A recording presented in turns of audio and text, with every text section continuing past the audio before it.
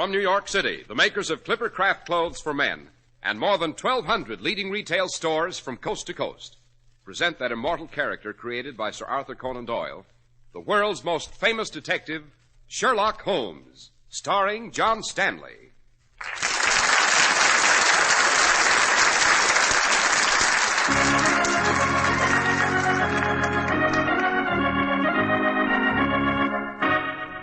This week's story, The Adventure of the East End Strangler.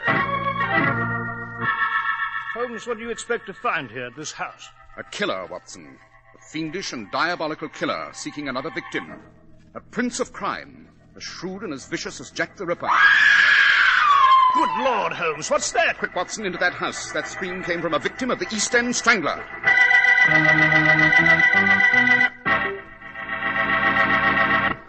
We're at the door of Dr. John Watson's study, and we're about to hear another of his adventures with the fabulous Sherlock Holmes. Well, good evening, Mr. Harris. Good evening, Dr. Watson. And what memoir are you compiling tonight, sir? Tonight, Mr. Harris, I am hard at work on an adventure that for sheer terror is unparalleled in my memoirs. If you can imagine a lurking shadow in the dark, the agonized scream of a stricken woman, all London held in a grip of dark horror. I'm afraid I'm a bit ahead of my story here, Mr. Harris. Well, you've got me on the edge of my chair now, Dr. Watson. What's this adventure called? My old friend Holmes always refers to it as the adventure of the East End Strangler. And after you give our audience a few hints on Clipper Craft clothes, Mr. Harris, I shall proceed with our story. Regardless of what the weatherman says, the calendar tells us that now's the time for a new spring suit. A good-looking spring suit that lifts your spirits and makes you feel the way you look, like a new man. In short, a Clipper Craft suit, styled to make you look your best, broad-shouldered, trim-waisted, the tapered-down look of a well-dressed man.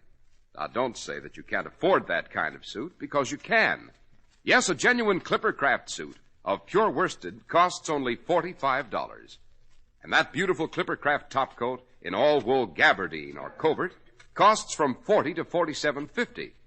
But Clipper Craft clothes look like much more, feel like much more, actually make you look like the best-dressed man in any company. So tomorrow, visit your Clipper Craft dealer and treat yourself to a spring suit you'll be proud to wear. A Clipper Craft suit.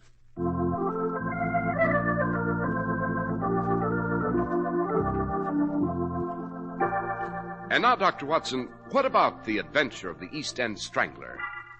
Well, Mr. Harris, it began in September of 1898. Exactly 10 years after Jack the Ripper had left his blood-drenched trail through the squalid dives of Whitechapel and Spitalfields. The memory of Jack the Ripper was growing dim when a new nocturnal prowler, a shadowy terror, began to haunt the dark streets of London. A woman was throttled to death in Shadwell, another in Wapping, and soon the name of the East End Strangler was enough to strike terror in every heart. The official police were helpless against this cruel, pitiless, and devilishly shrewd marauder. And then one foggy night in Ratcliffe, near the Thames, a lady came running through the fog when... Constable! Here now, lady, what's up? The Strangler. He just accosted me on Ratcliffe Highway. Steady now, ma'am. Easy does it. You're sure it was the Strangler? Oh, yes, Constable, I'm sure. He ran after me in the fog. I lost him just a moment ago. Ma'am, listen. You see that lane there? That dark little street. Right. You just go down it till you come to Commercial Road East. You'll be able to get a cab there. Oh, Constable, no. Don't leave me. Nothing to worry about now, ma'am. You just follow my instructions. I'm going back and look for this East End Strangler. There isn't a man on the force who hasn't been itching to get him.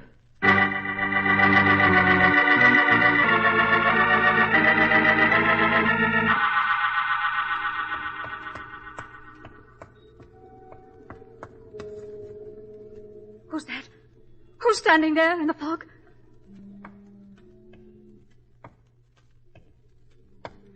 Who are you? What? Good evening, my dear. You. That's a lovely throat you have, my dear. So graceful and white like a swan's. Yes, my dear, the Strangler. The East End Strangler. And your throat. Ah, yes, your throat is smooth. So smooth, like silk. And graceful. So graceful. Oh, No. It's a pity. Such a pity to mar the whiteness of that throat. But what can I do? What else can I do? Oh, please. Oh, no. Oh, don't. How soft to the touch. How it yields to the caress of my hands. Oh, no. Oh, no. Don't. Don't cry out, my dear. Don't fight and struggle. The others have tried to cry out, too. But it was useless. In a moment, you will feel no pain. Now it is all over, my dear. And it's such a pity. Such a pity. But then, my dear, what else could I do?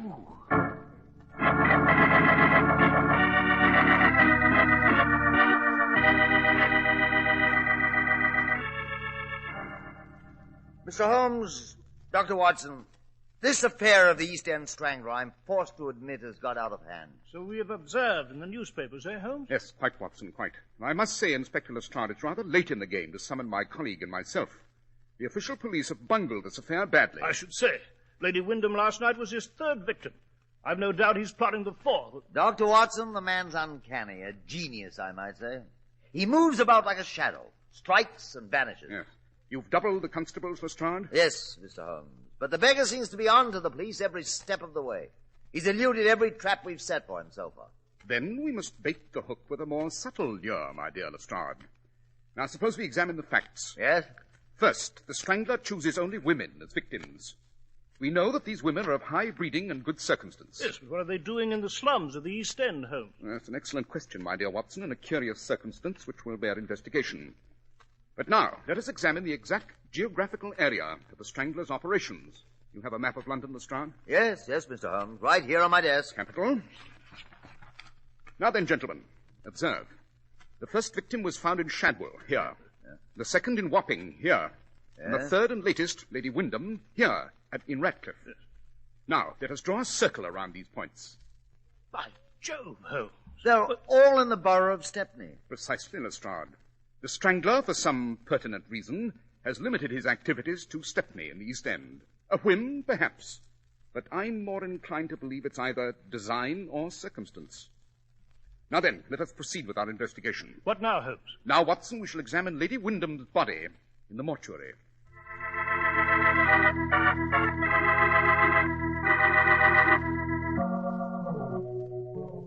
Extraordinary, Watson. This East End Strangler is not only wanton and cruel, but infernally clever. He struck and left no clue on the body. Yes. Inspector Lestrade, a question. Yes, Mr. Holmes. I note Lady Wyndham's purse is torn open and empty. Was this true in the case of the previous victims? Yes. Yes, ostensibly the motive is simple robbery, but I have an idea there's much more to this than meets the eye. Watson. Yes, Holmes? I'm afraid we're in for some rather routine investigation for a day or two.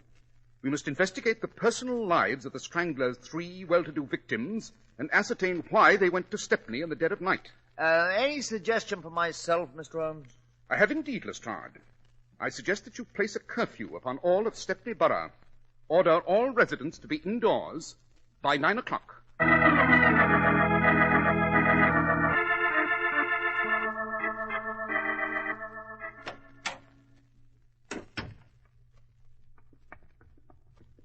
Lady Margaret. Lady Margaret, ma'am. Oh, it's you, Mary. What? You're all dressed, milady. Surely you're not going out at this time of night alone? Yes, I must. It's urgent. But it's dangerous, Mum. What with the Strangler walking the streets and all? I've got to take the chance, Mary. It's a foggy night outside, and I don't think anyone will see me. Lord love us, Mum, but it's all too much for a poor girl like me. Why should you be going out on a night like this and all alone? Mary, you remember my confiding in you about George? You mean... Yes, the man I almost married 20 years ago. I just got a letter from him this morning. Lady Margaret, then he's alive. He's come back to London. Yes, but he's in desperate straits, Mary. Oh, you understand. Hiding in the slums of Stepney. The police are pursuing him for something he didn't do, and he needs money. Money to get away. I must bring it to him tonight. Alone. And Mary... Yes, Lady Margaret? You're not to breathe a single word of this to anyone. Everything I've told you now and before is in the strictest confidence. You understand? Yes, Mum. Very well. I'll go back to the servants' quarters and go to bed. I won't be back until early this morning.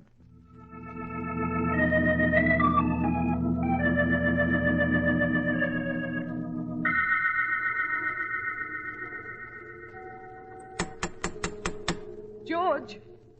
George, open the door. It's Margaret. George! Oh, this house seems dark, deserted. Who? I'm afraid you won't find anyone home, my dear. Who are you? Don't you know Lady Margaret? No. No. Yes, my dear. Don't. Such a lovely throat, such a pretty white throat, such a soft, warm throat. What can I do? Now then, my lady, first the letter from George and then the money, and we'll be off. All! Stand where you are! The police! All!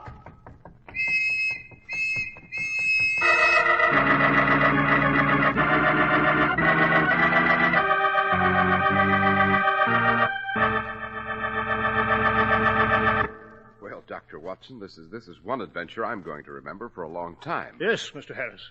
What you've heard is only the beginning. In a few moments, after you give our audience some facts to remember on Clippercraft clothes, I shall relate to you what happened. You don't have to pay a lot of money to get real styling in a suit. The kind that makes a man look his best. A Clippercraft worsted suit at $45 or a Clippercraft topcoat from $40 to $47.50 have styling you usually associate with clothes costing much more. You see, Clippercraft can afford the country's foremost designers because of the tremendous volume of Clippercraft clothes Americans buy. Over 1,200 independent merchants from coast to coast have joined in a gigantic buying pool to make possible the amazing values Clippercraft offers today in styling, in fabrics, in fine tailoring.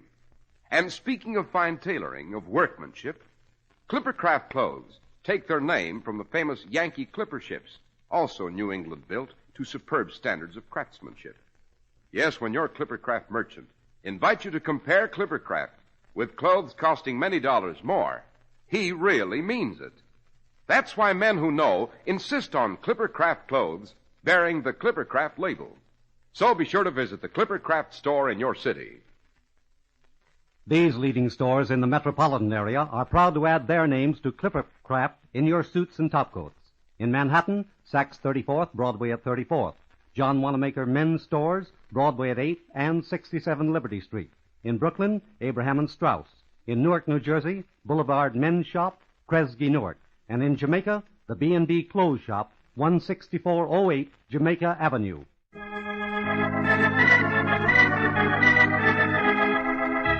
And now, Dr. Watson, you were telling us of the adventure of the East End Strangler. Yes, Mr. Harris, I was. Holmes and I were at Baker Street late that night, going over the results of our routine investigation, when we received an urgent message from Inspector Lestrade. The East End Strangler had been abroad on the dark streets of Stepney again. He'd struck again, and he'd vanished like a ghost in the fog, leaving his dead and mangled victim behind him. This time, Lady Margaret Blencroft. Naturally, Holmes and I lost no time in getting to the scene. Then Holmes asked, Who discovered the body, Inspector Lestrade? Why, one of my men heard a scream, Mr. Holmes. Constable Wilson. He ran up, but the Strangler took to his heels and made off in the fog. Constable Higgins joined Wilson a moment later, and the two of them searched the area. And found nothing, eh, Lestrade? Oh, nothing, Dr. Watson. The Strangler vanished like a phantom. I still don't see how he got through my police guard, what with curfew and all. A remarkably clever fellow, the Strangler, Lestrade. I do not admire his calling, but I must confess a certain grudging respect for his ingenuity. Jove, yes, the fellow is almost fiendishly clever. What next, Holmes? A careful examination of the body, Watson. The same wanton attack, as you see. And one moment. What is it, Mr. Holmes? I note that the contents of Lady Margaret's purse are untouched. It contains £200 and a letter. Well, the Strangler must have been surprised before he could make away with the money, eh, Holmes? Quite, Watson, quite, but it's this letter that interests me at the moment. The request for funds from someone named George. An old admirer, according to the text. Holmes, you think that letter is bogus, Inspector, and so is George. Obviously a pretext to lure the victim into this area. Aha! What is it, Holmes? Note, Watson, you too, Lestrade. Observe. There are some small blue threads clutched in the fist of the victim. Blue threads? Yes. You consider them significant, Holmes? I do indeed, very. But come, Watson, it's late. Let us find a cab and return to Baker Street. There'll be time enough tomorrow to track our men down.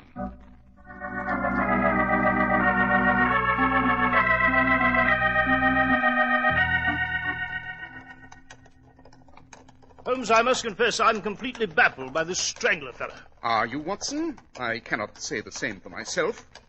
Consider the results of our investigation today. What about them? We found that each victim, on the day of her murder, had withdrawn a large sum of money from the bank. Yes, Holmes, I know. We know that the killer lured his victims to the slums of the East End, and specifically to Stepney, through the use of bogus letters purporting to be from old friends or lovers. Well, what about it, Holmes? Obviously, this fellow who's taken the mantle of Jack the Ripper must have had access to intimate and personal information concerning his intended victims. Yes, that seems reasonable, Holmes. Quite. And therefore, our next step is to pay a visit to the home of the latest victim, Lady Margaret Blencroft, and question her personal maid.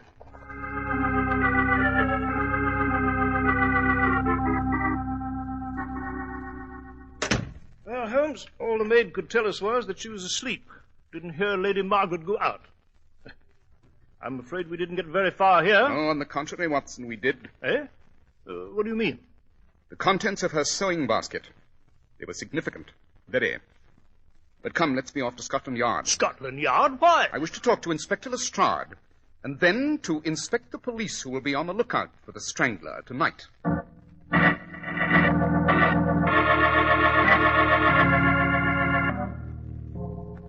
So these are the lists of the Metropolitan Police assignments, eh, Lestrade? That is correct, Mr. Holmes. As you see, London is divided into police areas, and the names of the constables assigned to each area are listed. Yes, quite.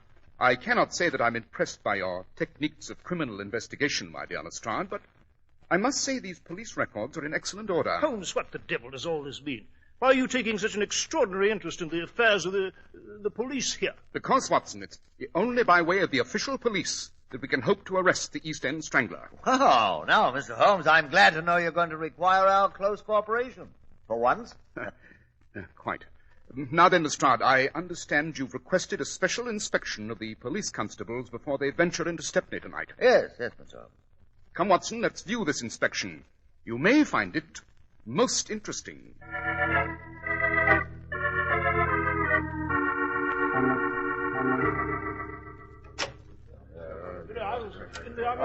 Well, here we are, gentlemen. As you see, the men are waiting for inspection. Attention! Fine-looking squad of men, Inspector. Finest on the force, Dr. Watson. Suppose we review the constables now, Lestrade. As you wish, Mr. Holmes. After you.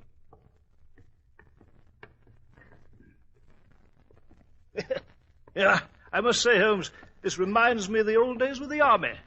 I recall one day the General reviewed my brigade at Bombay. One moment, Watson. You there. What is your name, Constable? You mean me, sir? I do indeed. What is your name? Higgins, sir. Edward Higgins. Oh, yes. I read your report, Higgins, on what happened last night. Very neat. Very concise. Thank you, sir. I cannot say the same for your personal appearance, however.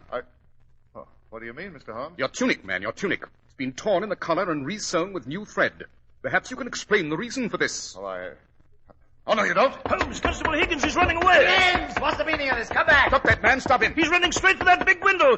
There he goes! Holmes, he's made good his escape. He has indeed, but only for the moment. We must anticipate his moments from now on. Yes. Come, Watson. There's no time to lose. Right.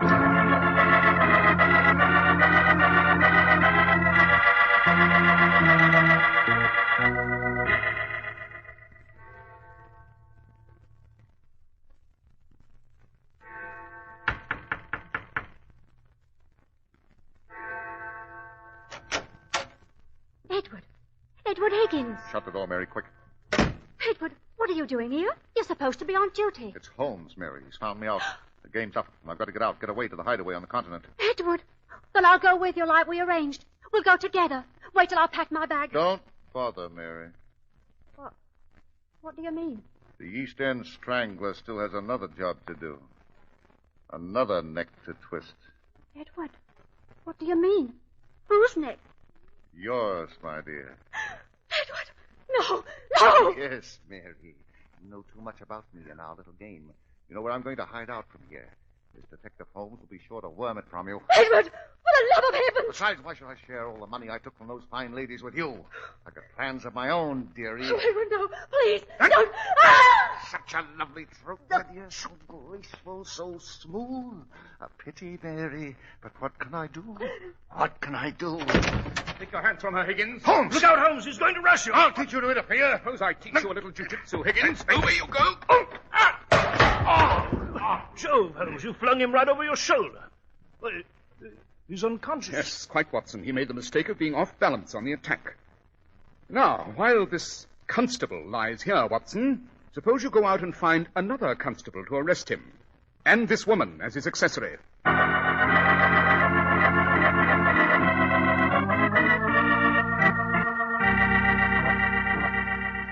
I see. So Mary the maid, through the gossip of other servants, learned of those women with past love affairs, and then told the Strangler, eh, Holmes? Precisely. But how did you know that he was a member of the official police, Mr. Holmes?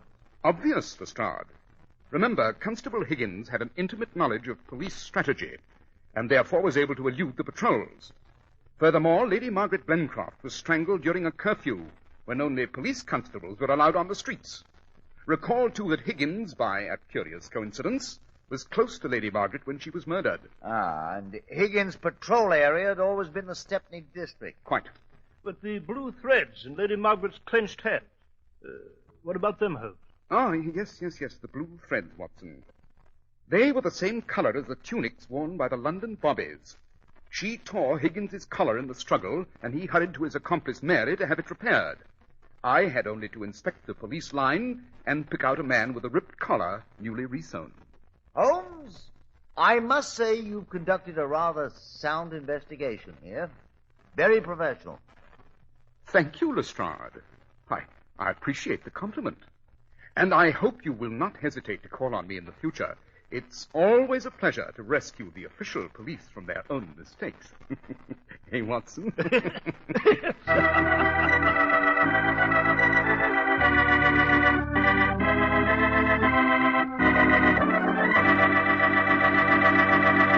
Well, Dr. Watson, that was some adventure. Yes, Mr. Harris. And I'm happy to say that while the person who made Mary received a life sentence for her part, the East End Strangler was hoisted by his own petard, so to speak, on a rope in Newgate Prison. I see. Now, Dr. Watson, what adventure will you relate to us next week? Next week, Mr. Harris, I shall tell you of an adventure which I have entitled Murder on a Wager. It concerns two dead bodies floating in the Mediterranean, and an unbelievably odd wager that made history at Monte Carlo.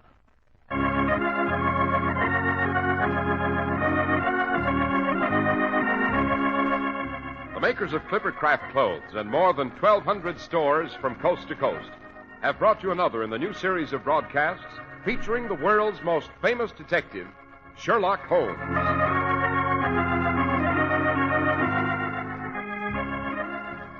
Our stories are based upon the character Sherlock Holmes created by Sir Arthur Conan Doyle, and the program is produced and directed by Basil Lochran. Sherlock Holmes is played by John Stanley, Dr. Watson by George Spelvin. This week's story was written by Max Ehrlich, with special music by Albert Berman.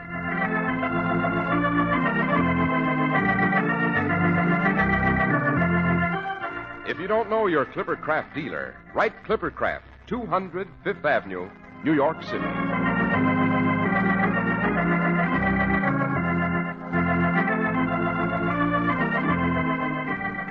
Be sure to listen next week to Sherlock Holmes in Murder on a Wager.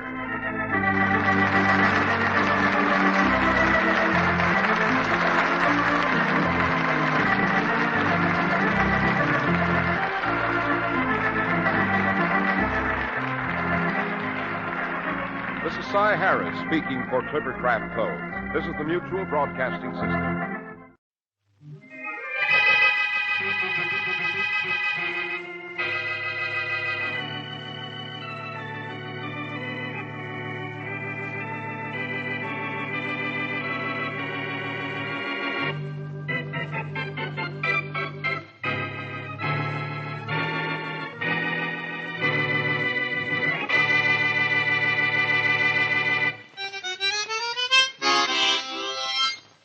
Maybe I could listen to that all night, Henry. Like, huh? Sal, you play so easy. I've been playing this thing all evening. Well, play it some more. Well, a little. Ah, that's wonderful. Not too loud, Henry. The neighbors. Yeah, that's better. You should be able to get a job in a night spot easy the way you play. I bet you'll find a job tomorrow. Well, I tramped all over town today, and it was nothing doing. Well, you didn't expect to ring the bell your first day in town, did you, darling? Yeah, I'd better ring it soon. I'm low on dough. I'll lend you some. Excuse me? Yeah, Hello? Sal, this is Bill. What do you want? Not what you think. No? You tossed me out of your life, I'm not going to bounce back. I want... You want what? Do I hear a harmonica? Well, it's not the Boston Symphony. That guy Henry Peterson's with you, huh? The guy you told me was coming to town. Uh-huh, and there's nothing you can do about it either. Oh, no? No. Well, when I get through with that joker, he won't be playing a harmonica. He'll be strumming a harp.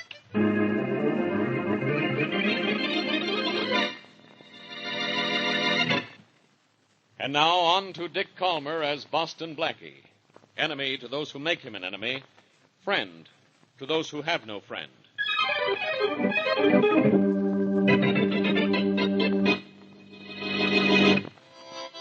Will you put down that harmonica and listen to me? You don't have anything to say. I don't go with a gal who still has a boyfriend. I heard that phone conversation just now. Bill's nothing to me anymore. You're something to him. Henry, you're going to stay here whether you like it or not. Well, I don't like it, and I'm not staying. You have to. I gave up Bill for you. The day I got your letter about coming here to live, I told Bill it was all off. Well, it's all off with us, too. I know Bill Foster's repping his record, and I don't want to be the reason the cops are looking for him for murder. Henry, if you walk out on me, I'll kill you. What a choice. If I stay, Bill will kill me. If I leave, you kill me. I'll take a chance you won't. So long, Sal. Be a good gal. I'm warning you. You leave and I'll use this on you. Oh, the gal has a gun. My mother never told me which way to duck in a case like this, so I think I'll just duck out. Well, think again, music man.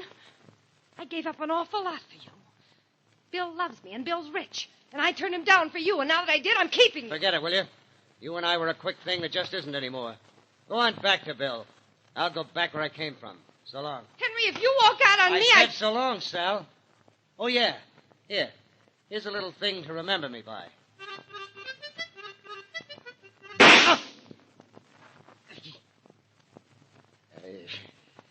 You shouldn't have done that, Sal. That hurt. Should have done more than that. Should have killed you. Well, why don't you fall? Why don't you die? Give me that gun. You don't want the gun anymore. Give it to me. What are you going to do? What I started out to do. Walk out on you. But I'm taking the gun with me. I'm shot bad, but I said I was going out of here. And I meant what I said.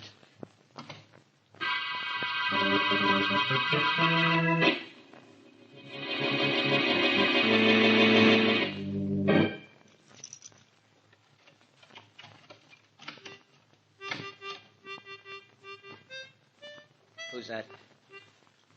Me, Bill. Who's me? Turn on the lights and see. This is your apartment. Turn them on. Who are you? I'm Henry Peterson. Yeah. What's left of me, anyway? Hey, what's the matter with you? What are you... Hey, you've been shot. Yeah, nicely, too. I held on just about as long as I could.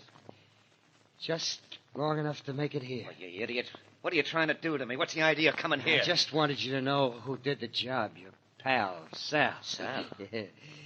She's a good shot. This is the gun she used. Oh, well, you're dying, you jerk. Now get out of here. I've got a record. If you die here, the police will never believe I didn't kill you. Now, don't frame me, kid. Go on, get out. I'm sorry, Bill. Just don't think I got the time.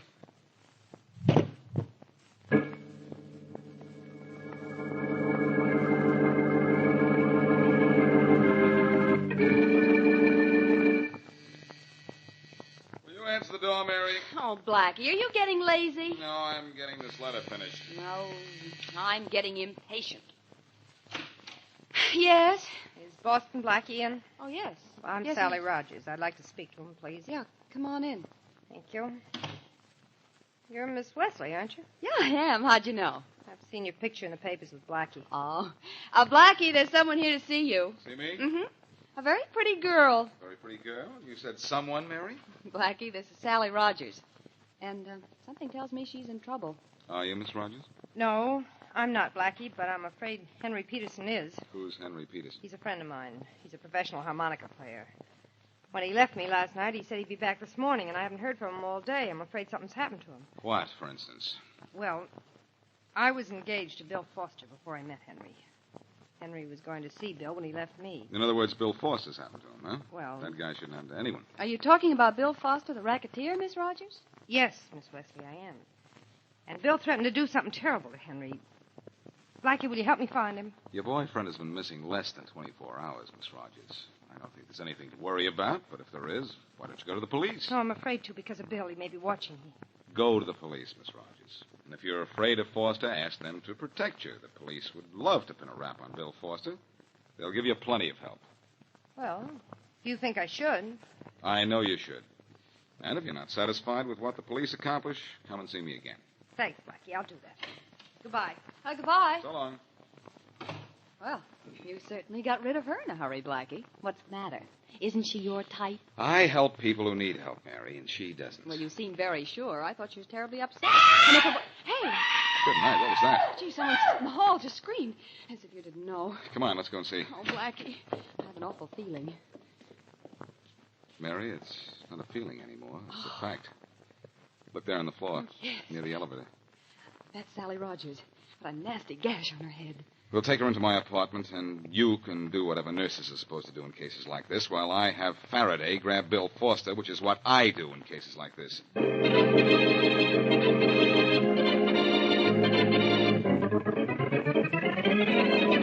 Foster, what did you do with Henry Peterson? Let me handle this, Faraday. Foster, where did you hide Peterson's body? Blackie, I've never even seen the guy in my life. How many times do I have to tell you? We don't want to hear you say that again, Foster. We want the truth. I'm telling the truth. Didn't even know the guy was in town till I called Sal and heard him playing a harmonica. Miss Rogers told Blackie you threatened to kill him. Sure, Inspector, sure I did, but I was just kidding. Some sense of humor. You slugged Miss Rogers outside my apartment, but first you killed Henry Peterson. You did kill Peterson, didn't you? Come in. Inspector Faraday? Yeah, Blaine? Inspector, there's a man out here who wants to see you. Who cares? I'm trying to get this guy here to admit he killed Henry Peterson. But the man outside is Henry Peterson. Henry Peterson? And I killed the guy, huh? Yes, you... Send him in here, Blaine. Yes, sir, right away. Come in here, Peterson. The inspector will see you. Well, I think you're about through with me, aren't you, Inspector? Sit down, Foster. I have a hunch there's Inspector, this is Henry Peterson. Come in, Peterson. Thanks, Inspector. What an entrance. What an audience. I understand you think I'm dead. I had reason to believe you were. That'll be all, Blaine. Yes, Inspector, sure. Do you know this man, Peterson? This one here? Yeah. Yes, by reputation only. He's Bill Foster, isn't he? I know him all. I understand he's supposed to kill me. Whatever gave anybody that idea? Well, I'm sure I don't know, Henry, but I'm glad you showed up before these guys beat a confession out of me. I'd be here. Peterson, I understand you're new in town. Yeah, just got here yesterday. Came in yesterday. Is there anyone in town who can identify you, that is, besides Sally Rogers? Well, let's see now. No, I don't think so. I haven't seen anyone else. I have my driver's license right here in my wallet. I'll show you that. You look at it, Faraday. Peterson, I understand you play the harmonica. Yes, how'd you know? Sure, I play it. Miss Rogers told me. You don't by any chance have a harmonica with you, do you? Yes, certainly. I always carry one right here, sure. But can you play one? Shall I play what you want or what I want? Anything. Well, I don't know that. But how about this?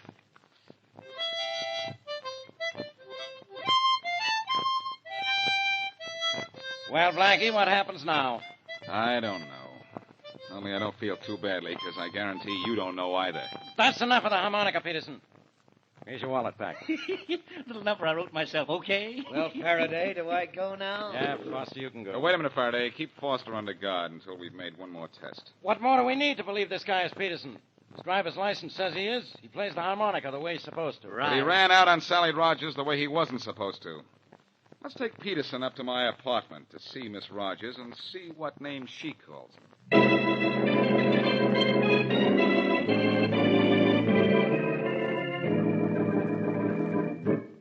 Mary, how's Miss Rogers? Is she all right? Oh, yes, Blackie.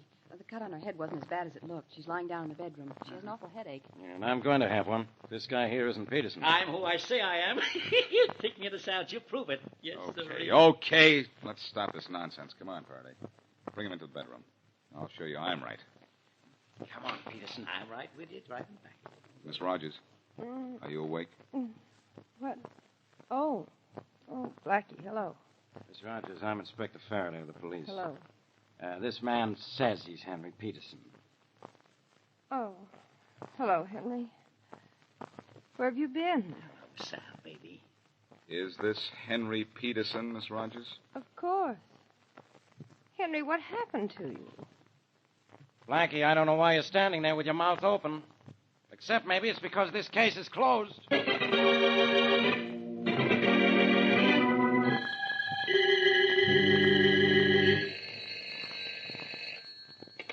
Hello?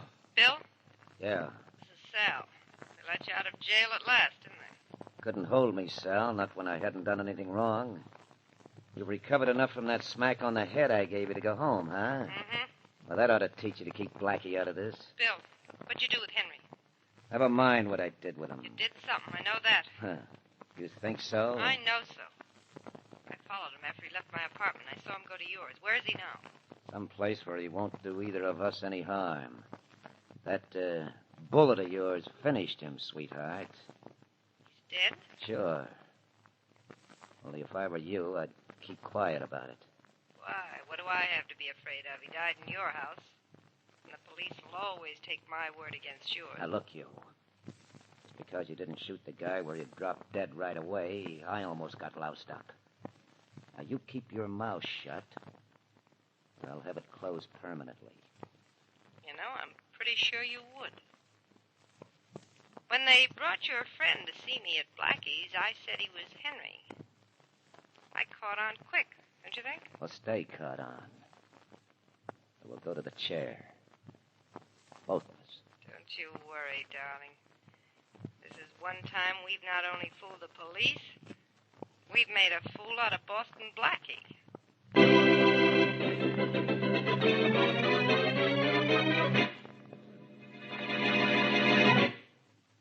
And now, back to Boston Blackie.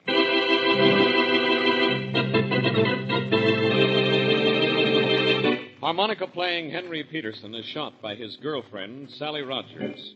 Wounded, he goes to the home of racketeer Bill Foster, Sally's ex-fiancé, and after telling Bill who shot him, dies.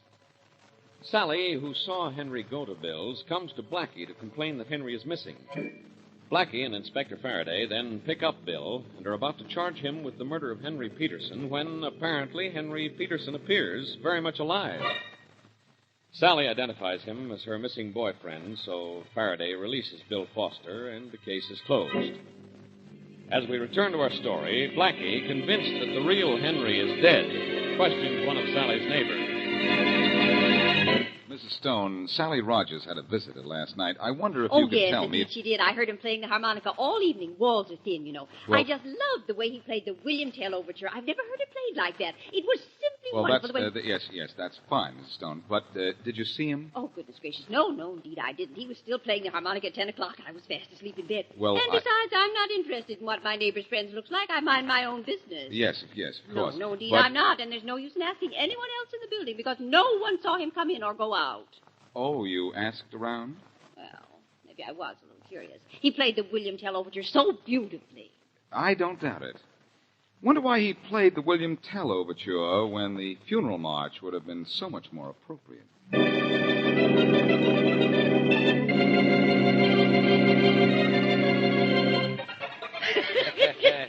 Yeah, Clarence, I'm going to will you this house of mine for what you've done for me. There was nothing to it, Bill. Anybody could have done it with nobody knowing what poor Peterson looked like. Well, it was the way you played that harmonica that convinced Faraday, though, Clarence. Yeah, it's real. Lucky you thought to take it along, huh? I had an idea Sal might tell somebody he played the thing. It's a lucky thing they didn't ask me to play anything complicated. I'm not that good. Well, you were good enough to cover up for me, Clarence, and, thanks a lot. Oh, it was a pleasure. It was a pleasure. Say, Bill, what did you do with Henry's body? Fed it to the fish. What do you think of it? That's not one of the boys at the door, Bill. You want me to No. Just sit still. Come in. Hello, Bill. Blackie, come in. Thanks, Bill. I was in the neighborhood. Oh. I didn't know you and Henry were such good friends. Yeah, we get along. Now. Funny. I thought you two were rivals for the same girl. Oh, that's all We past both now. decided she'll do better back in circulation. Mean you're both in on Henry Peterson's murder? What murder? I'm Henry Peterson. So you keep telling everybody. But I told you that... Blackie, what's with you wasting time on the murder of a guy who ain't dead? I'm still not sure he isn't, despite Miss Rogers' identification. She could have come to me for help and then been scared into helping you, by you. Look, the police told the whole I'm story. not the police, Henry, or whoever you are. Look, you have your harmonica with you? Why, sure. I never go anywhere without it. I never know when I might get an audition and land a job, you know. Well, how about auditioning for me right now? Oh, sure. How about this? Wait a minute. I'll pick the tune. Sure. Go right ahead. Let's hear the William Tell Overture. Yes. William Tell Overture? Yes. Oh, you don't want to hear that? You mean you don't want to play it? Well, no, I don't like it exactly. That's right. You mean you can't play it? So what if he can't? Musician doesn't know everything that was ever written. That's right, Bill. That's right, yes. But if Henry doesn't know it now, he has an awfully short memory because he played it for Sally Rogers last night. How do you know? A neighbor with big ears heard him play it. Oh, yeah? Now, play a little of it for me, Henry, or I'll get big ideas. Okay. Go on, play it for him, Henry. Sure.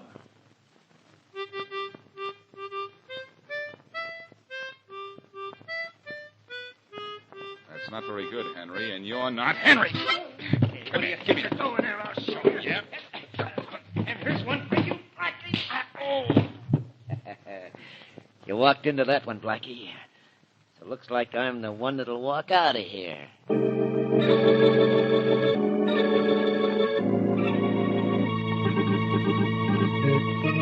So you're not Henry Peterson, huh? You fellas. Well, don't just sit and stare at me. Say something. Maybe his jaw is still sore from the poke I gave him, Faraday. Yeah, your eye looks plenty sore from the poke you took. Foster do that? Yes, and it's going to be one of the last things he ever did. I'll have him here in your office an hour after I leave here. One at a time, Blackie. Let's hear a few words from you, whatever your name is, one at a time. What's your name? Clarence Brown. Why did you say you were Henry Peterson? Bill hired me to say it. He's a guy.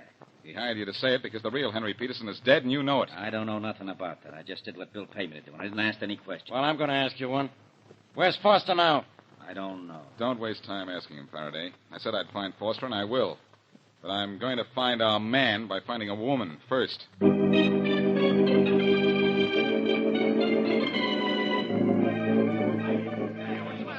right. All right now.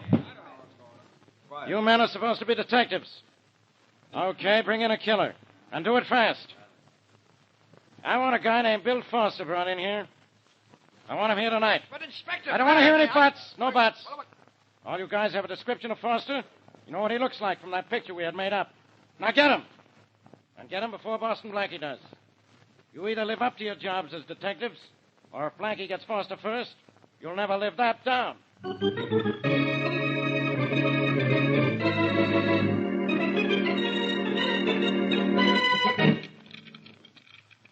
know why it is, Mary, but sometimes the simplest lock is the toughest to pick. That's because your heart isn't in your work. If the lock isn't complicated, Blackie, you just don't get a kick out of it. Well, I'm going to get a lead to the real Henry Peterson and to Bill Foster's whereabouts out of this lock if I can pick my way into Sally Rogers' apartment. Oh, there. That did it. Open sesame. Yeah. Well, we're in. Oh, what are we in for? A long search for nothing? Maybe, Mary. But close the door, and let's get our work just the same. I don't see what it'll prove if you do find a clue to Peterson here in Miss Rogers' room. She admits he was here. Mary, we don't know what the real Henry Peterson looks like. And I have a hunch a body is going to turn up unidentified very shortly. But that's not as important as finding a lead to Foster. That's what I really want. Mm-hmm. I wonder what was spilled on the rug over here. Where? Here. This whole end of the rug near the door. Something was either spilled on it, or Miss Rogers got tired of trying to clean the entire thing. That whole end of the rug has just been cleaned, Mary. Yep. In fact, it's still a little damp from the cleaning fluid. Well, whatever was spilled on it certainly made a big stain. Mary, I think the stain on this rug is going to put Henry Peterson's killer in a spot.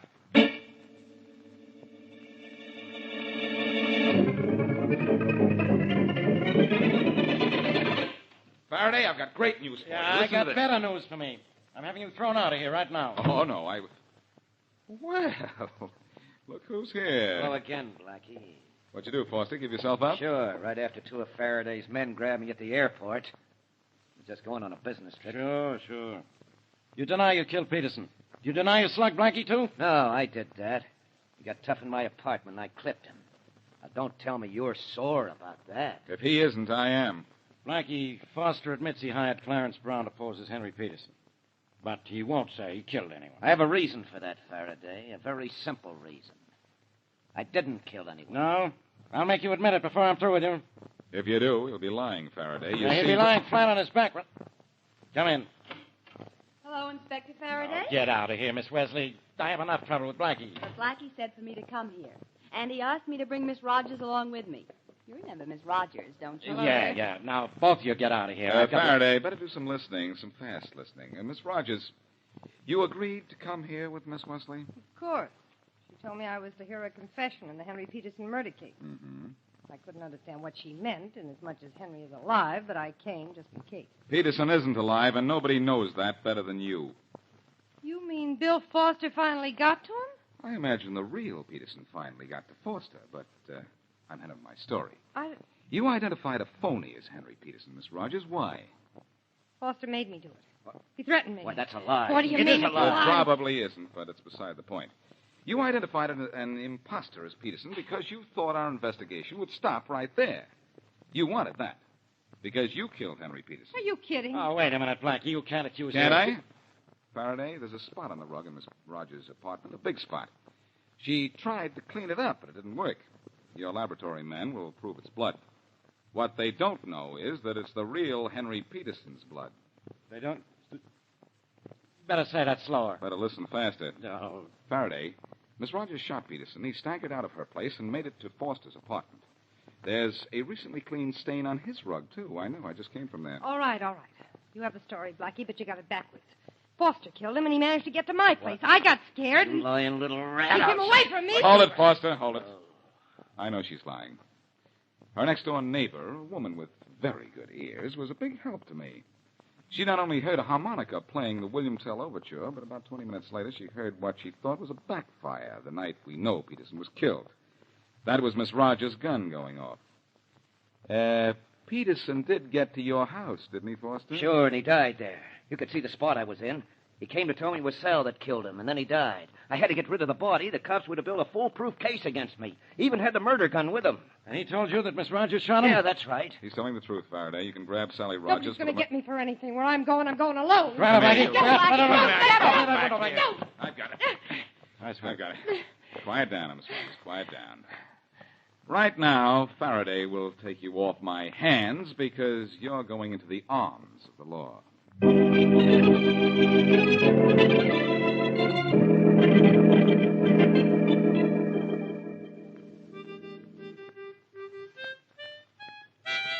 Blackie, do you have to play that harmonica? Uh-huh.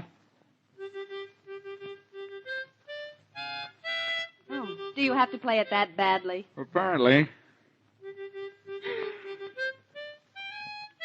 Blackie, that's the last tune that poor Henry Peterson played, and look what happened to him.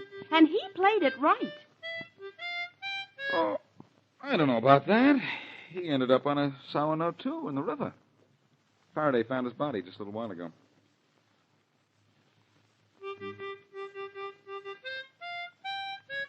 Oh, I've got to learn to play this thing, Mary. Why? Well, a harmonica solved this case. Well, you'll never be able to solve a harmonica.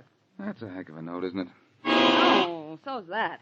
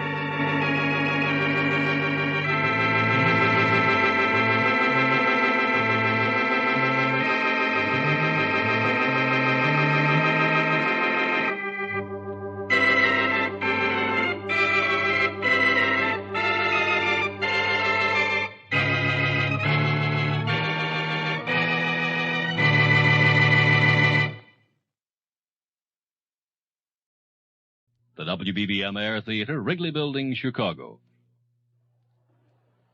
Wrigley's Spearmint Chewing Gum, the refreshing, delicious treat that gives you chewing enjoyment, presents for your listening enjoyment John Lund as Johnny Dollar. Hi, Johnny. Frank Preston, Baltimore Liability. Oh, hi, Frank. How's it going? Okay, I guess, Johnny.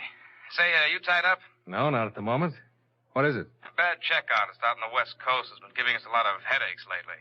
Uh-huh. Hotel in Monterey, another one at Santa Cruz, and this morning I had a wire from one of our clients who runs a place in Santa Barbara. $4,500 worth of claims already, and all in 5 days. Sounds like a very busy man. That's something else. It isn't a man, it's a woman. A woman? And you've got to stop her, Johnny.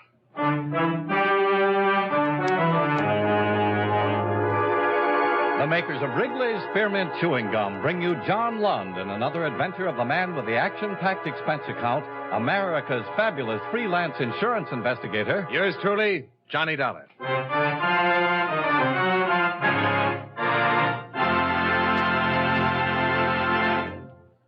Wrigley's Spearmint Chewing Gum refreshes you. Wrigley's Spearmint Chewing Gum gives you real chewing enjoyment. Yes, for chewing enjoyment plus refreshment, it's Wrigley's Spearmint Chewing Gum. The lively, delicious flavor of Wrigley's Spearmint cools your mouth, helps keep your throat moist, and gives you a nice little lift.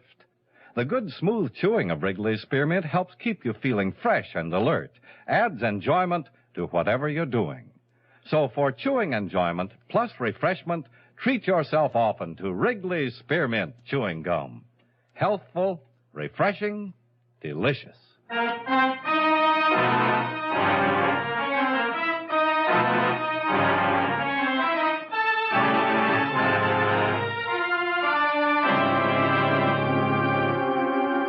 Expense account submitted by Special Investigator Johnny Dollar to the Baltimore Liability and Trust Corporation, 418 Virginia Boulevard, Baltimore, Maryland.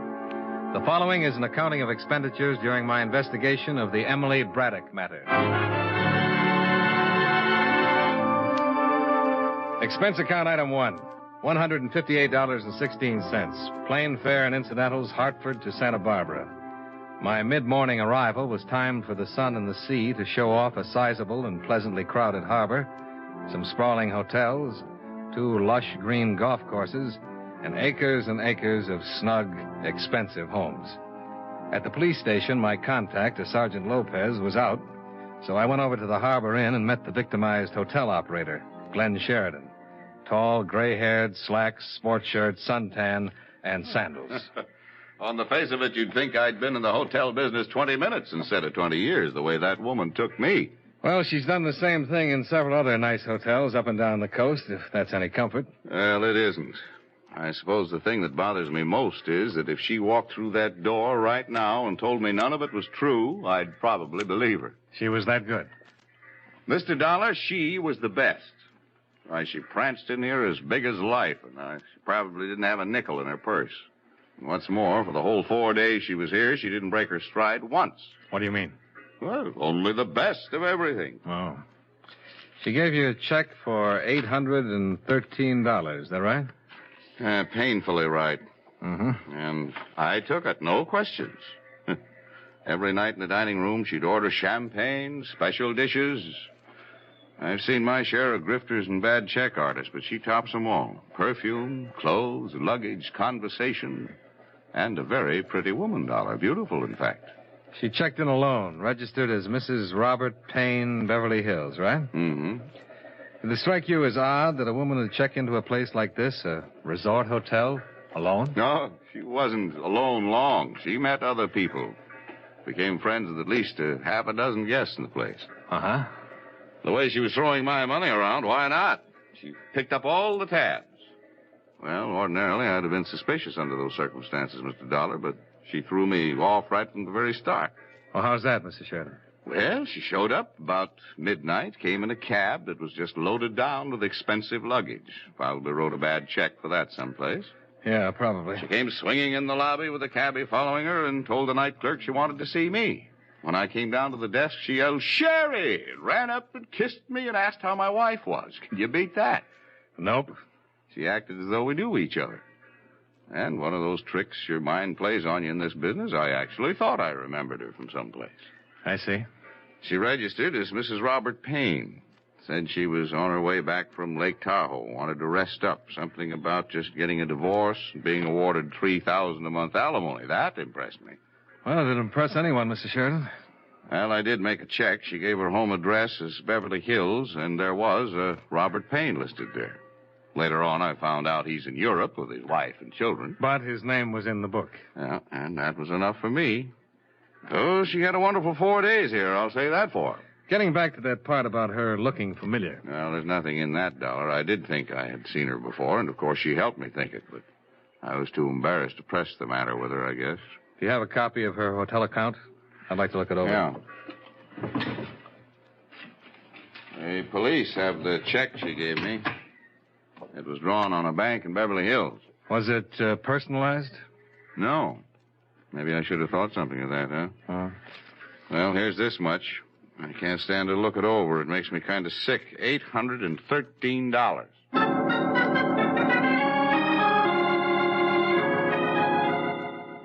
I spent another hour with Mr. Sheridan as he distastefully covered the items on the bill she'd paid with a bad check. Later that afternoon, I met with Sergeant Lopez, who reported a woman answering the same description had passed bad checks in Burlingame, Santa Maria, and Ojai.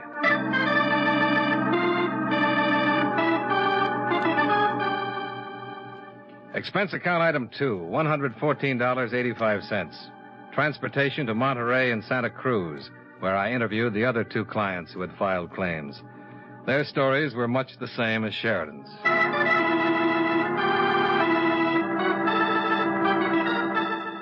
Expense account item 3, $4.15. Long-distance phone call. That you, Johnny? Yeah, Frank. All the claims are pretty solid. The police have no line on Don't this... come home. Oh? Hop down to Malibu Beach. She's done it again. In a place called the Seaside Inn. The guy who runs it found out it was bad 15 minutes after she left. That was this morning. I don't expect any miracles, but if you get down there right away, maybe you can get on her trail. Well, I'll try.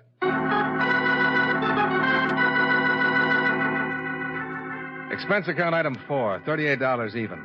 Transportation Santa Barbara to Malibu. I didn't even bother to listen to a disgruntled hotel proprietor repeat a story I knew so well. I went directly to the sheriff's station and Sergeant Pell's. Well, that's about the picture. She was at the inn for 4 days and checked out this morning. She used the name Bradley. Ellen Bradley. She can't be too far ahead of you now. No. There might be a break on this one, too. While she was at the inn, she took up with one of our local residents, a man by the name of Garland. Lives over in the colony. He drove her into town this morning. Have you talked to him? I can't find him anywhere. He has a house over in the colony. The colony? Yeah, that's down the road a piece. They call it that because a lot of movie stars built beach homes there a long time ago. Movie colony, you know? Oh, yeah. Is this Garland an actor? Yeah, when he gets work, which isn't very often, I guess. Mainly, he keeps suntanned. We're trying to locate him now, and as soon as we do it... Oh, sure. Sergeant Pell. Yeah, right away. Garland's home now.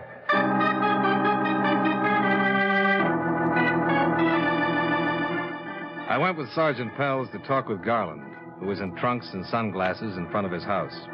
A healthy, muscular, handsome man in his mid-30s. He was a little stunned by the news we brought him. Ellen, a phoning? Sergeant, are you sure about this? Well, you can ask the man at the Seaside Inn. He got the check, and Mr. Dollar here's been looking all over the state for it. Well, come on, let's go up into the house. All right. I thought I knew her pretty well. Did you meet her out here, or did you know her before? Oh, I met her at the Seaside Inn the first night she was here. Go ahead. Thank you. Now, sit down. Like something to drink? No, thank you. Not now, thanks. Understand you drove her into Los Angeles. That's right. I took her in this morning. Where did you take her? The Beverly Glen Hotel. Did she check in there? No, she just dumped all her luggage. She told me she didn't know whether or not she'd have to go to Chicago tonight. Something about a house she owned there that had to be rented or sold. Did you leave her there? No, she made a phone call. Said she had to meet her lawyer. Yeah? She say where? Yeah, a bar in Hollywood. Topper on Coenga. So I drove her over there and left her. When was this? Oh, 3 hours ago, about 1 o'clock, I guess. How was she dressed? Black strapless job. Uh-huh. Did she mention any names? Tell you anything about herself? Yeah, she told me that 6 months ago a little 2-year-old boy was killed in an automobile accident. She said that was the thing that broke up her marriage to this Bradley guy. Uh-huh. Said she needed to believe in something again, that she needed someone to believe in her. Well, I figured her for a pretty nice person, just having a little fling. Even with what you've told me, I believe that part of it. Why? Because she told me, and she cried a little when she was telling me. Oh, I don't care how you look at me. I don't think anyone could invent a story that tragic without some sort of basis. Well, maybe you've got a point, Garland, but a good liar can see a story in a newspaper, adapt it to his own needs, and maybe even cry a little about it. Well, I still believe it. You know, Mr. Dollar, you ought to try believing what people tell you sometime. Yeah, I'll try it. Next time I have 2 weeks off. What?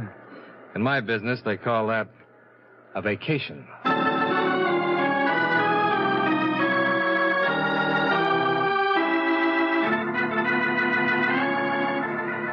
Well, what'll it be, gents? Police. I'd like to talk to the man who was on duty here at 1 o'clock this afternoon. Oh, that's me, Sergeant. My name's Lenny Pollard. Anything wrong? No, just routine. Well, can I get you something? No, thank you. We're trying to locate a woman who's been using the name Ellen Bradley. We were told she was in here around 1 o'clock today. Oh, I don't recognize that name. About 5'5", dark brown hair, brown eyes. Wore a black strapless summer dress when last seen. 30 or under. Uh-huh. No, no one like that. 1 o'clock's a pretty quiet time. In fact, all afternoon's been quiet.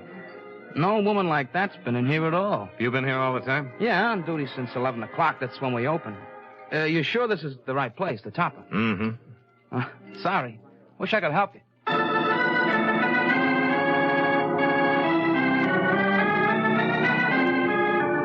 When we got to the Beverly Glen Hotel, a worried clerk was still wondering what to do with the 14 pieces of luggage Ellen Bradley had left there earlier. No, she hadn't phoned in and given him any instructions. No, she was not registered at the hotel. Sergeant Pels made arrangements for a man to cover the lobby in case she showed up to claim her things.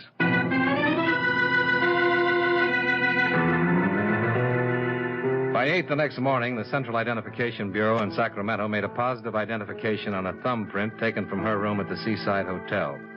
She was identified as Emily Miles Braddock. Her nearest living relative was a sister, Elaine. Address 112 East Orange Avenue, Los Angeles. You down there? Yes? Who are you looking for? Elaine Braddock. Are you Miss Braddock? What do you want? I'd like to talk to you for a minute. Well, I don't want to buy nothing. I'm not selling anything. I'm an insurance investigator. You sure you got the right party? Elaine Braddock? Come on up, mister. Just open the door and come on up.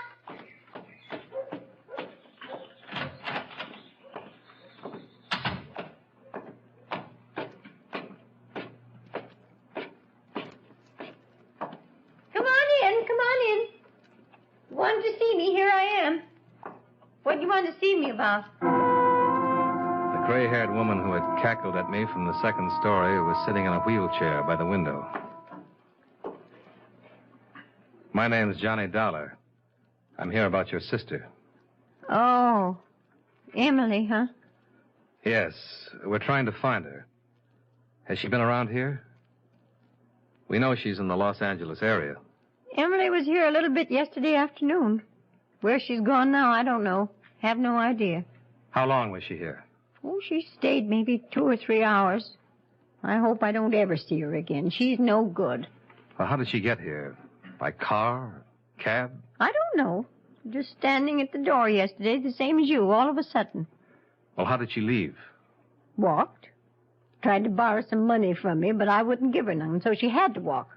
Did she make any phone calls or see anybody else while she was here? Well, she made a call. Any idea who it was? No. Did you happen to hear anything she said on the phone? No.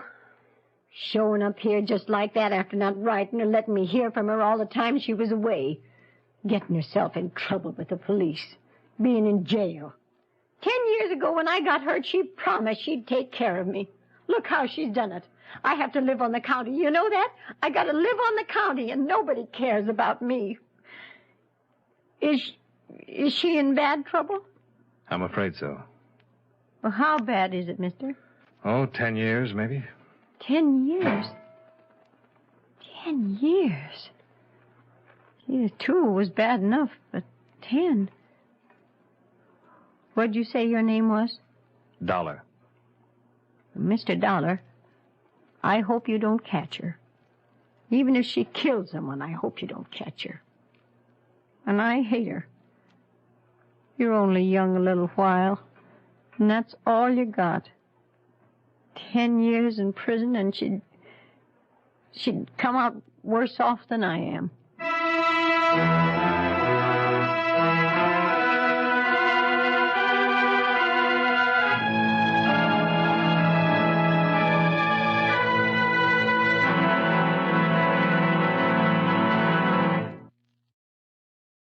Friends, wherever you are, whatever you're doing, you'll enjoy chewing Wrigley's Spearmint Gum.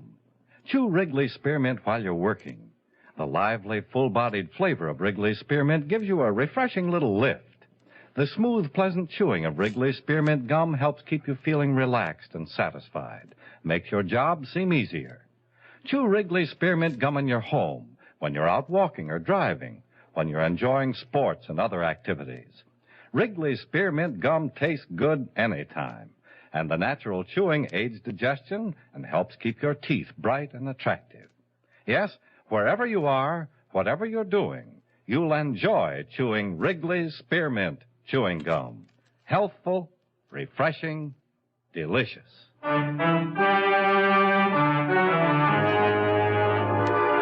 now, with our star, John Lund, we bring you the second act of Yours Truly, Johnny Dollar.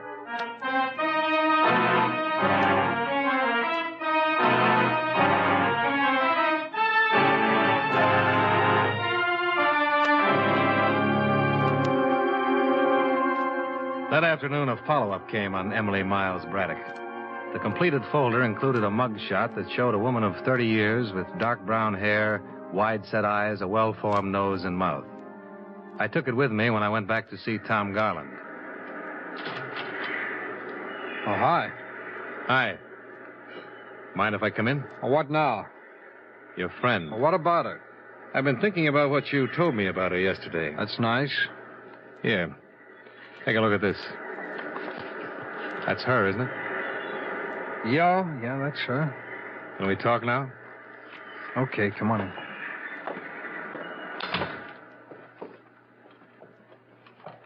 Her name's Emily Braddock, not Ellen Bradley. Up until 2 months ago, she was in the State Correction Home for Women, serving a 2-year term for grand theft. Here, take your picture back. I'm not pushing my weight showing it to you, Garland. But you're a little stubborn about what you want to believe about her. If she lost a baby, as she told you, she was in prison when it happened. I thought I'd better prove this lie. All right, so you proved it. You mind if I sit down? No, help yourself. Thanks. Well, do you have anything else to tell me? Well, I suppose I do, since you don't seem to want to tell me anything. I've been on this case almost a week now. In that time, I've talked to 8 different men who have met Emily Braddock, and 1 woman who knew her by her real name and for what she really is. Garland, every one of those people came out on the short end of things with her. Just a minute, I've looked at this mug shot. I've heard these men describe her, and I think I can understand why. It's not hard to imagine this face set off with a nice hairdo, some earrings, makeup, and the works. This sister of hers I met this morning lives in a very crummy neighborhood, a family home. She's all Emily has left, or vice versa. Emily walked out on her. Well, if it's as bad as you say it is, why shouldn't she? For one reason, her sister's a hopeless cripple. But even she would protect Emily. You're my only hope. What? This woman can get away from us right now. She's smart and clever. She can go right on doing the same thing she's been doing all along. Oh, she'll get caught eventually. But because I know her and she passed a few bad checks doesn't mean that I'm responsible in any way. You know that. You're right, it doesn't. But you're involved just the same. You're different from a hotel man who's been tilted. You're a boyfriend. True, just a 4-day boyfriend. But a woman like that can do a lot of damage in 4 days' time. Why are you here, Dollar? What do you want? I'm here to disillusion you, Garland. Because I don't think you're disillusioned enough right now. Now, wait a minute. You're a perfect stranger to me. I don't know you from a Grand Rapids chair. But I'm doing you a favor telling you that Emily Braddock is a crook and a thief and a forger and that everything she ever told you was a lie. Now and then a woman walks into a man's life that he'd sell his soul for. But don't ever do any business along those lines with this baby, because all she'll do is give you a bad check for it. She's trouble in a great big way, Garland, and you know it as well as I do. Well, what do you want me to do? Apologize for meeting her? I'll be satisfied if you tell me why you lied. Garland, Emily Braddock never went to that bar you were talking about earlier. You didn't drop her off there. No one there had even seen her. And she's the kind who could walk into the World Series with 50,000 other people around and still be noticed. Where is she now? I don't know. I won't buy that. Not from you. Now, let's try once more. Where is she? What did you do with her after you dropped the luggage off at the Beverly Glen Hotel? Where did you take her? She phoned you from her sister's house yesterday afternoon, didn't she? Right after I'd been here with Sergeant Pells. Garland, you should see that sister. Ellen's in Santa Monica. Where? At a little hotel called El Tonquis. She's registered there as Evelyn Brady. Where's your phone? It's over there.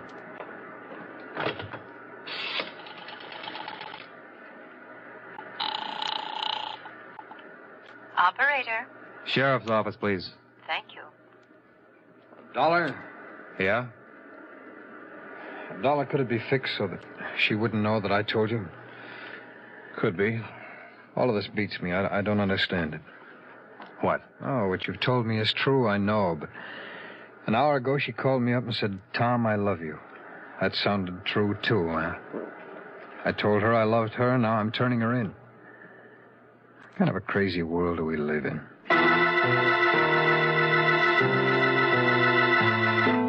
20 minutes later, Sergeant Pells and I were in the rickety elevator in the El Tonquis Hotel, a place as dingy and old as the Spanish name it bore. A little different from the swank hotels where our suspect had lived so gaily. Pells was thinking of it, too.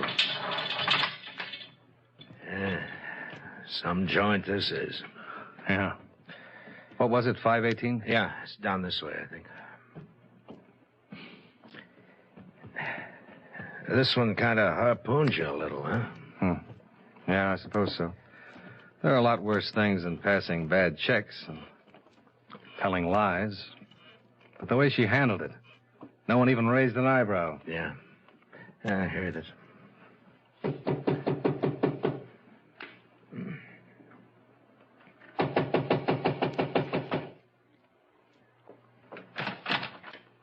Yes? Emily Braddock? Beg your pardon. I said, is your name Emily Braddock? You must have the wrong room. My name's Evelyn Brady. Sorry, miss. You're the one we want. I'll have to change into a dress. I'll check the room. Excuse me. What's this all about? I think you already know. I have no idea. What is it all about? Bad checks. There must be some mistake. All right, miss. Go ahead and change. We'll wait out here. Thank you. I'm sorry. We'll have to keep this open a little bit. Oh? You can dress behind it if you want. If that doesn't suit you, well, we'll take you down like you are. Thanks again. Yeah, 2 windows on the outside, no ledge. Firelighter's across the court. Any luggage? A little makeup kit. $1? Yeah? Now that you've seen her, what do you think? Well, I'm only human. Too bad she's a crook.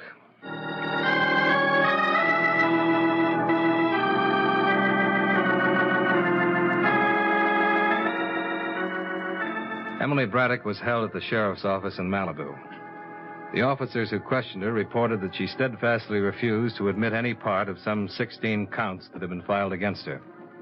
I wasn't surprised to learn this, but I was surprised when she sent word that she'd like to see me before I left town. Hi. Here you're about ready to beat it. Uh-huh. You're the one who talked to him, aren't you? Talk to who? Tommy Garland. He told you where I was, didn't he? Sure he did. I thought you wanted to tell me something. You thought wrong. The same as all these others around here. I'm not going to tell you or anybody else anything. Police are like hotel men. You figure out their little system and then you beat it. If you say so. I don't have a lot of time. We could be pretty good friends, you and I, if this hadn't come up. I mean, a drink or something together. We'd have looked nice. Now, look, Emily. You're the one who got him to tell where I was. And he asked you to fix it so I wouldn't know. Oh, yeah, Tommy would do that, I know. What I don't know is what you said to him. How did you get him to tell? Is that all you're interested in? It's not asking anything. Well, I told him just what you are. A thief. A crook. That sold him? Well, he told me where to find you. I guess it did. I must be slipping. You slipped a long time ago. When you walked out on that sister of yours. When you thought you could talk and look your way into anything you wanted. I didn't know I thought that, but if you say so. Whatever I've got, it's worked. Has it? 2 years the last time. Whatever you get this time will be longer, no matter what you say or don't say. I'm not in a courtroom yet. That's where it happens, not in a lousy jail. We'll see about that. You're just as bad and just as dumb as the worst of them. Any day you believe that. Like it says in the manual. When a woman suspect is to be interrogated, remember that the strongest appeal to her is in her family connections and moral outlook. Question her regarding these. Stinking cops. Just stinking cops. You never give up, do you? Hardly ever. Stinking cop.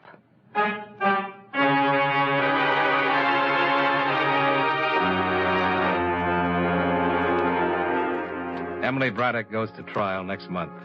I won't be there, but 6 clients of Baltimore liability will be.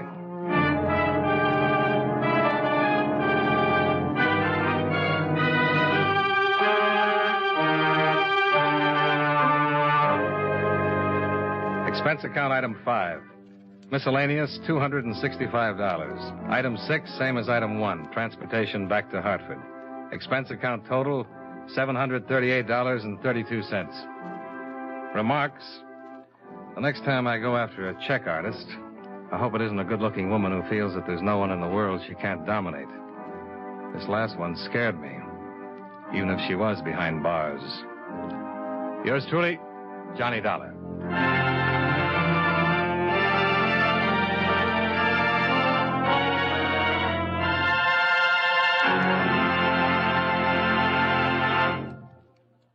Remember, friends, Wrigley's Spearmint Chewing Gum refreshes you.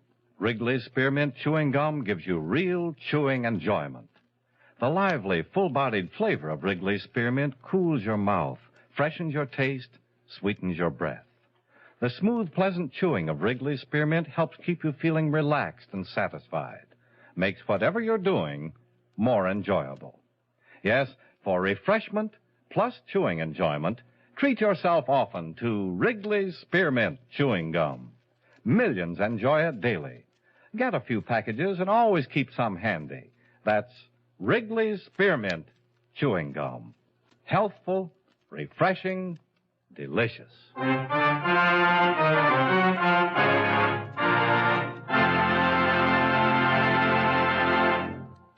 Yours truly, Johnny Dollar, brought to you by Wrigley Spearmint Chewing Gum, stars John Lund in the title role and was written by E. Jack Newman with music by Milton Charles. Featured in tonight's cast were James McCallion, John McIntyre, Bill Conrad, Stacey Harris, Jeanette Nolan, and Joan Banks.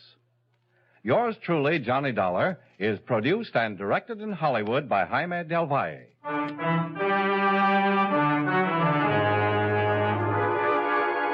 The makers of Wrigley's Spearmint Chewing Gum hope you enjoyed tonight's story of Johnny Dollar and that you're enjoying delicious Wrigley's Spearmint Gum every day.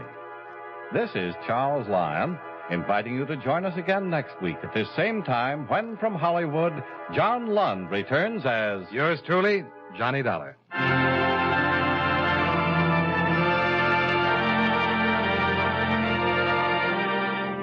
This is the CBS Radio Network.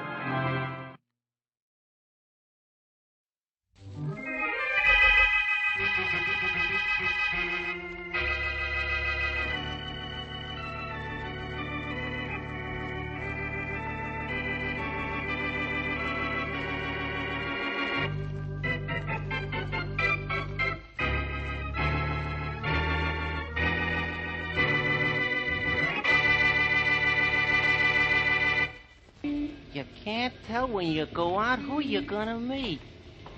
Hello, Inspector Faraday. Huh? You speaking to me? Well, your name's Faraday, isn't it? Faraday? Yeah, I'm Faraday. Well, my name's Sammy. You know me, Sammy. Yeah, hello, Sammy. I kind of thought you'd be along this way. Well, so I'm along. What do you want? Just to tell you something. I know about a holdup. They're sticking up an armored truck. Who is? When? Where? The north side is where. Tomorrow night is when. The Butcher Boys is who? The Butcher Boys, huh? Yeah. Thanks, Sammy. Oh, that's not all, pal. There's something more important. They're going to take the loot directly to the boss. What? The boss? Yeah. They're going right from the armored truck job to the boss? Yeah, I thought you'd like to know. Like to know. Sammy, I almost like you for this. I've been trying to find out who heads the Butcher Boys for months. Maybe I can grab him this time. Thanks a lot, Sammy. Okay. You keep on being a good boy. I'll be good to you someday. I hope you remember that. I won't forget it.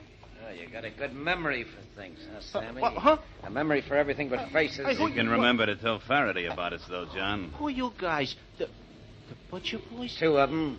We come from a large family. Come on, Sam. You're going for a large ride.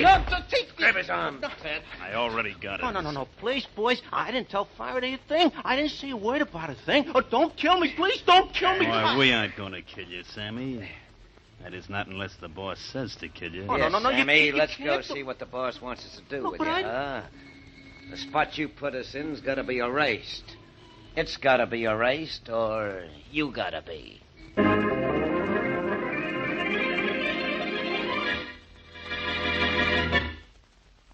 And now on to Dick Calmer as Boston Blackie. Enemy to those who make him an enemy. Friend to those who have no friend.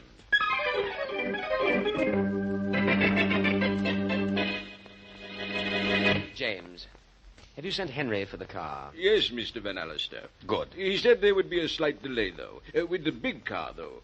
In that case, tell him I'll take the convertible instead of the big car today. Right away, Mr. Van Allister. I'll... See who's at the door, James. Yes, sir. Oh, hiya, James. Good afternoon, Mr. Butcher. Come right in. Thanks. Come on, Ted. Drag our friend Sammy with you. Mr. Van Allister, the message John and Theodore Butcher and friend to see you. Thank you, James. That'll be all for now. Very good, sir. Well, John, Ted, who's this? This is Loudmouth Sammy, boss. Loudmouth? Loudmouth, loose mouth, limp mouth. Doesn't make any difference, boss. He talks to cops. No, I didn't... Cut him being confidential with Inspector Faraday. And you can guess about what, can't you? It was nothing. I never guess at anything, John. I'll tell you what it was about, boss. Never mind, Ted. I'd rather hear it from our guest. Oh, I didn't tell him anything. I didn't tell him... John, advise our guest that I prefer the truth, will you? Oh, sure, boss. You've advised him enough, I think. That's enough. Well, That's I'm enough. listening, Sammy. Now start talking. You'll get a little advice from me, too. No more, please. I'll tell you what I told Inspector Faraday. Well? It was about the armored truck. It was about holding up the armored truck. Oh, is that all? Yeah, that's all. I swear that's all. I wonder. John. Yeah? Well, take him into the Oh, other no, room. no, Yeah, I know the rest, boss. No. Come on, Ted, you can help. No, him. wait a minute. I'll make a deal. I'll tell you something else. The man really is talkative, isn't he, boy? He sure is. What are you saying? Well, what is it you have to say? Oh, look, if I can tell you something you really want to know, will you let me go? Will you? Huh? Perhaps. How'd you like to knock off Boston Blackie, huh? Take him inside, gentlemen, if that's Oh, all no, he has to wait. say. You know, if you let Blackie around, he'll get you sooner or later. I know where he'll be, and alone, and I know what he's up to. Make me a deal, huh? Make me a deal. Let me go, and I'll tell you everything. Hey, that Blackie's a bad guy, boss. Yeah, I had one run-in with him, and I came in second. Yeah. The squealer here's got something. Perhaps. Where is Blackie going to be? Will you let me go then, huh? We'll see. Well, then, where is he? Well, it ain't where he is. It's where he's gonna go tomorrow night. Oh? Tell us where that is, Sammy. Because wherever it is, he'll never leave there alive.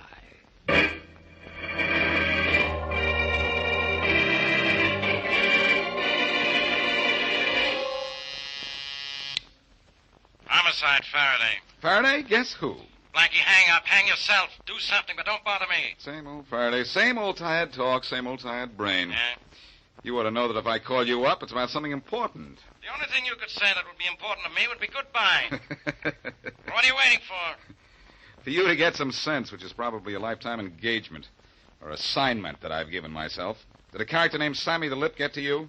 Suppose he did. What do you know about it? I sent him, sweetheart. He came to tell me about the Butcher Boys and their latest caper, and I referred him to you. I told him you were in that business. Oh, you did? That's right. All right. You sent me Sammy. I talked to him. He told me what he knew. I'm going to do something about that armored truck thing. You happy now? I couldn't be happier if you were in your right mind. We'll grab this Butcher gang and their boss together. We'll grab? Mm-hmm. Oh, no. You're keeping your nose out of this. And I mean it this time, Blackie. Will it make you happy if I do? I'll give you a sample. Ha, ha, ha. That's how happy it'll make me. In that case, Faraday, I've got news for you. You worry about grabbing the gang after they grab the armored truck. I'm going to take a vacation in the country. Good. You need a rest, and I need one. Very From clever. Mm-hmm. That's very clever. I wonder when you heard me say it. Faraday, old pal, I am going to take it easy. You do the work on the armored car and leave the rest to me.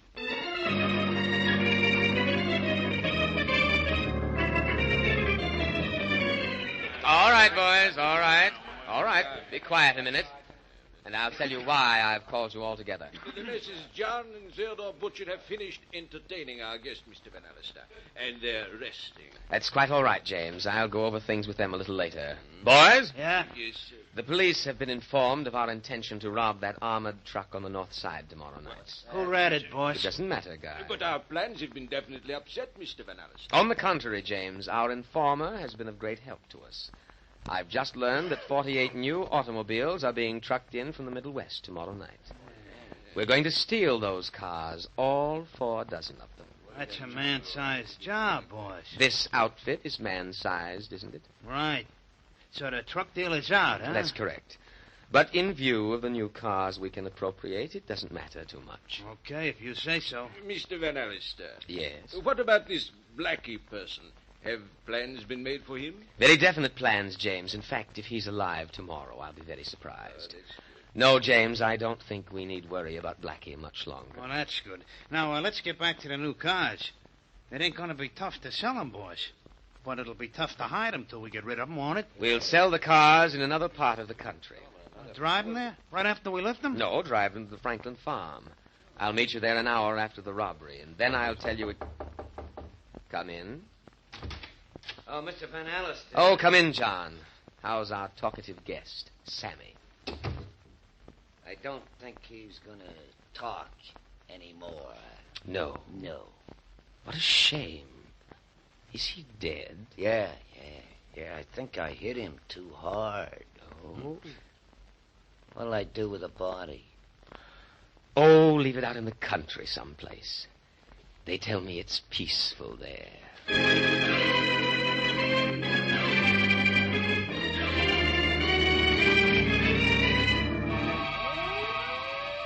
Here comes the ambulance, Inspector Faraday. I don't know why anyone sent for an ambulance, Sergeant. This guy's been dead for hours. Poor Sammy. He sure died the hard way, Inspector. Somebody really worked him over. Yeah, I know. Callahan's telling the boys the end. Oh, look who just got out of that car behind the ambulance. Hello, Faraday. Blackie, go away. Get in that ambulance and make like a victim. Do anything you want, but do it away from here. Thanks, Faraday. I will, as soon as I find out what the score is. It's nothing to nothing. That's right. You know nothing, and you'll do nothing. Oh. So Sammy got it, huh? Well, that figured. He was an underworld character, and they all get it sooner or later. Okay, so he got it sooner. How did you know to come way out here? My brilliant mind, Faraday. I was at headquarters when the report came in and followed the ambulance out here. You know, I think maybe even you could have done that. That's enough out of you. Apparently someone couldn't get anything out of our dead friend here. But you got plenty out of him, didn't you? Enough to know when, where, and how to get to the boss of the butcher mob. You think it's going to be easy? It will be if you'll stay out of my way. Okay, Faraday, I'll do it. Good. I'll get to the boss myself. Bad. Good or bad, pal. I'll get him. Get me?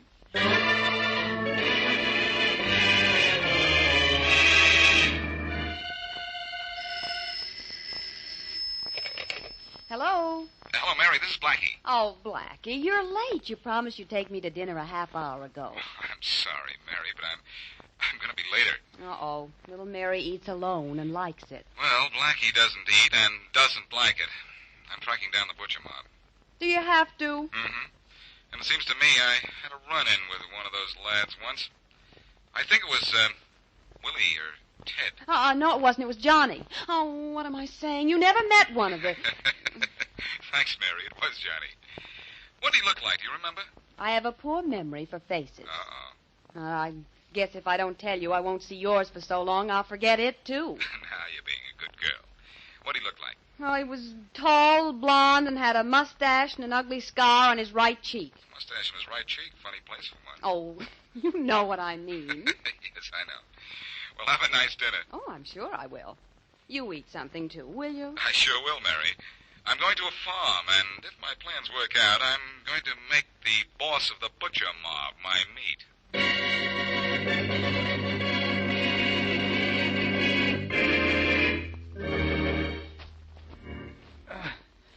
Couple of more yards, and I'll make it. Okay. There. Please let somebody be home in this farmhouse. Fingers are crossed. Wood's been knocked. I've done all I can. Well, what have we here? I'm hurt. Please help me. Car just hit me on the highway. Think maybe I'm hurt bad. Jumping catfish. Here, let me help you in the house. Easy now. Ooh, easy. You take it easy, young fella. I'll have you fixed up in no time. Oh, thanks. I reckon you'll be best off lying here on the couch. Yeah. Here we are. Easy now. Oh, thank you, Mr. Franklin's the name. Now I'll get you something to fix you up right and proper. Oh, that's nice of you, Mr. Franklin. No trouble at all to help. Boston Blackie. Hey, how'd you know my name? And what's with that shotgun in your hand? Oh, shotguns were made to go off, Blackie. And I don't have to tell you how I knew you. Funny how things work out. A minute ago, I say hello to you. Now I've got to say goodbye. So long, Blackie.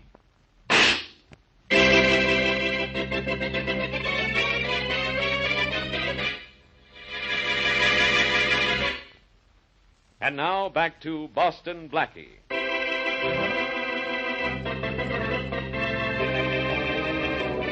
An underworld character named Sammy tells Inspector Faraday how he can find the boss of the notorious butcher mob. Because he talked, Sammy is killed by the mob, and the mob, unknown to Faraday, changes its plans, arranges to kill Blackie, and steal a load of new cars. When we left Blackie, he had arrived at a farmhouse, presumably having been hit by a car, and unaccountably, the farmers grabbed a shotgun, after which a shot was heard. As we return to our story, the telephone rings in Inspector Faraday's office. Faraday speaking. Inspector Faraday, this is Mary Wesley. Oh, Miss Wesley, if I'm not being pestered by Blackie, I'm bothered by you. Now leave me alone, will you? Inspector, where's Blackie? Do you know? No, and I don't care. As long as he's out of my way. Oh, Inspector, listen. He wanted me to describe one of the butcher mob for him. He said he wanted to be sure he'd recognize him again if he saw him, but that was 6 hours ago, and, well, I'm afraid something's happened to Blackie. I'm hoping something did. Hey! On account of him, I got a phony tip about an armored car that was supposed to be hijacked. I hope he stays lost. Oh, please. Now, Inspector Faraday, you know you don't mean that. Of course I don't. But I'm sore. Blackie wouldn't stay out of this case. Now it's all messed up. Why is it? I had men all set to follow the butcher mob after an armored truck robbery on the north side tonight. But the truck wasn't even stopped. That means Blackie's interfered. Now how do I find the mob leader? Look, Inspector, you'll find the leader of the butcher mob some other time. Please, try to find Blackie now. I'll try. But don't worry, Miss Wesley. No matter where he is, he's all right. Unless, Huh? Oh, unless what, Inspector? Unless, like I always said, he'll meet a guy someday who's luckier than he is. Let's just hope today isn't that someday.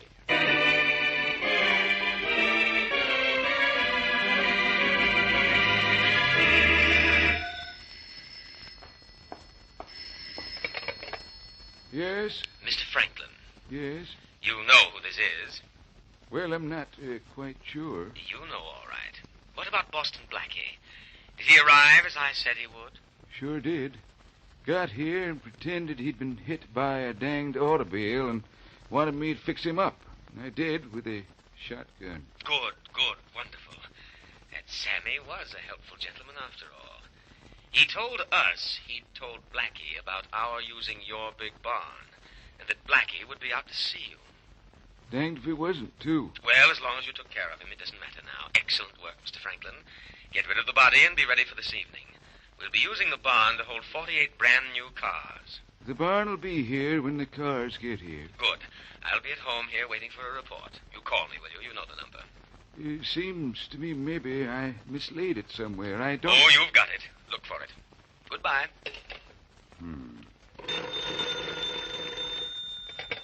Operator, did you want me, Mr. Franklin? Miss, this is Boston Blackie, not Mr. Franklin.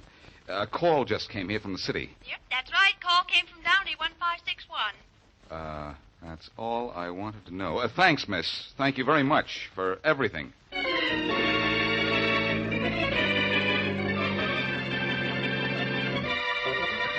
Now, Faraday, is that a way to treat a man back from the dead? You act like you wish I hadn't made the return trip. Who's acting? And here I am, all ready to give you the lowdown on the Butcher gang, and, if you're a nice boy, the boss. Blackie, what is all this? You disappear. Nobody knows where you are. Well, you worried Miss Wesley to death. She's called this office of mine every 10 minutes looking for you. I know. I phoned her from a drugstore on the way here. She's happy with me now. Well, I'm not. What goes on? Get this, Faraday. The time for clowning is over. The Butcher boys didn't grab that armored truck because they stole some brand new cars today instead. Where from? Well, I don't know. Oh, fine. But I know where they took them. A huge barn belonging to a farmer named Franklin. Franklin, huh? We'll grab him quick. It's too late. He's dead. What? It was either him or me when he was fingering his shotgun, and I'm a little selfish that way. I'd rather it were him. I dragged his body to the attic. What are you talking about? Our little squealing Sammy probably told the Butcher boys and their boss that he had told me about their using the Franklin farm as a combination hideout and storage warehouse. Why didn't he tell me that? Because I asked him not to. I wanted to handle this myself. If you went up there with a gang of cops, you'd have scared them off. Anyhow, when I got to the Franklin place, I pretended I'd been hit by a car, but Franklin wasn't fooled. Apparently, he was expecting me. I always knew you were a bad actor, in more ways than one. Hey, you should have heard the impersonation I did of Franklin on the telephone. It was good enough to fool the boss. Who is the boss, Blackie? I'll let you know when I introduce him to you. That can wait for a few hours, though. And those few hours are going to see you a very smart cop. Let's see how good an actor you are, because that's a very strange role.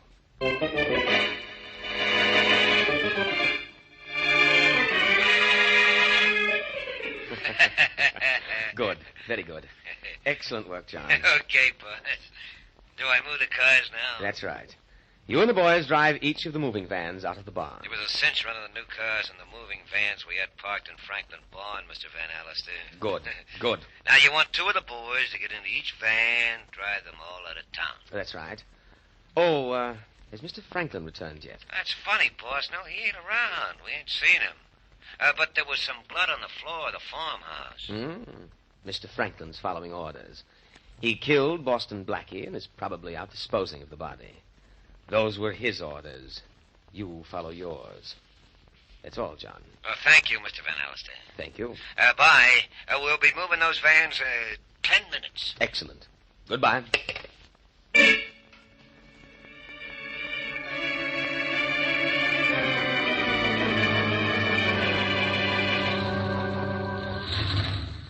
Our van's the lead van, Ted. You know the route to take, or do I have to tell you again? I got it, John. What's holding up those vans behind us? The last one's backing out of the barn now. We better wait for it to turn around. Tommy's driving, and that guy could get lost in a telephone booth. I hear that hick farmer Franklin knocked off Boston Blackie. That right? Sure. He's one guy I really wanted out of the way. Tommy's got his van turned around. I guess we can start rolling. Okay, let's go. Run!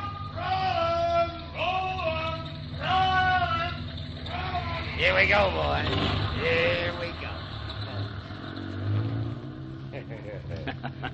I gotta laugh, John. It's gonna take a guy with x-ray eyes to see we got cars inside these moving vans. You ain't kidding, huh? Very funny. But, fellas, the joke's on you. Who are you? Hey, Blackie. That's right. And this gun and I say that all the vans are following you, but you're following my orders.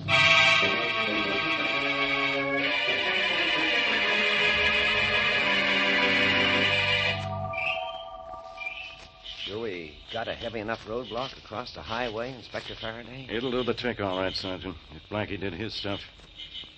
Stay back in the bushes. Yes, sir. The trucks are 5 minutes overdue.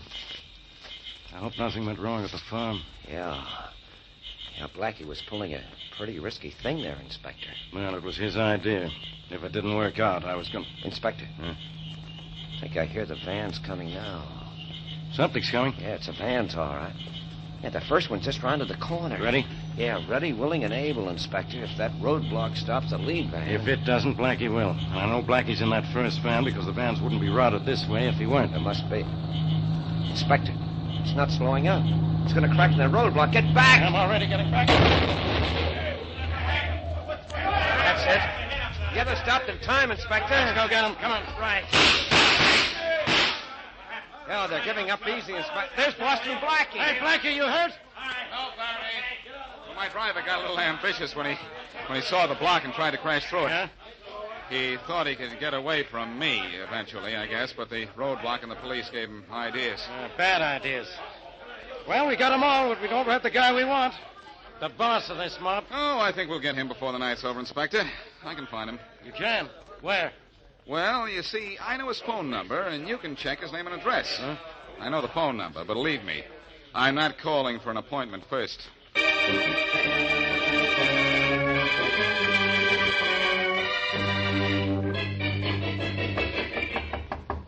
Come in. A gentleman here to see you, Mr. Van Allister. Well, show him in, James. And, James. Yes, sir. Where did you get that black eye? Black eyes? Oh, I ran into... You ran into this fist, Van Allister. Who are you? I'll let you know. And, James, that'll be all. Faraday's waiting for you outside. Very good, sir. Nice place you have here, Van Allister. I demand to know who you are. Stop it, kid. You're not in a position to demand anything. What? But I'll tell you, I'm a nice guy that way. I'm Boston Blackie. Blackie? But I thought that... That I was dead? I know. Everybody thinks I'm dead lately. Glad to disappoint you, Mr. Van Allister. Very glad. Well, do you want to leave your manor in a manner to which you're accustomed, or would you prefer I carried you out? Where are my boys? Where are they? The butchers in jail. Waiting for you. They said to tell you that they're awful lonesome. They told you about me? Mm-hmm. They wouldn't. They wouldn't dare. I don't believe you. You're making all of this up. First I'm an actor, now I'm a writer. Look, Mr. Van Allister. My boys. I don't want to waste any more time. My boys are in jail, all of them? Every last one. They didn't tell you about me. They wouldn't dare. You said that before, all right, so they didn't. That make you feel better? The cars. The ones in the vans. We've got them all. It can't be. It mustn't be. I planned too long. I was too careful. You're lying. You know you're lying. Tell me you're lying. Oh, come here, you lace pants punk. Come on, cutie. Come on, let's get moving. No. You're responsible for this. You're the one that's wrecked all my plans. I'm going to... Mr. Van Allister, I'm surprised at you. With your breeding, too. Using the wrong knife. Blackie, need any help? No, thanks, Faraday. But this guy on the floor does. Yeah. That's your gang boss, pal. Uh-huh. See to it that he's unemployed for a long, long time.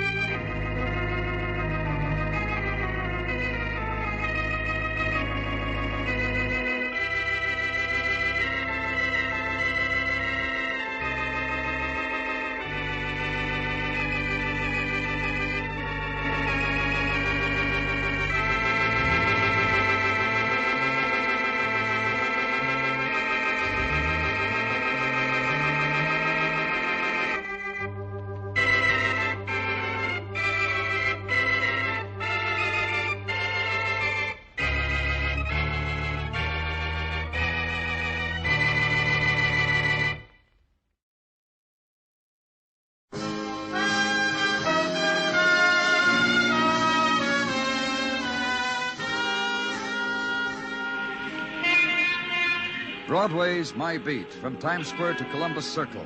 The gaudiest, the most violent, the lonesomest mile in the world. Broadway's My Beat, with Larry Thor as Detective Danny Clover.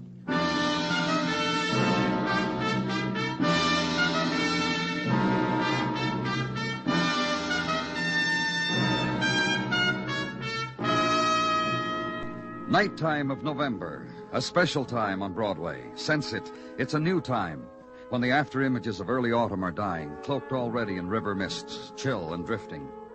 And sense this, that winter is already at a place not far away, drifting too, hung from a pale moon, scudding over the city and making new shadows.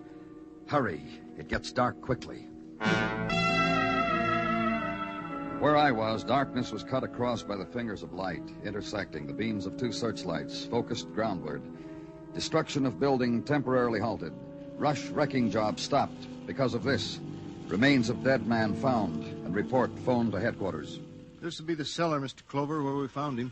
Under 3 inches of composition flooring. Uh-huh. What does it look like to you, Mr. Clover? Real puzzle, huh? Just a skeleton and all? Well, there's something we can tell about. You know, what I can't figure out, that satchel of money laying beside him. Must be over $1,000 in there. About that. Imagine lying 5 years under a cellar floor. How do you know it's been 5 years, Mr. Rogers? When I bought these 3 buildings to tear them down for a garage, I got a story about this one, right where we're standing. What story? Of course, we've torn down to the cellar, so you can't tell, but this one used to be a nightclub, you know. No, I didn't. Yeah, it was. That's the story, a scandal or something about this nightclub. The bank told me. Partner or something 5 years ago ran away with a payroll or something to California. What else? Nothing, except that the other partner tried to hold on to the club, but it failed a year later. Bankrupt. Bank took it over 4 years ago. Couldn't lease it. Nailed it up. Anyhow, that's the story the bank told me. Well, it doesn't look like the man ever got to California. He was murdered. Sure, what else? He didn't just lie there and pull 3 inches of composition flooring over his head. Shot. Huh? Twice. See the bullet? The chest cavity here? Small caliber 22. And here, right arm fractured, and beside it, see another bullet. Bigger one? Yeah, 38. Shot twice by 2 different guns. Like I said, a puzzle. Well? Well, what? This is a rush job, Mr. Clover. You know that. Let's get this stuff out of here.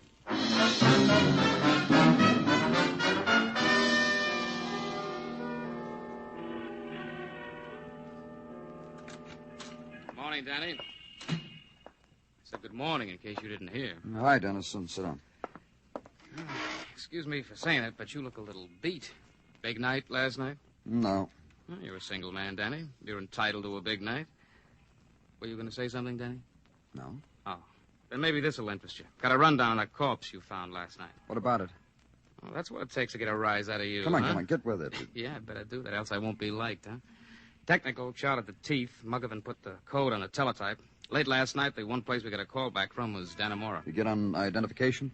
Code checked out to a former prisoner named of Bob Foster. Released 6 years ago after a 10-spot stretch for grand larceny. Anything else? Stick with me, kid. I'm loaded. My identification came in. I checked it with R&I. They had a file on Foster. Here, wait. Muggavan left some notes for you. Yeah, 1947, May 23. Year after he was out of Dannemora, Foster was wanted on suspicion of grand larceny. Packed a satchel with his partner's dough and ran out on him. That would be the satchel you found. Who was his partner? A fellow by the name of Joe Turner. He and Foster opened a nightclub together, Blue Sheen. Year after Foster allegedly checked out with his partner's dough, the joint went into bankruptcy. And the word is Joe Turner cried his heart out at the time. Beat his chest. Called his partner naughty names. Any lead on Turner? And one of the boys traced him to a hotel on West 12th. Only the hotel is out of business now. Management converted the place into offices. Nobody knows what became of the hotel records, so... So, on all points, bulletin on Joe Turner, huh? Yeah. Is that all? Yeah, it's got a girl type in it, too. Aggie Blaine. Used to do a poker with clever parakeets at the boys' nightclub. The last known address, let's see, 1326 West 34. You did real good, Dennison. Yeah, pull up a minute, Danny. There's more. Oh, what? Those bills you found in the satchel. What about them? Their serial numbers were in series. Must have been the nightclub's payroll. A few weeks after Foster went up in a puff of air, 5 20s out of the same series turned up in sunny California. That's all? Now I can go? Yeah, you can go.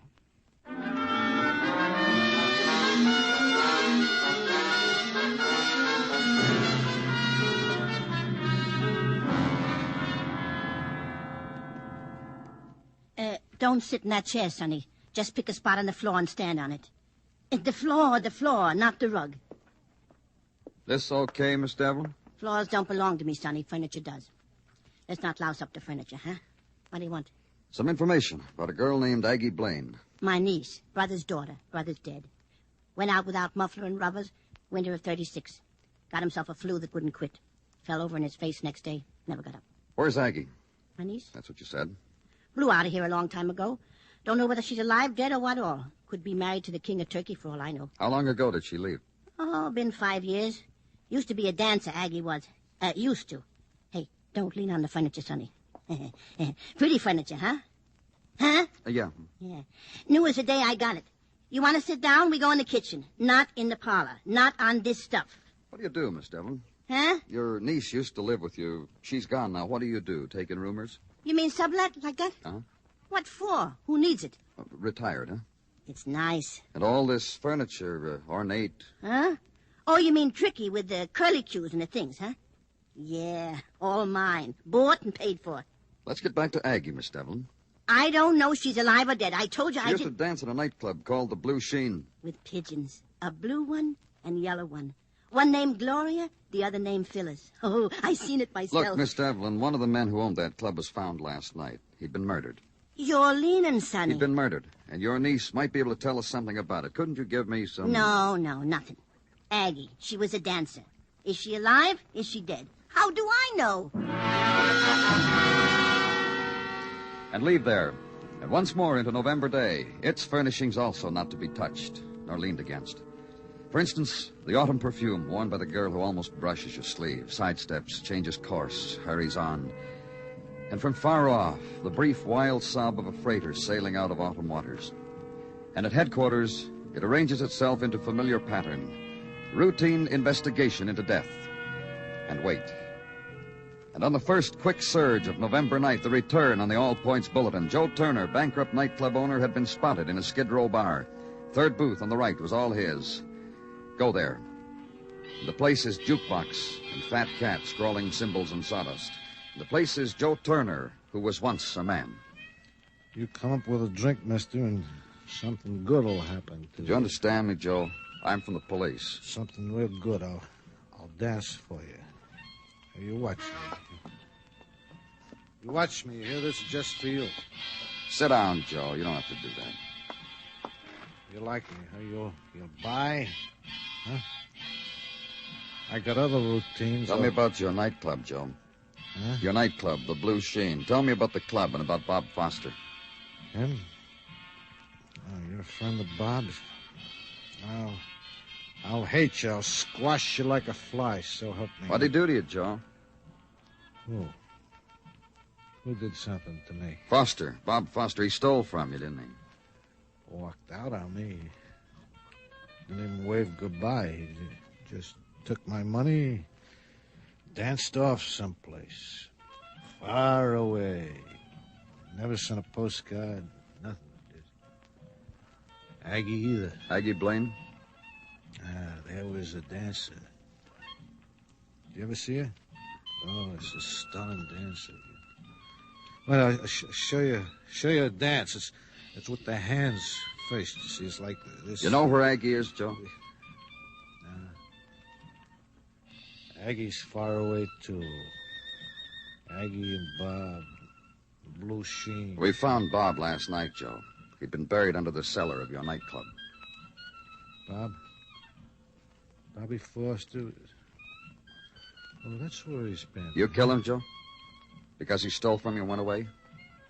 Joe, listen to me. I performed for you, mister. Where's my drink? You kill him, Joe? I don't know. Maybe I did. He deserved it. Maybe I did.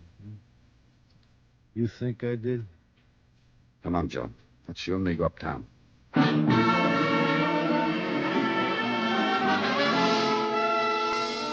And book him. Charge, suspected felony, murder. Turn him over to the policeman schooled as to proper procedure and proper jail tier and proper cell. Back to the office and sit at the desk. Far away, a light is turned off, and another. And a swollen sag of gray suddenly hangs from the black sky. Morning folding over the horizon. Danny, downstairs. Come on. Down the corridors and the steps, and outside is damp. It's still night. Ambulance just pulled in. Wounded upstairs. I got it.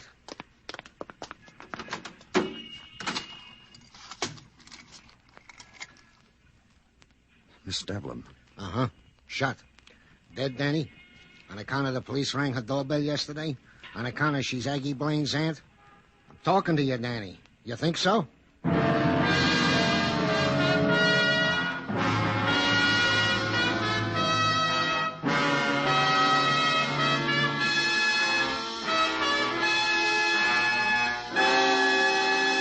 You are listening to Broadway's My Beat, written by Morton Fine and David Friedkin, and starring Larry Thor as Detective Danny Clover. Two outstanding events on CBS Radio tomorrow in the daytime. For one, the Quiz Kids return to the Star's address to begin another series of their breathtaking mental gymnastics. Professor Joe Kelly will be in charge of the Little Wizards, and they'll all be waiting for you to join them tomorrow on most of these same stations. The other big event tomorrow is the American radio premiere of Christopher Columbus, Darius Milhaud's famous opera conducted in concert form by Dmitri Mitropoulos. It's the featured work on the New York Philharmonic Symphony, heard on most of these same stations tomorrow.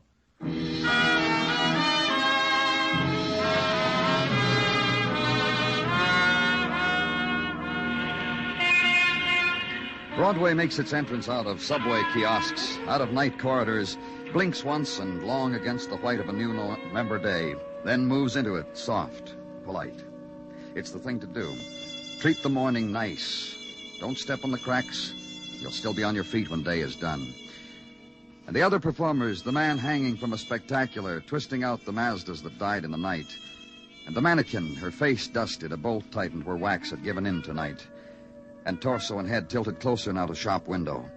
And on wax lips, the good morning kiss. A new day, kid. Live it.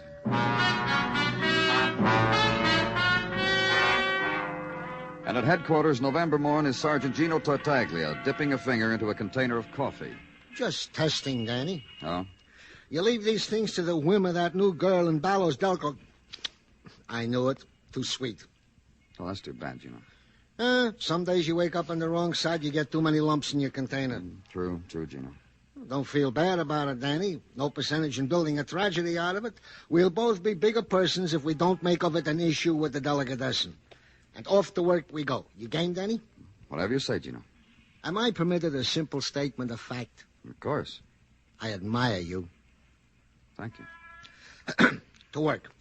Wino Joe Turner is still in the drying out tank. Also, ballistics has established that in the murder of Miss Devlin, aunt to Aggie Blaine, the murder weapon was the same that 5 years ago did do in Bob Foster, suspected absconder with his partner's loot. The same weapon, huh? Indeed.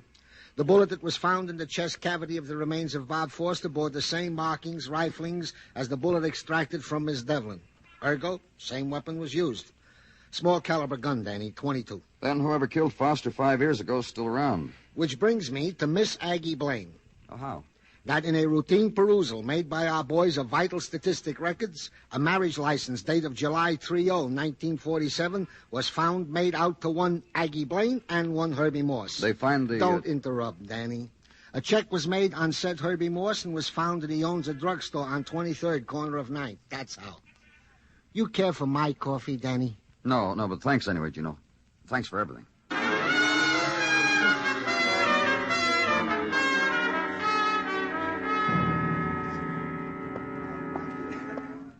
Just use this, Mrs. Westfall, and you'll have that lanolin plush look in no time at all. Thank you. Yes, sir? What can I do for you? Mr. Moss? Right. My name's Clover, Mr. Moss. I'm from the police. Hi. I'm trying to get some information about a girl named Aggie Blaine. Depends upon what kind of info you want. She was my Frau. Some things I'll tell you, some things I won't. Just tell me how you met her and when you met her and why you're not married to her. Things like that, Mr. Moss. What's the matter? You think you could have stayed married to her? Mr. Moss. You haven't got the dough on the wherewithal. Just tell me about it, Mr. Moss. She's not going to make a fool out of me. You know what I'm going to do one day, buddy? Get me another wife, a big gal, a big blonde gal. Then I'm going to find me Aggie and walk up and down in front of her with my big blonde wife rubbing her cheek to me. I'm going to show her... When did you meet Aggie? On an airplane. I said hello to her, and from there on in, it was air pockets all the way to Frisco. You met her on the way to California, huh? Now, when was this? In 47, druggist convention. I never saw the inside of the convention hall, not with Aggie showing me the fancy eating places, and me with a paper to read on dressing at the prescription department. Go on. That was in June. Then back in New York, somehow she wouldn't let me see her. Then she called me. When? July the 30th. I know, because July 31st we tied the knot. How come the divorce? A fella. I worked late one night fixing up a 1-cent sale. I came home. She wouldn't let me in. I beat the door in with my bare hands. There was a fella there selling rugs. He gives me his card and left. Next day, she followed him. One of these days, I'm going to look that guy up. You know that? You still have his card? Do I? Right in my wallet. I want it. Oh. You're going to fix him, huh? Swell. Here. Here's the card. I'm on your side, buddy. Have you seen Aggie since then? I'm happy to say no. However, the day that I do, I will also find me that big blonde buddy. I'm going to parade her up and down in front of Aggie. And get out of the way of Mr. Moss's wagging finger. And through the aisle, lined with preparations guaranteed to keep you alive longer than anybody. The right turn, down the aisle of space guns, insecticides, and bubble baths. And then left at the table where everything is marked down to 19 cents. And out into the street. Legwork now. An address off the card given to you in the drugstore. Mr. Irving Lustbander, rug dealer. Aggie? She ran out on me, mister. Long time ago. Customer of mine came in one day and ordered our most expensive number wall to wall. Aggie went along with the delivery truck and never come back. Customer's name? Ewing. Dr. Keith Ewing. Big back man. Got offices in the Muncie building. And at the offices of the Muncie building, be told by Dr. Ewing that Miss Blaine was merely a patient of his, and after he cleared up her back condition, he never saw her again. No, he never treated her at his office. She was an outpatient at the Cheney Hotel. So go there, Cheney Hotel. Yes, the clerk says. Miss Blaine, yes, indeed. He checked out, he's sorry to say.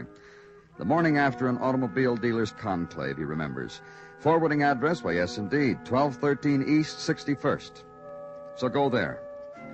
The girl who answers the door is dressed in velvet pedal pushers, but shakes her head sadly at the name of Aggie Blaine. Agatha, it seems, moved out on her about a month ago. Baggage, and her very own boyfriend, Tony. Where?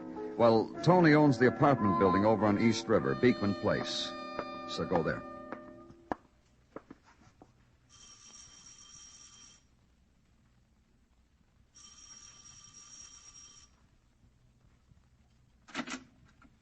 Yes? I'm from the police, Danny Clover. And I'm too desperately sorry because whatever it is, I can't use it. Let's talk about it inside, Miss Blaine. Oh, but then we'd be committing something or other, wouldn't we? Oh? Oh, yes, there must be a city ordinance or something. You see, I'd let you in here and we'd talk or whatever, and all the time you'd be operating under false pretenses. Naughty. Tell me about it. You see, dear boy, I'm not Miss Blaine. Not the girl you need. Not Miss... What, Blaine? Aggie Blaine. Girl who used to work at a club called the Blue Sheen. Danced there with birds. With birds? Oh, how desperately thrilling. That's what we'll talk about, huh? Of course, let's. I haven't indulged in anything so pulpy in years. Nightclub dancer with birds, man of the police knocking at my door. Oh, just walk right in, Mr. Clover. The rugs are deep and the fireplace is Italian marble, and my dressing room is perfumes and custom-made crystal and full-length golden mirror, and it's a castle, and I call it home, so you may plump down wherever you like. I'm grateful. Don't thank me, thank Tony. Tony Crenshaw, my fiancé. Nothing's too good for you, Agatha, he said, and he's loving it. I get this shack on our wedding day. All mine. Oh, that Tony, he's a charm, all right, all right. And now you're Agatha... Agatha Raines. Always was, always will be. Oh, I almost slipped. Soon, Agatha Crenshaw, Tony's wife. You want to hear about Aggie Blaine? Oh, dying. It's how we met, we two. Yeah, speak to me of Aggie. 5 years ago, she was a dancer at the Blue Sheen. She... Yeah, there were feathered creatures. You said all There was that. something else. A man named Bob Foster. Just one man? Well, this dancer couldn't have been very good. Bob Foster, ex-con, 5 years ago, 1947. Partner in the Blue Sheen. We found him the other day buried under its cellar flooring. He'd been shot twice, murdered. Oh, tell me you're not making this up. Because if you are, I die of disillusion. It's so desperately sordid and thrilling. You ever know this Bob Foster? Not till this precious instant. But don't let that stop you. Go on. Aggie Blaine had an aunt, Miss Devlin. Yesterday, she was murdered with the same gun that killed Foster. Isn't that always the way? Another thing about Aggie Blaine. In 1947, she met a man on a plane to California. When they came back here, they got married. A man named Herbie Moss. Serves the girl right, killing her aunt and that Foster fellow. Yeah. Get your things. We're going downtown. Oh, such a short time, and we so well know each other. Already you're taking me out. We want you for suspicion of murder. Get your things. Oh, it's a lovely day, and when I got up, I didn't know what I'd do with myself this morning. And you've come up with something. Let's go wherever you want, Mr. Clover.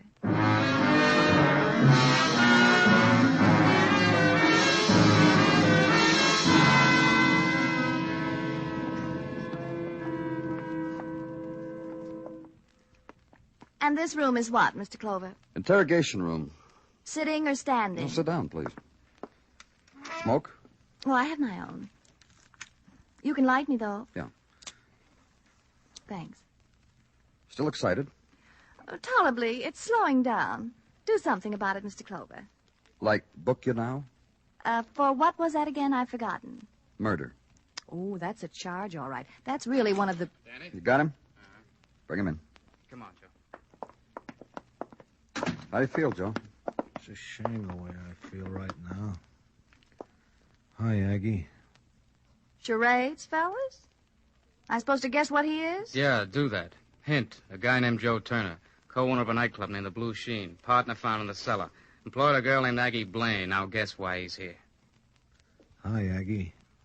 There's no excitement in it anymore, Mr. Clover. Take me home. Then you don't know who this man is. By the pink of his eyes, I'd say a wino.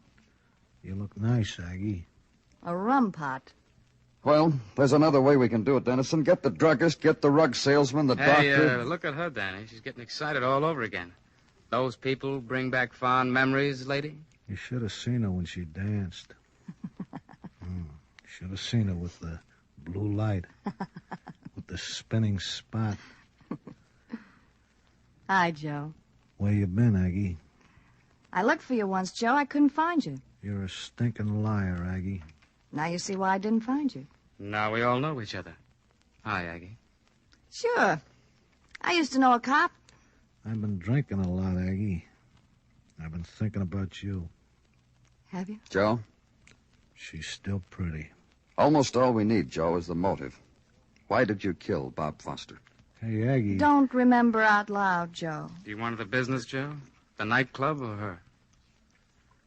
Tell him, Aggie. You want to confess how you killed Bob? Go ahead. Oh, baby. I'm going to tell him my part, baby. I never killed anybody. Joe. Who'd I kill?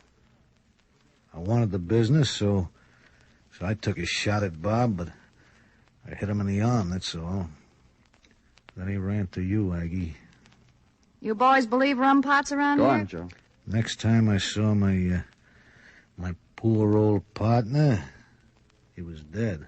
Then you felt so sorry for him, Joe, you buried him under the cellar with some money to see him on his way. Oh, that Aggie, she's got a mind on her. She figured it. Go ahead, Aggie. Show the fellas how you got a mind on you. Mr. Clover? Uh-huh. It's getting serious, huh?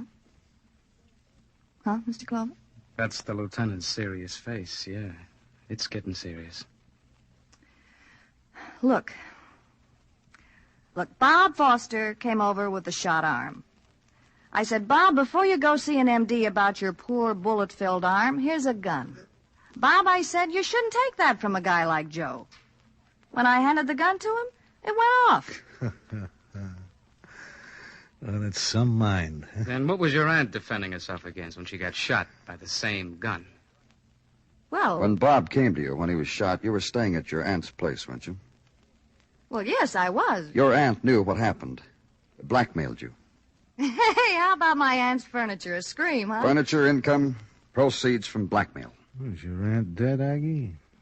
I didn't know. Gee, you're all alone, huh? She lost the whole thing for us, Joe.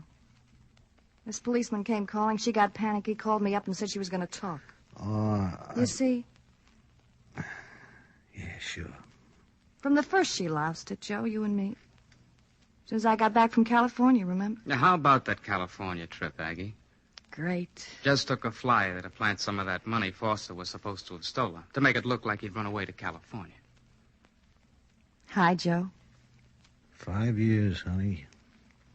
I've had a lousy time. What about you? Great. A time.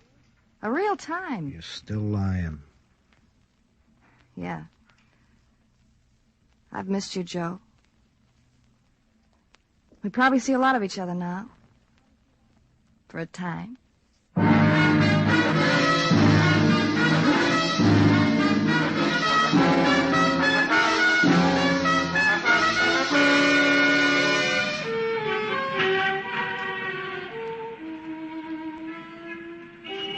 In the ebb of nighttime, the slabs of Broadway lean against the darkness in crazy tilted angles. The balance is delicate, precise. So the walk must be careful, the talk quiet. It's the never-never time that drifts in from the edge of the world. The time of regret. It's Broadway, the gaudiest, the most violent, the lonesomest mile in the world. Broadway, my beat.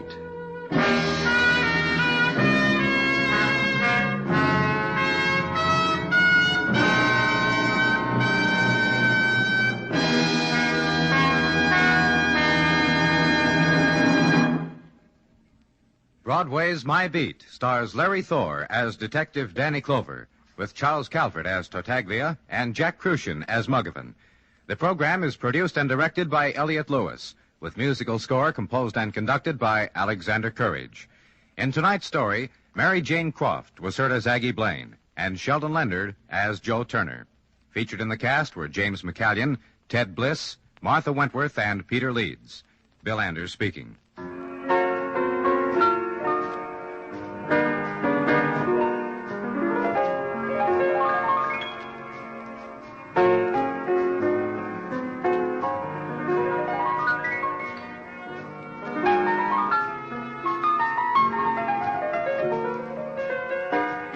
Have you ever longed for escape? Escape from an everyday existence that may have a color of its own, but with which, nevertheless, you are temporarily bored? If so, CBS Radio's dramatic adventure program called Escape is meant for you. Every Sunday evening on most of these same stations, listen in for a new drama of Escape at the Star's address.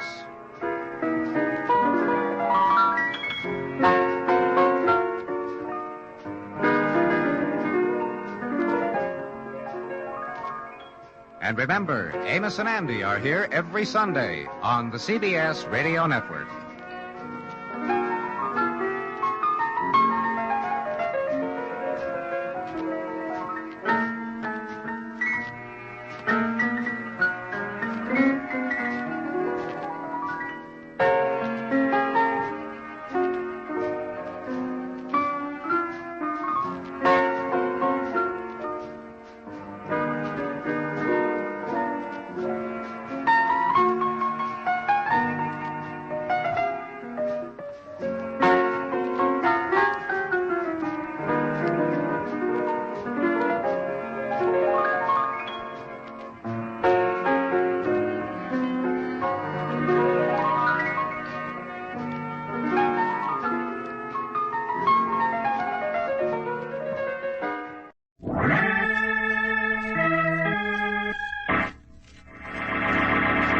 From New York City, the makers of Clipper Craft clothes for men and more than 1,200 leading retail stores from coast to coast present Sir Arthur Conan Doyle's immortal character, the world's most famous detective, Sherlock Holmes, starring John Stanley.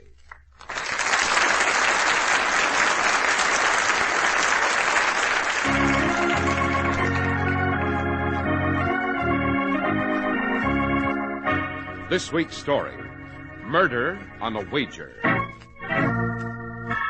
There's the dead body, Holmes, washed up on the beach. Yes, Watson. Obviously drowned, I should say. Yes, quite.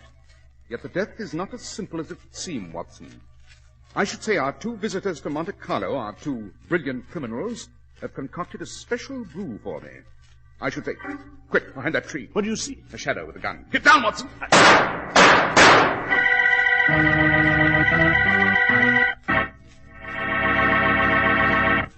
I'm sure you've overheard people say, who is that handsome man? Well, now, of course, everybody can't be handsome, but every man can look his very best, and it does not cost you a lot of money. The secret is this. Get a perfectly styled Clippercraft suit and topcoat, and you're the best-dressed man in any group. A Clippercraft all-worsted suit in smart spring patterns at only $45 makes your shoulders look broader, your waist trimmer, gives you that tapered-down athletic appearance, makes you feel important. And then topped off with a beautiful all-wool covert cloth or gabardine Clippercraft topcoat at $42.50. Well, people will say, who is that handsome man? Clippercraft clothes look like they should cost much more, and they would too, except that more than 1,200 independent merchants have pooled their tremendous buying power to make Clippercraft's low prices possible. Compare Clippercraft yourself with clothes costing many dollars more.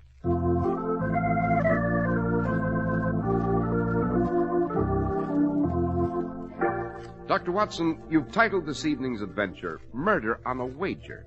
But who would commit such a murder? It does seem an extraordinary motivation, doesn't it, Mr. Harris? Well, it was a summer evening in the late 1890s. We were at our flat at 221B Baker Street. We had a call. You represent the bank at Monte Carlo, Monsieur Guillaume? I do, Monsieur Holmes. Most remarkable spot, Monte Carlo. I'm terribly curious to know what prompts this visit, Mr. Guillaume. I am extending an invitation to you, Dr. Watson, and to Monsieur Holmes to visit Monte Carlo. At our expense, of course, and for whatever fee you wish to name. Surely not to admire the scenic beauties. No, Monsieur Holmes. We anticipate trouble. What sort of trouble do you expect? Are you acquainted with the names of Roger Douglas and Georges Anetrios? Oh, Roger Douglas, renowned gambler, isn't he? Yes, Watson. As for George Anetrios, he's an incredible character. A Greek, Douglas's counterpart in the Near East. Given to wagers of gigantic sums, though not always upon cards or dice or chemin de fer, rather on curious events and feats of daring. We maintain a secret service for the bank, Monsieur Holmes, and they told us that for the very first time these two treacherous gentlemen, Douglas and Anetrios, will meet, and at Monte Carlo. Each, of course, with his entourage of double dealers and professional killers. Exactly. I should enjoy the spectacle. Both gentlemen are experts at every conceivable form of gambling. We wonder, therefore, when the two meet, what game they will play. Might they make a wager of some sort that would endanger the interest of the bank? Might they join forces against us? We fear that the meeting of these two may lead to a disaster. We implore you to join us, Monsieur Holmes. Hardly necessary to implore me, sir. Since this is a meeting of supremely sharp minds, it'll be hard to keep me away. Let us prepare our luggage for a trip to Monte Carlo, Watson.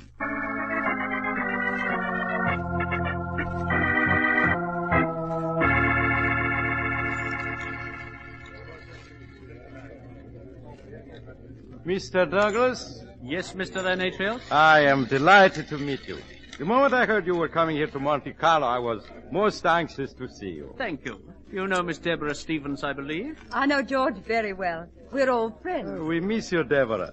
Deborah lived in Athens and Constantinople for some time. She and I were very close. I first met her when she was dancing professionally.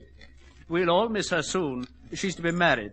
I thought you wouldn't mind my bringing Deborah to this meeting. We required a witness for whatever wager we shall make, or whatever game you choose to play. Oh, I am so pleased you did bring her, Mr. Douglas. Shall we close the door and begin? Most considerate of the management to provide this private room for our game. As you may see, Mr. Anetrios, the management has provided us with equipment to play whatever we choose. Your naivete is charming, Mr. Douglas. Why do you say that? It would be extremely dull for either of us to indulge in a contest of an ordinary sort. We would merely exhaust ourselves, only to end with a negligible gain of a few £1,000 by one or the other. Then what on earth did you expect to play, George? I do not know, Deborah. Perhaps together, Mr. Douglas and I may conceive of a game or wager of truly fabulous stakes, of infinite excitement. I have a suggestion that might intrigue you. Yes? Did you know that at this moment Mr. Sherlock Holmes is on his way here to Monte Carlo? Certainly. Mr. Holmes has a magnificent reputation as a criminologist. Well, Roger, what of it? Mr. Holmes's mission is undoubtedly to prevent either of us from committing a crime. Mr. Anetrios, I will wager whatever sum you wish on the fact that you cannot commit a crime, of whatever nature you specify, and elude Mr. Holmes. In short, that you cannot commit a crime while he is in this city and go scot-free. Wonderful suggestion. I accept. Witness, Deborah? Yes, Roger. To make the wager even more alluring, I shall allow you to name the sum and the crime. £50,000? 100,000. Agreed. And the crime? No pedestrian crime will do. It must be a major crime. Arson on a gigantic scale, embezzlement for an enormous sum, or better yet, murder. Whatever you like. I control a great and efficient organization. I have years of experience in these matters. My performance should be inspired. Sufficiently to baffle Mr. Sherlock Holmes. Yes, Anatios. Murder. Roger, you're going too far. I thought you two would play a very exciting game of cards or wage a battle together against the bank. But murder... For your £100,000, do you have a potential victim? Yes, I believe I do. Have you heard of Leslie Dixon? Dixon. Yes, a magician. I've seen him at cabarets. He is no longer a magician. I discovered he had a more valuable talent for manufacturing. Oh, manufacturing? Yes, he had designs for wheels, bird cages, marked packs of cards, where the results would always be in my favor. I placed him in business. But why do you want Leslie killed, Roger? He wants considerably more money. Oh. He's threatened to go to the newspapers. Of course, I can't afford that. Nor could you, Anatios. It would keep the public away from our houses. This Leslie Dixon is a very tempting victim. He's here, now, in Monte Carlo. Leslie Dixon will be dead by midnight of 1 week from tonight, when Sherlock Holmes fails to identify the murderer and returns to London, defeated. I shall meet you on the evening of his departure, in this same room, where you will pay £100,000 to me. Cash, of course. Agreed? Agreed.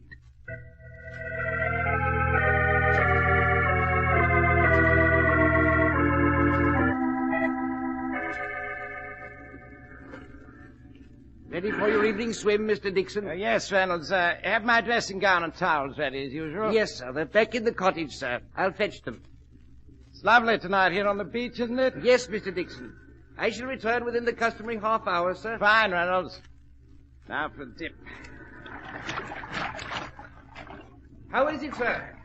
Water's wonderful.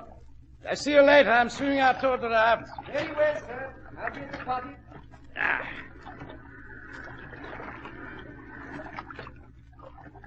Legs. Cramp. My legs. Reynolds! Oh, my head. Dizzy. My legs. I can't swim. Reynolds! Help! Help! Oh.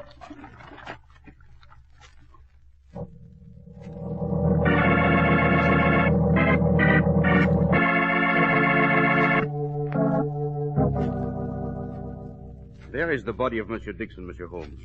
Washed ashore here on the beach just as the police found him. Bewildering, eh, Holmes?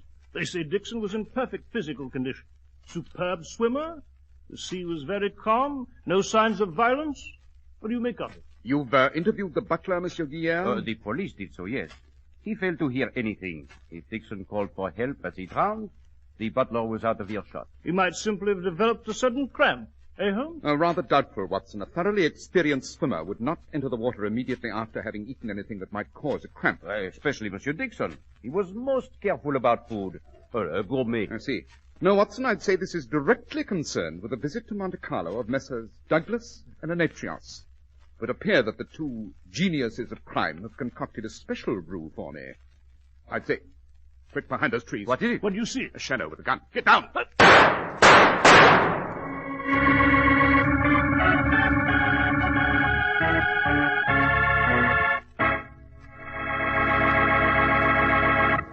It's amazing what people can do working together. For instance, more than 1,200 independent merchants pool their tremendous buying power and thus make possible Clippercraft, America's greatest clothing values. These friendly hometown businessmen know that to get and keep your friendship, they have to give you more for your money. And when you get a new spring Clippercraft worsted suit for only $45, an all-wool covert cloth topcoat for $40, or an all-wool Clippercraft gabardine topcoat for $42.50, you're getting the most for your money. Clippercraft clothes take their name from the famous clipper ships that established honest New England quality everywhere in the world. Yet they're as modern as the Clipper planes that fly around the world today. Yes, you can trust Clippercraft clothes, and you can trust the men who sell them. That's why men who know insist on Clippercraft clothes bearing the Clippercraft label. So be sure to visit the Clippercraft store in your city. These leading stores in the metropolitan area are proud to add their names to Clippercraft in your suits and topcoats. In Manhattan, John Wanamaker Men's Stores, Broadway at 8 and 67 Liberty Street. Saks 34th, Broadway at 34th. In Brooklyn, Abraham and Strauss. In Newark, New Jersey, Boulevard Men's Shop, Kresge Newark. And in Jamaica, the B&B Clothes Shop, 16408 Jamaica Avenue.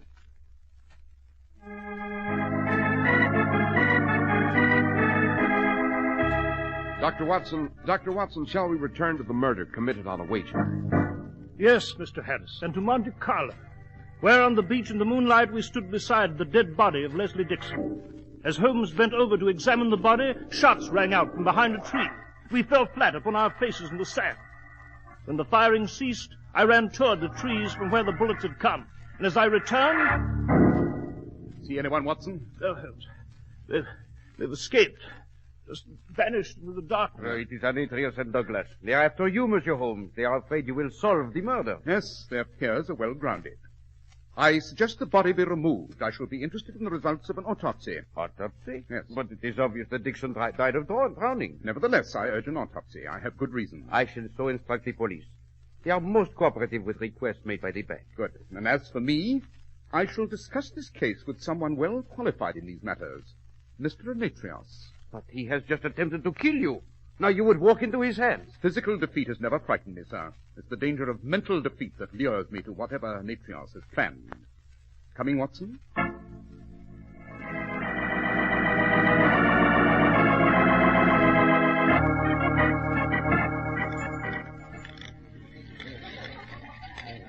Oh, dazzling crowd, eh, Holmes? Princes, millionaires, cabinet officials, diplomats. See the Indian Rajah in the ruby-trimmed headdress there? Irrelevant, Watson. We've business with Mr. Demetrius. That croupier said table 3.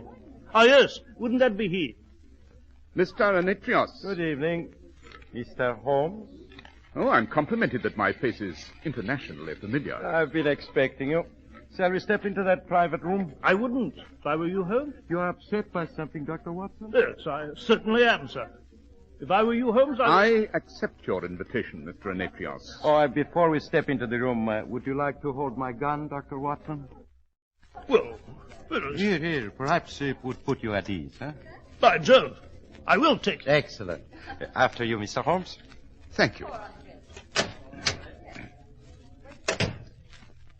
I shall save a great deal of time for you, Mr. Holmes. I did not kill Leslie Dixon. Didn't you? I was in the gambling rooms at the time of his death. For 2 hours previous to that, I enjoyed dinner at the Hotel Maurice.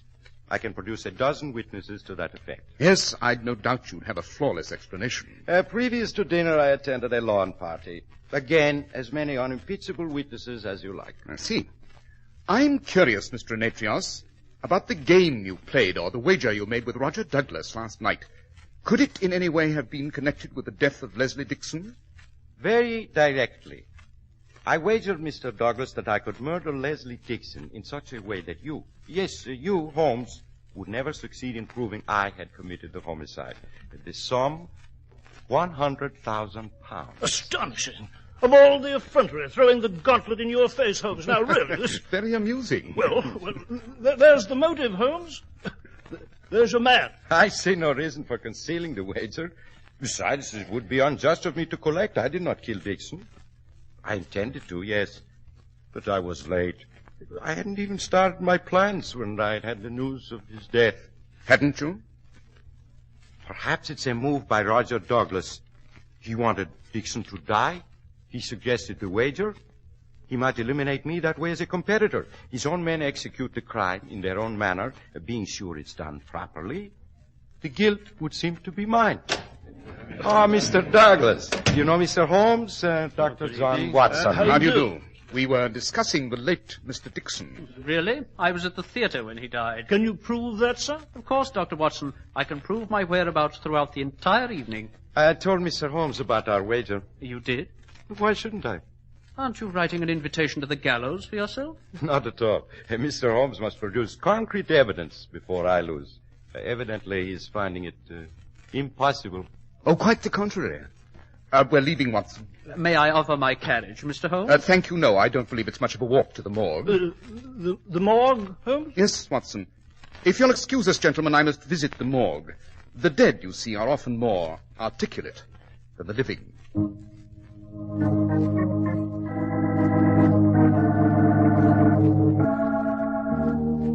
Well, there's the body on that slab, Holmes. The police surgeon said you could examine whatever you wished. Yes. I see they've already performed the autopsy. Dixon drowned, Holmes. And what the dickens are you probing about for? His lungs there show clearly that he was drowned. Yes. And why did he drown? Aha, as I thought. What do you see? I see that I must pay a visit to the late Mr. Dixon's cottage. Well, Holmes, if you insist upon being secretive... You, Watson, return to the casino. Keep an eye on Anetrios and his associates. I shall meet you at the casino very shortly with a thorough explanation of the murder and the identity of the killer.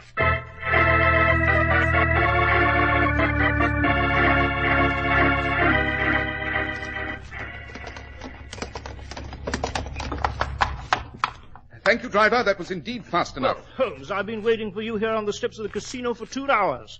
Did you go to Dixon's cottage, speak to the butler? What have you found? Where are Anetrios and Douglas and their crew? Well, they're having cigars and brandy on the terrace. This way, Holmes. It's the terrace on the cliff, overlooking the sea. Hurry, Watson. We must find them. I have the evidence. You have? Yes. Where is it? Here, in my hand. In your hand? What is it? This small bottle of salad oil.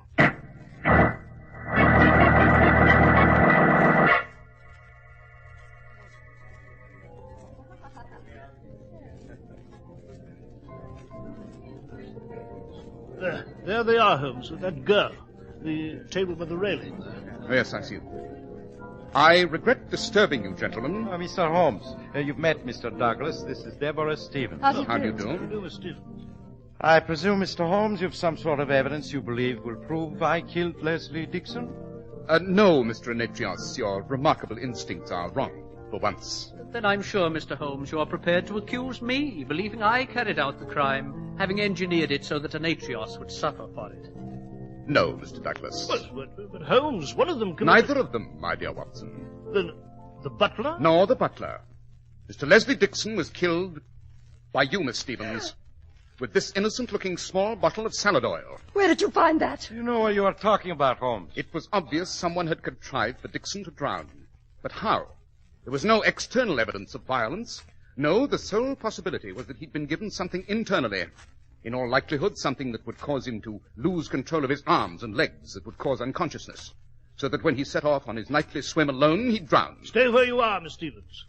I've had my service revolver along this trip. I knew I'd have use for it. Go on, Holmes. So I insisted upon an autopsy.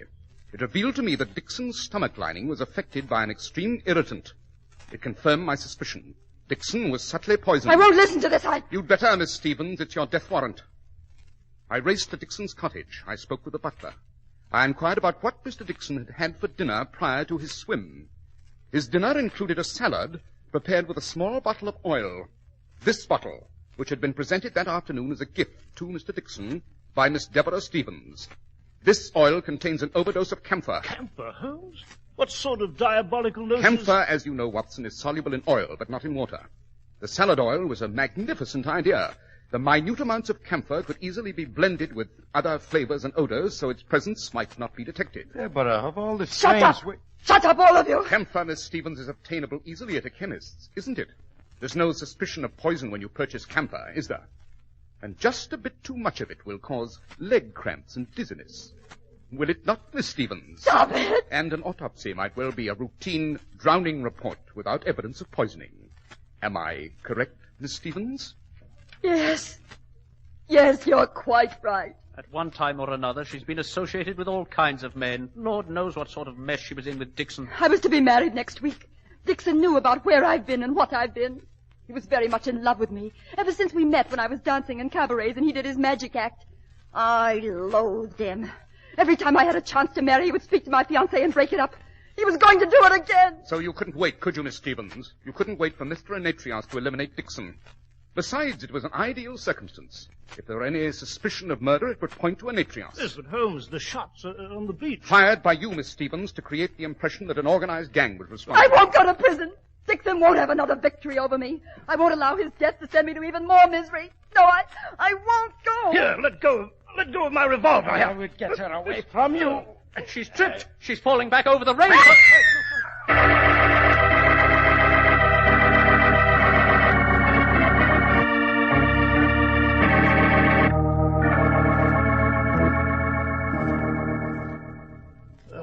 Fisherman down below said Miss Stevens' body struck the rocks. Floated out to see her. Yes, a more satisfactory finish for her, Watson, I dare say. Avoiding the long, painful trial and inevitable execution. Now, Mr. Anetrios, Mr. Douglas, if you'll excuse me. Returning to London, Mr. Holmes? Yes, and to Baker Street. But before I go, gentlemen, I propose a toast. A toast, sir? Yes. To George Anetrios and Roger Douglas, two surprisingly pleasant scoundrels. To our next meeting. To your next fantastic wager.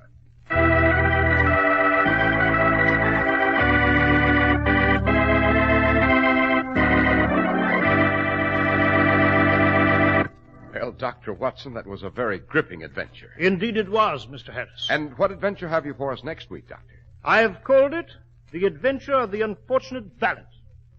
It concerns a medical diagnosis, a restless corpse, and a domestic quarrel.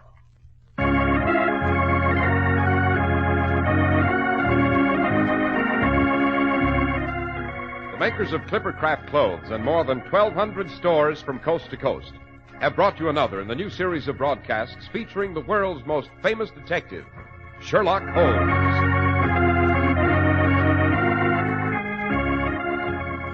Our stories are based upon the character Sherlock Holmes created by Sir Arthur Conan Doyle, and the program is produced and directed by Basil Loughrane. Sherlock Holmes is played by John Stanley, Dr. Watson by George Spelvin. This week's story was written by Howard Merrill, with special music by Albert Berman.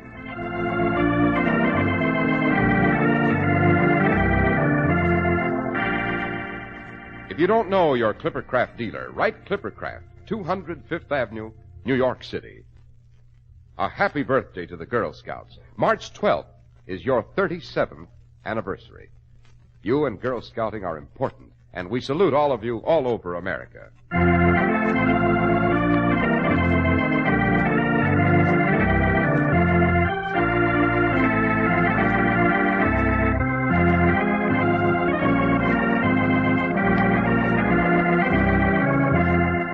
Be sure to listen next week to Sherlock Holmes in The Adventure of the Unfortunate Valet.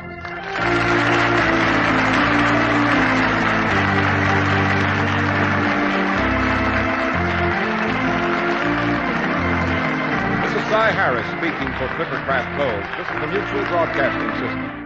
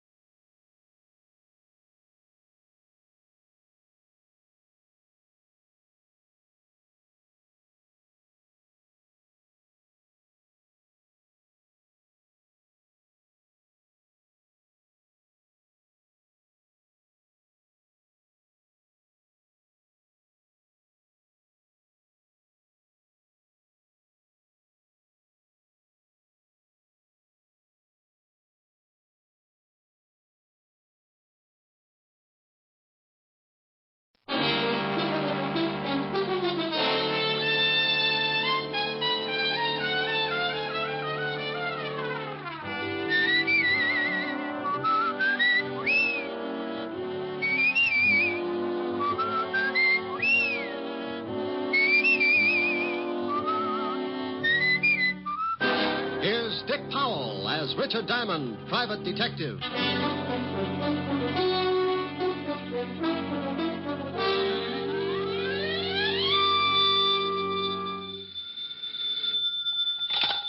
Diamond Detective Agency, surplus homicide, surplus hand grenades, black market embalming. Oh, Rick. Oh, Helen, what's with you? It's what's with you I'm worried about. What do you mean, what's with me? You know what's with you. Now, you stop that. That's my routine. I want that which you pilfered from the living room the other night, and I want it back, and I want it right away. Oh, but Helen, baby. Don't you baby me. Now, you get it down here. But I can't leave the office. I just got in.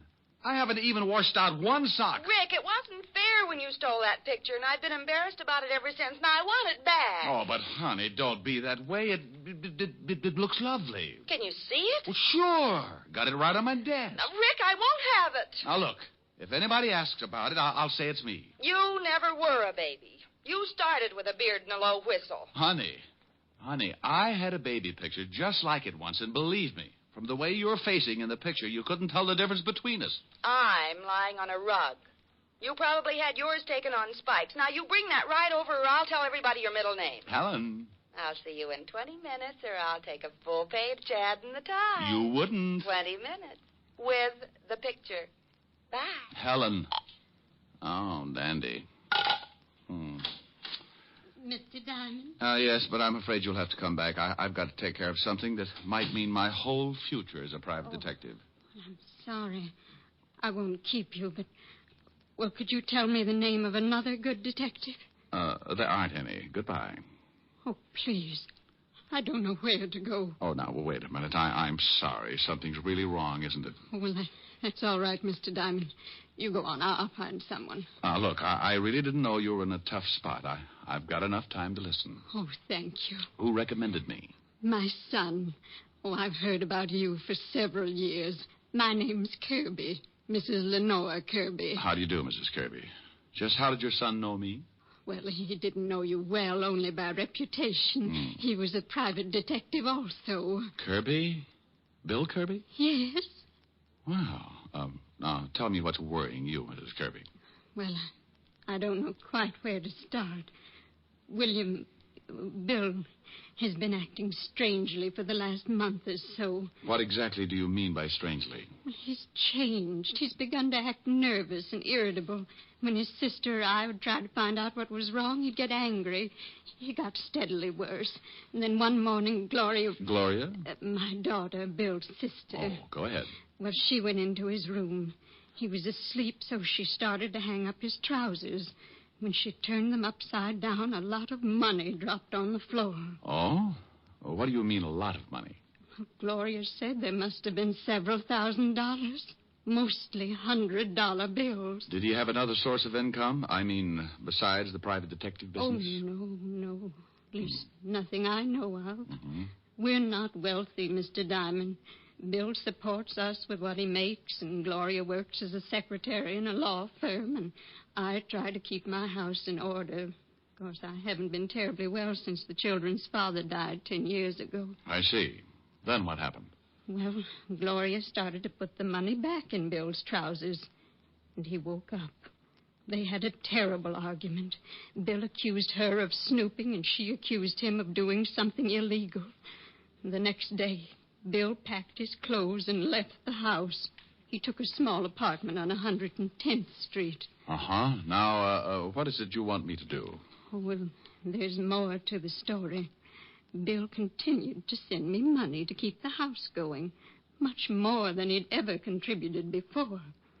I went over to his apartment several times and asked him about the money, and every time there'd be an argument. Did he give you any kind of an excuse? No, he just said he'd run into a good thing, and that as long as it was helping out with the house, I shouldn't ask any questions.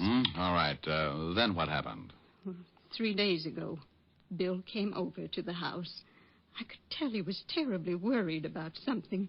He gave me a package, told me to hide it until he came for it and not to open it. Then he disappeared.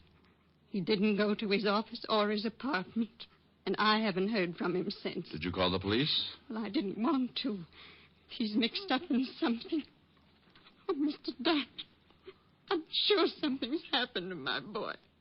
I just know it has. Look, Mrs. Kirby, I admit it sounds a little fishy, but you never can tell. Maybe it's a girl. Could be a lot of things. Where do you live? 984 Amsterdam Avenue.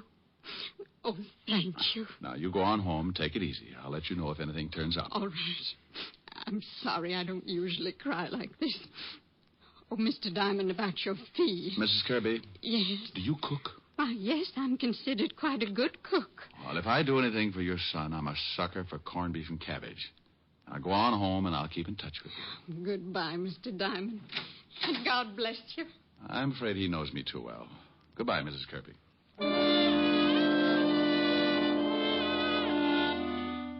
Funny how you can run into a situation like that. Any other time, it's got to be $100 a day in expenses. But that's because trouble doesn't usually bother me. There's too much of it around, and everybody's a stockholder. Then a little old lady walks in with a bucket full of heartache, and you realize the $100 a day in expenses is only the difference you carry around to make up for that big, cold world outside. I put my merit badge away, grabbed Helen's picture off the desk, and headed for 975 Park Avenue. Well, you're late. I was just going to call the papers, but I wasn't quite sure how you spell your middle name. It's, C-H-O... Here's the picture. Thank you. I didn't know you had a mole in your... Rick. Aren't you coming in? No, I'm not. I'm mad. Won't even let me keep your little baby picture. Now, about that mole... Now, you stop that. Why can't you come in? Well, I got a client right after I talk to you. I got to go down to the 5th precinct and do some checking. Will I see you tonight? If you'll tell me about the mole. Now, Rick. See you at 8. Bye, mole. A Sam. A baby.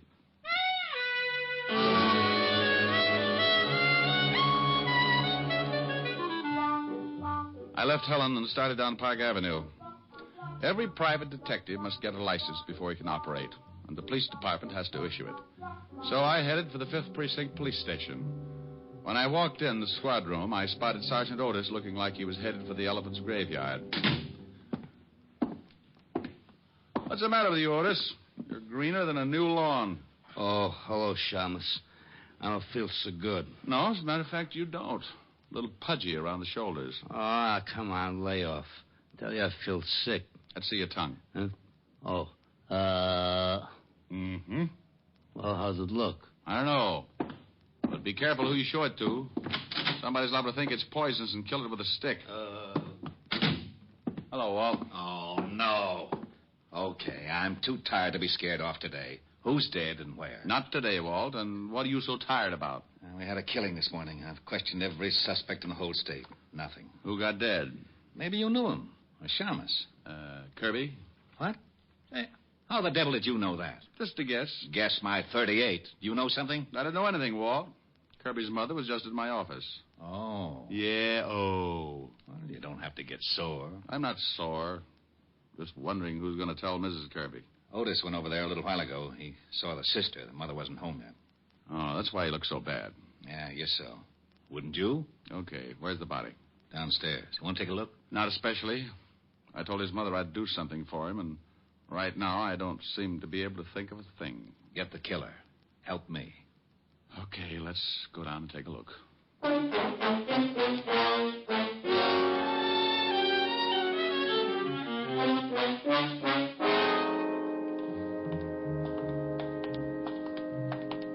Right over here.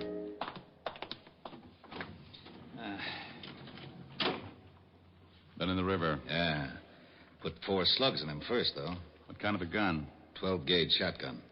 Used a deer load. Anything on him? Just the usual identification. Okay, let's put him back. I don't know why he got knocked off. No motive, no nothing. The mother has quite a story. Yeah? She told me your son... Oh, no. Yeah? And here comes Malicious. Hey, we just got a call. Kirby's mother and sister just got beat up. Something awful. What? Come on, Walt. Oh, this is crazy. First the son gets it for no apparent reason, then the rest of the family get beat up. I think I can tell you why the mother and sister got beat up. Yeah, why? Probably the package Kirby left with his mother. What package? I'll tell you about it on the way over in the car. Okay, Otis, okay. Come on, step on it. Lieutenant. Yeah. This time you can use the siren. Oh, boy.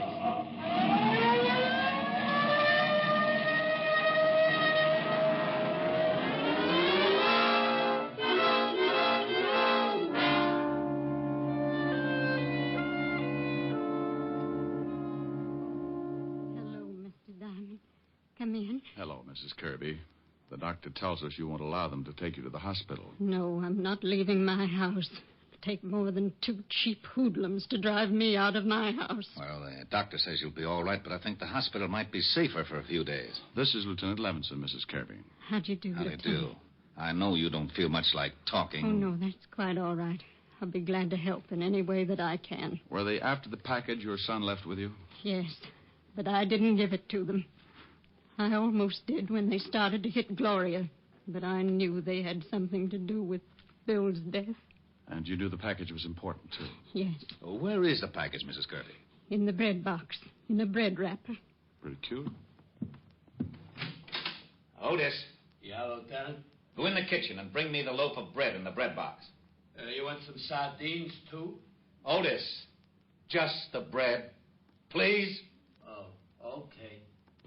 Mrs. Kirby, the 2 men who came here, do you think you could identify them? Oh, yes, it would be hard to forget them. You're sure you don't have any idea what kind of trouble your son was in? No. Here's the bread, Lieutenant. Yeah. Well, I'll be... Hey, it's a shoe. Is this one of your son's shoes, Mrs. Kirby? No, he wears a much smaller size. No, that isn't his shoe. I don't get this. Nothing in it, just a shoe. A big one. What size is it? Hey. What's the matter? Well, the shoe size on the inside, it says 6B and then 5 numbers after it. Well, if that's a 6B, Otis wears matchboxes. Oh, yeah? Otis. Oh, okay. I don't understand. Why would Bill leave a shoe and act like it was so important? Because it probably was very important. You think these numbers? Could be. Let's see. Well, if these numbers do mean anything, it sure isn't going to be easy finding out. Here's something, Walt. Yeah? Mm-hmm. Shoe's got new heels on it. It's been half soled. Otis. Yeah, Lieutenant. Take the shoe down at the station. Give it to the lab. See what they can find out. And then get the boys out and check every shoe repair shop in the city. I want to know where the shoe was half sold. Okay. Mrs. Kirby, you're sure you can't think of a thing that might give us a tip about your son? No, nothing, Mr. Diamond. Rick, I'm going down to the station. Find out about that shoe. Then I'll send our rogues gallery over so Mrs. Kirby can try and pick out the 2 guys who worked her over. Oh, check with me if you find out anything, will you? Right, Walt. Mr. Diamond, there's no reason for you to go on with this case. My son's dead. You can't help him now. I'm sure your business is very important. Mrs. Kirby, I said I'd do something for your son. Well, I was a little late. Now I'm going to do something for me. There's a killer loose, and 2 slobs who beat up women. I'm a little unhappy, Mrs. Kirby, so I've got to square this beef the only way I know how. First, I'd like to talk to your daughter.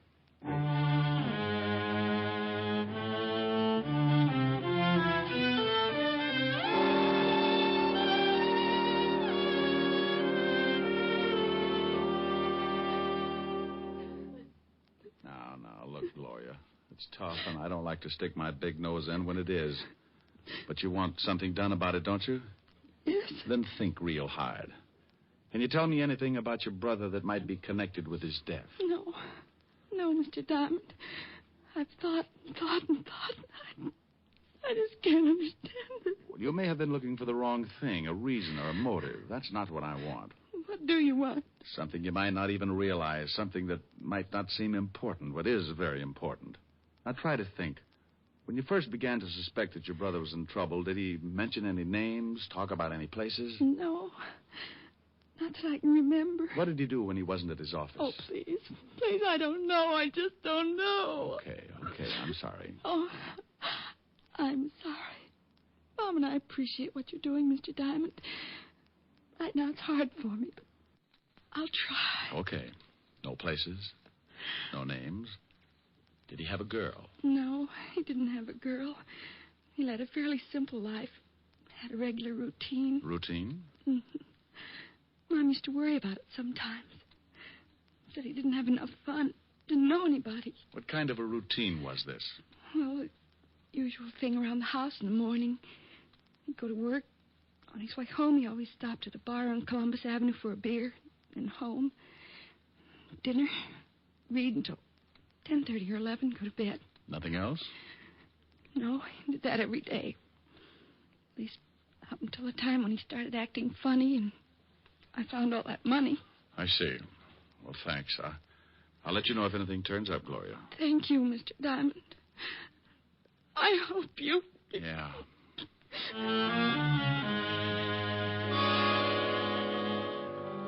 I left the Kirby house and walked out on the street. It was getting near 6 o'clock, and a light breeze was blowing the night in. It was turning cold, so I flipped my collar up and started for Columbus Avenue and the bar that Bill Kirby used to stop in for a beer. I turned on 88th Street, picked up speed to shake the chill out of my ankles. Hey, you. Yeah? You Diamond? So what? So where's the shoe? Oh, you're going to find it harder working me over than a couple of women. Working you over, maybe, yeah. Killing you? Everybody dies easy. Give me the shoe. Where's your friend? Move in this alley. I'll give you an introduction. I'm busy. You're going to be busy getting dead if you don't get in the alley. I got my gun in my pocket. I bet you shrink 4 feet when you aren't carrying it. What? Okay. Did you get him? Yeah.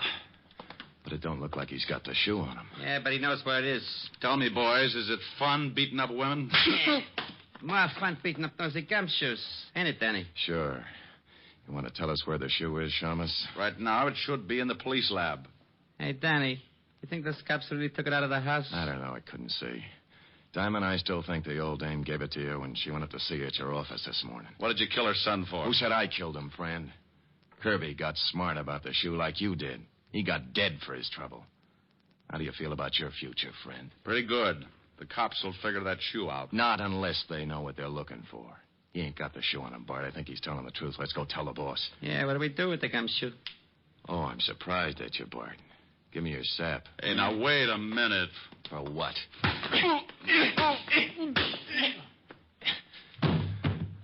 Okay. You gonna knock him off? I get a salary for killing. The boss ain't paying me to knock this guy off. I want to save him in case he thinks I should later on. Let's go. It isn't easy coming out of a fast beating. When the guy works you over slow, you don't go to sleep right away. Not until he wants you to anyway. Then he taps you with a good one, and that's it. When he does it in a hurry, the first one's enough to stun a dragon, but for some reason he decides you need a few more.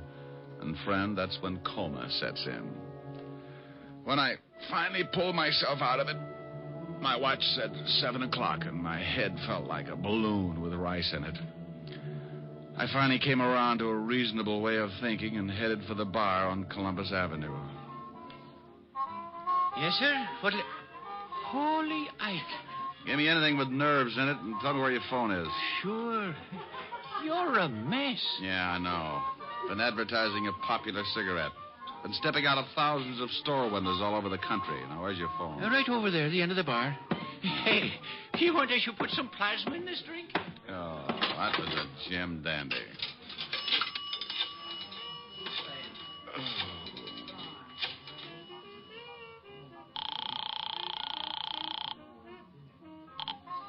Lieutenant Levinson, homicide. Walt, Rick, Rick, where the devil you been? playing patty cake with the 2 Garniffs who worked over Mrs. Kirby and her daughter. Well, we've been trying to get you. Otis been calling blondes all over town.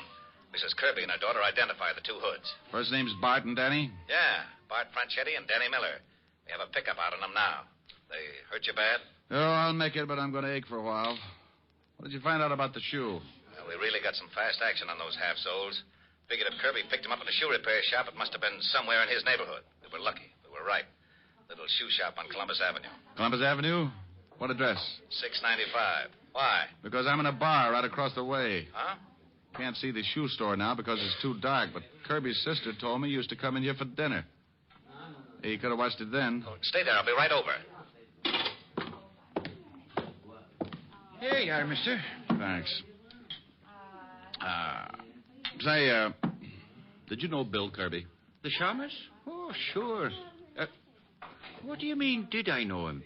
He's pretty dead. Oh, no. He came in here every day, didn't he? Yeah, for a beer. But come to think of it, I ain't seen him since he left... Left you what? Nothing at all. Now, wait a minute. If Kirby left you anything, let's have it. If Kirby's dead, I'll turn it over to the cops. You want the badge?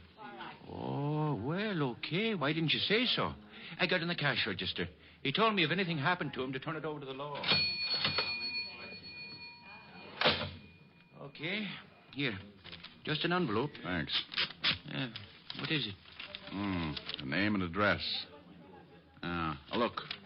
Lieutenant Levis will be here in a few minutes. Tell him I've gone to this address, 18 North River. That's down near the docks. Yeah. And tell him I've gone to find a guy named James Willis.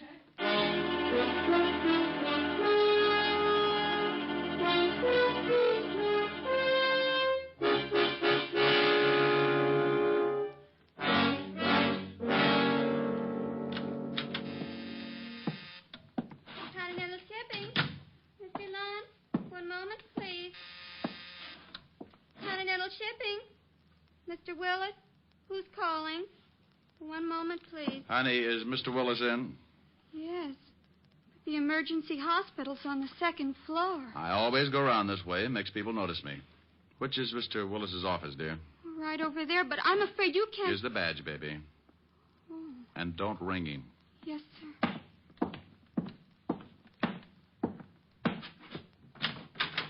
Yes? Well. James Willis. When did you change your name from Kozlik? Now, look, Diamond, I've got a good job here. I never could have gotten it if the company had known I was James Kozlik and I'd done time. In the shipping business, huh? What's an old-time safecracker like you doing in the shipping business? You're not a cop anymore, Diamond. You helped put me away once, but I've quit the rackets, and I'm doing fine in a legit way. Now you can leave. What does your company ship? We're in export and import firm. We ship and receive everything. Now get out. What does your company import that might interest two professional thugs like Bart and Danny? What? I don't know what you mean. Where do you have your shoes fixed? Little place on Columbus Avenue, maybe? I don't know what you're talking about, and I don't intend to sit here and listen to you and your riddles. Miss Williams, will you please have one of the watchmen sent in to show Mr. Diamond out? Yes, sir. But two gentlemen wish to see you. They say it's very important. Well, I can't see anyone. Well, I think maybe you better. They seem very definite. Miss Williams, I don't... What's the matter, Mr. Willis? Diamond, let go of my hair. Tell her to show the gentleman in, or I'll make Sitting Bull look like a piker. Go on. Send the two gentlemen in, Miss Williams. Okay. I'm going over here behind the door. You be a good boy. You nearly pulled all my hair out. Well, what's the difference? The way things look, the state might have to shave your head anyway. Hey, Willis, we want to talk to you. Well, what's the matter? You sore because we came up here? Yeah, what's with the guy? He just sits there holding his head. Good evening, boys. Hey, look who's here. Yeah, it's the shamus. Doesn't he look pretty? You fools, you two blundering fools. Now, wait a minute. If you're worried about Diamond, we'll take care of it. I told you I could never be seen with you. You know how we're all watched when the gold shipments come in? Oh, that's it. That's what the shoe was all about. Yeah, you're a smart one. Shut up. I've got to think. You got the confidential shipping report and put it in that shoe in some kind of code so it could be picked up. Then your dear little boys were going to try to hijack the gold. Well. Want me to shut him up? No, you crazy. That secretary saw him come in. Take him out the same way. I'm going to be stubborn. Yeah? Oh, okay. Isn't it silly what a little 38 can do? Let's go. All right, but look, as long as I'm probably going to end up in the river, would you mind telling me one thing? Yes, I do. No, that's swell. That's really swell. Kirby recognized you going into that shoe store. He remembered you had a record, so he probably tailed you. Found out where you worked and went back to take a look at that shoe. He found the same thing wrong that I did. The numbers weren't his shoe size, and he probably thought it was crazy when you left only one shoe. So he took the shoe. You always were a pretty smart cop, Diamond. Danny. Yeah, boss. Before you kill the smart cop, pull his hair out. Pull his hair out? By the roots. Now take him out of here. Was Kirby blackmailing you, Willis? Yes. Being stupid, he didn't know what the shoe was for, but he knew it was worth something. Now, please, Danny, get Mr. IQ through that door. Move. Okay. I'm looking for Mr. Willis. Yeah, what's funny, shamus? You boys are in for a big surprise. Oh, Mr. Willis must be free. Here they come now. Just keep walking, Shamus. Nothing's wrong. Oh, are you gentlemen through with Mr. Willis? Yeah, Fatso, go on in. He'll see you. Thank you. Let's go, Shamus. Oh, one more thing. Yeah, now what? Duck, Rick! Thanks, Walt. And you take it easy, Bart. I ain't going from the gun. I ain't doing nothing. Please, don't shoot. Walt, James Willis is really James Kozlik. I'm going in after him. Well, here, Cat, you'll need a gun. Is he in there? Out the window. I went over to the window fast and spotted my man just dropping down off the fire escape. The building fronted on a long dock, and Willis had 50 yards to go before he could find cover. Then I said that stupid thing. Willis! In the name of the law, stop! Well, he didn't stop in the name of the law, so I rested my arm on the windowsill and led him about 2 feet. At 50 yards, a running man can be hard to hit with a .38.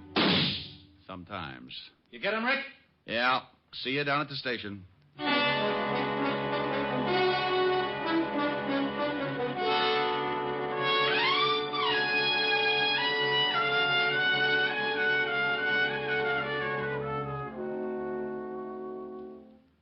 How do you like it, Rick? No cream. 12 lumps. All right.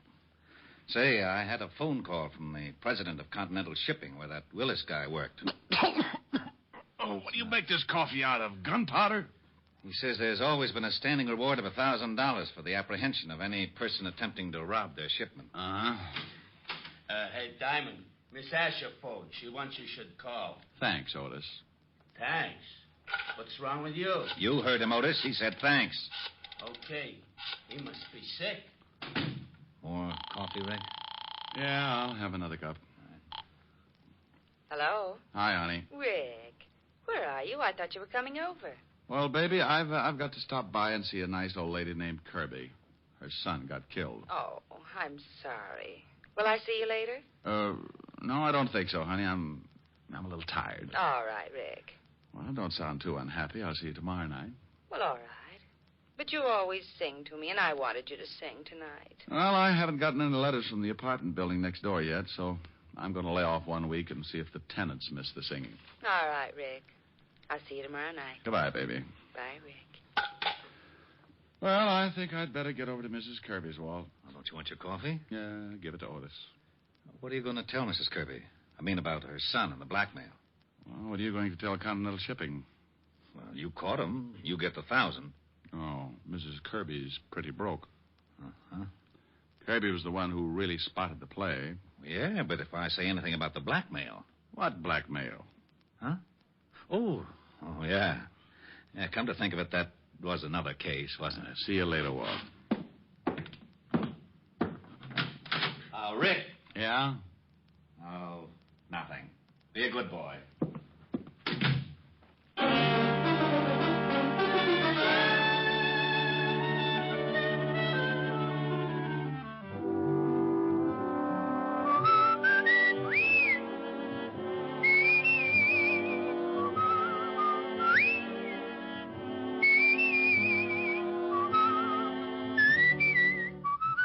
You have just heard Richard Diamond, Private Detective, starring Dick Powell. Helen was played by Virginia Gregg, Lieutenant Levinson by Ed Begley. Also in our cast were Wilms Herbert, Stephen Dunn, Peggy Weber, and William Johnstone. Music was under the direction of Frank Worth. Richard Diamond is written by Blake Edwards and directed by Richard Sandell. Dick Powell soon will be seen in the screen version of the best-selling novel, Mrs. Mike. Now, this is Eddie King inviting you to be with us again at the same time next week when we will again bring you Dick Powell as Richard Diamond, Private Detective.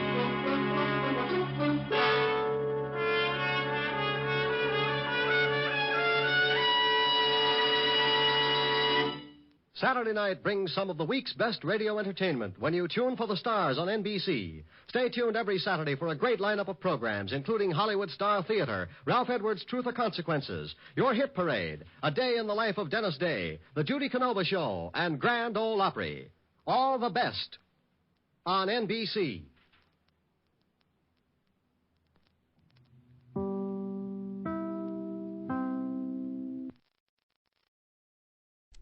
Wrigley's Spearmint Chewing Gum, the refreshing, delicious treat that gives you chewing enjoyment, presents for your listening enjoyment, John Lund as Johnny Dollar. New York Police Department calling. Mr. Dollar, will you accept the charges? Yeah, put 'em on. Just a moment, please. Ready with your call to Hartford, Connecticut. Go ahead. Hello, Dollar? That's right. This is Sergeant Papish, robbery.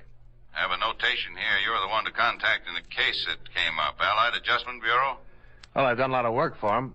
What's it about, Sergeant? Well, we've recovered a mink coat you were looking for about 6 months ago. Oh? Yeah, stolen from a party named Jacoby in Rochester. The Jacobys are in Europe right now, but the furrier's already identified it as the one he sold to him. Jacoby? Rochester? Yeah. Oh, yeah, I remember. It was insured for $5,000. There were some other things taken in the same haul. A Watch, rings, bracelet? That's the job.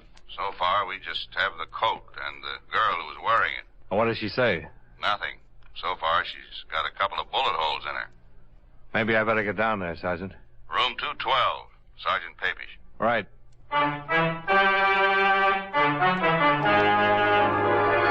The makers of Wrigley's Spearmint Chewing Gum bring you John Lund in a transcribed adventure of the man with the action-packed expense account, America's fabulous freelance insurance investigator. Yours truly, Johnny Dollar.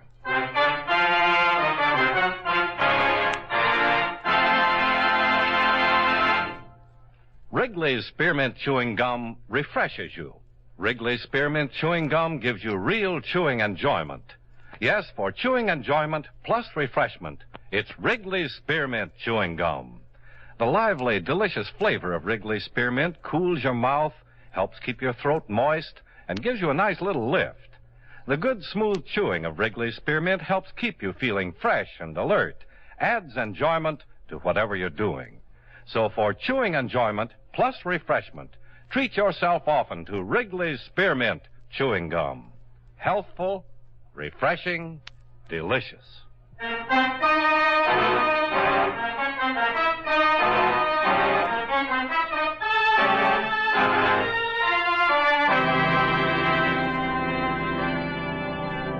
Expense account submitted by Special Investigator Johnny Dollar to the Allied Adjustment Bureau, Markham Building, Hartford, Connecticut. The following is an accounting of expenditures during my investigation of the Rochester theft matter. Expense account item 1, $1.65. Person-to-person collect call from Sergeant Papish, New York Police Department. Item 2, $32.56. Train fare and incidentals between Hartford and New York City after clearing authority to resume on the Jacoby case. It had been stalemated 6 months before when the Rochester police and I were unable to recover any part of the items stolen from the Jacoby residence. I arrived in New York at 1:35, dropped my bags off at the New Weston, then went directly to the Metropolitan Police Station.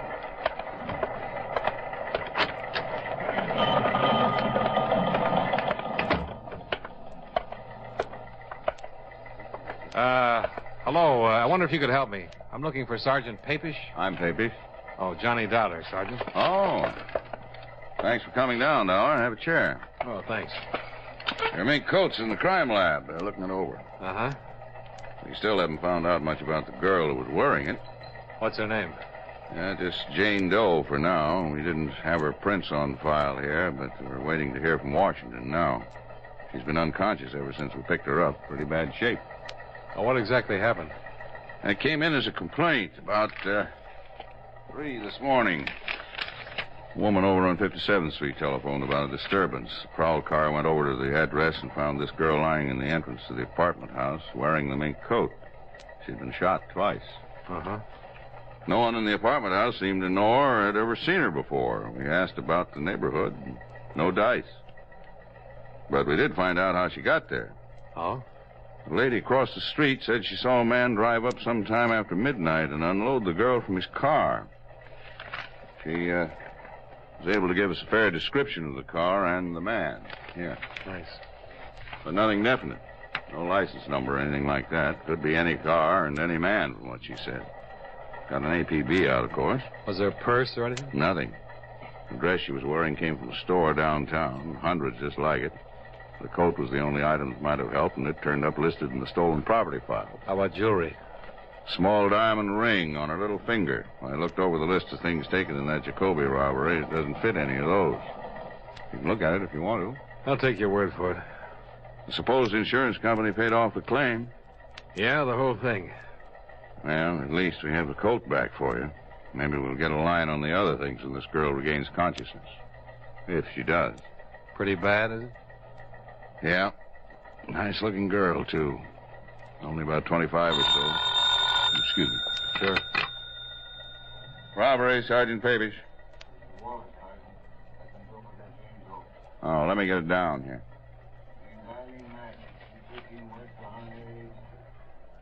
213 West.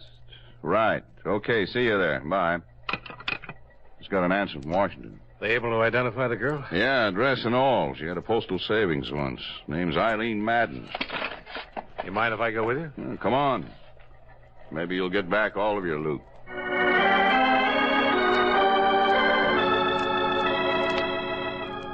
I accompanied Sergeant Papish to the address for Eileen Madden.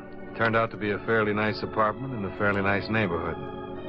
By the time we arrived there, a full crew of technicians were at work giving the place a complete check. Sergeant Papish introduced me to a tall, heavy-set man. This is Mr. Dollar from the insurance company, Walt. Sergeant Walter. Hi. How are you, Sergeant? Oh, fine. I'm afraid we haven't done any good for you so far. Haven't found anything here to go with that mink coat. Oh. Have you talked to anybody around here yet? Just getting started on it. The lady who lives across the hall might be able to help us. Where is she? In there. Her name's Ethel Stromberg. Mrs. Okay. I'll take it here. Right.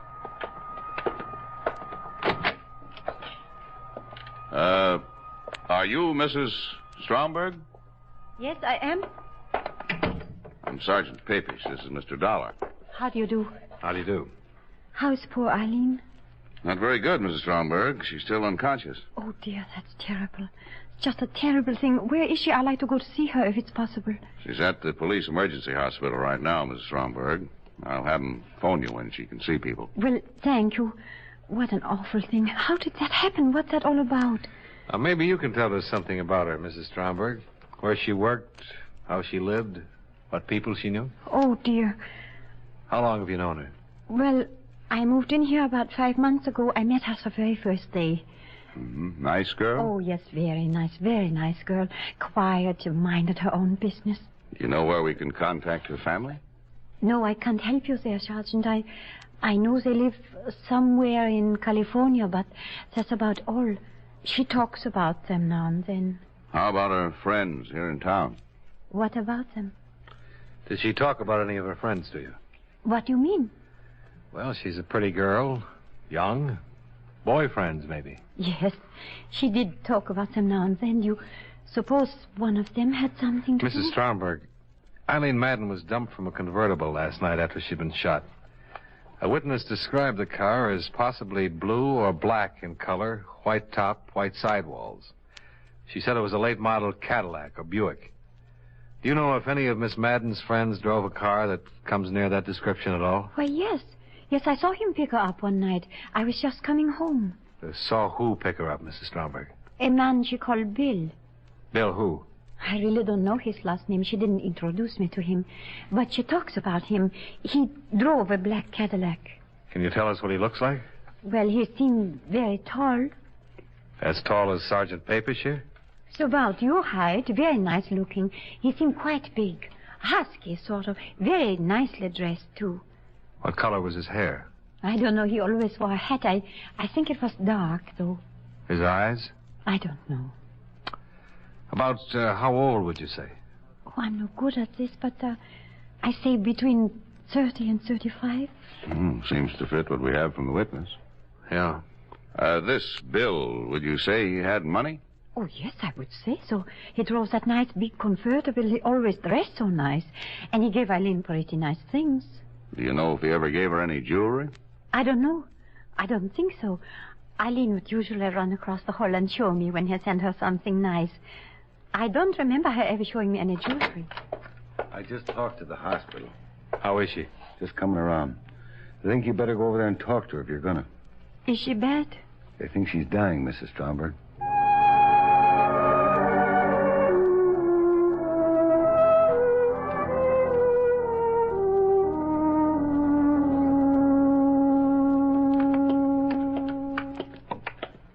Think she'll make it?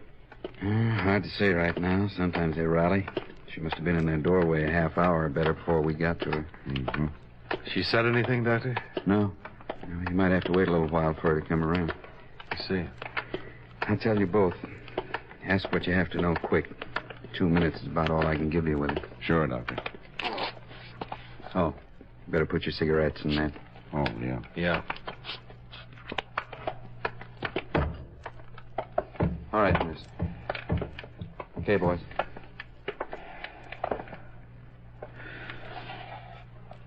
Is she conscious? Yeah, she can hear you. Are you Eileen Madden? Is Eileen Madden your name? Yes. Yes. You're seriously hurt, Miss Madden. Can you tell us how it happened? Miss Madden? No. Bill shot you? Yes. What's Bill's name? Where can we find him?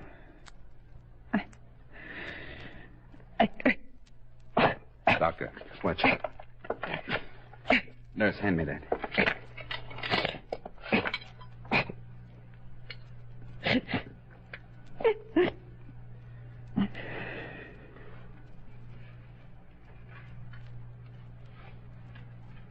Sorry, fellas. There was nothing I could do.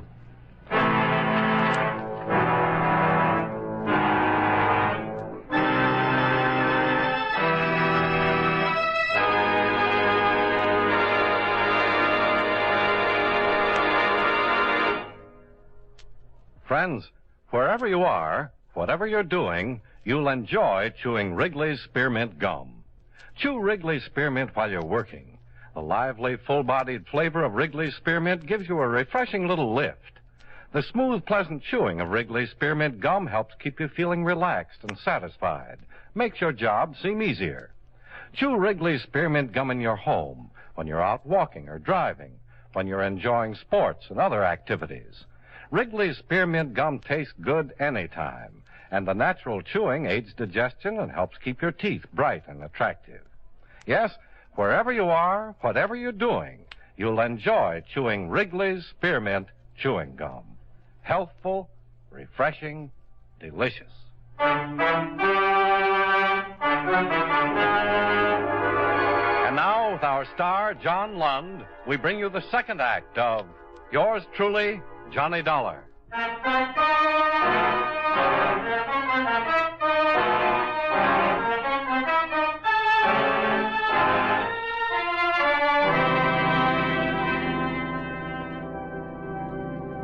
Eileen Madden died at 3:35 in the afternoon without giving us the full name of the man who shot her the night before. I stayed with Sergeant Papish and Sergeant Walters as they continued their investigation of her death and the appearance of the mink coat covered in policy number 27M55567, issued to Roland J. Jacoby, Rochester, New York. The apartment where she had lived yielded some information. Here it is. Letters from Robert J. Madden in Riverside, California. Looks like her father. Okay, we'd better notify him. This might be the best lead. What's that? This picture. Found in one of her closets. Let's see. $1. Oh, thanks. Love, Bill. He loved her, all right. Yeah.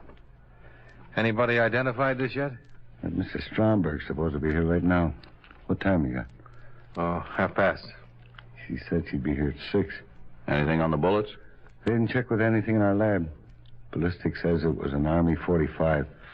The old 1911 model. Pretty good gun for killing. What gun isn't? Oh, I got the wrong room at first. Oh, come in, Mrs. Stromberg. You remember Sergeant Papish and Mr. Dollar? Yes. Do I have to answer more questions? Not many more. Oh, I'm just all worn out. I can't get over this terrible thing happening to Eileen. Did you get in touch with her family? Business office is doing it right now. Oh, dear, what a terrible, terrible thing. Mrs. Stromberg, you ever seen this man before? Oh, yes. That's Bill. The man Eileen's been going with? Yes. The man who drives the black Cadillac convertible? Yes, that's him. But did he do this terrible thing? It looks that way, Mrs. Stromberg. Oh, dear, dear. Sergeant Papish. Yeah. Yeah, right. Goodbye. Did Eileen Madden ever mention to you that she had been married? Why, no. She never did. Was she? In the state of New York in 1951. Just found out from vitals. Divorced? Yeah. Her ex-husband's name is Bill. Bill Powers.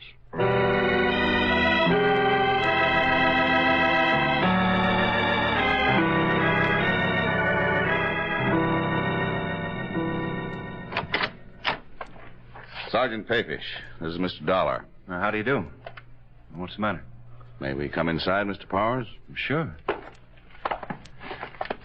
Well, what's this all about?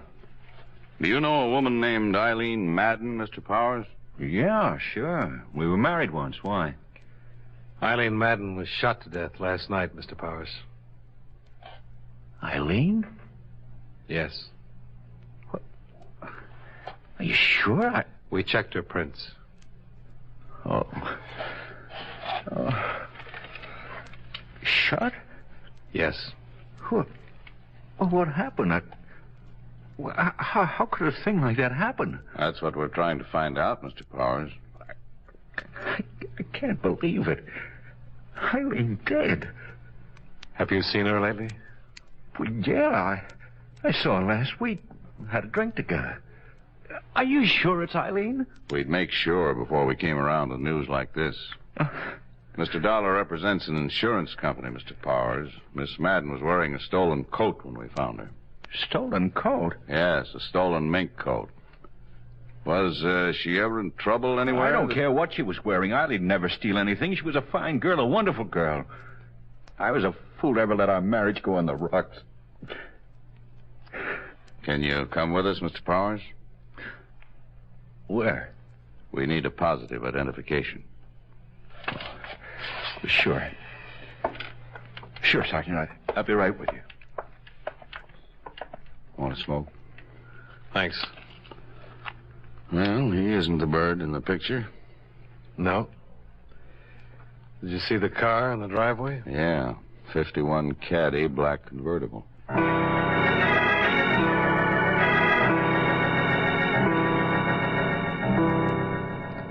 On the way to the city morgue with the ex-husband of Eileen Madden, we tried to get more information from him regarding her activities up to the time of her death.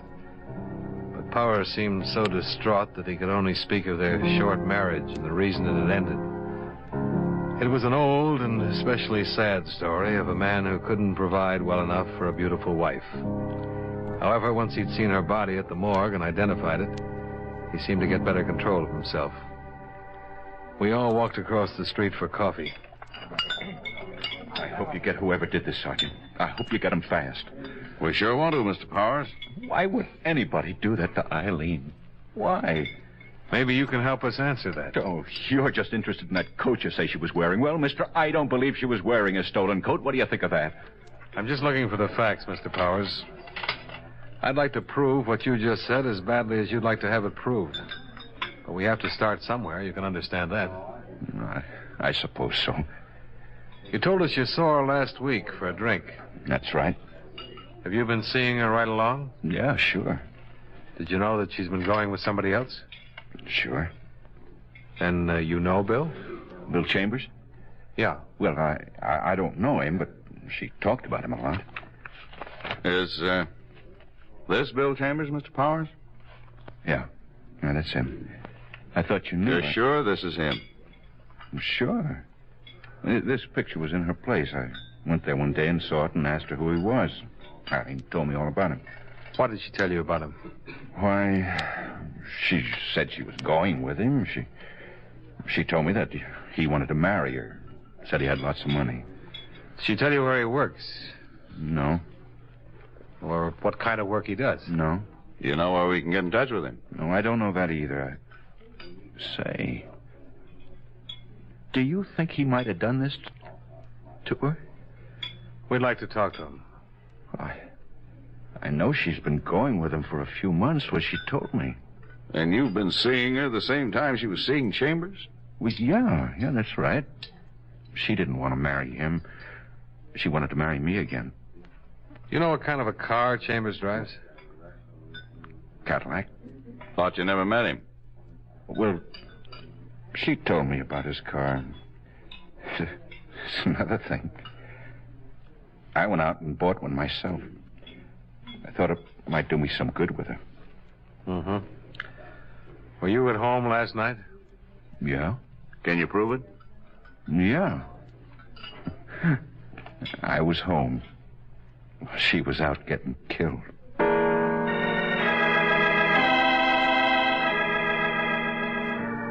The name William Chambers was checked through the New York police files. They listed 24 persons who more or less fit his general description. It took 2 days to locate and talk with all of them. Neither Mrs. Stromberg nor the witness who had seen the body dumped from the car could identify any of them. An all-points bulletin regarding the suspect and his car had been issued as soon as we learned his name. Same results. Nothing.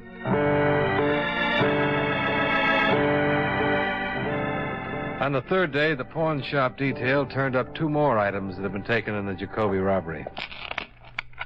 There they are. Huh. Watch and ring. Jacoby stuff? Case numbers on the watch checkout. The ring's engraved. Where'd they wind up? Shop on 3rd Street. The proprietor says it was sold yesterday. Man who sold them signed the buy book James Agenian. How about his description? Chambers down the line. Well, at least he was still in town yesterday. Yeah, but his stuff's been on the hot sheet for a long time. If he's had any experience at all, he knew he was taking a chance trying to unload it. Probably trying to raise cash to get out of town. That's what I was thinking. Gave him an address on Polk Street. A vacant lot. If he keeps on trying to unload it, I'll have all the loot back.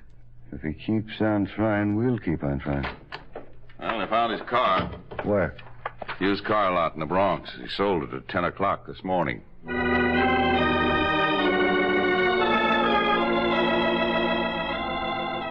At the used car lot, we learned that a man answering the description of William Chambers had driven in that morning and offered a black 51 Cadillac convertible for sale. The used car lot manager had finally settled on a price and made out a check. He reported that the man had seemed extremely nervous and anxious to make a quick deal. The car was impounded and examined. A full set of fingerprints on the steering wheel and dashboard gave us a positive identification of William Chambers. William Carlson, alias William Carls, William Charles, Walter Cameron, male, Caucasian, age 33, 178, 6'1". Let's see, 14 arrests, 2 convictions, both car theft. Quite a lad. Aren't they all? Doesn't look like a killer, though, does he?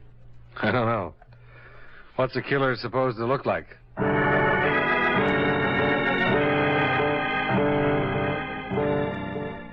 The search to locate William Carlson, alias William Chambers, extended to all parts of the city. The associates and relatives listed in his criminal file were contacted and questioned. All of them denied having any knowledge of his whereabouts. In the meantime, 2 more pieces of stolen property connected with the Jacoby theft were recovered by the pawn shop detail. Each of the pawn shop proprietors identified the mugshot of the wanted man. He'd used different names in each instance. The handwriting was the same. Each address had to be checked out.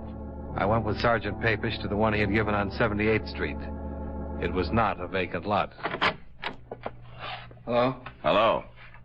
We're looking for William Courtney. You found him? Huh? Cops? Yeah. Come on in. Hold still. I'm clean. Checked me through the buy book yesterday? Yeah. Your name's Carlson, isn't it? William Carlson? Yep. We've been looking a long time for you. I know. Yesterday, I decided I'd let you find me. I gave my right address. You want to get your hat? Sure. Look, I didn't mean to kill Eileen. I didn't mean to at all. I want you to know that. Let's talk about it downtown. No, we won't. I'm not talking to anybody downtown. I'm talking to you 2 right now, and that's it. So you better listen. Okay. I've been doing pretty good with these house jobs. Real good. Enough to buy myself a nice car, get some clothes, get around a little bit. I work all alone. I met her. I liked her. I wanted to marry her. I did. I really did. We went out the other night, and I gave her the mink coat for a present. I thought that'd cinch it. She didn't want to take it. She told me she was going to marry some guy she'd been married to before. I let her have it. That's all? That's all. That's it, mister. I could have run. Sold my car. Getting rid of a lot of odds and ends I have around. I decided not to, after all. I don't want to run. Okay, let's get with it. Remember, I let you get me. I wrote my address right down where I knew you'd check it out. Okay. And there's no more talking. You 2 got it all straight. What's the matter with you, anyway? You got it all?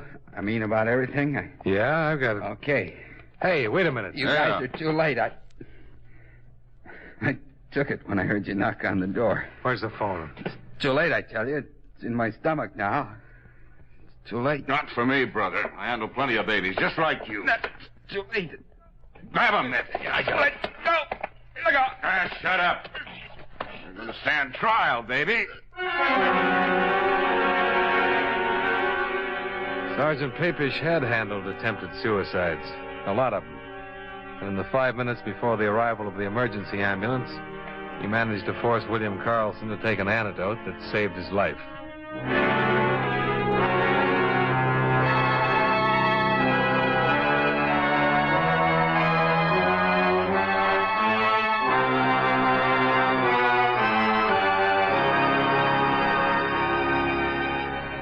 The remainder of the Jacoby theft items were found in and around the apartment of the suspect, along with other stolen property listed with the New York police.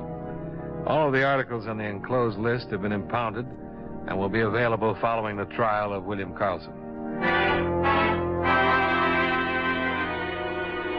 Expense account item 3, hotel and board while in New York, $88.65. Item 4, same as item 2, transportation back to Hartford.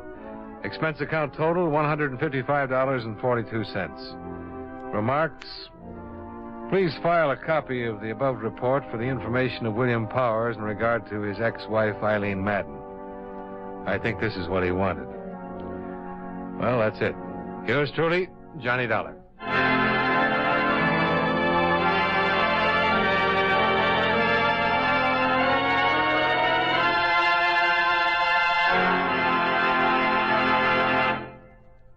Remember, friends, Wrigley's Spearmint Chewing Gum refreshes you. Wrigley's Spearmint Chewing Gum gives you real chewing enjoyment. The lively, full-bodied flavor of Wrigley's Spearmint cools your mouth, freshens your taste, sweetens your breath. The smooth, pleasant chewing of Wrigley's Spearmint helps keep you feeling relaxed and satisfied, makes whatever you're doing more enjoyable. Yes, for refreshment plus chewing enjoyment, treat yourself often to Wrigley's Spearmint Chewing Gum. Millions enjoy it daily. Get a few packages and always keep some handy. That's Wrigley's Spearmint Chewing Gum. Healthful, refreshing, delicious.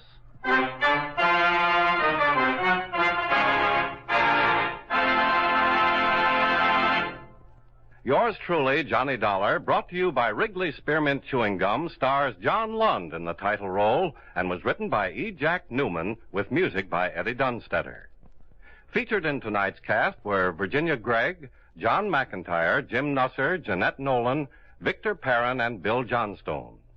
Yours truly, Johnny Dollar, is transcribed in Hollywood by Jaime Del Valle.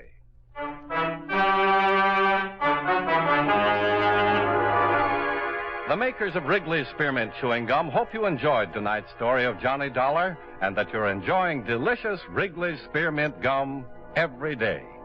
This is Charles Lyon, inviting you to join us again next week at this same time when, from Hollywood, John Lund returns as... Yours truly, Johnny Dollar.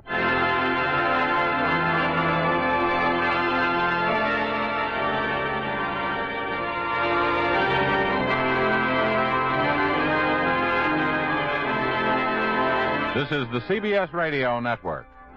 Why let your floors get scuffed up? Beacon Wax stops floor scuffing.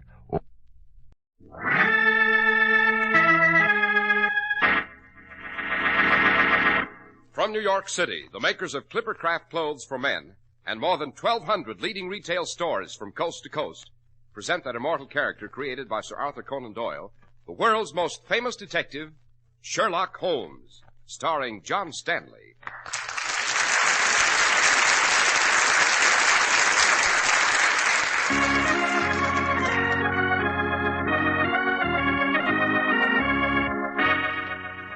This week's story, The Adventure of the Unfortunate Valet.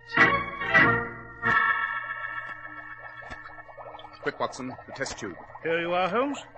Now, we pour this solution in the contents of this beaker and... You see the cloudy white precipitate? I do indeed. What does it mean, Holmes? Death, Watson. The slow, creeping, and malicious death.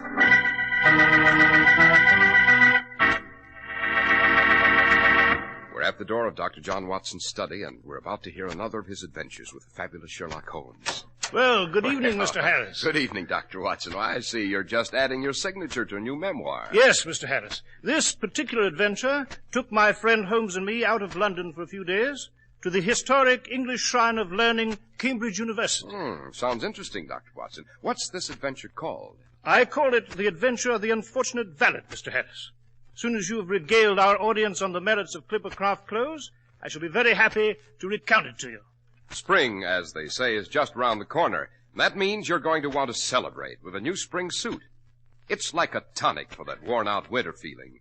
And you can get it without spending a fortune in a Clipper craft suit. Because the new Clipper craft suits for spring are styled to make you look your best. Broad-shouldered, trim-waisted, the athletic look. And the price for all this super tailoring and workmanship is as welcome as spring itself. You pay only $45 for a pure worsted Clipper craft suit. And if you shop around and compare values, you'll find your Clipper craft suit has all the workmanship, the new pattern effects, and the quality materials of suits costing many dollars more. And while you're choosing your Clipper craft suit, take a look at Clipper craft top coats in all wool, gabardine, or covert. Only $40 to $47.50. Yes, Clipper craft clothes make you feel like a million, look like a million, and still leave you money to spare.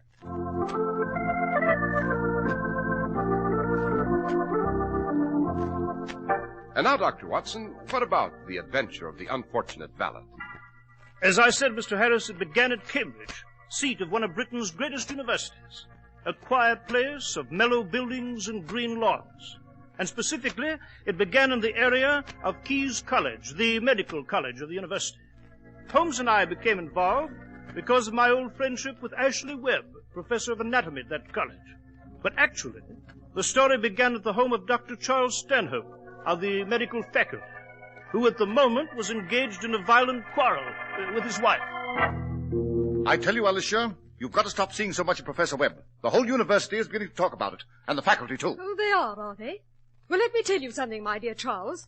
There is nothing between Ashley and myself. Oh, so it's Ashley now, is it? Alicia, for the last time, I forbid you to see Professor Webb. Oh, you do you? Well, I shall see him all I please. He's a fine man, and I'll not let you dictate to me. I'll leave you first. You don't mean that, my dear. Oh, yes, I do. That frightened you, doesn't it, Charles? You're very clever, dear boy. You married money. But if I leave you, who'll pay your gambling debts in London? Alicia! They'll sack you from the faculty when they find out about your debts, won't they, Charles? You'll be ruined, disgraced. And if I leave you, I'll change my will, naturally. You won't get a shilling. Well, Charles, now are you going to be nice to me? Oh,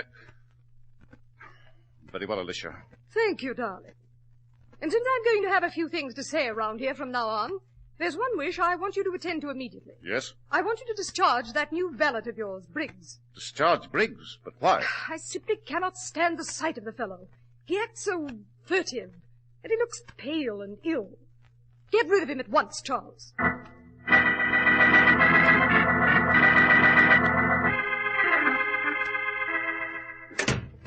Your bath is ready, Dr. Stanhope. Oh, Briggs, never mind the bath. I want to talk to you. Yes, sir? My wife thinks you look pale, ill. You're feeling well enough? Why, I think so, sir. Do you ever have pains in your chest? Well, sometimes, sir. From observing your eyes and the pallor of your skin, it could be symptoms of... Of what, Dr. Stanhope? Oh, it's probably nothing, Briggs, nothing at all. Still, we can't be too careful, can we? Suppose we step in my laboratory while I give you a complete physical examination.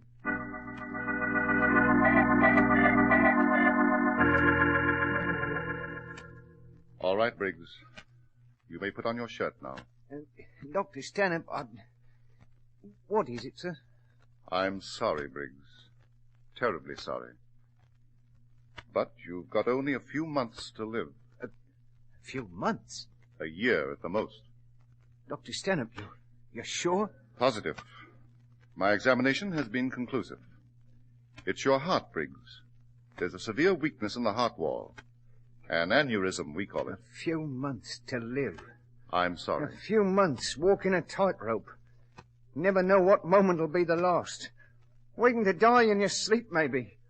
Wondering whether you'll drop dead in the street. Oh, Dr. Stanhope, I can't stand it. I can't stand it. What'll I do? What'll I do? Well, for one thing, Briggs, I promise you there won't be any pain. I'll give you a special medicine for that. As for the few months of life you have, I would suggest that you live. Live? How? To the full, Briggs. Have the things you could never afford before. Wine, women, and song. Wear the best clothes, go to the theaters, the music halls. Live a lifetime in a few months.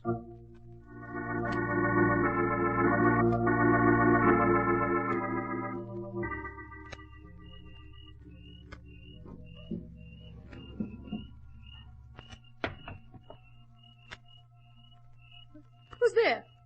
Who's in my room? No. No! No!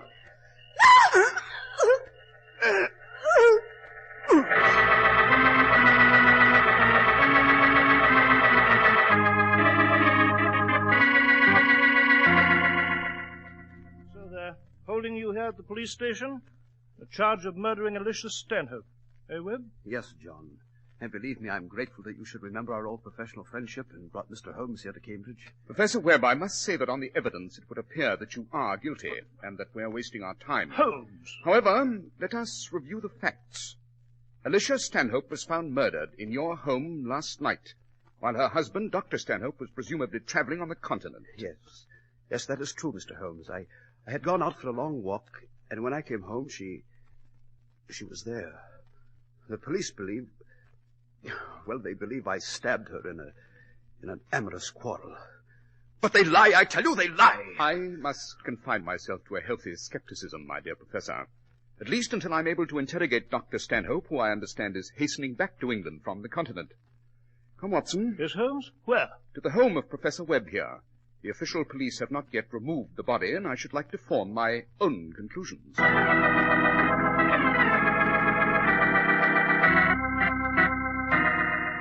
Observe, Watson. Alicia Stanhope was stabbed 3 times in the region of the heart.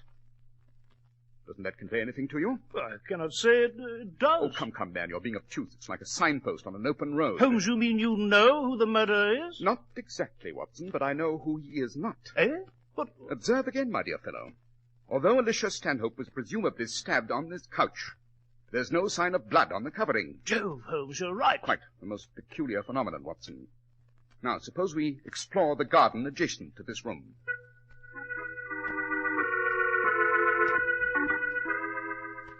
Look, Watson. There are footprints here in the soil of the garden. Note how they go down into that steep gully and disappear in the underbrush. Yes, Holmes. There seem to be 2 sets of footprints. One going toward the window, one moving away. Quite. And they prove, Watson, that the killer carried the dead woman into Professor Webb's house and left her there. How'd you know that? Oh, it's elementary, my dear fellow. The tracks leading to the window are of a deeper imprint. Hence, the killer was carrying a heavy burden. On the return journey, as you see, the footprints are lighter. Therefore, he had been relieved of his burden. Jove, Holmes, you're right. Yes. Oh, what is it, Holmes? This gully proceeds in the rear of several houses along the street here. And I shouldn't be surprised if one of them belongs to Dr. Charles Stanhope.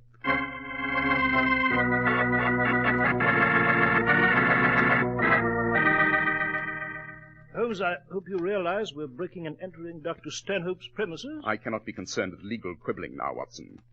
It's obvious now that Alicia Stanhope must have been murdered here, carried out to the garden, down along the gully, and from there into Professor Webb's house. Rather a restless corpse, I must say. Oh, there seems to be a small servant room here. Yes. It's been vacated very recently. What is it, Holmes? Note, Watson, the spoon on this shelf. It's covered with a light film of what seems to be some medical preparation. It proves beyond all doubt that someone was here last night. How'd you know that? Because the film on the spoon is still fresh and damp. It hasn't had a chance to evaporate. Holmes, someone's just come in. What's the meaning of this? Who are you? We might address the same question to you, sir. Oh, you might, eh? But it just happens I am Dr. Charles Stanhope, and this is my house.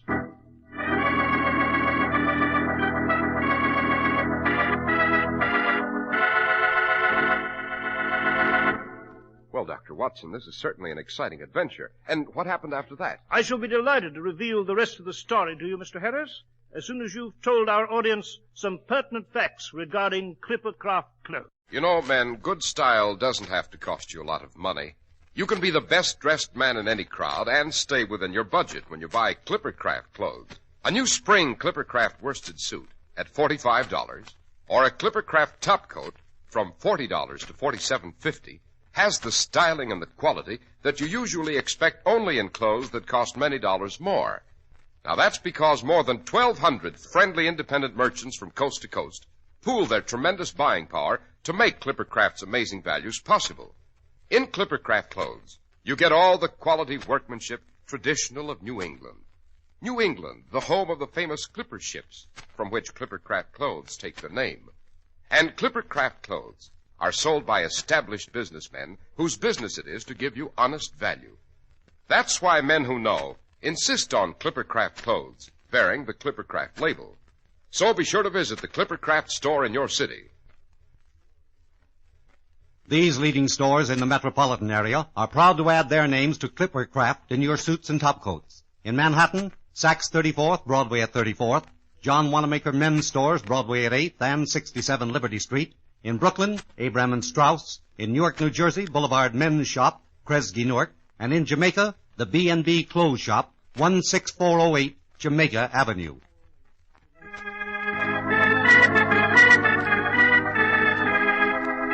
Dr. Watson, you were relating to us the adventure of the unfortunate valet.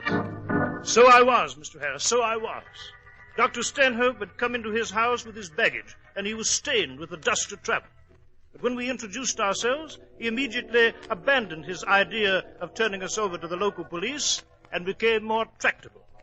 He explained that he'd only just that moment returned from his trip to the continent, that he had not yet seen the body of his wife. But he was quite sure as to her murder. It was Professor Webb, Mr. Holmes. Ashley Webb. He killed her. It couldn't have been anyone else. He was mad about her, wanted her to leave me, and he killed her when she refused. Then, Dr. Stanhope, how does it happen that your wife, Alicia, was found at Professor Webb's house? I don't know, Mr. Holmes. I'm sure that he had some power over her. Blackmail, possibly. Perhaps Alicia had to go to his house. Perhaps she had no choice. I don't know. I'm afraid, Dr. Stanhope, this affair will provide a holiday for the gossip mongers. Dr. Stanhope, a question. Yes? Were there any servants on the premises while you were abroad? Well, no. I did have a valet named Briggs, but he left my service a week ago. May we ask why? Well, he was in ill health, Dr. Watson. Very bad heart condition. A severe aneurysm, in fact. Poor fellow had only a few months to live. I see. And where might we find this fellow Briggs? I believe you can find him at the Carlton Hotel in London.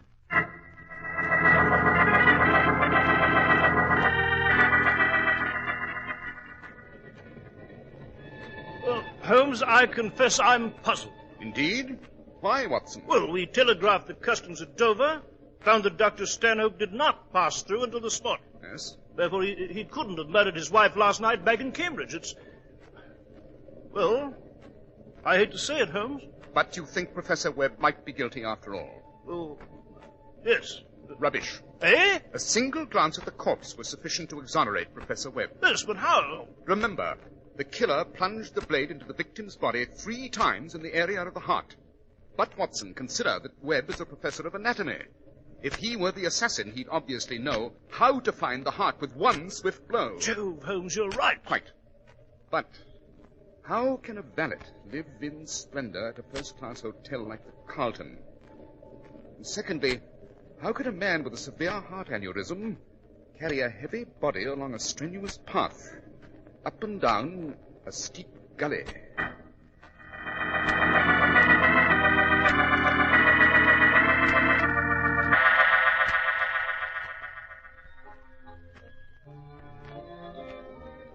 Yes, Elmer. More champagne, dear. Thank you, Jackie. Nothing like the old bubbly, is there? Right. Ah, the old bubbly. Makes a man forget. That's what it does. Well, drink up, Selma. Drink up. Oh, Briggsy, you're a real sporting gentleman. Think so? I should say, a real top. The suite at the Carlton and dinner and squab at the cafe and all the champagne there is. And plenty more bubbly where that come from. All the champagne you can drink, dearie. You and me are going to do a lot of living, we are. You'll have pretty frocks, and we'll go to the races and the music halls and live like royalty.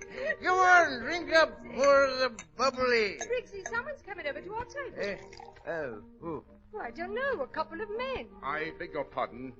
Your name is Briggs? That's right. And who may you be? This is Dr. Watson, and my name is Sherlock Holmes. What? Sherlock Holmes? What do you want? Briggs, we understand that you were valet to Dr. Charles Stanhope. As you no doubt know, his wife has been murdered. We should like to ask you a few questions. Would you? Would you indeed? Well, I don't know nothing, see? I give up my post with the Stanhopes a week ago. And as for a nibs, good riddance, I says. Now, look here, Briggs. Watson. Yes, sir? Suppose we question this fellow another time. He seems to be in no condition to make sober answers at the moment.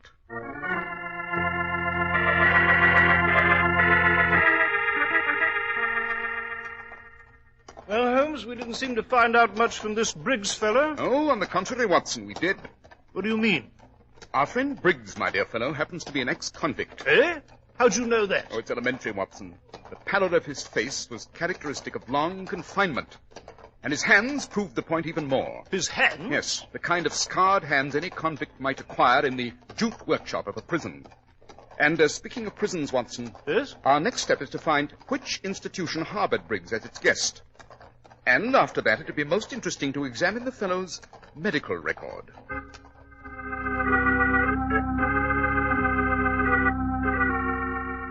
Watson, look here. An interesting medical report. Very. What do you mean? According to the physician's report here at Newgate Prison, there's nothing wrong with Briggs's heart. Note, the report is marked excellent, and this is as recent as 6 months ago when Briggs was released. Yes, but that doesn't make sense. Oh, on the contrary, Watson, it does.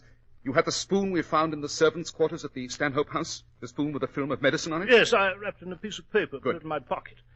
But what now, Holmes? Back to Baker Street to conduct a chemical experiment.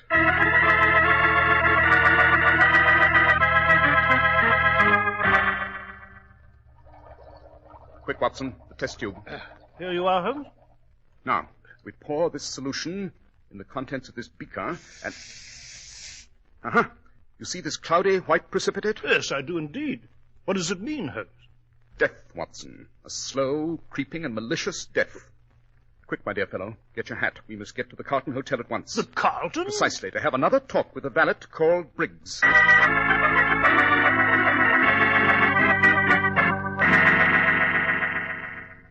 Well, Briggs, there's the evidence as I've related it to you.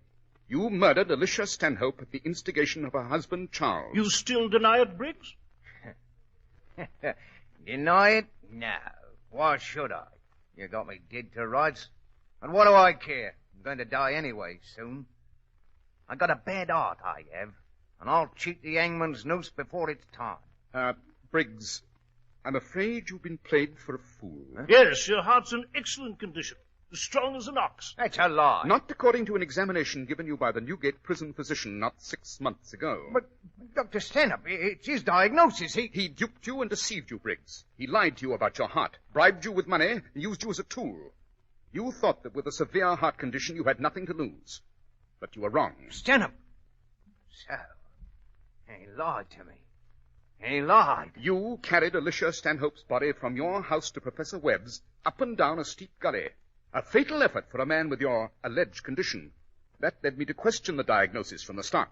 And I could have lived, a free man, without murder on my hands. And Stanhope, he even gave me medicine for my heart. Exactly, but that medicine happened to be a slow and insidious poison, Briggs. Stanhope wanted to get rid of you after you'd done your work. And you would have died soon, just as he promised. I see. Holmes, look out! He's got a Don't revolver. move, either of you. Don't try anything. You're not going to take me in. Not yet. Not until I keep an appointment with a certain gentleman. He just come to London from Cambridge. And I know you'll be glad to see me.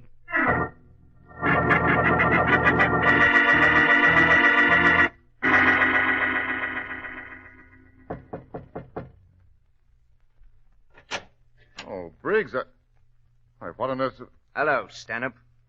What the devil? You're carrying a revolver. You've got a bad heart, Briggs. Remember what you told me, Doctor? With a straight face, too, remember? I'm sorry, Briggs. It's bad news. You've got but a few months to live. Now, Briggs... You listen. lied to me. You cheated me. Made me kill for your dirty money. The £1,000 you gave me. And then you tried to poison me with your medicine. Didn't you, Doctor? Now, wait a minute. Hey, get away from that desk. Don't reach for that gun. But I still got time to send you to... I'll make sure of it. Remember, Doctor, you told me I didn't have long to live. You're right. You're right. But this time, it's better this way than dangling on the end of a rope. Briggs! Briggs! I saw him coming here, Watson. But those shots were... Holmes. Good Lord. They're both dead. Yes, Watson. We're too late. But note how justice has been done. They both have a bullet through the heart.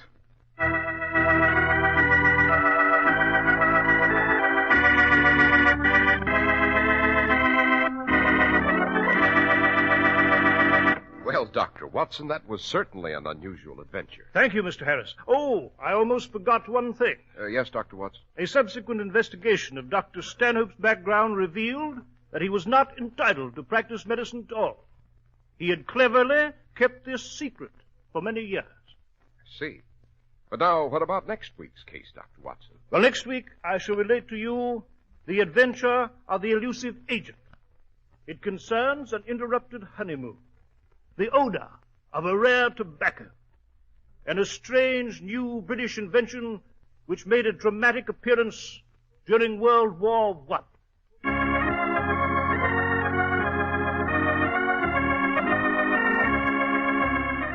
The makers of Clipper Craft clothes and more than 1,200 stores from coast to coast have brought you another in the new series of broadcasts featuring the world's most famous detective, Sherlock Holmes. Our stories are based upon the character Sherlock Holmes created by Sir Arthur Conan Doyle, and the program is produced and directed by Basil Loughlin. Sherlock Holmes is played by John Stanley, Dr. Watson by George Spelman. This week's story was written by Max Ehrlich, with special music by Albert Berman.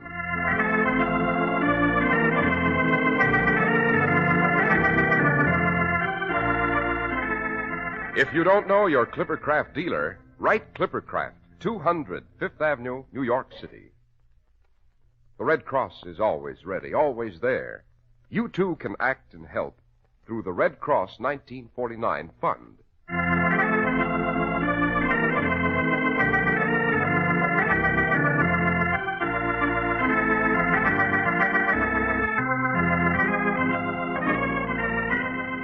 Be sure to listen next week to Sherlock Holmes in The Adventure of the Elusive Agent.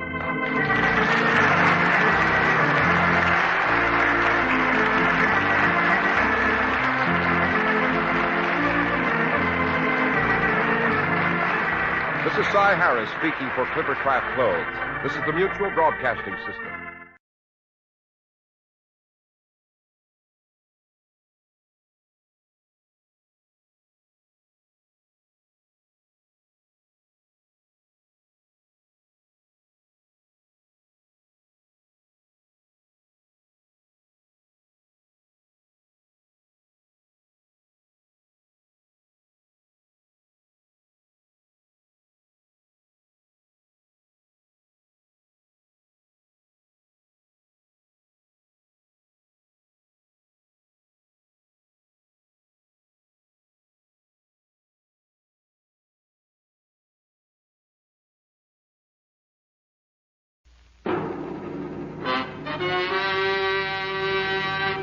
The makers of those increasingly popular cigarettes. Sano, the cigarette with far less nicotine. Encore cigarettes that filter the smoke but not the taste present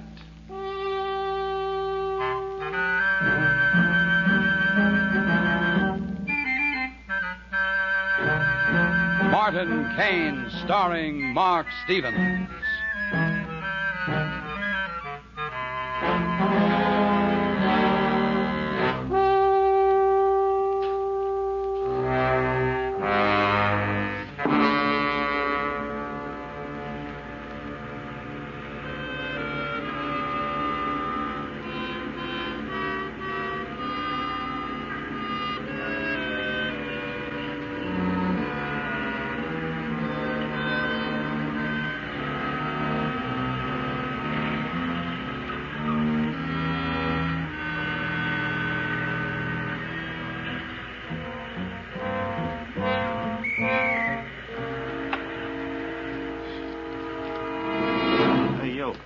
What's your name? What's that? Don't try anything. I said, what's your name? Thompson. Albert Thompson. Why? Something wrong, officer? You sure this is the man? He's the one I saw, all right. He did it. Did what? I don't know what you're talking about. Who are you? I saw you running out of that store after the shooting. You killed that storekeeper. I don't know what you're talking about. What store? I haven't done anything. He's the one. I'll swear to it. Come along, mister. Oh, look, officer. Behave yourself. Officer, please. I'll need you too. But you're making a terrible mistake. I never saw this man in my life. Yes, sir. Yes, sir. We're all set on our end. Oh, no, nothing's going to happen to that witness. He's in a real safe place. Yes, sir. Yes, sir. Anytime you want him for the grand jury, he'll be there. Well, thank you. Yeah, I'll be checking with you right along. Right. Well, the DA's a very happy man. He's got a cinched case against Albert Thompson.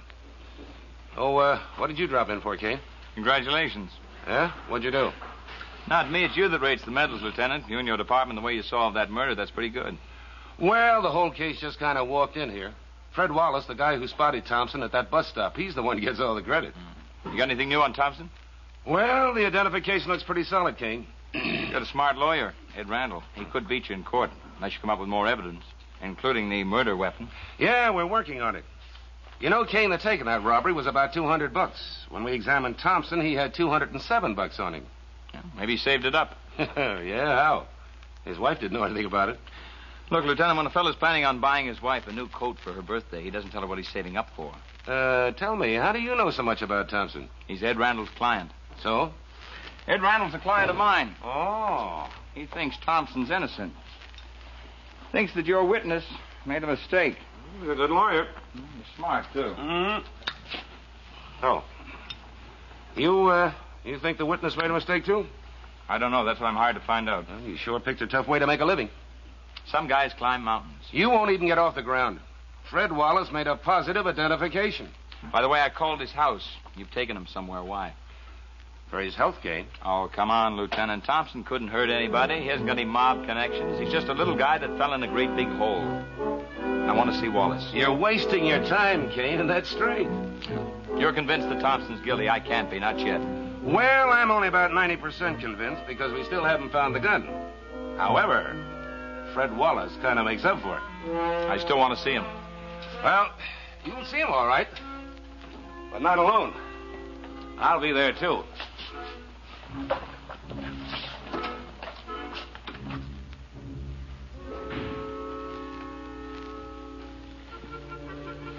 Everything all right, Mr. Wallace? Fine, fine.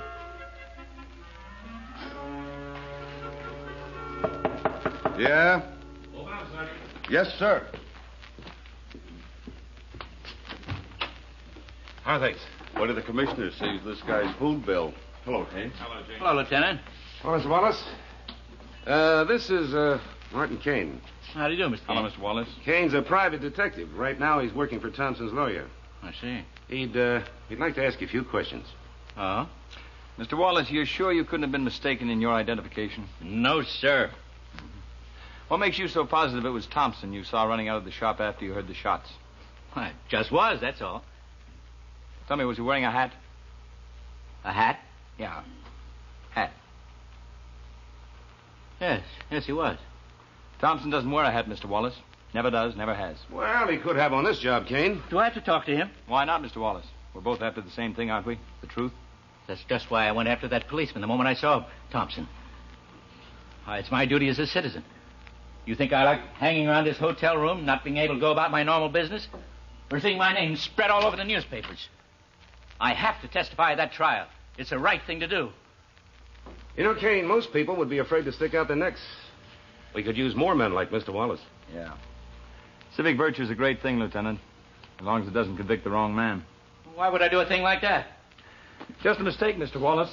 A simple, ordinary human mistake. It happens all the time. Every day, just like it happened here. You couldn't possibly seen Thompson run out of that store. He was clear across town at the time. That's what he says. I saw it. Tell me, Mr. Wallace, what was the weather that day? What kind of a question is that? Would you answer it, please? I don't see what difference it makes. I think it was a nice day. Yes, it was a nice warm day. The man who ran out of the store, was he wearing a top coat? He could have. Was he? No, I just told you it was a warm day. He wouldn't be wearing a top coat. Your logic's good, Mr. Wallace, but your memory is bad. It was a warm day, and Thompson was wearing a top coat. The people at his office will swear to that. He's just trying to trick me. Now, I just want you to think and think hard, Mr. Wallace. Isn't it possible that you made a mistake in your identification? Mr. Kane, I'm not a fool. If I listened to you and changed my story, I'd be a fool. Some people would say I was scared off. Others said I was bought off. No, sir. I said it was Albert Thompson. And Albert Thompson, it stays. Well, convinced? Nope. But I got a better chance of talking back the tide.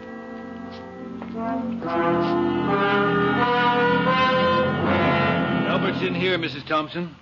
Thank you, Mr. Randolph. Why don't you go right on in, and I'll wait out here for Mr. Kane.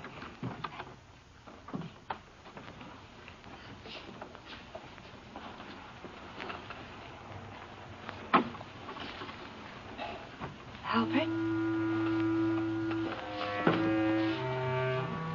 Oh, Helen.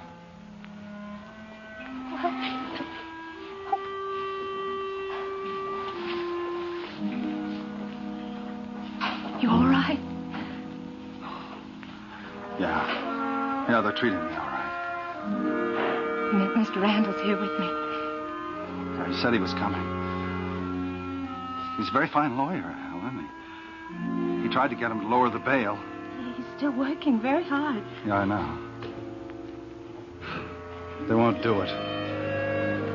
The guard told me that $25,000 is the lowest bail he ever heard of.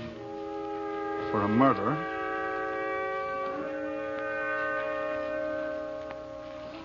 Mr. Barnes came to see me from the office. He wanted to know if we needed any money. What'd you tell him? I thanked him very much. I told him we'd manage.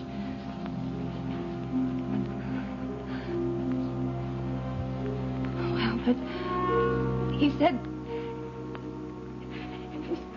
said all your friends believe in you. Helen. Mr. Randall's very optimistic. He thinks this Mr. Kane is sure to find some new evidence.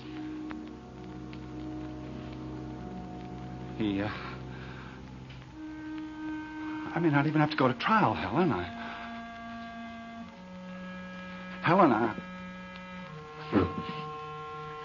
Oh, Albert was going to have to do it. Oh, Helen, I want you to meet Martin Kane. Hello, Mrs. Thompson. Kane, can you help us?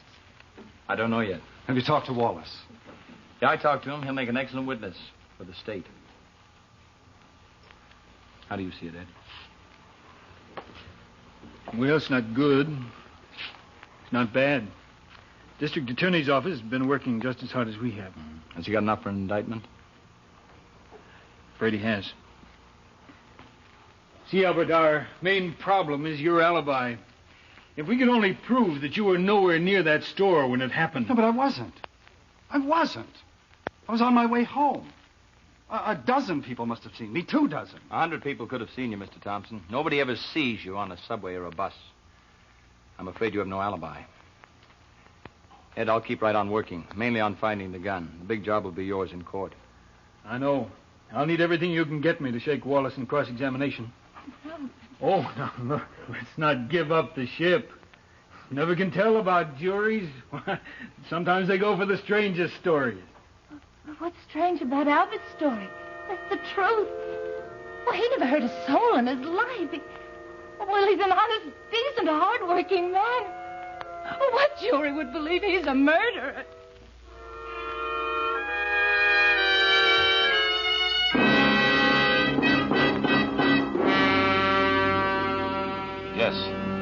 Yes, I know, Inspector. Yes, sir, I know this isn't that big, but the district attorney's been on my neck all week. Yeah. He says he's got to have the gun that killed Thompson or else.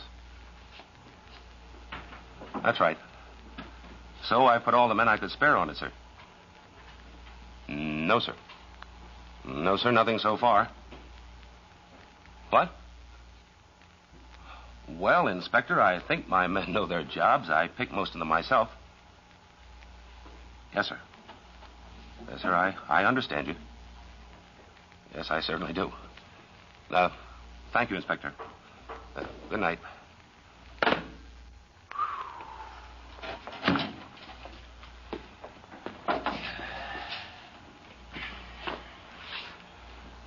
Want some, Kane? Warm out tonight. Not for a private detective. What do you want? I want some help. Still working for Ed Randall? That's right. Well, come around and see me when you quit. Maybe that'll be too late. For Albert Thompson? No, for you, Lieutenant. You want to find the gun, don't you? What do you think?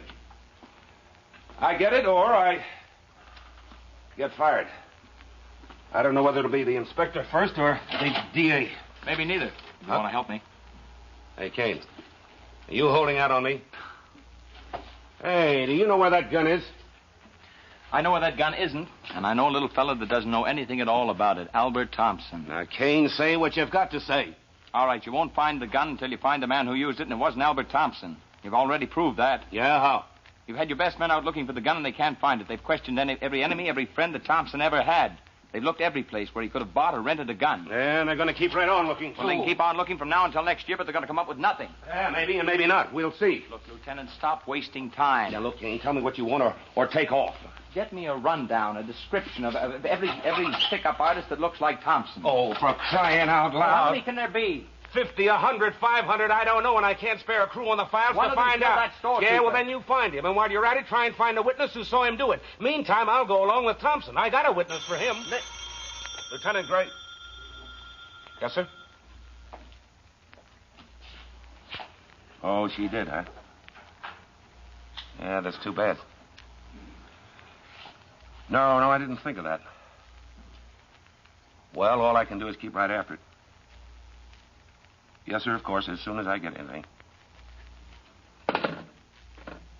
District Attorney. They just took Mrs. Thompson to Bellevue. A complete nervous collapse. Not much you can do about that, is there? Kane, everything we've got so far says that Thompson did it. You show the DA one solid fact on the other side of the ledger, and Thompson's practically a free man. Look, will you give me the rundown? I'll try to get that fact, and you show it to the DA.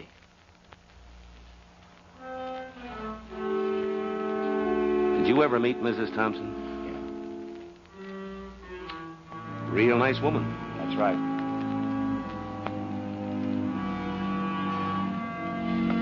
Sergeant, meet me in the photo gallery in 5 minutes. This better be good, Kane. For everybody's sake. Especially for my clients. If we miss, we get another... He doesn't get another chance, Lieutenant. This is his last time at bat.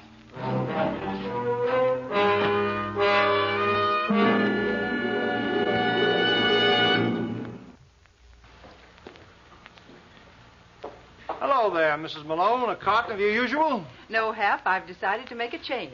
My goodness, after all these years, a change? That's right. You see, I smoke so much, I thought I should try some of those cigarettes they claim have less nicotine. Do you know anything about them? Well, Mrs. Malone, it just so happens that I do. More and more people are switching to Sano cigarettes for exactly the same reason that you mentioned. Oh, care to have one on the house? No charge? Thank you.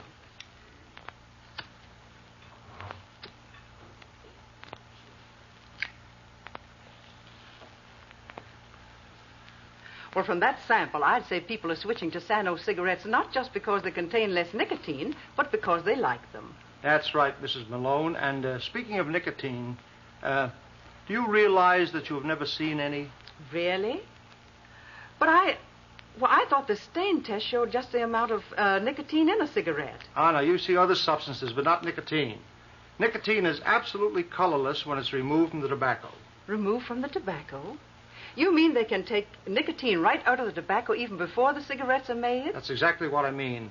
That's the reason why there's less nicotine in the smoke of a Sano cigarette.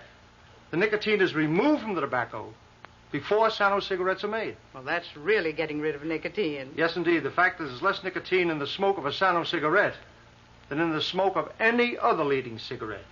Actually, less than 1/10 of 1%. Hap, that certainly answers my question. As I said before, I don't know when I've smoked a better tasting cigarette. You've just sold me a carton. All right, Mrs. Malone, you'll never have to change brands again because you can stop worrying about nicotine when you smoke Sano cigarettes. Thank you for telling me about them, Hap. You're entirely welcome.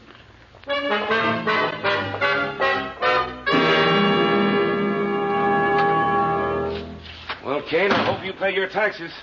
I had 3 men working on that list all night. Thanks, Lieutenant. Only 9 names, huh? That's right, out of about 400. We eliminated everyone who didn't correspond at least roughly to Thompson's physical description.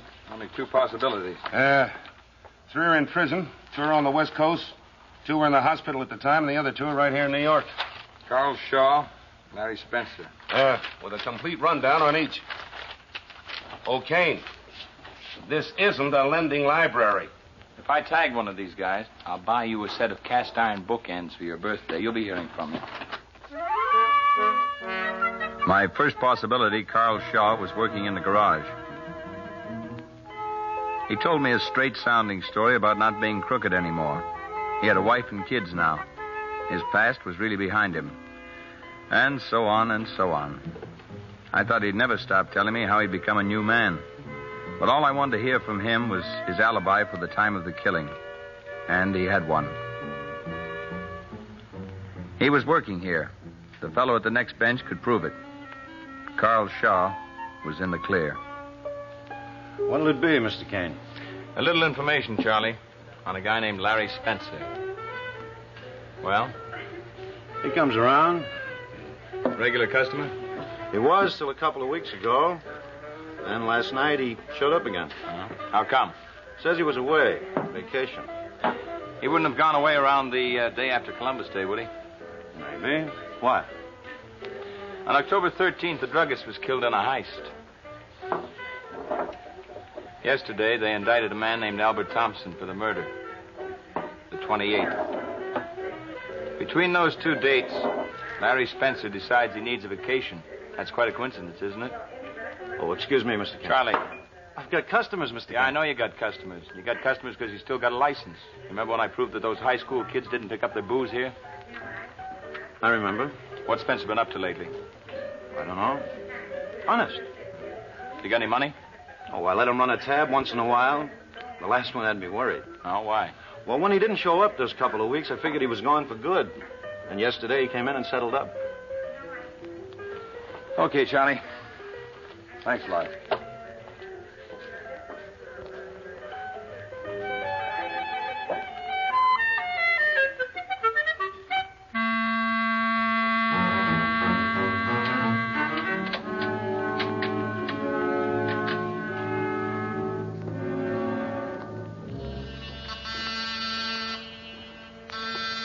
Who is it?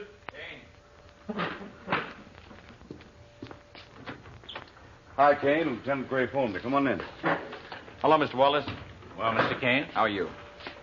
what do you want? I want you to look at a picture, Mr. Wallace. What picture?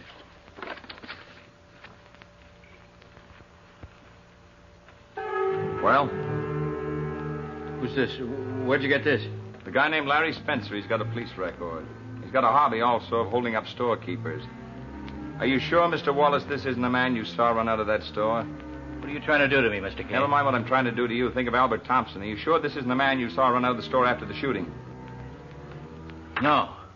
I told you once before you're not going to make a fool of me. Not now or not on the witness stand. I'm not changing my story.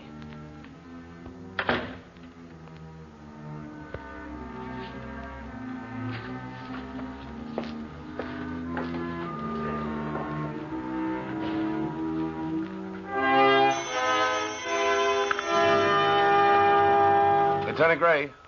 Oh, yes, Kane. Say, I'm glad you got my message. Listen, some of the boys down the hall brought in quite a gang of crapshooters. One of them was Larry Spencer. You want me to hold him? I don't know. Did you get anything on him? Nope. I was hoping to. Well, there's no point in holding him. He won't do me any good in the tank. You think he'll lead you to the gun, huh? I don't know. I think he's got it stashed away in some nice, quiet place ready for another job. Yeah, I'll buy that. How's it look? I made a contact with a friend of his. A hood? No, his girlfriend. She works in a dime a dance place. I'm going over there now. Hey, you don't care how you spend your money, do you? Let me know if it was worth it, will you?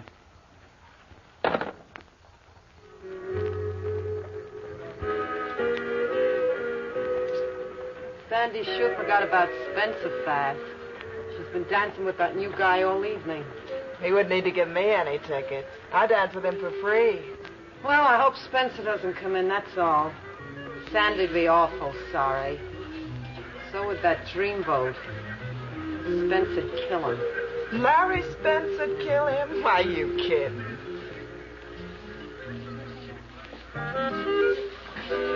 You know, I don't get it. What's a guy like you doing in this place? Maybe I like to dance. There we go. Here. Hey, you must own an oil well. Anyway, the next set's on me. No, you keep him. Well, I could use him.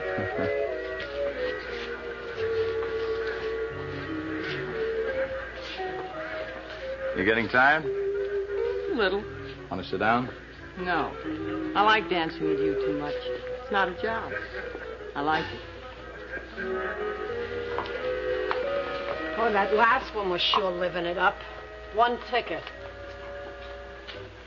Hey, Sandy's still dancing with that guy. Can you blame her? Maybe somebody ought to tell Larry Spencer about it. Oh, mind your own business. Say they look nice together.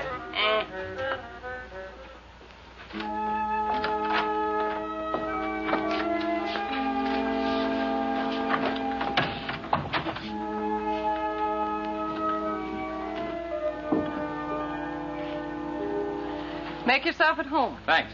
I'll get some coffee.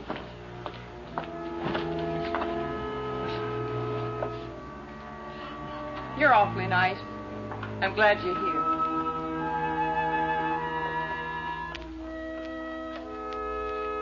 I was glad to be here, too. But all I had in mind was finding out if Larry Spencer used this flat for a gun drop. Who's the guy? His name's Larry Spencer. The girls told me about him. The guy you're going to marry, huh? I don't know. You haven't helped much. Oh, come on, Sandy. Now, please let me say something. You know, things happen quick. Too quick. If you want something, you have to put out your hand and grab it, or else it goes right by. Larry thinks fast. He gets things. I never wanted to know how, but you get what you want, too, don't you? I try, Sandy. Only maybe with you it'd be different. It'd be a chance to stop being scared. Scared? I try to tell him every time I see him, but I don't know. Time rushes by and there's never enough left. What are you scared of, Sandy? What Larry done? I don't want to talk about him. What's You're he here. done, Sandy?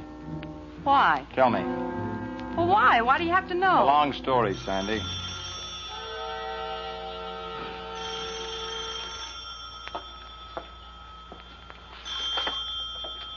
Hello?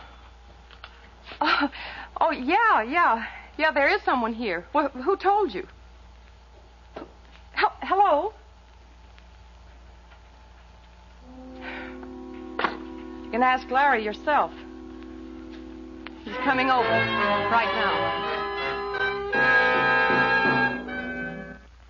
There is something new under the sun. A filter cigarette that lets you taste what you're smoking. Encore Cigarettes, the one filter cigarette that gives you complete taste satisfaction, as well as full filter protection. The secret of this unique advantage can be found in Encore's own open-end filter mouthpiece. It draws so freely and easily.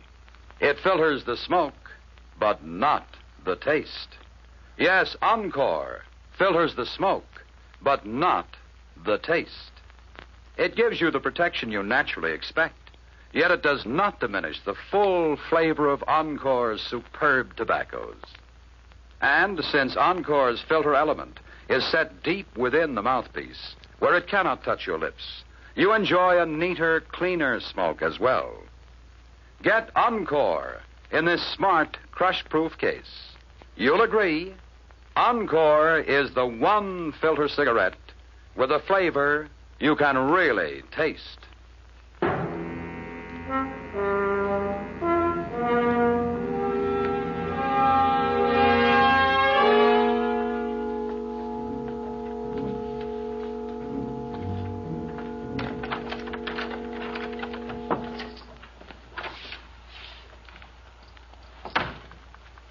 What do you want? I'm waiting for you. Who is he? Friend? Oh. Get out. If I ever catch you around here again, I'll break your face in. You hear me? I hear you. Who is this guy? Let me go. I said who is he? Ah. What do you want? I want you to change places with a nice little guy that's being framed for murder that you committed. You're nuts. Pretend I went out and came back. Go on, beat my face in. Let me alone. I'm going to start paying you off now.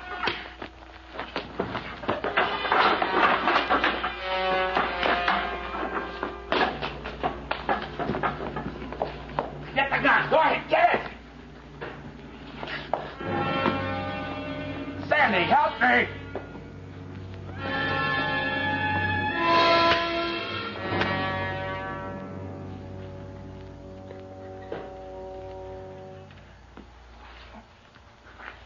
Thanks, Sandy, for not helping him.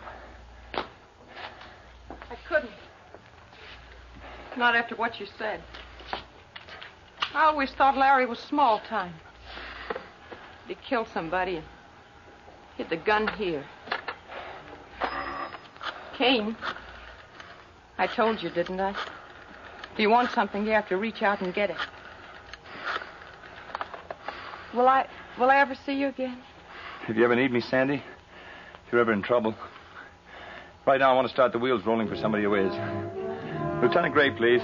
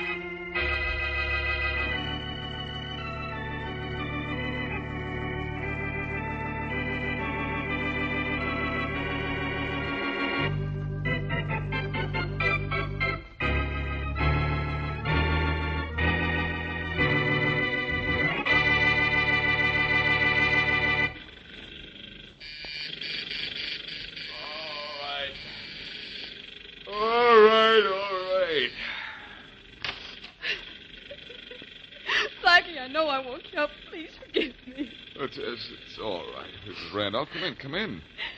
How's Mr. Randolph this morning? Well, he's still desperately ill, and that drilling down there in the street like he's driving him out of his mind. It is an awful racket. It's even bothering me. In fact, the only thing that bothers me more is Inspector Faraday. Could you do me a favor? Certainly. You know my husband's too sick to be moved to a hospital. And you have influence in town. Couldn't you phone and It's see... as good as done, Mrs. Randolph. Come in. Come right in. I'll call Tom Jackson. He's street commissioner and ought to be able to have that noise stopped immediately. Oh, thank you, Blackie. I knew you could do something. I better phone Tom this home. He's never in his office at this hour. Probably wake him up, but after all, he's a public servant. And we're the public, aren't we? Yes, and you will have that drilling stopped until my husband's out of danger. I certainly will try. Okay. Hello? Tom. Speaking. I hope I got you out of bed. This is Blackie. You didn't get me out of bed, but you did wake me up. I was at a meeting till 4 o'clock this morning. I'm sorry, Tom, but look, there's a sick man in my apartment building, and some of your boys are breaking up the street down below us. It's driving the poor I know what man you want. almost... Okay, I'll handle it right away. What's your address? The Sunset Parkway, number 51. All right, So wait a minute. Is it just 7 o'clock, or has my watch stopped? It's 7 o'clock, and I want that drilling stopped. Blackie, there's something wrong somewhere. There hasn't been any order to repair anything on Sunset Parkway. And even if there were, they wouldn't be drilling at this hour of the morning. It's against the law. What? Oh, there's something wrong, Blackie. But I'll look into it right away. Never mind, Tom. You go back to sleep. I'll look into this myself.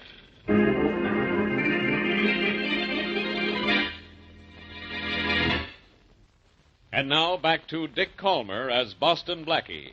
Enemy to those who make him an enemy. Friend to those who have no friend.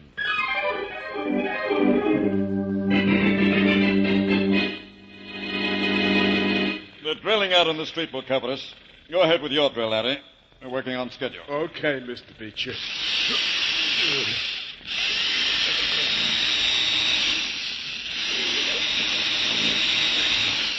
So you think I've drilled into this vault deep enough now, Mr. Beecher? Yes, I think so, Larry. Looks good. How deep is the hole? Well, it's deep enough to be full with a stick of dynamite bigger than the first two I drilled. Well, then let's get that dynamite in there. Right. You slide it in. Yeah, Billy, you do. Yeah, sure, Mr. Beecher. Hey, don't push it in so hard, Billy boy. You want us all to be blown up? It has to be detonated before it explodes, Larry. Oh. Got your wires hooked in ready, Billy? Yeah, Mr. Beecher. And let's get the way off to the other side of the bank and let it go. Come on, Larry. Unless you want that vault door to fall on top of you. Oh, not me. I'm with you, Mr. Beecher. What time's it, Billy? 7-3, Mr. Beecher. Yeah, We're 7. right on time. Blast off. Yeah, let's see it blowed out, Billy boy. All right. Here it goes.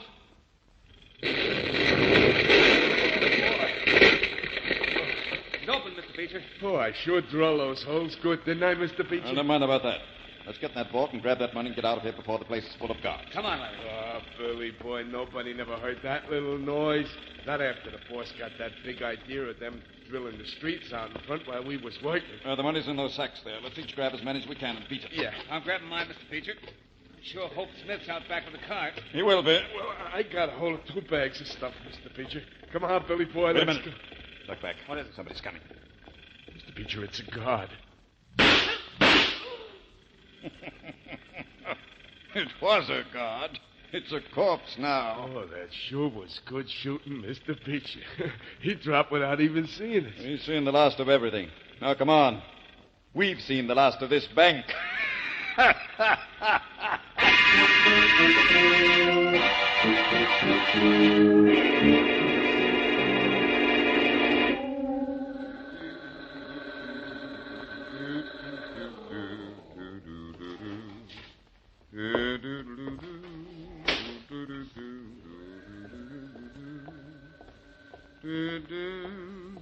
Good morning.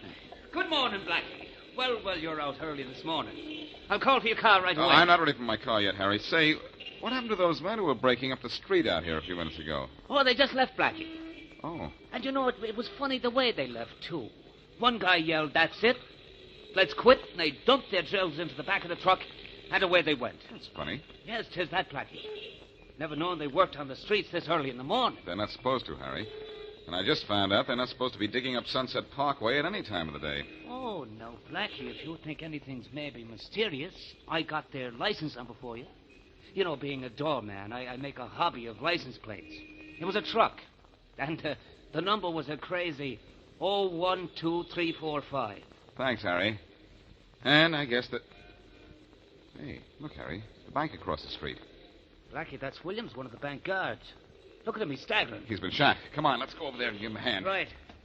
Hurry up. I think he just collapsed behind that parked car. wonder what's the matter with him. I didn't hear any shooting. Who could hear anything with that drilling in the street? Uh-oh, Harry. He stopped a couple of bullets. Williams, this is me, Harry. Harry? The doorman is number 51. You know me, don't you? Harry, the bank, they blasted the vault. They got away out the back, Harry. That was the reason for the drilling in the street, to cover up a blast. Williams, did you see the men who shot you? No, I didn't see them. They were too fast. They got away out the back. Williams. He can't hear you, Harry. He's dead. Poor man. Harry, I don't know who killed this bank guard, but I'll find out. And you can bank on that.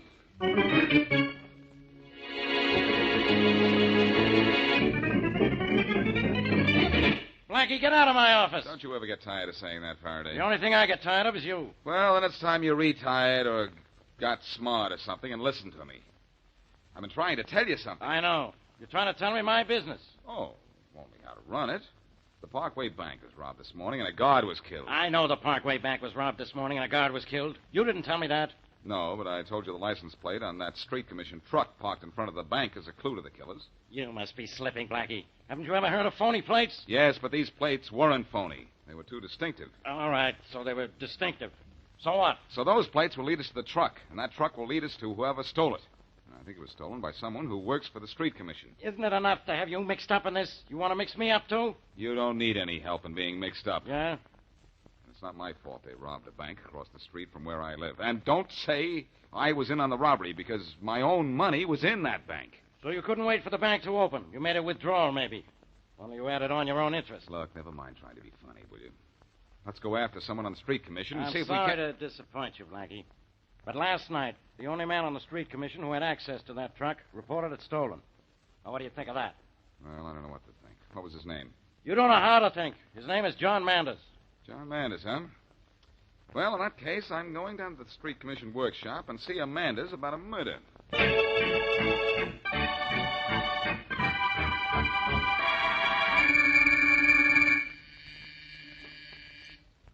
Come in. Hello, Blackie. Hello, Murray. Oh, my, you look lonesome. Your apartment getting too big for you? No, but this city's too big for me. I've been all over town checking with every crew of street repairmen, and nobody's seen John Manders since late last night. Well, I phoned his home as you asked me to, and his wife says that she hasn't heard from him since late last night either.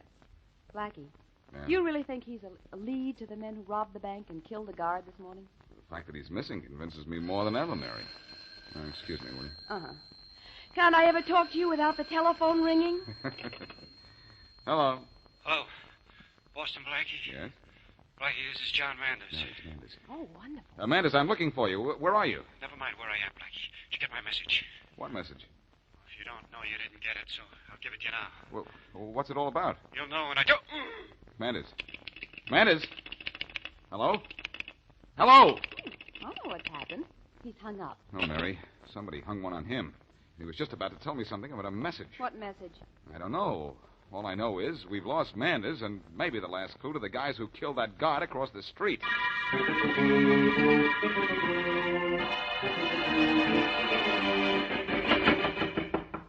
Billy, that ought to be Larry bringing Manders in. Go open the door. Right, Mr. Beecher.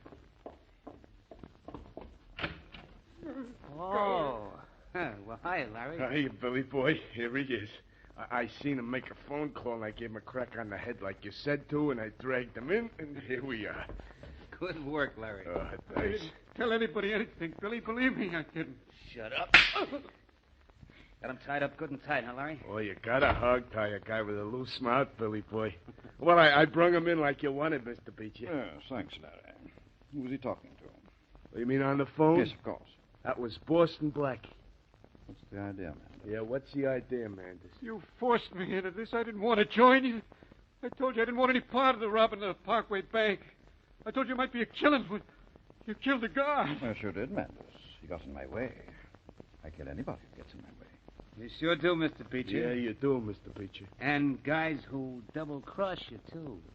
Look, I did what you told me to do. I let you steal that truck and help with the digging on the Parkway. I did everything just as you tried told to me reach Boston Blackie.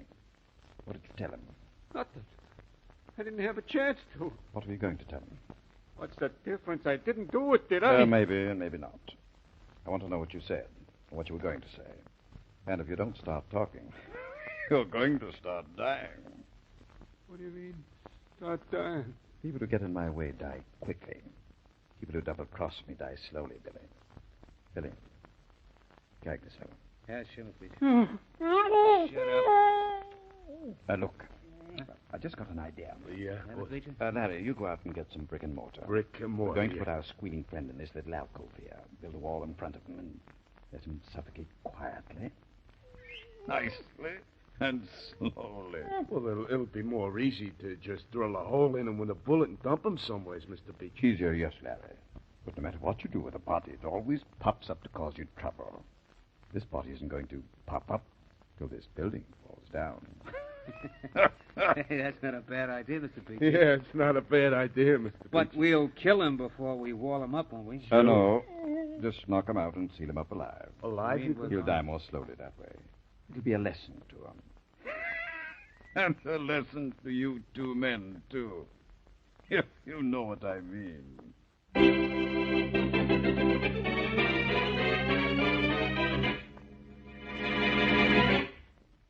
And now back to Boston Blackie.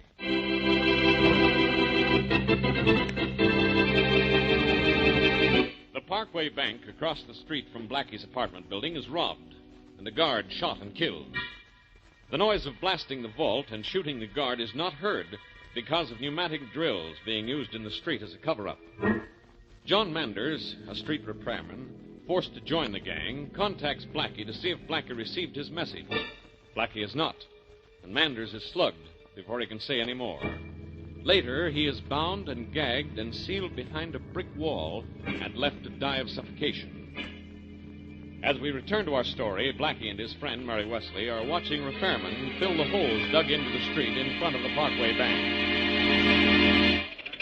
Oh, those men certainly did a lot of damage with those drills, didn't they, Blackie? They didn't help the street any, Mary. But these guys with the steamrollers will soon have it fixed up. Mm-hmm. That fellow there looks as if he might be the foreman. Maybe he can tell me a few things I want to know. Hey, you over there. Me, mister? Yes, you got a minute? Me? I guess so. Are you the foreman of this gang? Me? Yeah. Maybe you know a man by the name of Manders. John Manders? He was foreman of a crew like this. Sure, I know, John. How well? Me? Oh, yeah. He's in trouble, you know. He's disappeared. So I hear. Was he asking for trouble? I mean, do you know whether or not he was kicking around with any tough characters? John wasn't a finer fellow in the department.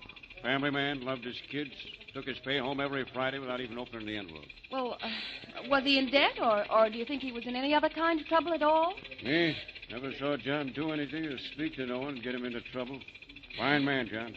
Mighty sorry to hear he's in a jam. Boss! Hey, boss! Yeah, Sam? We got the street repaired okay, except for a few lines in the pavement off to one side of where the big damage was. Yeah, I saw those lines. Let them go. First heavy traffic, a hot day will smooth them out okay. That's what I figured, too. All right, man, let's pick up and get out of here. Anything else you want to know about John, mister? No, thanks. You've been a big help already. Me? Glad to be of service anytime, mister. All right, boys, let's get going. Get that equipment in the truck and get out of here.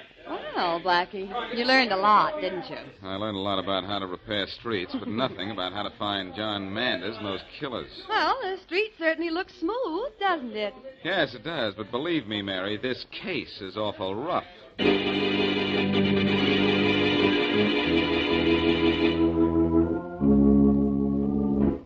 Oh, that's mighty pretty, Billy boy.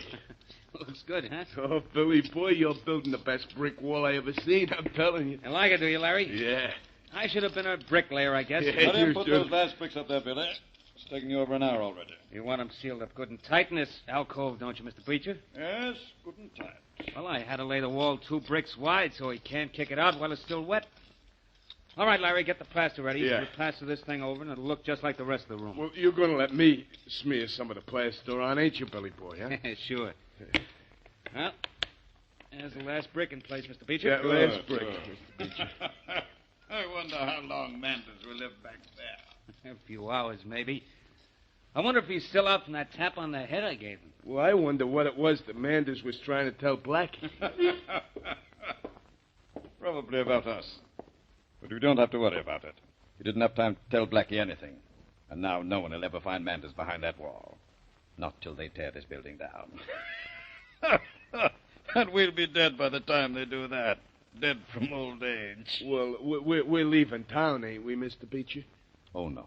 I think we ought to, Mr. Beecher. Yeah, I think we ought to, Mr. Beecher. The cops are looking for us for killing that guard. And we may have Blackie on our necks pretty soon, too. Yeah. One more job, and then we'll decide. A bigger bank this time, though. Tell the boys to get the truck ready. We'll use the same trick of digging up the street to cover the blast in the bank. And any necessary shooting. All right, Mr. Beecher. And then we're leaving town, huh, Mr. Beecher? If our take is big enough. If not, we'll stick around until we're really rich. You don't think we ought to worry about Blackie? Yeah. Oh, why should we, Billy? Manders never told him anything. In a couple of hours, Manders won't ever be able to tell anybody anything.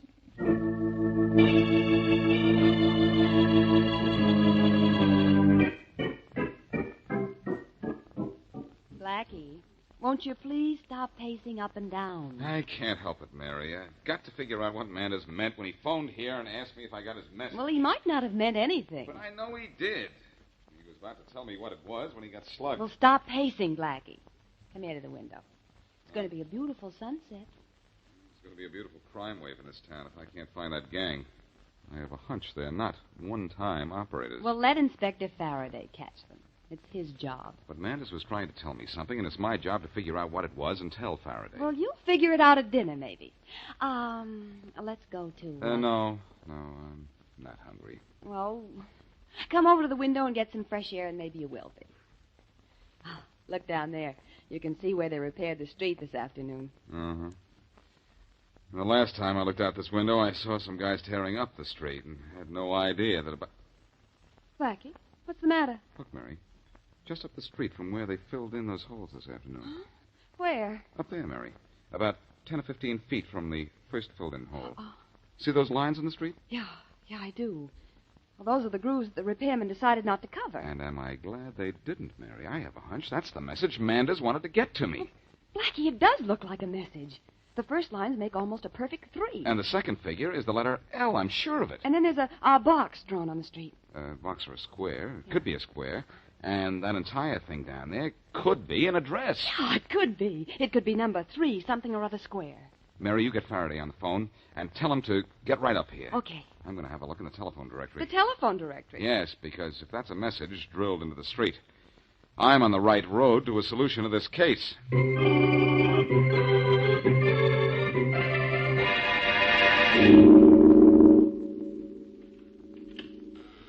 Shh, Faraday, can't you even open a door without making a noise? What do you want me to do, Blackie? Carry an oil can with me in case of rusty hinges? I think we're walking into an empty house anyhow. This is number 3 Lincoln Square, the only address that fits that 3L Square message on the street in front of my building. Huh? What was the matter with number 3 Ludlow Square? It's a vacant lot. And number 3 Lawrence Square? No such address. And number 3 Lord Williams Square? It's a hamburger stand. Mary and I checked all possibilities, Faraday, and this is the only one that fits the description of a hideout. Your men have had time to surround the place now. Let's go in. All right. But I'll bet we don't find anything except dust.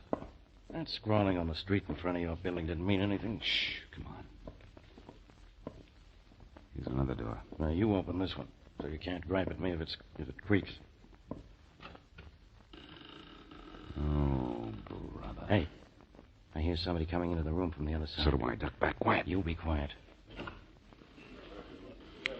Can you see who it is? Not yet.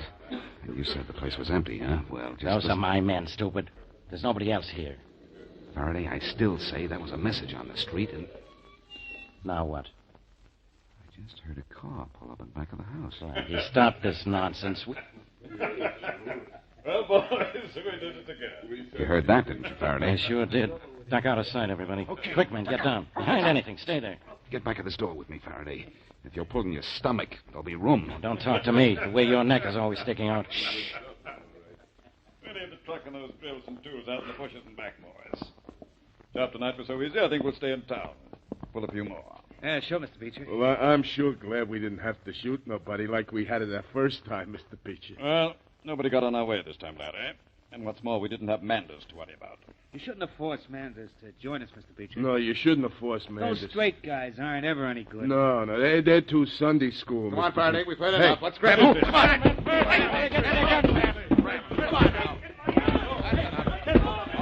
Shut up. Good work, man. You got him in cuffs and make us lamb. I know it. I should have stayed on the farm. Shut up, Larry. All right, take those guys out of here. You know what to do with them. Get going. You can't do this. Well, Blackie, I guess I owe you an apology. But you owe me one, too. Do I? What for? You said John Manders was the lead to this Beecher and his gang. Well, we found the gang without finding him. Ah.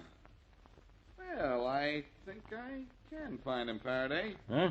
Get me one of those crowbars from the truck in the back of the house. And I'll dig him up for you.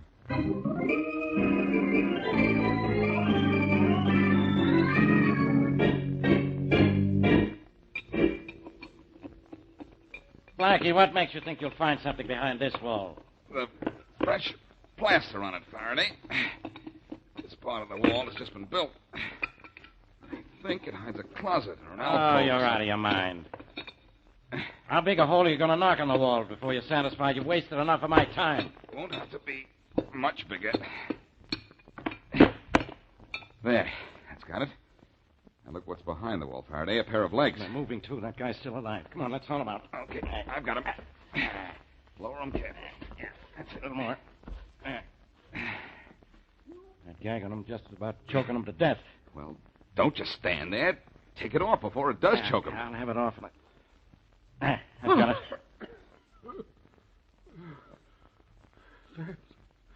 Thanks, you guys. Thanks a lot. I was just about done for. I'm Boston Blackie. Are you John Mandus? Yeah. You got my message?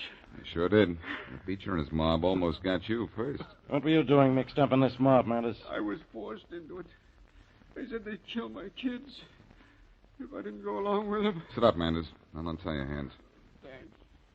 That story doesn't make much sense, Mandus. Why did they run the risk of taking a stranger into the gang? The trick was to tear up the street in front of the bank. They were blasting. They wanted a regular crewman on the job to show his credentials in case someone from the street commission came along. That makes good sense, Faraday. There you are. Your hands are free now, Mandus. Thanks again, But, Mandus, how did you have sense enough to drill a message in the street? And how did you know I'd get it? Well, I didn't know what to do about tipping the police, Blackie, till I saw where we were pulling the job. Then I knew it was in front of your apartment. I remembered reading your address in the papers, and I got the idea for the message. It was a good idea, too. It saves your own life. You'll have to come down to headquarters with me. I have to file a technical charge against you. Right. Well, Mandus, thanks to the fact that I can read and you can write, everything for Beecher and his gang turned out all wrong.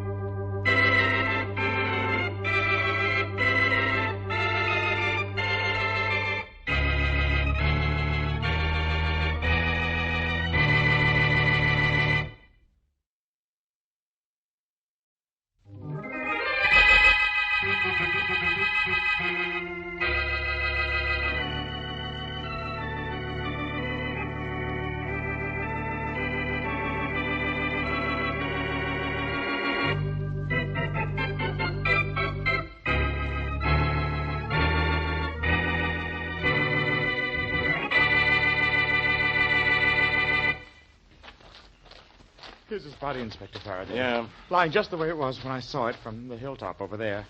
If you spotted it from that hilltop, how did you know it was your stepfather, Mr. Austin? I recognized the jacket and boots he's wearing. And I knew he was out here inspecting the farm. He left the house early this morning, right after it stopped raining. And, well, this is where he'd be, according to his schedule. Oh, he was on a regular routine inspection, huh? Yes, he inspected the entire estate once every week, on foot. Yeah. Well, he's killed by a blow on the head. One blow that meant instant death. But that's impossible, Inspector Faraday. How could he have been killed out here, in the middle of an open field? I don't know how, yet. Now, look, there are no footprints out here, and none, that is, but his own. Yes? And there they are, leading right up to here where he was slugged and killed. Unless... Unless what, Inspector? Unless the killer followed him, carefully stepping in Austin's prints, killed him, then walked backwards, stepping in the same prints. I guess that explains it, doesn't it? It might. Let's have another look at those prints, huh? Oh, I'm sure that's how it was done, Inspector. Dad wasn't hit by a car or his body driven out here because there are no tire tracks. And on the other hand... He wasn't hit on the head by anyone who followed in his footprints either. His boots are cleated, and the cleat marks are still too clear. Good night, Inspector Faraday. This is crazy.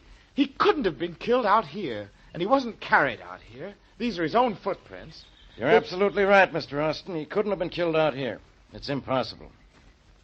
But there's just one thing that bothers me. What's that? He was.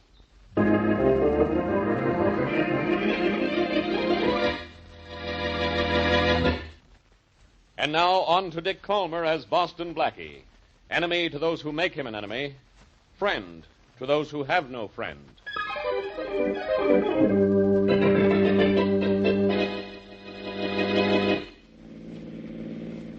Nice place your stepfather had here, Austin. Well, home is where your hat is, Inspector Faraday. This place is so big I could have lost a dozen hats in it. Yeah. You won't ask Alice too many questions, will you? It's only been 3 hours since I found the body, and she's awfully upset about Dad's death. No, I'll try not to bother her too much. Thank you. Is his daughter an adopted child, too? No, I'm the adopted one. She's really Austin's daughter. His only child, in fact. I see. Don't you people lock doors out here? No need to. No one can get past the entrance to the estate without a permit. And the entire grounds are surrounded by an electric fence. Well, at least Boston Blackie can't get in then. This way. I imagine Alice is in the living room. Well, as soon as Faraday gets here, I'll tell him all that, Mr. Austin. Blackie, you can't be out here. I'll tell me that the next time I see me. Hello, Inspector. Don't hello me, goodbye me. I'd like that better. I'm sorry I can't leave. I accepted the kind invitation of Miss Austin here to solve the murder of her father. Well, I called him, Inspector, because of the circumstances of Dad's death. I thought he might be able to help you. Alice, come here a minute, will you? Nice thought, Inspector? Quiet, Blackie. I'll handle this without any help from you. What you know about this case won't help me anyhow. You'd be surprised what I know, Faraday. I suppose you know how he was killed. No, but I know where he was killed and who found his body. Happy Austin here. You didn't think I even knew who he was, did you? Alice has told me a lot of things. What for? She just has to tell me again. Oh, I don't know why. I thought I might hurry things by collecting information for you while you came out here in your usual turtle fashion. Why don't you at least be consistent and crawl into your shell while I solve this case? Why don't you go home? Blackie, you going to tell me what you know? No. And that would take too long, I suppose, but I could tell you what you know without opening my mouth. Blackie, you've got to... All right, stop begging. The dead man was fabulously rich. Yeah? His estate is the largest in the city limits. Besides this mansion here, there's a private golf course, an airport, a lake, 400 acres of forest, and 1,000 acres of farming land. Is that all? What else did you want him to own? I mean, is that all you know? Tell me something important. Well, he was killed in the middle of a field on one of his regular inspection tours. And he made his tours on such a strict schedule that everyone in the estate knew exactly where he'd be at any given time. Which means, of course... I know what it means. It means anybody on the estate could have killed him. Anybody with a motive, Faraday. And don't forget, there's a little item of how he was killed. By a blow on the back of the head. By someone standing 100 feet away at the edge of the field. Don't tell me the arm of the criminal is longer than the arm of the law. Faraday, before you find out who killed him, you have to find out how he could have been killed in the middle of an open field. Do you know how? All I know is that he was killed shortly after the rain this morning. That'd be about 8 o'clock. Excuse me, Inspector Faraday, but may I leave? I'm expecting Jim Saunders, my fiancé, any minute, and I'd like to meet him. I'm sorry, Miss Austin, but no one can leave the estate. Oh, I won't leave the estate, I promise. Now you're going to drive down and meet him at the gate, huh? Yes. All right. Thank you. Don't tell Jim about Dad's death, Alice. He might celebrate, and that would look bad. If I told him you said that, he'd make your face look bad. Remember, Miss Austin, don't leave the estate. Oh, no, I won't, Inspector. Austin, what was the meaning of that crack about Jim Saunders? Nothing, Blackie. Only I wish he'd crack his neck one of these days. Now, that's a nice, happy thought.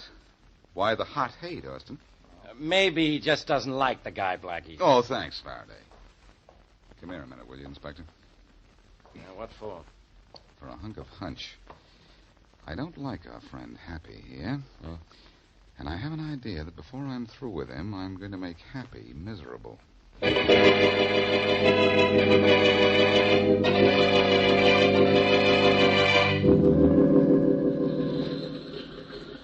there, Jim. Hi. Hello, Alice. Hey, you. You look great. Do I? I don't feel that way.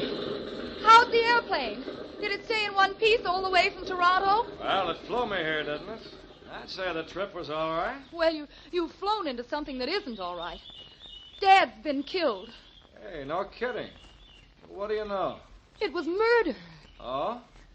Oh, I'd like it down. You can help me roll this crate into the hangar, huh? Oh, Jim, you don't seem a bit concerned about Dad's death. Well, neither do you, for that matter. Plenty sorry to hear it. Here, push on this wing. I'll push on the other. All right. Now, shove this right next to Happy's plane in its hangar. Is that still out of commission? Yes. Jim, the landing gear on this side is damaged. Yeah, I know. Still shaky about it, too. I clipped the top of a tree coming in for a landing. Almost cracked up. Hey, push, huh? Jim? Yeah? Are you sure it was a tree you hit? Well, yeah, sure it was. Could you find the tree again? I doubt it. I was going pretty fast at the time. Hey, what are you getting at? Nothing, Jim. Only I hope the police don't find out that you and Dad had a terrible fight last week.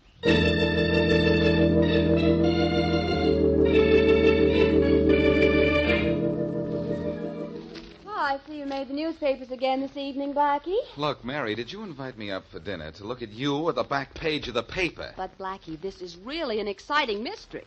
Yes. It says here that Mr. Austin was killed by a blow on the back of the head and died instantly, but that there are no marks in the field to indicate what or who killed him. I know. Faraday and I gave the papers most of their information. Oh. There are no footprints or tire tracks in the field, and Austin wasn't carried to the spot where he died. Then how was he killed? How'd he get into the middle of that field? He walked there.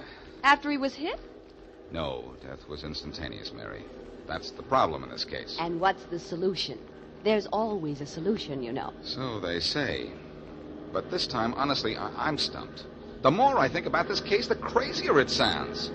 If I could just... If you could just what? Mary, that airplane up there. Well, it's always up there at this time. That's the 10 o'clock flight to Washington. Mary, that's the way Austin was killed, by a plane. That's what hit him without leaving any marks in the field. There's a private airport on Austin's estate. I bet that's where the murder plane is right now. See you later, Mary. Hey, Blackie, where are you going? To get Faraday. And then I'm going to have a look at the airplane at Austin's airport. The situation is complicated, but I think the explanation is plain.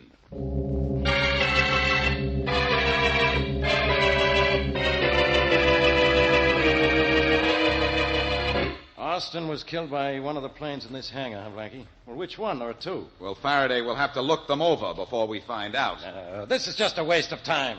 I don't believe Austin was killed by a plane at all. You don't, huh? No, it's crazy. Look. Or you are. Look, Austin was found in the middle of a field, wasn't he? Yeah? He wasn't hit by anyone who followed him into the field or a truck or a car that went through the field. And he wasn't carried into the field. We know that, don't we? Yes. Then he was obviously hit and killed just where he was found. And the only thing that could possibly have killed him, where he was found, without leaving tracks, is a plane. Don't you agree? Yeah. No. Let's have a look at these planes. I've been looking while I talk, Faraday, and here's the plane that did it right here. Look at the left side of this landing gear. Yeah? Pretty badly bent. So it is. I was right, Faraday. The killer knew where Austin would be at a certain moment. He went up in this plane, found Austin, cut his motor, glided in silently behind his victim, swooped low, hit him, accelerated his motor, and zoomed away. Austin didn't even know what hit him. You two don't know what hit him either. I guess it wasn't that plane. Who are you? Saunders. Jim Saunders. That's my plane. Oh, you're the guy Alice Austin went to see, huh? Yeah, she met me here. I just flew in from Toronto this afternoon. How'd you get this damaged landing gear? Hit a tree coming in for a landing? You mean hit John Austin coming in for a kill, don't you? Sorry to disappoint you, but I was still in Toronto when that old buzzard was killed. Here's my log to prove I didn't leave the Toronto airport till 10 this morning. I understand the old guy was killed about 8. You understand we can check on the time you left the Toronto airport, don't you? Sure, go ahead, check on it. It's okay with me. And then it better be okay with you to keep away from my plane.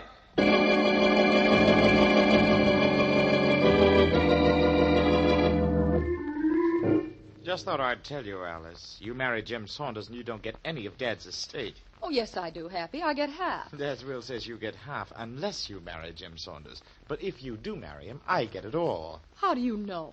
I just know. Too bad you didn't. What do you mean, too bad I didn't? Well, it occurs to me that you and Jim might plan to get married now that Dad isn't around to object. We were going to be married even if Dad did object. And what were you going to live on? Love? Jim doesn't have a dime. All he owns is a plane. You think he'll marry you when he finds out that you won't get a cent from Dad? Well, Happy, you're not going to do this to me, are you? You'll ignore Dad's will, won't you, and give me half? Oh, no. Not if you marry Jim Saunders. Look, darling, I'm not actually your brother. If you really want to live in style, you could marry me. Marry you? Yes. I wouldn't marry you for anything. Not for anything, Alice, darling? No. Not even to save yourself from going to the chair for murder?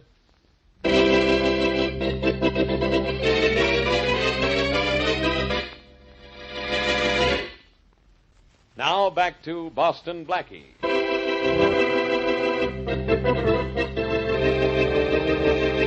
Wealthy John Austin is found murdered in the middle of a field.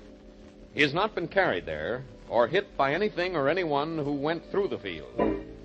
Jim Saunders, flyer fiancé of Austin's daughter Alice, has fought bitterly with the dead man, and the landing gear of his plane is damaged. Jim, however, claims his plane was in Toronto at the time of Austin's death. And as we return to our story, Inspector Faraday is on the phone in Austin's private hangar, talking to the dispatcher at the Toronto airport. Look, can you tell me what time this morning Jim Saunders took off from the Toronto airport? Yes, Inspector Faraday, but I'll have to check on it. Just a minute. Thanks. Blackie, quit wandering around the hangar, will you? What? If either of the planes in here killed Austin, it was Jim's. I'm just having a look at this other plane in case Jim was in Toronto at the time Austin was killed. You're soon going to find out that I was. For your sake, Jim, I hope so. Hello. Inspector Faraday, still there? Yeah, I'm still here. You got that information I want? Yes, Saunders took off from runway 5 at 10 o'clock this morning. 10 o'clock, huh? Yes, sir. Thanks a lot. You're welcome. Well, Jim, you're in the clear. I told you I was, Inspector. Now will you let me and my plane alone? Yeah, I guess we will. Austin was killed 2 hours before you left Toronto. Tell me, whose plane is this other one? It has Happy Austin's name on it. By a bit of clever deduction, I'd say it was his. Very funny. Jim, does Happy Austin fly? Sure does, Blackie. He's one of the best amateur pilots around. Then let's suppose for the moment that Happy is our man. Let's suppose he isn't. This plane hasn't hit anything. There isn't a mark on it. Faraday, something could have been attached to the underside of the fuselage. Something that could be easily detached again. And thrown away, huh? Maybe better than that. After killing Austin, Happy could have flown out over the ocean. That's only a few miles from here, unhooked whatever it was, and dropped it into the water. That's right, Blackie. It's only about 30 minutes flying time from here to the coast, but Thanks, Jim. You're a big help. Jim, could this type of plane hit a man, kill him, and not crack up under the impact? Sure it could. Easy, but I say it again, Jim. You are a big help. Faraday, Happy Austin was an adopted son. He wanted to marry Alice. Happy could have killed his stepfather for the money he'd inherited. Just one thing, Blackie. There's a part missing from the engine of Happy's plane. This ship hasn't flown in months. Oh. Jim, did I say you were a big help?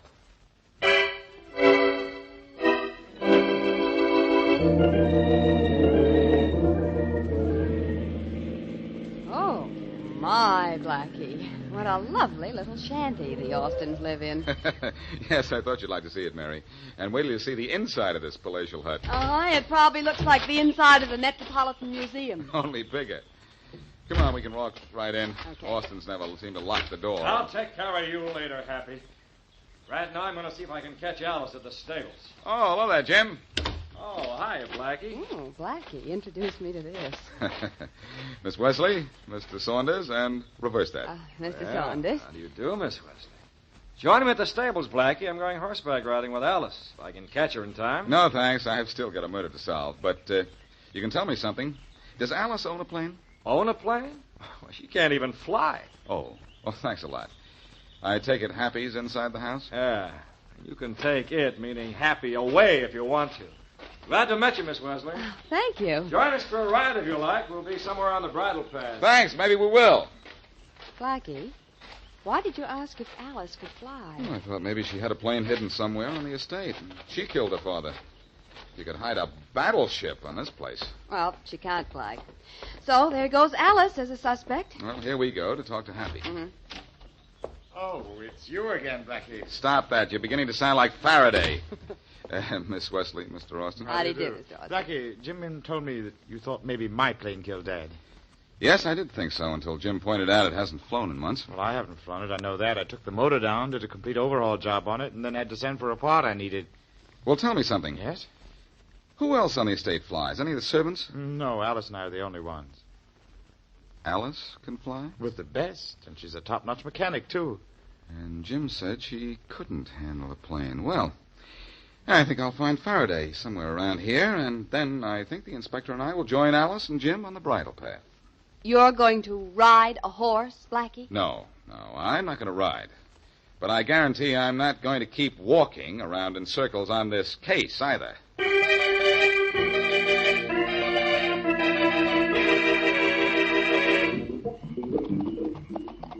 It's a nice night for riding, isn't it, Jim? Yeah, Alice, it sure is. But isn't the usual expression, it's a nice night for a murder? Did you have to mention that? I'm sorry. Jim, Yeah? Dad's will says I don't get a dime if I marry you. Well, how do you know? Happy told me. Well, how does he know? Well, I guess Dad told him. They were awfully chummy, a lot closer than Dad and I were. He probably talked Dad into giving me no money if I married you. Well, of all the dirty... Come on, boy. What? Jim, wait! I want to get back in a hurry and have a talk with that brother of yours. Oh, but wait for me, Jim. Wait! Hey, ho, boy, ho. Steady now. Steady. Miss Austin, having trouble? No, I'm all right, Inspector. This horse is having its moments, though. Hello, Blackie. Hello, Mr. Austin. Where'd Jim ride off to? He's gone back to the stable. Miss Austin, we found out you could have killed your father. You can fly a plane, can't you? Yes. I never told you I couldn't. No, but Jim did. He said you couldn't fly, and Happy said his plane couldn't fly. I'm going to find out about that before I fly off the handle.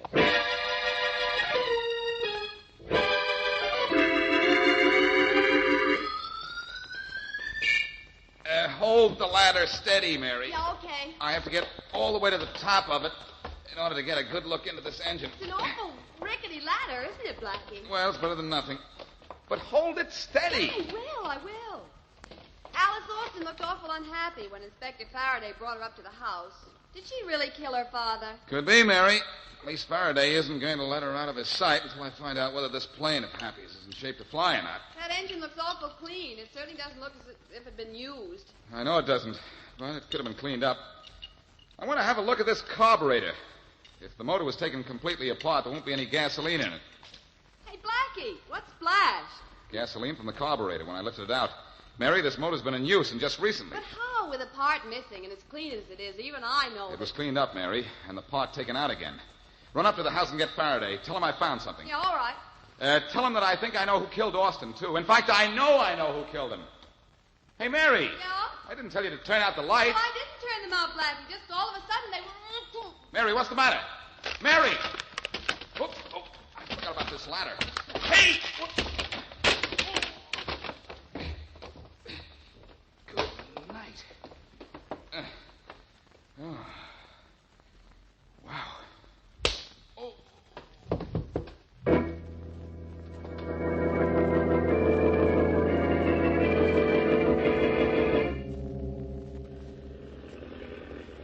Oh. Oh. Well, Blackie, the high altitude seems to have cleared your head. What's that roaring noise? An engine. An airplane engine. Jim's plane. You and I are in it. Oh. How'd I get here, Happy? I tied you up and threw you in the plane. And you won't get any help from Miss Wesley either. She's tied just as tightly as you, only she's still in the hangar on the ground. I didn't have to kill her. She doesn't know it was I who murdered my dad. Oh, by the way, Blackie, did you have a nice fall when I jerked that ladder out from under you? Yes, thanks. I'll drop you on your head sometime, too. Happy, why did you kill your stepfather? For money. How? You guessed it, in my plane. Cut the engine. I had the extra part hidden. I put it in the plane and then glided in behind my dad, gunned him, and bingo. That was the end of the old man. You know where we are, Blackie? No, where? Over the ocean. And when we get a little farther out, you're going for a dip. Uh-oh. Gonna make fish food out of me, are you? I wish the Coast Guard were here. The Coast Guard? Yes, I'd tell the Coast Guard to shoot down. What's the number of this plane? 641. Coast Guard, shoot down 641. That's what I'd say. Oh, well, say anything you want, Blackie. They can't hear you. And you can't do anything about it the way you're tied up. But if they could hear me, I'd say, this is Boston Blackie and plane 641 out over the ocean. Shoot us down. You're killing me, Blackie. But in a couple of minutes, it's going to be the other way around.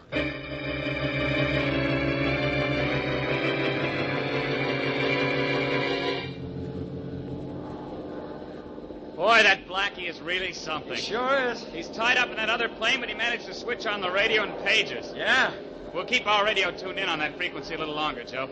We might pick up more. You okay? If the Coast Guard sees us, I hope they shoot us down, Happy. You've only said that 25 times, Blackie. If you don't cut it out, I'll slug you quiet. The number's 641. Be on the lookout for it. Blackie gave us the approximate position. Right. We won't shoot him down right away. Just give him a warning burst if we find him. Okay. Look, Happy, just up above us. There's a Coast Guard plane. Well, what do you know? I know they don't see us, and even if they did, they won't know what's going on. That's what he thinks, huh, Dan? Yeah. Hey, there's the plane right down there under our starboard wing. Yeah, sure enough. Here we come, Blackie. Let's go, Joe.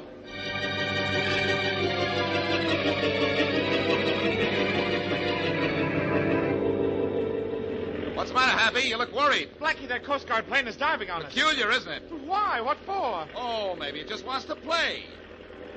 Blackie's going to crash into us. They're shooting at us. They're shooting at us. But they missed, Happy. Want to make a bet they don't miss the next time? Well, Blackie, if they shoot me down, I'll drop into the ocean. That's what you expected me to do when you drop me in, isn't it? The plane's banking for another run at us, Happy. What'll I do? Well, obviously the Coast Guard doesn't want you out here, so if I were you, I'd turn and go back to the land. No. That was closer this time, wasn't it? Are you turning back or aren't you? How about it? All right, Blackie. I'll turn back. Well, tell it to the Coast Guard, Happy, or in 2 seconds we'll both be telling it to the fish.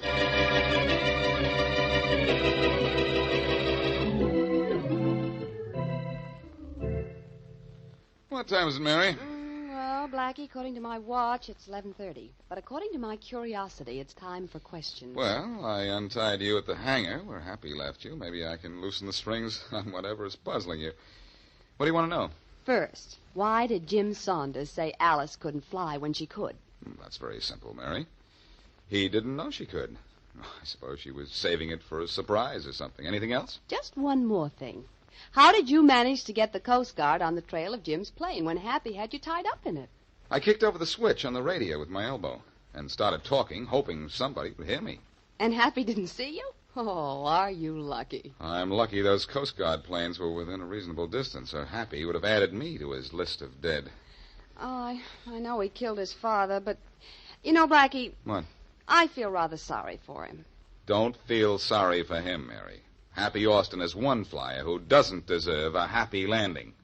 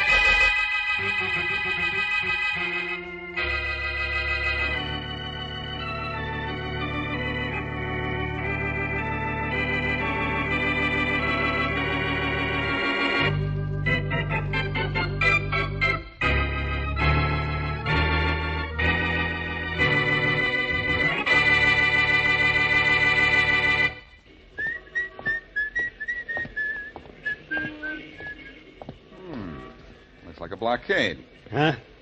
Okay, blockhead, move out of the way, will you? Why should I? Well, you're too big to squeeze by, and I want in. What do you want in for? I want to see the boss. And I want to go to the White House and see the president. Who are you? Boston Blackie. Yeah? Yeah. Well, why didn't you say so? Come on. Well, my name's a magic word. Yeah, it sure is.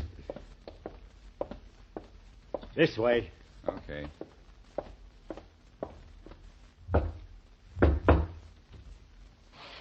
Yeah? Harry? Uh-huh. This guy here is Boston Blackie. He wants to see the boss. Open up. Sure thing. Harry will take you the rest of the way, Blackie. Thanks. Goodbye. You're certainly giving me a royal welcome, Harry. Sure thing. You follow me. I'll have to, or I'll get lost in here. I didn't bring my compass. You may be going to need one to get out. Talk tough like that on the outside, and you're the one that's going to get lost. Now, look.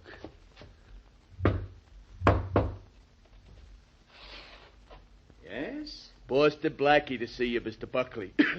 Oh, that's fine. Come right in, Blackie. Boss says come right in. I heard him. That'll be all, Harry. Go back to your post. Sure thing, boss. Oh, Harry, you have a cold? Yeah, but I'm doing something about it, boss. What, coughing? Oh, cool. Well, Blackie, I'm glad to see you. I'm amazed to see you, Buckley. I mean, amazed at the ease with which I got in. Country hospitality, Blackie. You forget this is my first venture in the role of a city slicker. And it's your last, too, Buckley. I know the kind of jobs you pulled upstate. And I know you've come here to crack at bigger stuff. You're an awful sucker to have sent for me. Don't antagonize me, Blackie. I'm in much too good a mood for unpleasantness. You're going to be in the mood for the morgue when I get through with you, Buckley. I've got a few... Blackie, no fists, no guns, no nasty talk. Don't you think it's strange that I sent for you? Don't you have a notion it's because I'm not afraid of you or anything you can do to me? This I got to hear. All right. You see, I formed a protective agency, Blackie. Mm-hmm. And you're the president. But just interfere in my business. Or if you don't keep Faraday off my neck, your girlfriend, Mary Wesley, will go to jail for the murder of a man named Henry Dale.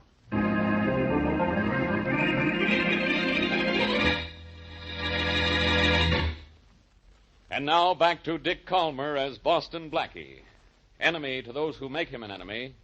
Friend to those who have no friend.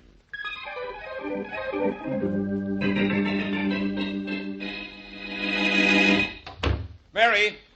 Mary, where are you? Hi, Blackie. Sit down. Oh, thanks. Oh, see, you're still alive, or haven't you tried to see Mr. Buckley yet? I've seen him all right, but somebody else is dead, so he tells me. And he tells me you killed the guy. Blackie, you've been hit on the head again. I've been hit right between the eyes because, according to Buckley, you hit a man named Dale with your car 10 days ago. Oh, no. Oh, yes.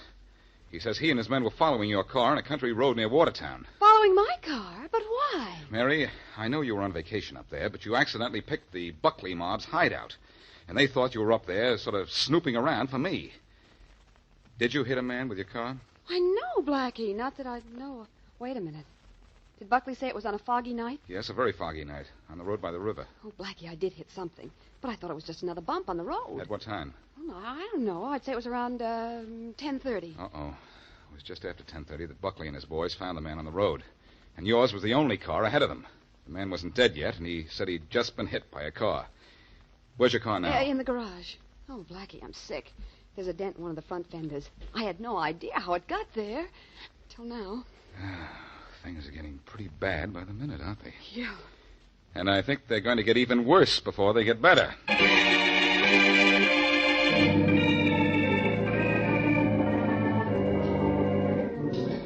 So you want me to tell you what made that dent in this fender, hey, Blackie? You guys in the Motor Vehicle Bureau can tell those things, can't you, Wills? Usually.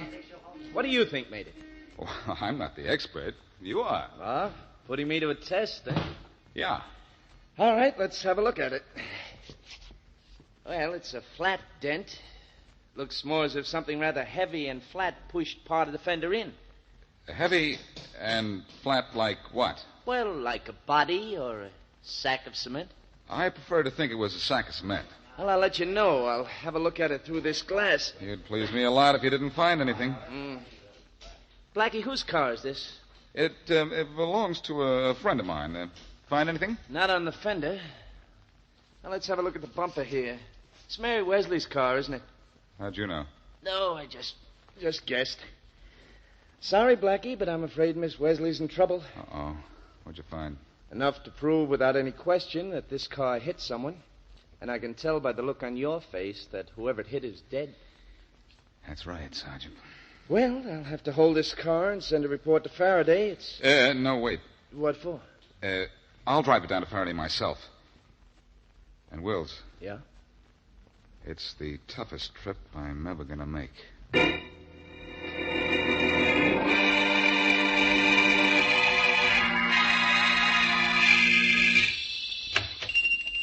There's the old guy, Harry, ready and waiting.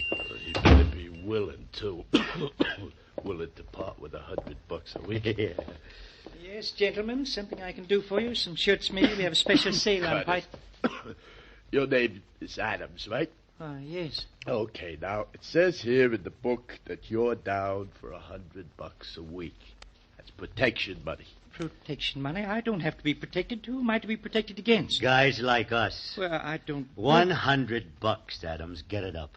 Get out of here. Now, look, Adams. You know, we got a pretty good organization. Did you ever hear of Boston Blackie? Now, he's president of our little company, and Blackie especially wanted you to join up. I don't care who wanted me to do anything. If you two don't leave at once, I'll call the police. Get out or I'll call. Learn him not to make telephone calls when he's Operator. got company. Huh? Operator. Yeah, it ain't Operator. right. Yeah. Nice sock, huh? Yeah, it was all right. Well, we better work on this guy a little bit while he's out, Chuck. Yeah. Just so he knows that we mean business when we call back here tomorrow.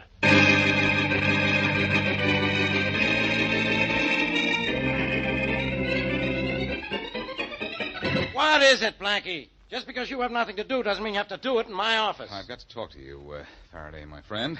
I don't like the way you said that, my friend. Blackie, you want something. Yes, I want your ear for a minute.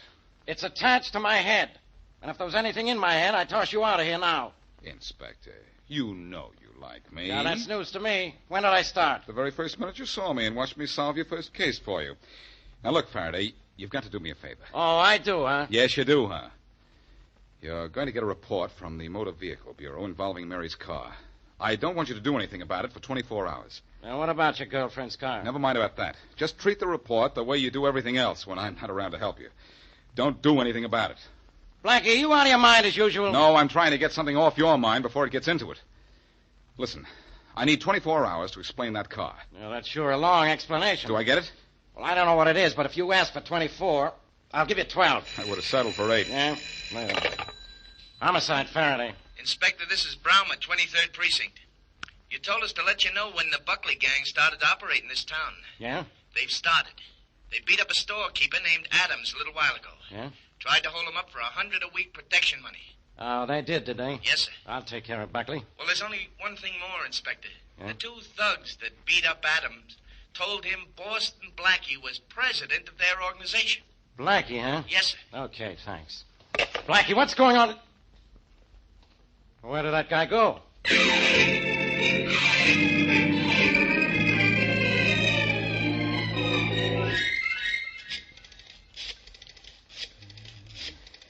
Oh, come on, Mary. Answer in a hurry, will you?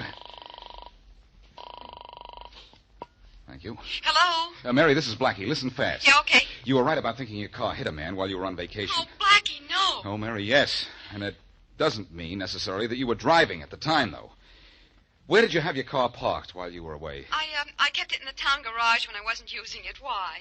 Because that's going to make it tougher to prove somebody else drove it if somebody else did. We've got to get up to that town you were at right away. Okay, well, I can leave right now. I was on my way to take some dresses to the cleaners. Are you free? Uh-huh. I just left Faraday's office. He'll be surprised to learn. Huh? Mary, this is a beautiful frame-up somebody's pulling. Oh, Blackie, I don't understand any of it. I don't know. Well, you're lucky that you don't. Yeah. You're going to the cleaners, huh? Well, that sounds like a good idea. I want to go, too. There's a spot on the sleeve of my coat. Well, we'll go there together, then. Two of my dresses have spots, and they have to be cleaned. Okay. Meet you at the cleaners. Okay. It'll be relatively simple to take the spots off your dresses. What I want to do is to take you off the spot.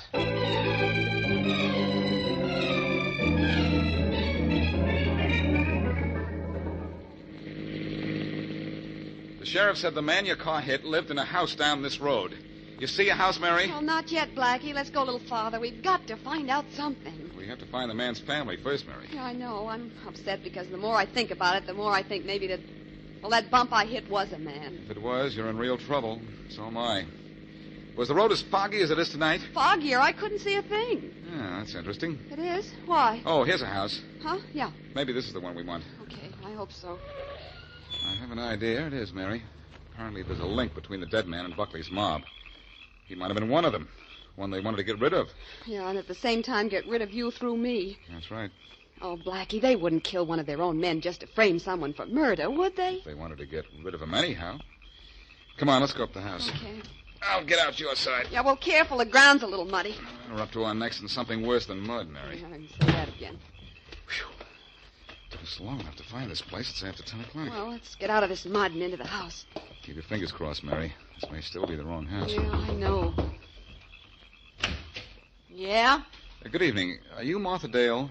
Yeah, that's me. Did you have a brother named Henry Dale? Yeah, I did have. Oh, Blackie, we're in luck. Had a brother, I said. But you won't find him here no more. He's up in the cemetery. Yes, we know, and we're very sorry. He was killed by an automobile about 10 days ago, wasn't he? Yep, he sure was. Always thought he would be someday, too. Never looked where he was going. What you asking for? We're investigating the accident. We don't think it was an accident. We think your brother was in bad company. And Henry? In bad company? That's right. Not Henry. He only wandered off the farm to go fishing down by the river. Except to go to work in the garage. He didn't mix with no company at all, bad or good. Worked in a garage, you say? Which one? Well, there's only one here in town, Allen's. Yeah, that's where I kept my car, Blackie. Anything more you want from me? No, thank you. Okay, then. Guess I'll go back to bed, then. Night. Night. Good night. So the man who was killed worked in the garage where you kept your car.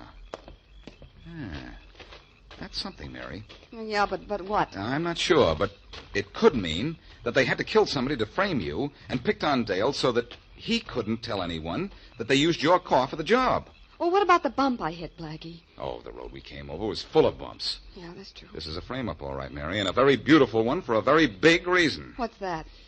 There isn't any way to prove that somebody else was driving your car the night it hit and killed the garage man.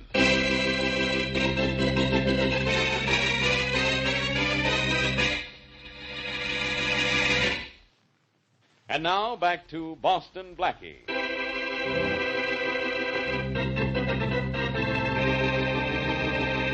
When Boston Blackie's friend, Mary Wesley, was on vacation, her car hit what she thought was a bump going down a dark and fog-shrouded country road. Later, it is proved that Mary's car hit and killed a man. Witness to the killing is a gangster named Buckley, or at least that's Buckley's story. Blackie is sure that Mary's been framed, but has no way of proving it. Buckley's gang, free because Blackie is trying to clear Mary, and thinking that Blackie has influenced Faraday to leave them alone, starts a shakedown racket, using Boston Blackie's name. As we return to our story, Blackie is in Inspector Faraday's office. Blackie, I don't care what your reason is for trying to hold me back. I'm not going to stall any longer. Your time's up. So's your number if you interfere now, Faraday. I'll handle myself. But regardless of that car I was supposed to get a report on and didn't, what about you being with the Buckley mob and trying... Faraday, you know better than that. Correction, please. You don't know anything at all. Yeah, well, I know the Buckley mob is trying to shake down every merchant in this town. If I don't stop them soon, somebody's going to get killed. You won't promise to be that somebody, will you? For me? I promise to have the Buckley mob behind bars inside of 24 hours. That's what I promise, and I mean it. Well, in that case, I'll help you. No, thanks.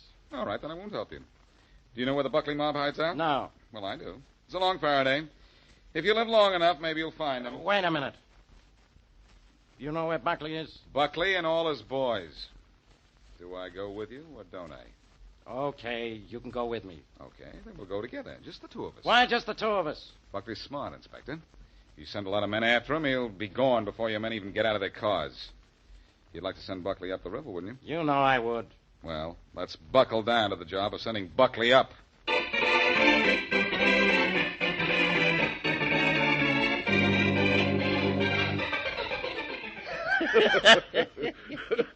We've really shown this town how to operate, haven't we, Harry? Oh, sure thing, Mr. Buckley.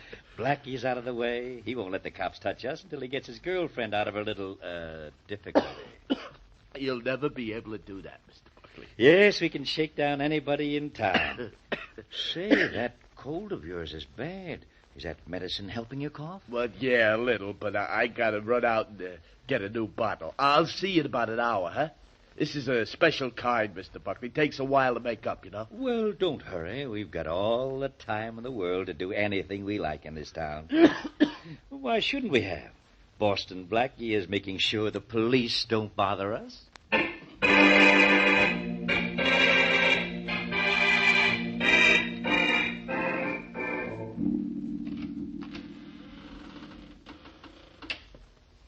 Hey, Blackie, if you had such a good reason for keeping me away from Buckley, why are you bringing me here now? Never mind my reason, Faraday.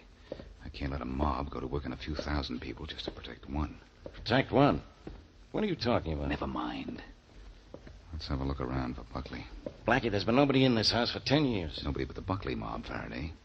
They're out now, but maybe they'll be back, and we'll be waiting for them. Right here in the middle of the room, I suppose, so they can get good shots at us. No, this looks like a good place to hide right here. How do you know? I was here before, remember? No.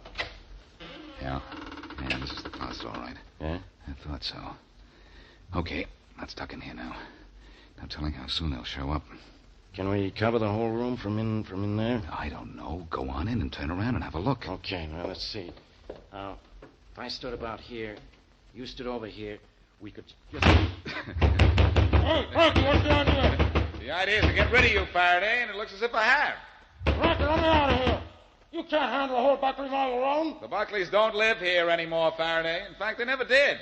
This is just an old empty house I looked at for a friend of mine the other day. Oh, you double-crossing us. Let me out of here, Frankie.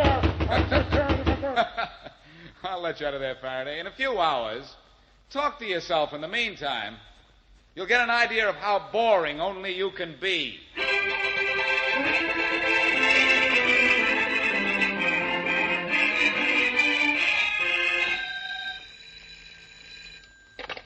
Hello? Mary, this is Blackie. Oh, yes, Blackie. Any luck? A little. I got rid of Faraday for the time being. The time being? Yes, the time being just long enough to get you out of this jam, if a hunch of mine is right. Oh, I did.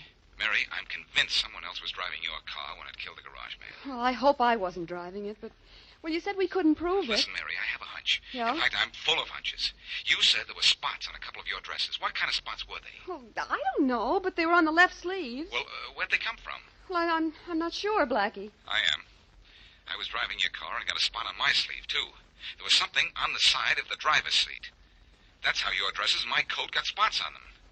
Mary, I want to look at those dresses. Oh, but they're at the cleaners, Blackie, and I told them to rush them through. They may be cleaned already. Well, let's go down to your cleaners in a hurry, Mary, because if I can find the spots on your dress, I know the address of the man who drove your car the night Dale was killed.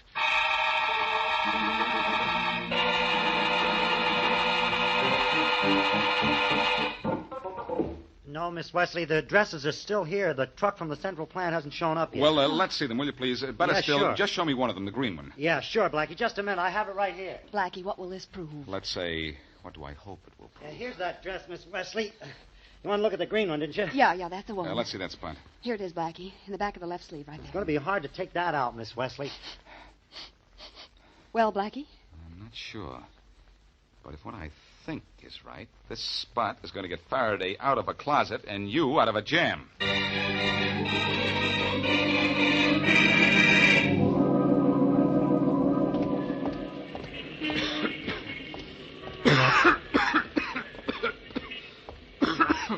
Oh, hello.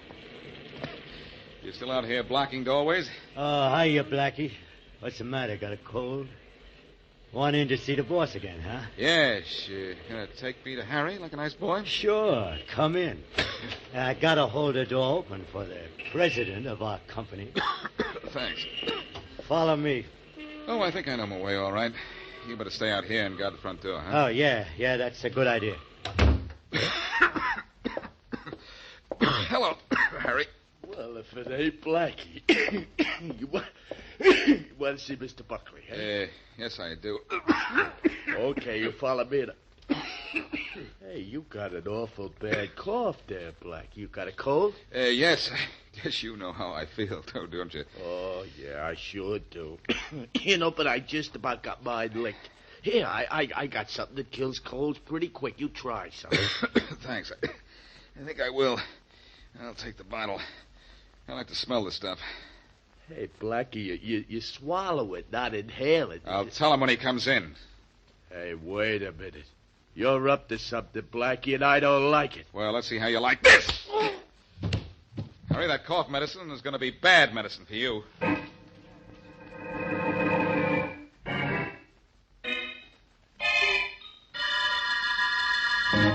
Harry. Smith. Tommy. Where is everybody? Harry. Joe, somebody. What's going on here? Where are you guys? What's the matter here? Harry. Joe. Somebody, what's the... Hello, Buckley. Huh? Oh, Blackie, hello. Where's everybody? Don't you know? You're the boss here. Yes, but... Say, didn't you see anyone when you came in? Yes, I saw them all. Faraday and I saw all the boys, Buckley. One at a time. Well, where are they? Sleeping, some of them. The ones who wouldn't go quietly. And all of them are in the police wagon outside and waiting patiently for you. You're lying. Go outside and climb into the police wagon yourself and see. You want your friend, Miss Wesley, to go to prison? I told you if you interfered in my affairs and didn't keep Faraday away, I'd send her to jail. Yes, I know you told me that. Now, just to make things even, maybe I ought to tell you that Mary wasn't driving a car when it killed Henry Dale. If she wasn't, I don't know who was. Oh, yes, you do. You were riding with him at the time. Harry just told me. Harry told you? He wouldn't tell you anything like that. I'll admit he didn't want to at first, but I persuaded him. And what's more, I have proof that Harry was driving Mary's car. Some of his special cough medicine spilled on the side of the driver's seat. Why, that's Wait a minute, stupid. Buckley. Wait a minute. You're not going anywhere. Not until I give you an escort. Oh, yes, I So am. in place of an escort, maybe you'd like this. Come on in, Faraday. The slaughter's fine. Oh, we have to pick him up and carry him out, too, huh? Sure. If you're weak, after staying in a closet for so long, I'll carry him out myself. Don't remind me about that closet, Blackie. If you hadn't let me out 3 hours ago, I'd have suffocated. I'm sorry, Faraday. But it was because I locked you in that you can lock these guys up.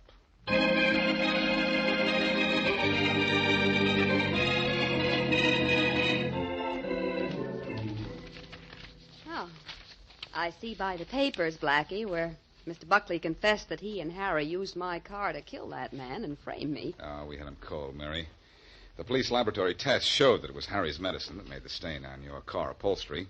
Probably some of it spilled out of his pocket when he was driving your car to kill the garage fellow. Mm-hmm. Feel important, Mary? Well, it isn't often I get my name in the paper. But I'm sorry I caused you all that trouble. It was Buckley who caused me what trouble I had, Mary. If he hadn't spotted you up in the country and thought you were spying for me, he wouldn't have tried to frame you. You know, there's one thing I don't understand, Blackie. Why Inspector Faraday didn't put me under arrest if you took my car to him? Well, it was the strangest thing, Mary. I parked your car on a side street on my way to Faraday's and just couldn't remember which street it was until a little while ago. My, aren't you clever?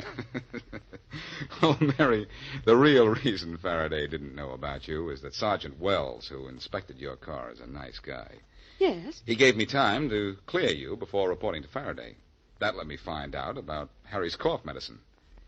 You know something, Mary? I know a lot of things. What do you have in mind? I only got hot on this case when I found Harry had a cold.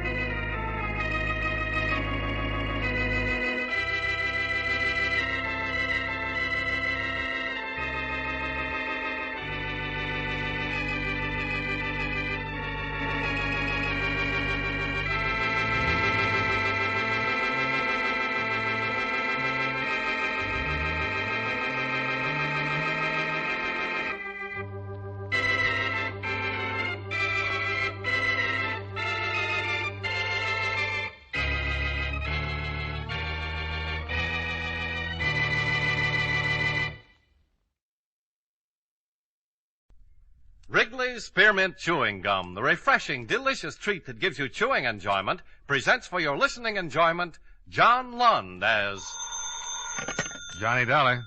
Philip Shaw, Johnny. Oh, fine. What have you got for me? Mr. Dale Martin is insured with National. He owns a gym, one of those bodybuilding places. Man was killed there. When did it happen? This morning, about an hour ago. Now, we don't know if it's an accident or not. The police are over there now. Anything to work on? Nothing. That's why I called you. Better get over there right away. I'll do it.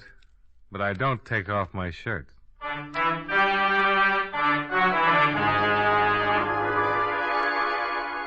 The makers of Wrigley's Spearmint Chewing Gum bring you John Lund in a transcribed adventure of the man with the action-packed expense account, America's fabulous freelance insurance investigator. Yours truly, Johnny Dollar.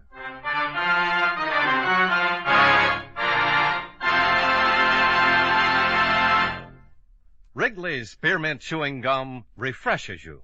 Wrigley's Spearmint Chewing Gum gives you real chewing enjoyment. Yes, for chewing enjoyment plus refreshment, it's Wrigley's Spearmint Chewing Gum. The lively, delicious flavor of Wrigley's Spearmint cools your mouth, helps keep your throat moist, and gives you a nice little lift. The good, smooth chewing of Wrigley's Spearmint helps keep you feeling fresh and alert, adds enjoyment to whatever you're doing. So for chewing enjoyment plus refreshment, treat yourself often to Wrigley's Spearmint Chewing Gum. Healthful, refreshing, delicious.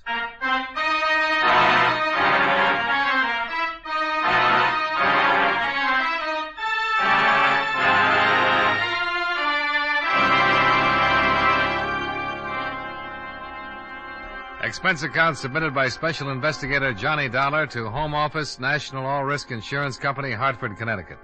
The following is an accounting of expenditures during my investigation of the blackmail matter. Expense account item 1, $1.40, cab fare and tip for ride from my office to Martin's gym. After receiving what little information there was from you by phone, I arrived at 12:15 at 1084 6th Avenue in the heart of downtown.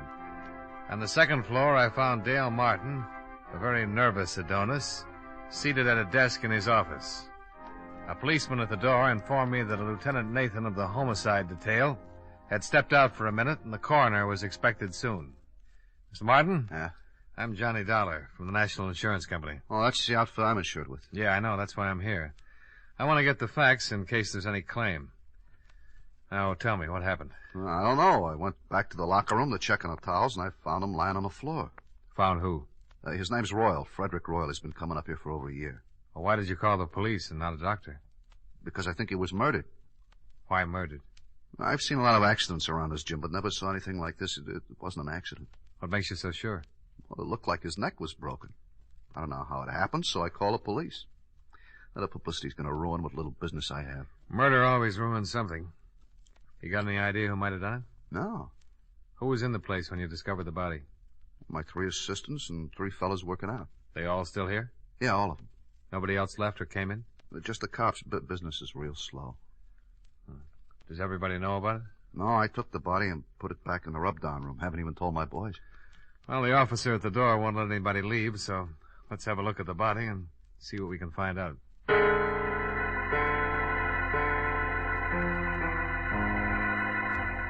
Martin left one of his boys to answer the phone, and everyone else was keeping busy wrestling with weights as he led me through the locker room. Now, one man was taking a shower. At the end of the room, he unlocked the door, and we walked in. The smell of rubbing alcohol was strong enough to give you a hangover. There were white curtains separating 2 rubbing tables. The first one was empty. In back of that curtain, Mr. Dollar. Okay. Not very pretty. Circus rubber man would need vulcanizing if he turned his head that far. Busted neck, all right. I wish the coroner would get in and take him away. It hurts me seeing his head hanging like that. Why don't you move him? Oh, no, sir, not me. I caught it good from the lieutenant for moving him in here. Well, don't worry about Mr. Royal. He can't feel a thing.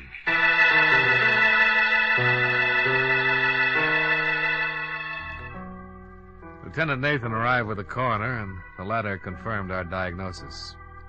Nathan had Martin keep his clients and assistant muscle men busy.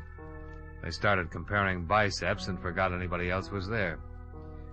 Nathan was an old friend, so I didn't have to convince him that I was there on business. You saw the corpse, a dollar? Yeah, it took a pair of pretty strong hands to do a job like that. Yeah, that makes everybody around here a suspect. Got any ideas? Yeah, you'd have to know a man pretty well to let him get that close to you without starting something. Yeah, somebody could have been rubbing a kink out of his neck and got carried away with his work. Yeah. Why don't we start asking some questions? Yeah, I'll go out and round up everybody. Might as well start at the beginning.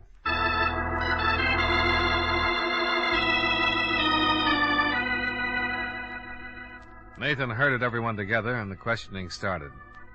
The men were very unhappy. This bad publicity that couldn't be helped. Mr. Robert Wells, songwriter, Mr. Michael Darling, car salesman, and the third and last, Mr. Patrick Mullins, jeweler.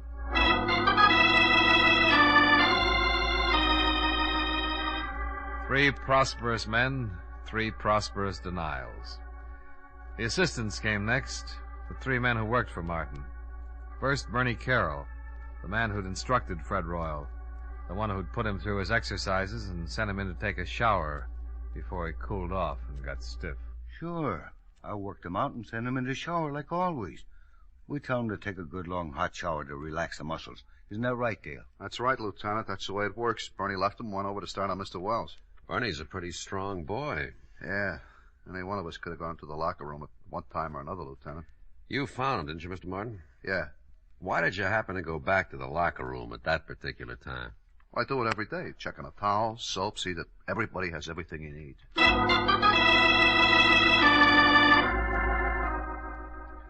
Question after question, trying to nail down alibis, trying to make them stick or tear them apart. According to everybody so far, it was a big mystery. Next man, Jack Olson. Yeah, I went back by the locker room several times. Why? Well, there's an electric coffee maker on a table against the wall back there. I want to get some coffee. Mm-hmm. The other times? Well, once to look at the appointment board and see what's coming in, later to get some chalk for my hands. Chalk for your hands? Yeah. Keeps your hands from perspiring and making blisters, you know, when you're working with heavy weights. You're fairly new here, aren't you, Jack? 3 weeks. How'd you know that, Dollar? Well, the other boys all have heavy calluses. They don't use chalk.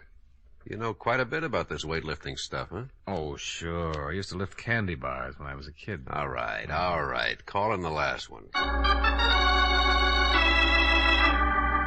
The last man, Johnny Morgan, and his story was no different than the others.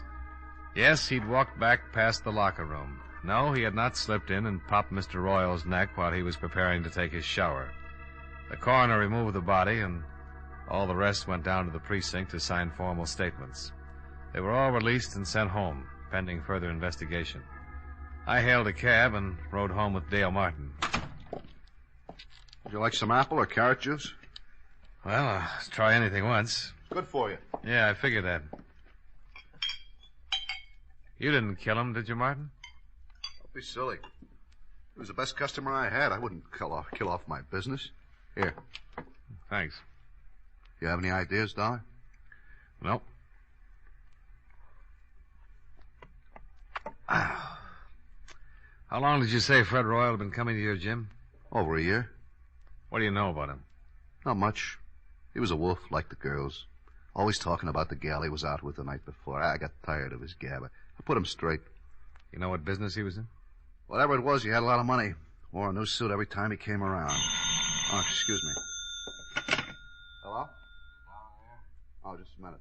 For you, Dollar. Oh, thanks. Hello? I got something on the dead man. Got a record. Blackmail. You know where he lived? We're checking. Oh, wait a minute. Martin, you wouldn't by any chance know where Fred Royal lived, would you? Well, I send a bill to him every month. I got my books here in the apartment. I'll get the address.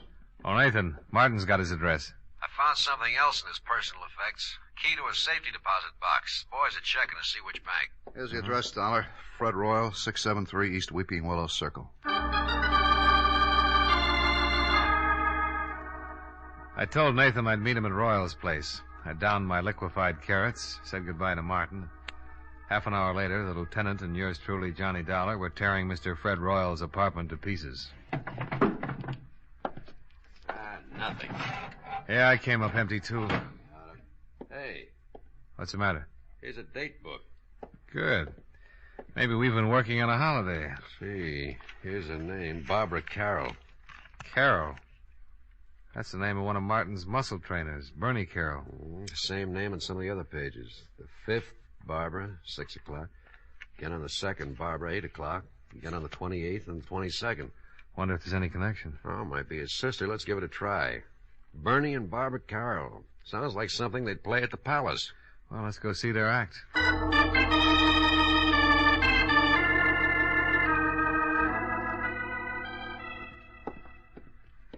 Here's the apartment. They live with that new fella. Jack Olson. Yeah, the quiet one. Police. Yes? I'm Lieutenant Nathan, homicide. This is Johnny Dollar. How you do? How you do? We'd like to talk to you, Miss Carroll. Well, certainly, Lieutenant. Come in. Thank you. I was just making some lemonade. Would you like some? Yeah, thanks. It is pretty hot out. Maybe you'd like something stronger. No, thanks. The lieutenant's on duty.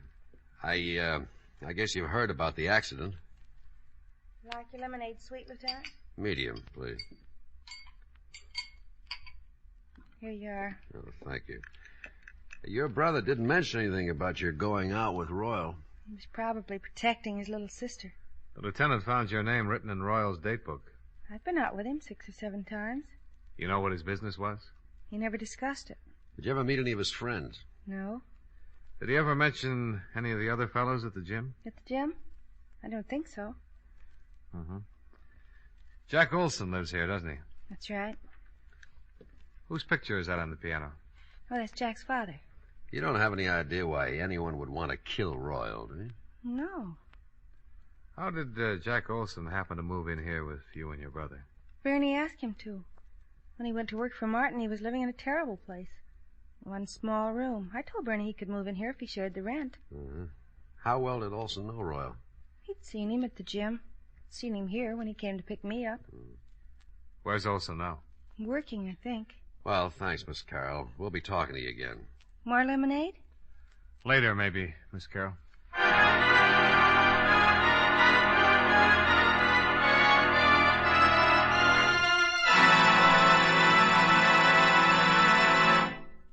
Friends, wherever you are, whatever you're doing, you'll enjoy chewing Wrigley's Spearmint Gum. Chew Wrigley's Spearmint while you're working. The lively, full-bodied flavor of Wrigley's Spearmint gives you a refreshing little lift. The smooth, pleasant chewing of Wrigley's Spearmint Gum helps keep you feeling relaxed and satisfied. Makes your job seem easier. Chew Wrigley's Spearmint Gum in your home, when you're out walking or driving, when you're enjoying sports and other activities. Wrigley's Spearmint Gum tastes good anytime, and the natural chewing aids digestion and helps keep your teeth bright and attractive. Yes, wherever you are, whatever you're doing, you'll enjoy chewing Wrigley's Spearmint Chewing Gum. Healthful, refreshing, delicious.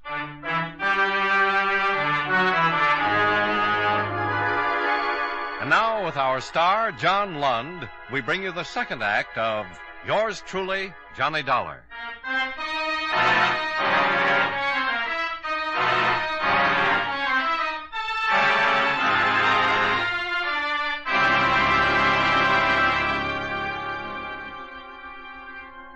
Three in the afternoon.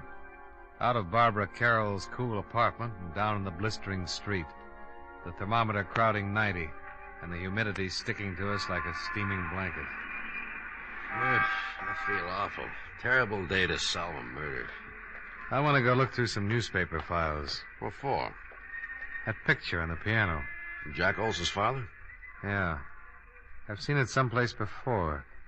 There's a news story connected with it. Yeah, I'll drop you off. I gotta get back to the precinct, see if the boys have found the safety deposit box that fits Fred Royal's key.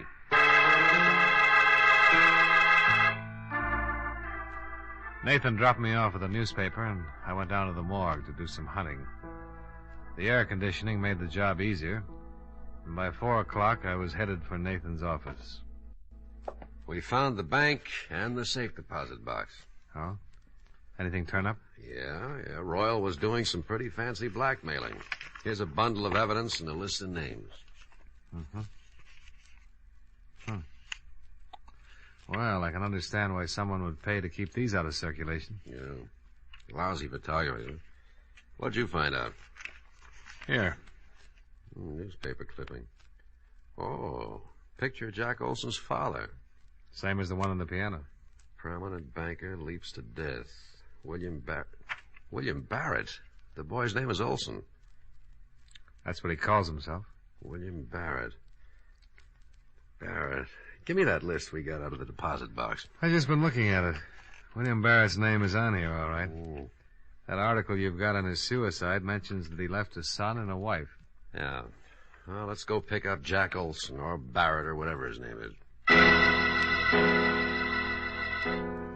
Well, it might not have meant a thing, but at least we had found one person who had a strong connection with Frederick Royal other than socially. The boy who called himself Jack Olson was the son of one William Barrett, deceased, and one of Fred Royal's blackmail victims. Barrett had jumped off a tall building, and according to the newspaper, he had left no reason for his actions. There was a possibility that Fred Royal's blackmail had driven him to it, and if that was so, his son would have had a very strong reason for wanting to break Mr. Fred Royal's neck. We climbed into a squad car and hurried back to Barbara Carroll's apartment, where Jack Olson lived as a boarder.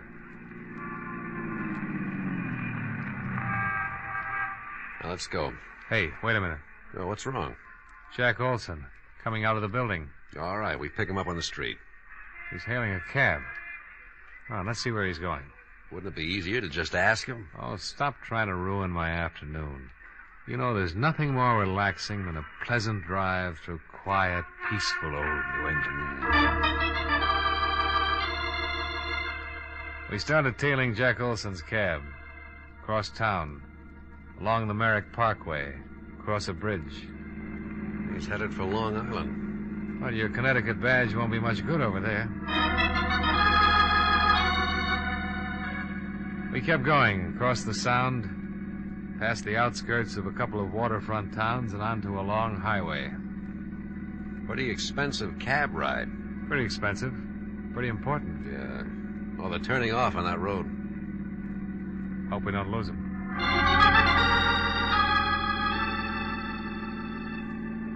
We took the road to the right off the highway and spotted the cab up ahead, pulling into the entrance of a large white building.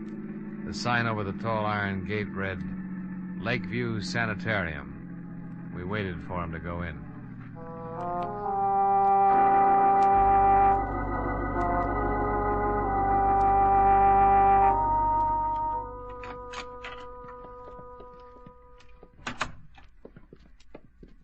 Yes? Is there something I can do for you? I'm looking for a man. Oh, any particular man? Oh, who's in charge of this place? Dr. Feder. Well, run him out, please. I want to talk to him. Which one of you is the patient? Patient? Can't you tell? Look, just go get Dr. Fodder. Feder. Oh, Feder, okay. Go get him and tell him Lieutenant Nathan wants to talk to him. Lieutenant Nathan? Of the cavalry. What? Oh, well, I'll get him right away. Lieutenant. You think that's funny? Oh, well, I liked it. Let's see what kind of a reaction it gets out of Dr. Feder. Cavalry. Nice thing to say in a place like this. Lieutenant Nathan? Yeah, that's right. I'm Dr. Feder. Oh, this is Mr. Dollar. How do you do? How do you do? Now, are you related? No, but we've been friends a long, long time, haven't we, Nate? Yeah, I'm a police officer, Doctor. Oh. We've been following a man. He came in here a few minutes ago. Is that right? The lieutenant thinks he might be a killer. I can handle this, Dollar. Doctor, I'm with Central Division Homicide. This isn't my territory, but I'd appreciate it. Which one of you is the patient? Now, look, this is getting a little ridiculous. Here are my credentials. Oh. The man we want came in here a few minutes ago. Well, Mr. Barrett is the only one. And his real name is Barrett. Who's he seeing? His mother. What's wrong with his mother? Mrs. Barrett is seriously ill. Have anything to do with her husband's suicide? Everything to do with it. I doubt if Mrs. Barrett will ever recover. We went back out to the car and tried to put it all together. Jack's father had jumped off a roof. He was being blackmailed and couldn't take it. The shock of his suicide had driven Mrs. Barrett into a permanent breakdown, and Fred Royal had been responsible for the whole thing. Motive enough for Jack to get a job with Dale Martin so he could get his hands on Fred Royal's neck. Cavalry. Oh, stop groaning. Tell me what you think of my theory. We still need a confession. We'll get it. Mind if I make a pest of myself and ask how? Let's ride back to town and see Dale Martin.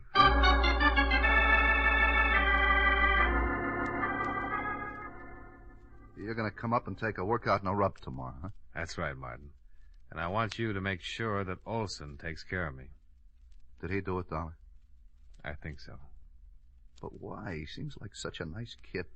He had a pretty good reason. But we need a confession, and Dollar has an idea how to get it. I want Olson working on me through the whole workout, especially when I get on the rubbing table.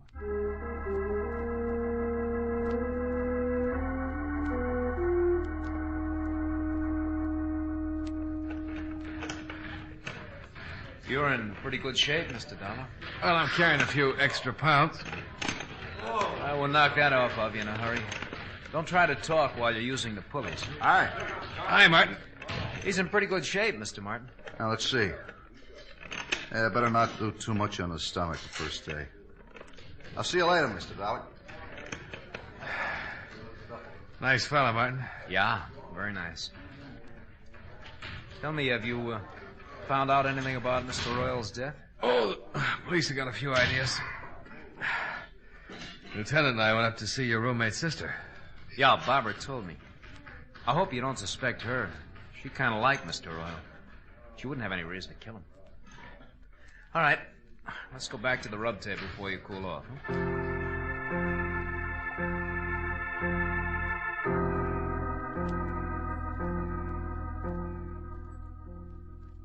You don't mind going in there, do you? No. Why should I? Oh, some people are funny about rooms where there's been a dead person, you know? It doesn't bother me, Mr. Dollar.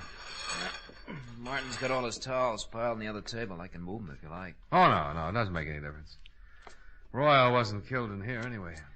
All right. Up on your back. Yeah. Give me a good brisk rub and let me relax for about 10 minutes. All right, slide down a little. Yeah.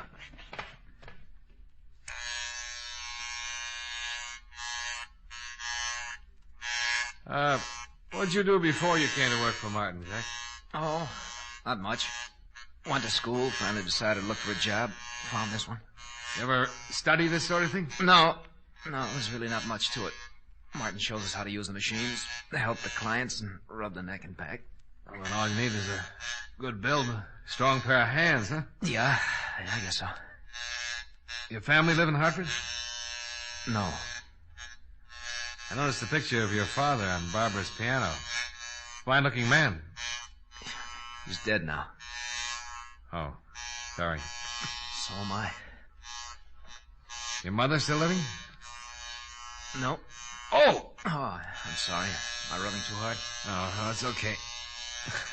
Well, you certainly got the strength for the job. Yeah, I'll turn off the vibrator and just use my hands. Did the police find out anything about Mr. Royal? Yeah. He was a blackmailer. Ow! Oh, I'm awfully sorry. I'm a little nervous today. Maybe I better get one of the other fellows to finish your rub. Oh, no, that's all right.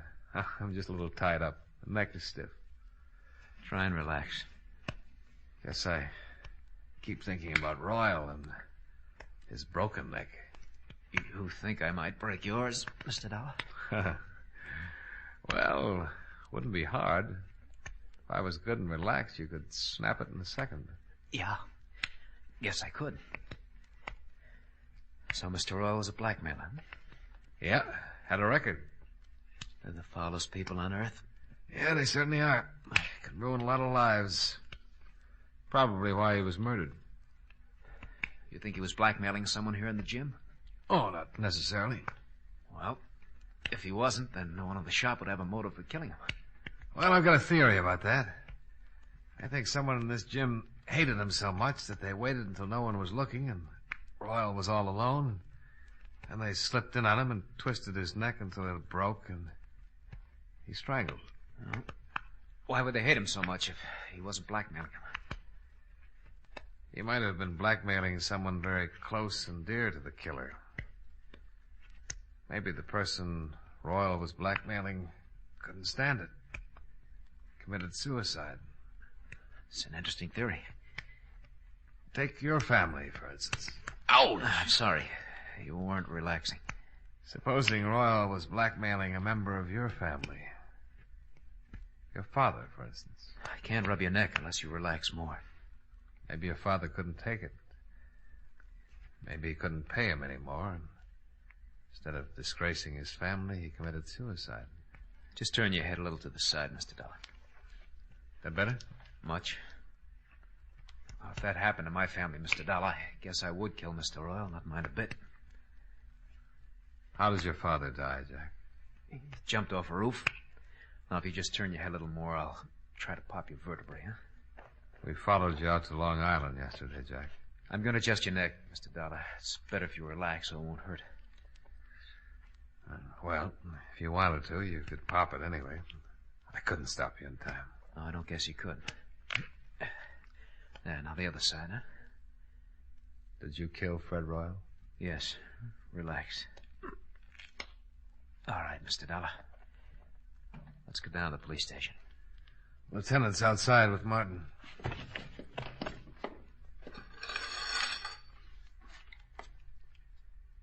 After you, Mr. Barrett.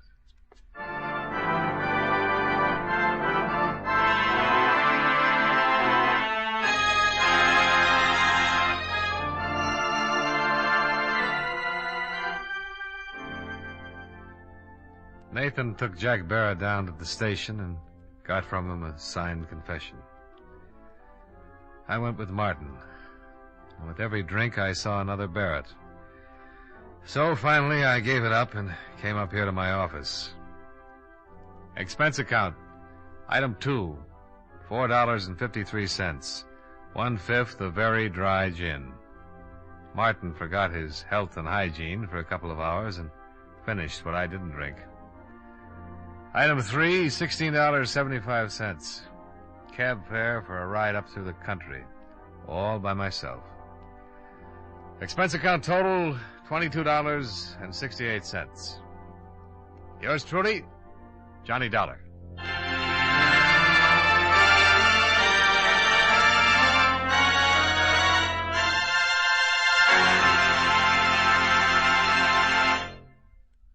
Remember, friends, Wrigley's Spearmint Chewing Gum refreshes you.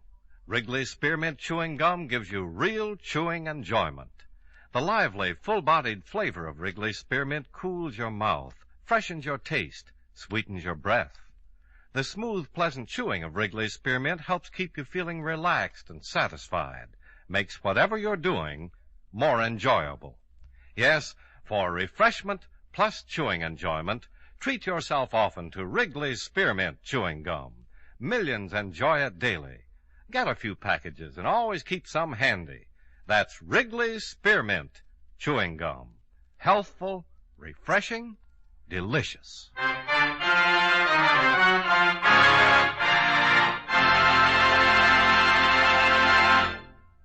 Yours truly, Johnny Dollar, brought to you by Wrigley's Spearmint Chewing Gum, stars John Lund in the title role and was written by Blake Edwards with music by Milton Charles. Featured in tonight's cast were Edgar Barrier, Hy Averback, Hal March, Jim Nusser, Tony Barrett, and Virginia Gregg. Yours truly, Johnny Dollar, is transcribed in Hollywood by Jaime Del Valle.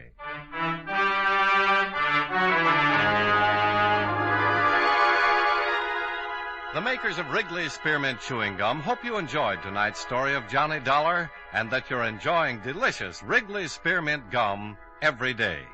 This is Charles Lyon, inviting you to join us again next week at this same time when, from Hollywood, John Lund returns as... Yours truly, Johnny Dollar.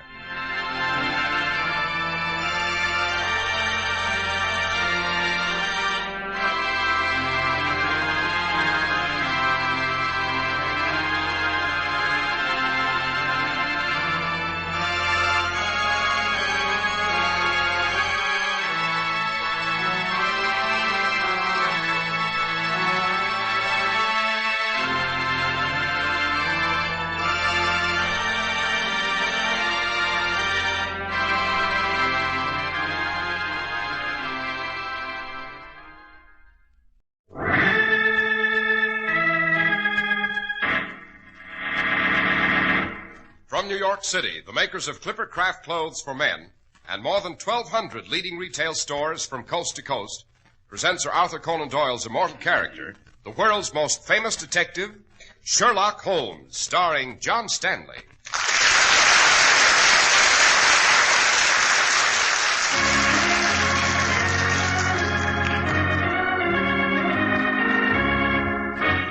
This week's story, The Mad Miners of Cardiff. Hear that, Holmes? That crumbling noise? Yes, Watson. Well, this coal mine we're in may be collapsing, and we better hurry back to the lift. Without discovering what awful thing has been driving the miners insane? Not a bit of it. Yes, but listen. If we don't try to find the lift and return to the Earth's surface, there'll be just one consequence, Holmes. We'll be buried alive.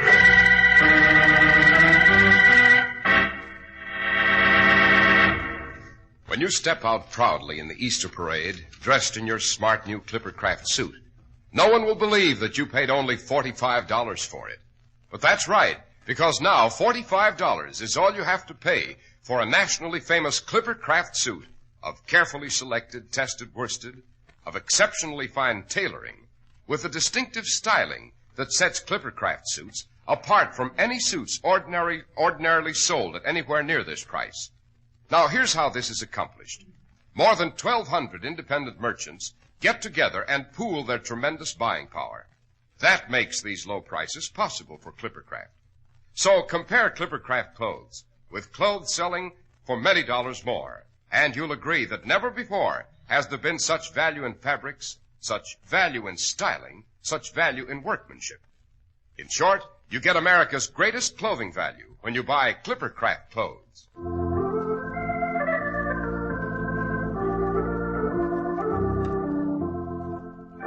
Dr. Watson, your memoir for this evening is entitled The Mad Miners of Cardiff. Cardiff is a city in Wales, isn't it? Yes, it is, Mr. Harris. The very heart of one of the world's greatest coal mining centers. Our story begins one awful night at the mine owned by Mrs. Ann Powers.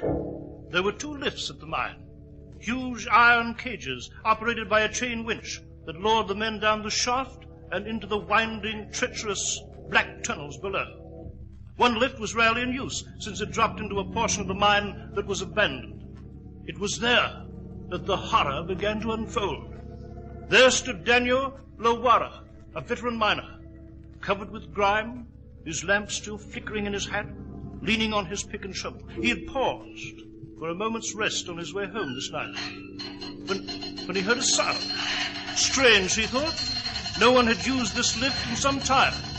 This section of the mine had been picked clean and deserted as too dangerous, you see. Daniel walked slowly toward the mouth of the shaft. Lad, it's you.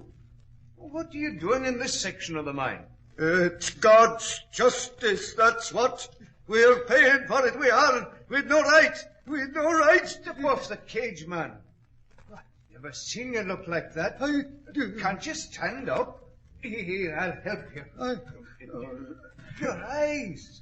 I've never seen a man's eyes like that. It's what I've seen. The saints preserve me, it's what I've seen. Get hold of yourself, lad. A strong man like you, quivering. What did you see? The thing.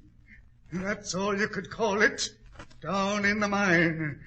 I wish my eyes had been struck from my head before I saw it. Try to make sense, lad. What's down the mine? What have you seen? I've seen men's bodies crushed by the weight of coal. I've seen men dying of the lung sickness with the death rattle in their throats. But never this. Never this. Tell me what happened. If I told you what I saw, you'd be going out of your mind. It isn't right for human beings to know there is such a thing inside the earth. They'd kill themselves. I heard a noise at this end of the mine. Go on. I knew it was deserted. Of course it is. Every beam is chalk marked unsafe. How could you? I heard a noise. It was not a noise of this world. Eh?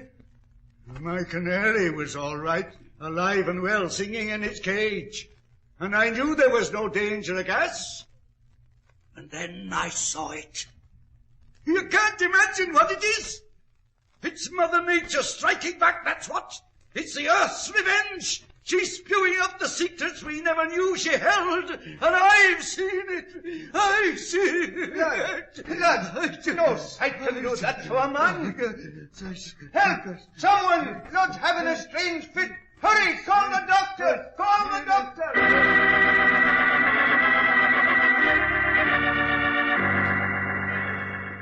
Lud, the miner, in a half-crazed state, was removed to the hospital. Then Daniel volunteered to descend the lift at the far end of the mine to learn what the unspeakable horror was below. When Daniel came up the lift... Lud was right. Better I'd have been blind. A man's mind can't stand such a sight. In the name of mercy, make me unconscious. I mustn't think of it. But I couldn't think of anything else again. Ever. Not of life, nor of what we do in life. Just this. What is all I've ever known or know. Just what I've seen down in the mine.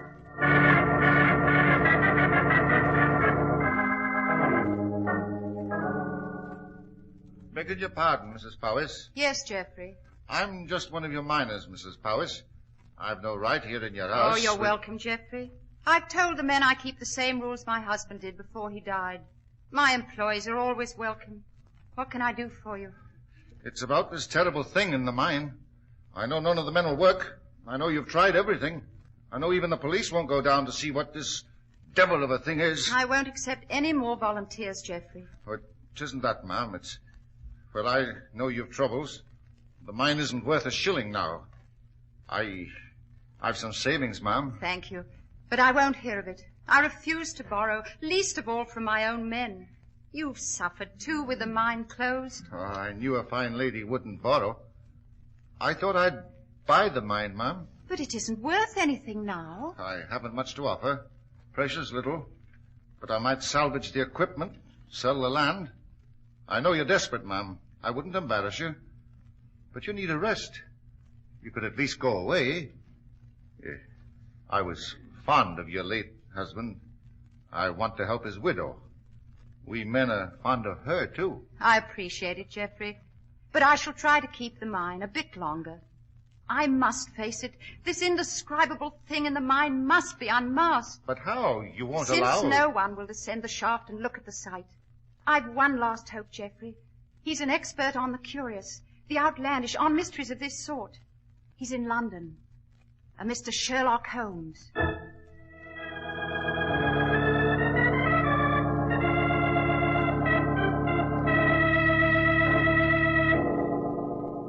Mrs. Powis, you say 2 men became half-crazed looking at the spectacle in the mine? Yes, Mr. Holmes. Incredible. Can such things exist? Lud and Daniel have been miners all their lives, Mr. Holmes. They're normally vigorous, healthy, and cool-headed. But I wasn't satisfied with their reactions. What did you do?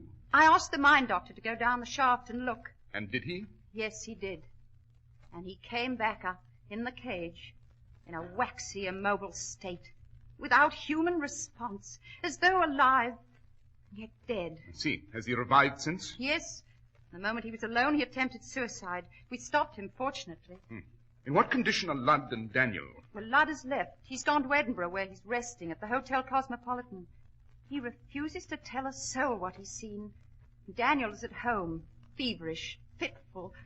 Have you completed your story, Mrs. Powis? Yes, I have. Then we must lose no time in reaching Cardiff and the enigma that lies in the mine.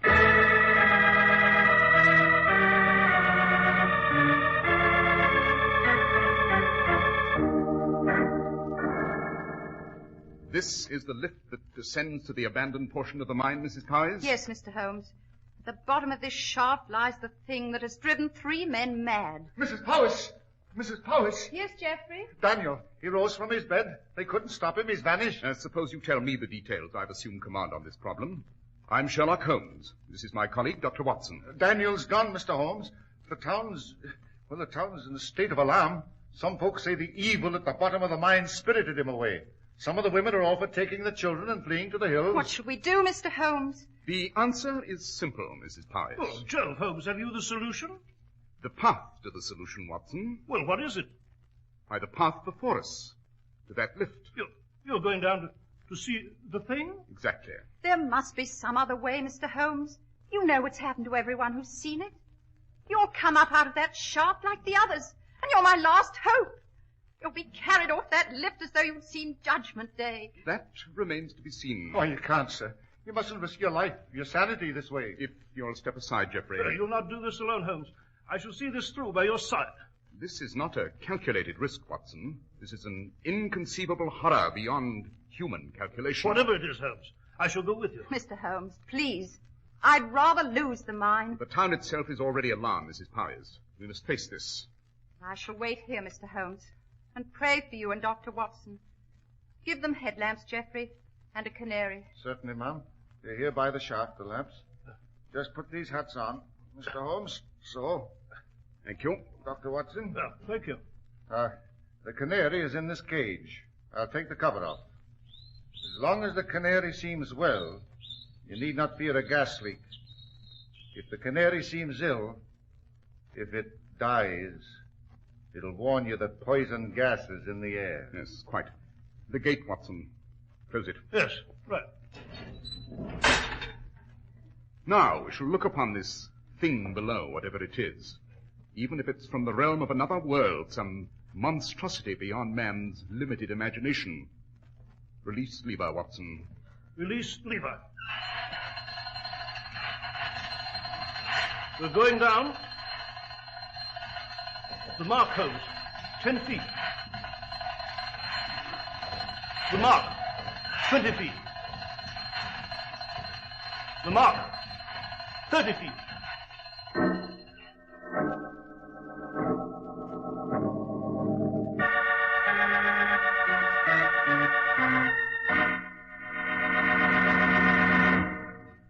Here's the way to get the most for your money when you buy a new spring outfit.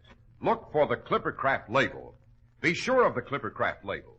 You'll find it on new spring Clippercraft worsted suits for only $45, on all-wool covert cloth topcoats for $40, and on the Clippercraft all-wool gabardine topcoats for only $42.50. Clippercraft clothes take their name from the famous Clipper ships that established honest New England quality everywhere in the world. Yet they're as modern as the Clipper planes that fly around the world today. Yes, you can trust Clippercraft clothes and the men who sell them. That's why men who know insist on Clippercraft clothes bearing the Clippercraft label. So be sure to visit the Clippercraft store in your city. These leading stores in the metropolitan area are proud to add their names to Clippercraft in your suits and topcoats. In Manhattan, Saks 34th, Broadway at 34th, John Wanamaker's men's stores, Broadway at 8th, and 67 Liberty Street. In Brooklyn, Abraham & Straus. In Newark, New Jersey, Boulevard Men's Shop, Kresge Newark. And in Jamaica, the B&B Clothes Shop, 16408 Jamaica Avenue.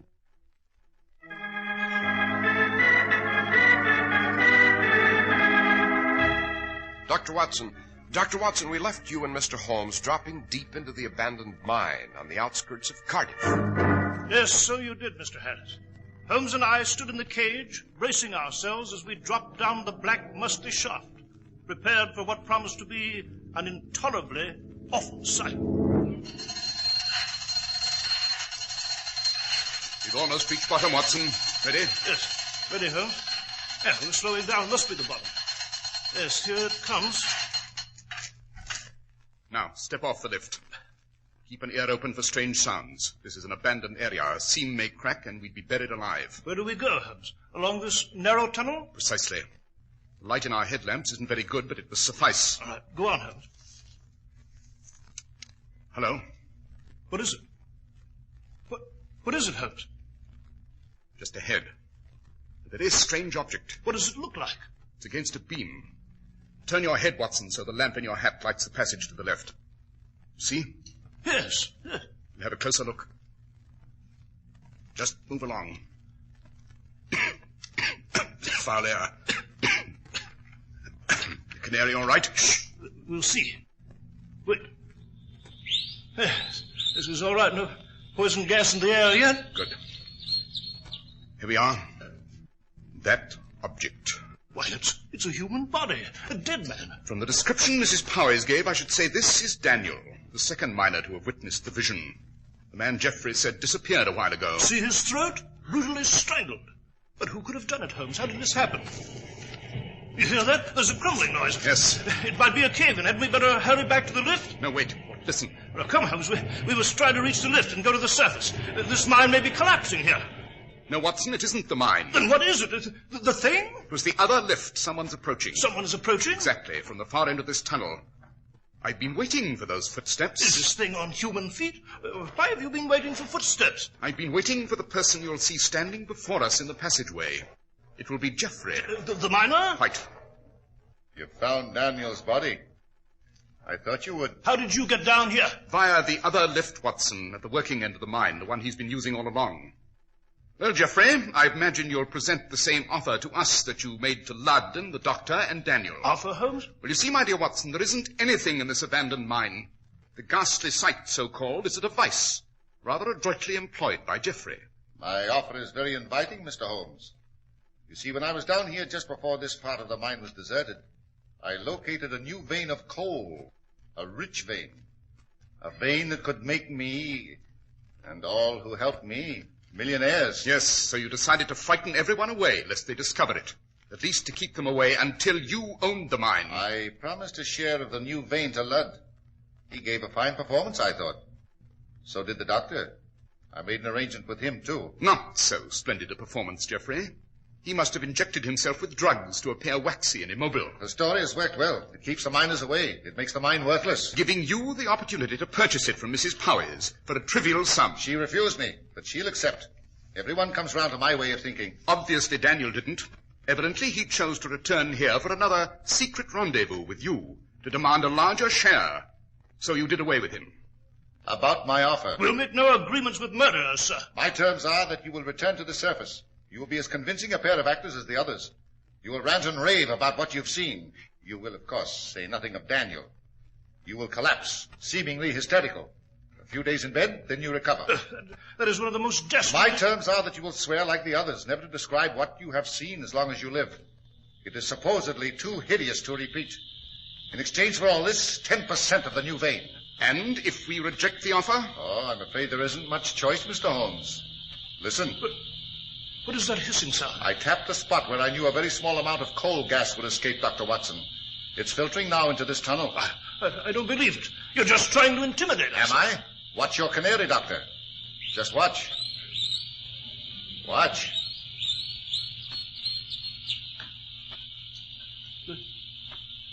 The canary is dead. Then extinguish your headlamp, Watson, instantly. Yes, right. I shall, too. And you, Jeffrey? Or will you risk creating an explosion? I'll turn out my lamp. But as for an explosion, I suppose you believe me now. I've a box of matches, gentlemen. If I strike one, just one, it'll explode the gas. We will be blown to bits. And we are to accept your offer, or you'll strike the match? Oh, yes. If you return to the Earth's surface and reveal this, my life isn't worth living. I'd rather we all died here. And now, the gas will overcome us at any moment, with very little time. Here's the matchbox and the match. I'm ready to strike it. Do you accept my offer? Yes or no? No. You're sure you won't reconsider? We will not reconsider. I'll stand by that. Just 1 second more and I strike the match. Watson, I've got him! It's pitch black, but I've got his arms. Watson, the rope at his belt. Can you find it? Yes, right you are. Hold him still now. It's so blasted dark here. Yes, tie him up. I've got him, Holmes. Tie him up. I've got a simple jiu-jitsu that'll keep him still now. If I can just find his wrist. There. And now the knot. I can't move. Don't leave me here. The gas. No, we shan't leave you, Jeffrey. We shall take you to the surface and turn you over to the police. Come on, Watson, along the passageway where we came. You find it with your hands? Yes, I have it, Holmes. Then go back. Now, after you, Jeffrey. There's a small beam of light ahead. It must be the shaft. That's it. That's the cage to the surface. Yes, so it is. See, there's the lift. All right, jump on, Watson. You too, Jeffrey. I'll get on. There we are. It's as I feared, I guess. She always wins. She? The Earth. She's cursed, that's what. Her blessings aren't blessings at all. They carry a curse. The gold, the oil, the coal, the diamonds, all the riches of the soil. When we defy the soil and cut too deep, when we slash into our forests and slice the heart out of our mountains, she demands vengeance. And she exacts her toll. That is a lesson you should have learned earlier in the game, Geoffrey. The lever, Watson. Yes, right, Holmes. They called your friends the mad miners of Cardiff, Geoffrey. And in a sense, they were really mad. The cruel dream of power and wealth and glory, illicitly won. A dream not native to Cardiff, nor to these times.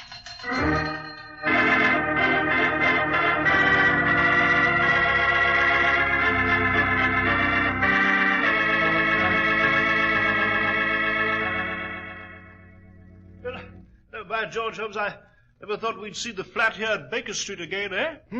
Lack of confidence in my ability, Watson.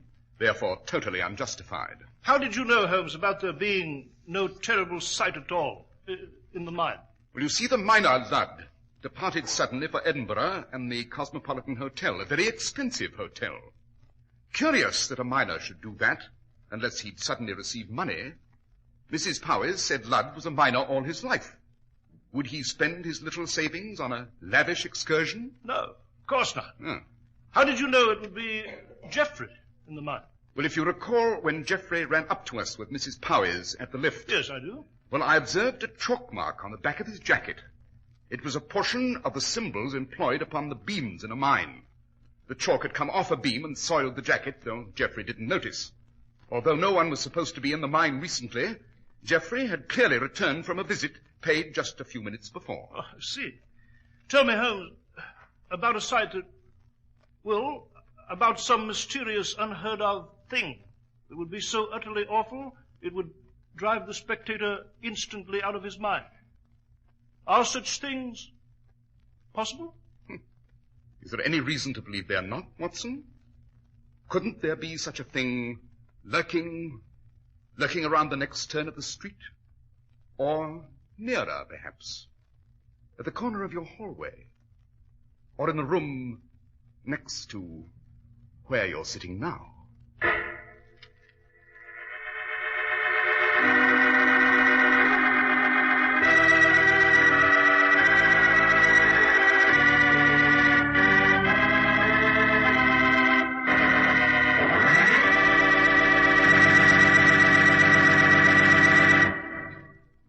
Dr. Watson, the Mad Miners of Cardiff was one of the most spine-tingling adventures you've ever related to us. You must tell us what sort of criminals we're to pursue with you and Mr. Holmes next week, Doctor. Next week, Mr. Harris, I shall relate to you the case of the Burmese goddess. It concerns a strange legend, a man who lost his fingernail, and a peculiar auction sale.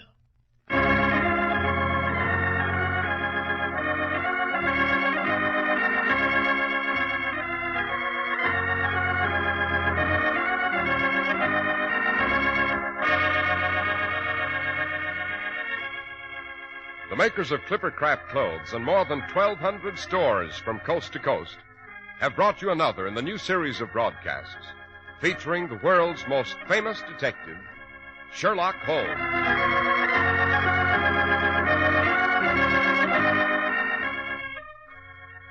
Our stories are based upon the character Sherlock Holmes, created by Sir Arthur Conan Doyle. The program is produced and directed by Basil Lochran. Sherlock Holmes is played by John Stanley. Dr. Watson by George Spelman.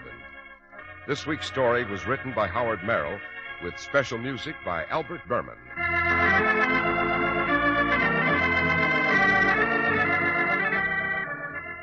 If you don't know your Clippercraft dealer, write Clippercraft, 200 Fifth Avenue, New York City.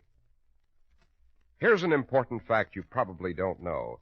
It's possible to save up to 50% of all cancer cases if everyone takes proper and prompt action. Support the American Cancer Society. Send a generous contribution to cancer, care of your local post office tonight. Be sure to listen next week to Sherlock Holmes in The Case of the Burmese Goddess. This is I, Harris, speaking for Clippercraft Clothes. This is the Mutual Broadcasting System.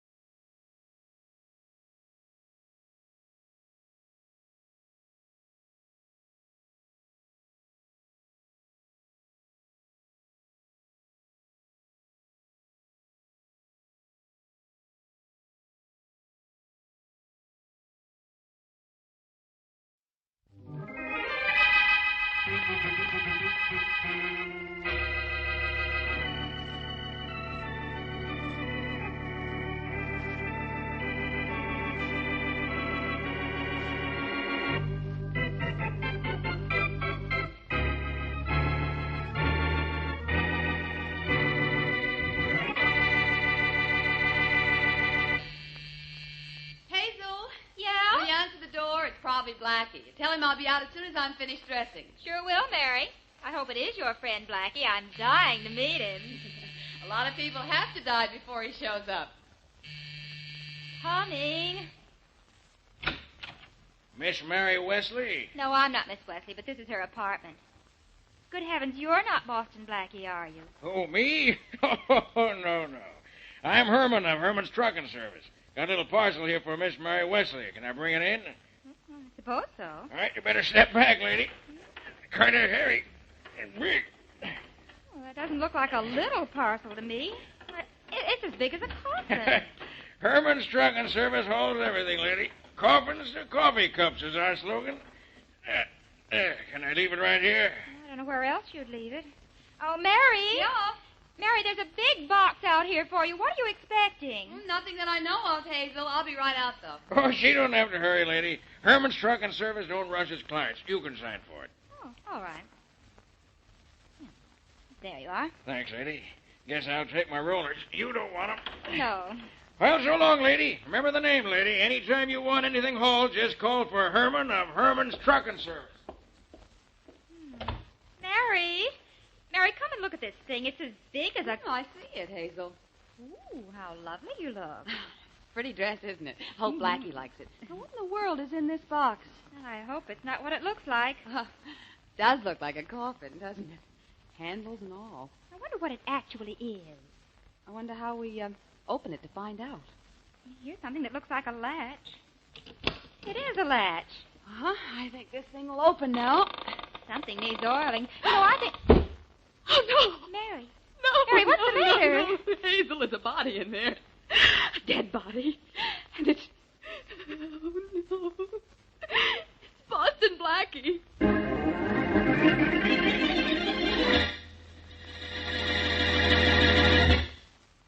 And now on to Dick Calmer as Boston Blackie, if he's still alive. Enemy to those who make him an enemy. Friend to those who have no friend.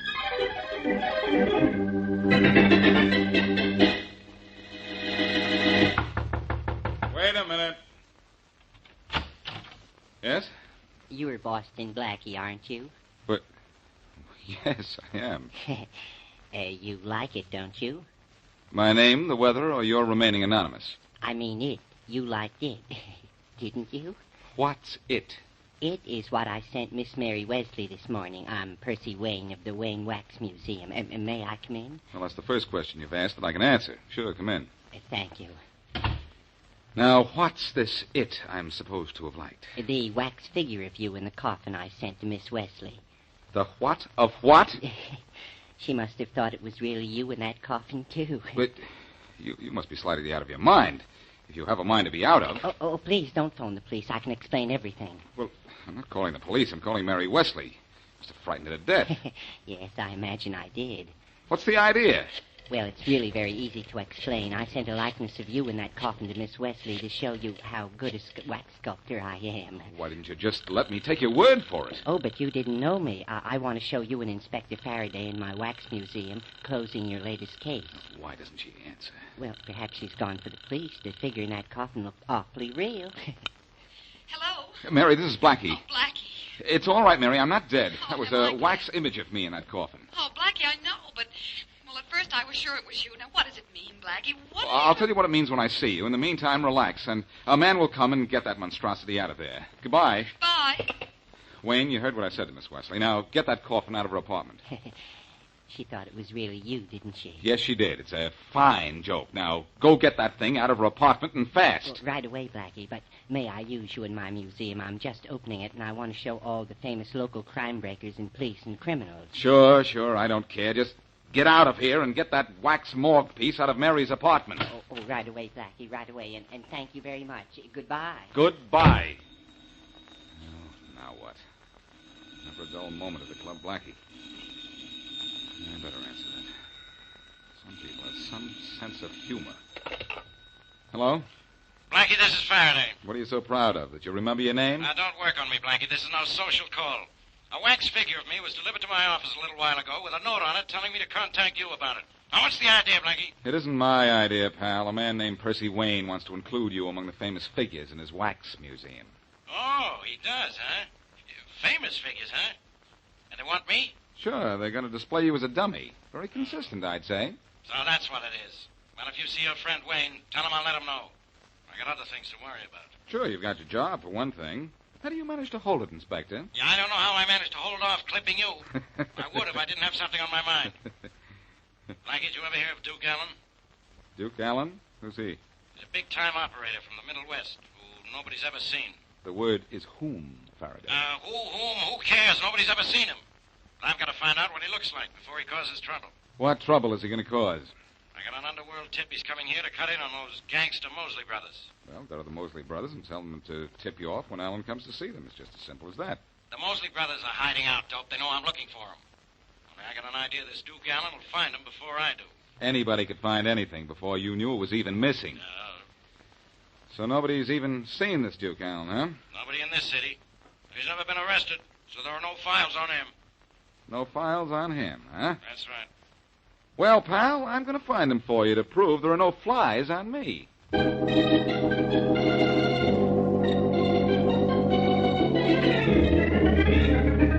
You'll kick through with that $1,000, Mrs. Brighton. You're going to be an awfully sorry lady. But I don't have $1,000, Mr. Mosley. Well, then get it and get it fast. I'll be around to your store at noon tomorrow. We want you to have it. That's all. My brother will take you to the door. Bob. Sure, Lenny. Oh, Mr. Mosley, can't you give me more time? Lenny I'm a poor said woman. we'd see you at noon tomorrow, ladies. So long. But you've got to give me time. I have to have time. Well, one more customer we got. Yep. You know, we've done good, even though we are hiding from Faraday and his cops. Right. But, I figure we can do a lot better, Bob. Figuring, all the time figuring. What are you trying to do, Lenny? Figure yourself to death. I'm trying to figure out how we can let Duke Allen muscle in on us and still make a profit. Allen isn't going to muscle in on us, Lenny. You know, we're doing pretty good. Only in town a month, and the cops are looking for us, and so is this Duke Allen. Wonder when he's going to show. Well, our information didn't say. I know. Didn't say what he looked like. Only that he was coming to town to cut in. Allen's funny that way. Nobody knows what he looks like. Yeah. But I've been asking around. We'll find out soon. You've been asking around, all the time asking around. Asking gets answers. Allen hasn't shown yet, so we're still in business. Bob. Huh? We got to find out what he looks like and get to him before he gets to us. How are we going to find out what he looks like? Well, I'm going to start figuring on that right now. Figuring, all the time figuring. Figuring's going to be the death of you. If I don't figure a way to find Duke Allen, he's going to be the death of us.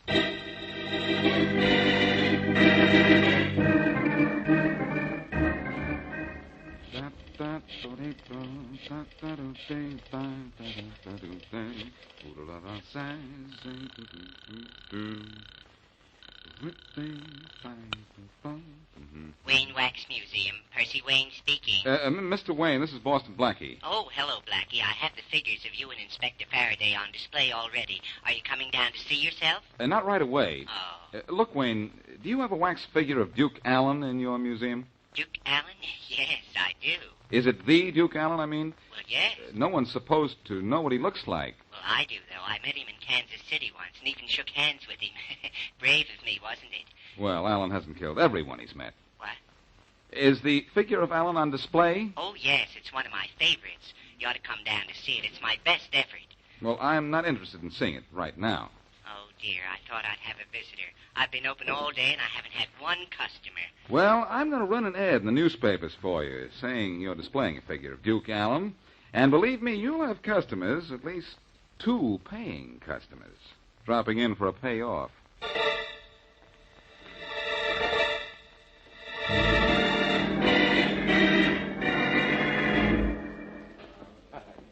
That ad in the paper said they have dummies of Dillinger and Babyface Nelson at this museum, too. Yeah. Let's look at them first, Lenny. All we're interested in is finding out what Duke Allen looks like.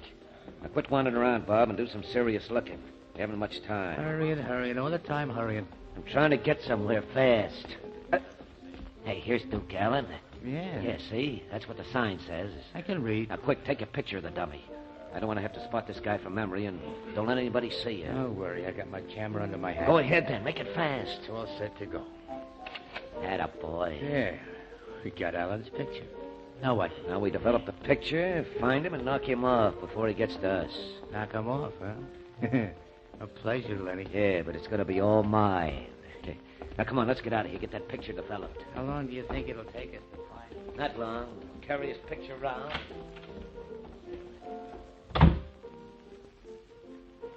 Well, Blackie? Wait a minute, Mary. Stay in hiding. They may come back for something. What, Blackie? I didn't see them leave anything. How do you know you were behind this curtain? Oh, yes. Except when I peeked. Oh, come on out. Okay. There we are. Those were the Mosley brothers. Faraday showed me their pictures. And now we know that they'll be gunning for Allen. Well, I want to look at this dummy of Duke Allen. I want to see what he looks like, too. He looks slightly waxy. That much I can tell you. Here's the wax figure of you, Blackie. Why, it's the thing. Blackie. What's the matter, Mary? What's the matter? Well, look at the sign in front of the figure of you. Doesn't say Boston Blackie. It says Duke Allen. The Mosleys took your picture. And if they ever see you, they'll shoot to kill.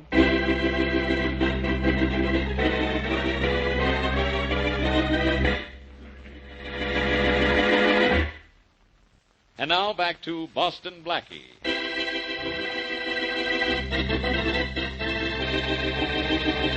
Percy Wayne makes an absolutely perfect wax image of Boston Blackie and displays it in his wax museum.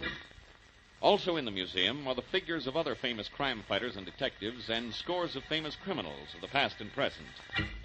Duke Allen, Midwest racketeer, is coming to town to take over from the Mosley brothers, local racket bosses. No one knows what Allen looks like. That is, no one but Percy Wayne, who has a wax figure of him in his museum.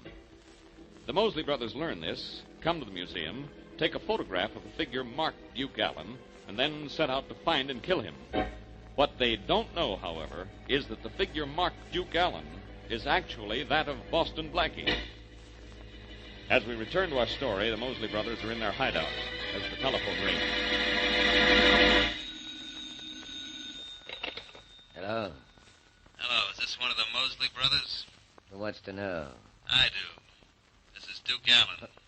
Duke Allen? Surprised I found you. Yeah. Who is this, Lenny or Bob?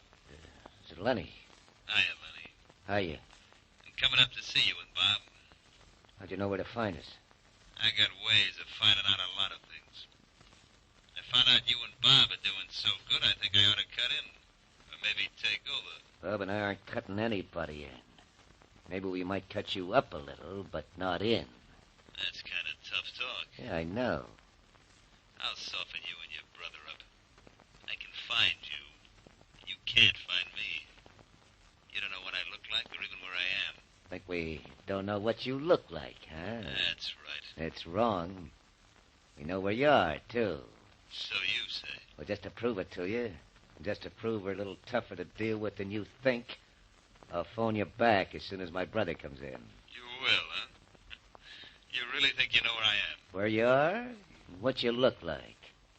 Only try to cut in on us, Duke, and I'll hate to tell you what you look like.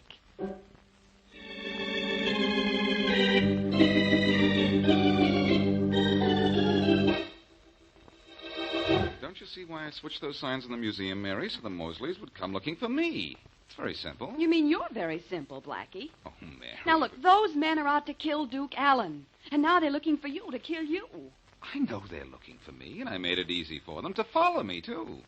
In fact, one of the Mosley brothers was following us when we came into the building just now. Oh, just fine. Any minute I expect a knock on the door. No, I don't think they'll try to knock me off here. At least I hope not. It'll spoil my plans. Spoil your plans? Oh, brother, what an understatement. It'll spoil you. Mary, this plan of mine will bring the Mosleys out of hiding and may bring Duke Allen out in the open, too. Then Faraday can grab all three. Excuse me a minute. Who are you calling? The police, I hope. No, just downstairs to have a little chat. Yes? Harry, don't forget. If anyone phones for Duke Allen, give me the call. No one's called for him so far, Blackie. But I'll ring you if anyone does. Thanks. I don't think the Mosley brothers will phone, Blackie. They'll just come up here. They'll have to phone first, Mary.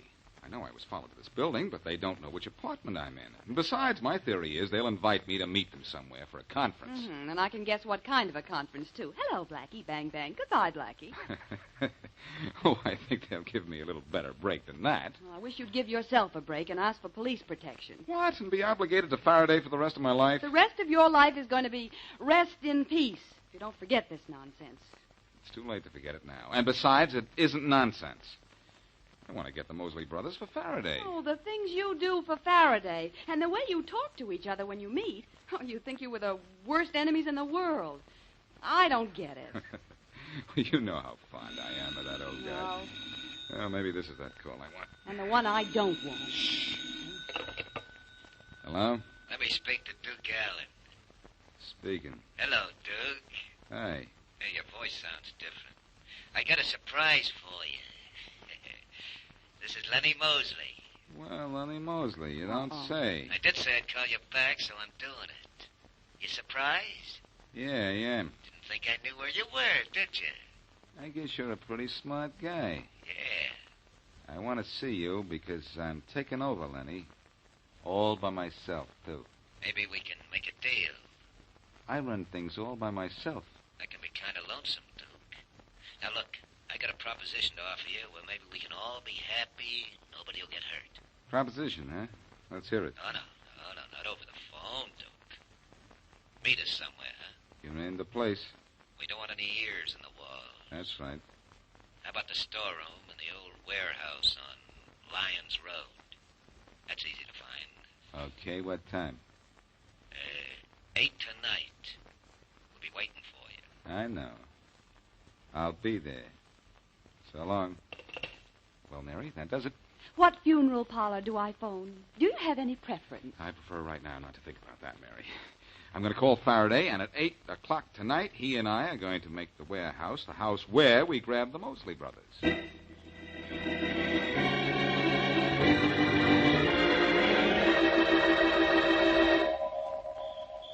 Mosley brothers are here? You're nuts, Blackie. There's nobody in that warehouse. What do you say that, Faraday? Just because it's dark in there? You don't think they'd keep a light burning in the window for us, do you? I don't think they're in there. Or ever were. I know they are, Faraday. I made a date to meet them here. It's Duke Allen, of course. And so you've dragged me way out here to waste more of my time, of course. Quiet. You're getting too close to talk. An empty building can't hear anything. An empty head can't understand anything, apparently, either. Step back, will you? I'm going to kick open the door. And be ready to duck a few bullets. We're nice targets in this moonlight, you know. Ready? Go ahead. Well, Blackie? Guess we'll have to go in and after them. Yeah, we got a better chance of going in after $1 million. Ready with your gun, Faraday. These guys might not be hospitable. Okay.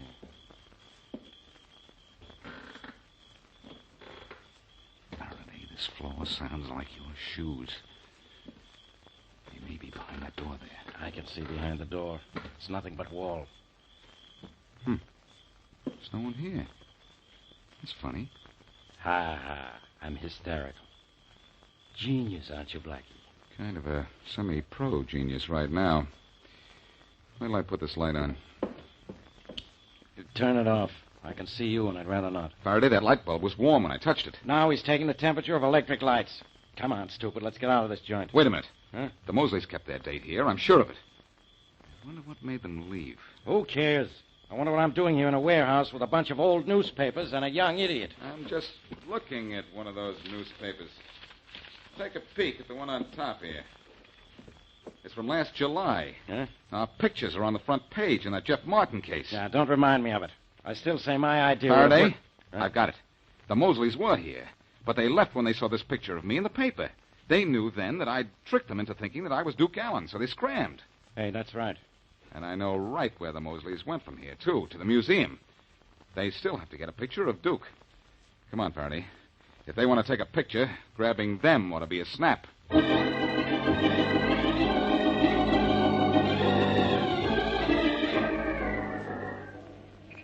Lenny. Yeah? You think they have statues of us in the museum by now? Oh, how should I know, Bob? Well, let's go in and see. I feel neglected. They got everybody else's. All I know is Boston Blackie tricked us. We got to get Duke Allen's picture and scram out of that museum as fast as we can. Hurrying, all the time hurrying. Well, come on, let's go in and... Like me to go in with you, boys? Huh? Who are you? Maybe the guy wasn't talking to us, Lenny. Oh, yes, I was, Bob. Allow me to introduce myself, boys, in person this time. I'm Duke Allen. Huh? Duke? Surprised? Yeah. Come on, walk down the alley with me so we can talk. Yeah, sure. What are you doing here, Duke? Gonna look in the museum to see if you can find statues of us? I don't need any wax dummies to tell me what you boys look like. All I needed was a few connections. Now, suppose... Hey, Lenny, he's got a gun. Also got a knife in his neck. Lenny, that was fast. Yeah, and it was a pleasure, too. But quick, let's pick him up, dump him in the back of our car before somebody comes along. Okay, that's it. I got his legs. What are we gonna do when we get him in the car, Lenny? I don't know yet. I'm just figuring. Figuring. All the time figuring. Now, hold him with one hand, open the car door. Okay.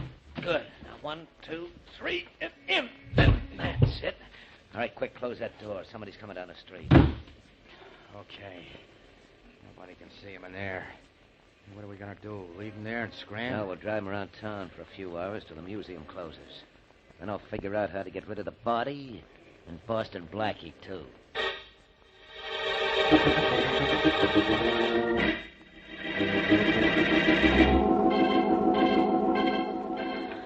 Come on, Faraday. No. We'll never catch the Mosley brothers waiting for a flash about them on your teletype. Let's try my plan. We tried it. We waited in the museum for an hour, didn't we? Wait a minute. There's something coming in again. Something, but what? Oh, nothing to do with this case. There never will be anything about the Mosleys or Allen. But, Faraday, if you'll just come with me... I know what I'll... you'll do. Waste more of my time. No, Faraday, this time I'm positive the Mosleys will show up. And we ought to be there, when they do, for a showdown.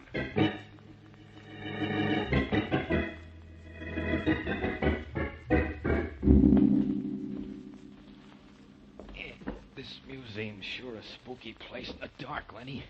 These figures look like ghosts. Yeah, you're just self-conscious, Bob. The only ghost material in here is that body you're dragging. Now bring it down this way. I found a dummy marked Duke Allen, and it's a real one this time. Okay. Be glad to get rid of this. The dead guy's heavy. Well, a wax dummy isn't. A wax dummy's a lot easier to get rid of than a dead body. The body will be found here, though, Lenny. Not for a while. People think it's a pretty lifelike dummy at Duke Allen for a day or two, maybe. Yeah. It's a cute trick, I think. Would have been plenty cute trying to bring him in here when the place was open. And it wasn't cute driving a dead body around town waiting for this joint to close. You shouldn't have killed him as soon as you did, Lenny. Well, it was him or us, Bob. I lay him on the floor, and I'll get that wax dummy of his out of the way. Okay. Well, come on. Hey. Huh? Look behind us, Lenny.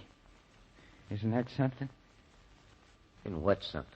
The figures behind us. The sign says Inspector Faraday and Boston Blackie. Each one with a gun in his hand. Look real almost. Yeah, too real. They give me the creeps.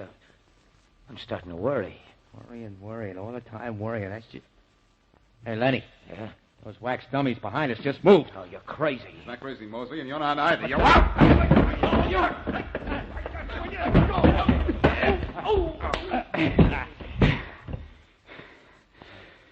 I told you they'd come here tonight, Faraday. Yeah, well, it took them long enough to show up.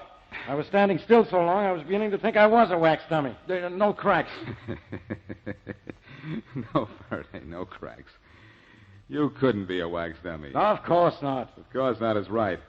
A wax dummy looks lifelike.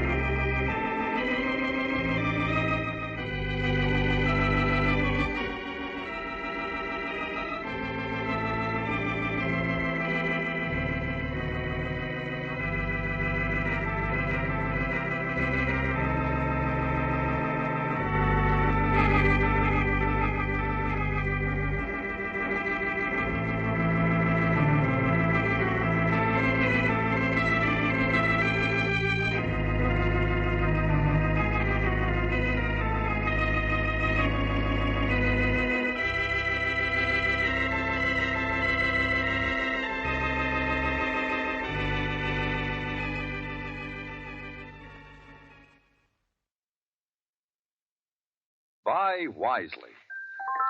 Buy for flavor. Buy Del Monte. Del Monte, the brand you trust for flavor in so many good foods. Time now for Rocky Jordan, brought to you by Del Monte Foods, the brand preferred by more women than any other line of canned fruits and vegetables in the world.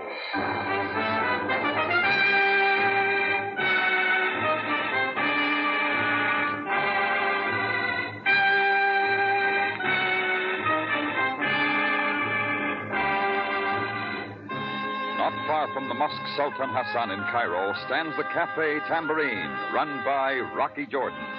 The Cafe Tambourine, crowded with forgotten men, alive with the babble of many languages. For this is Cairo, where modern adventure and intrigue unfold against the backdrop of antiquity. Del Monte presents Rocky Jordan and this week's story, The Strange Death of Van Dorn.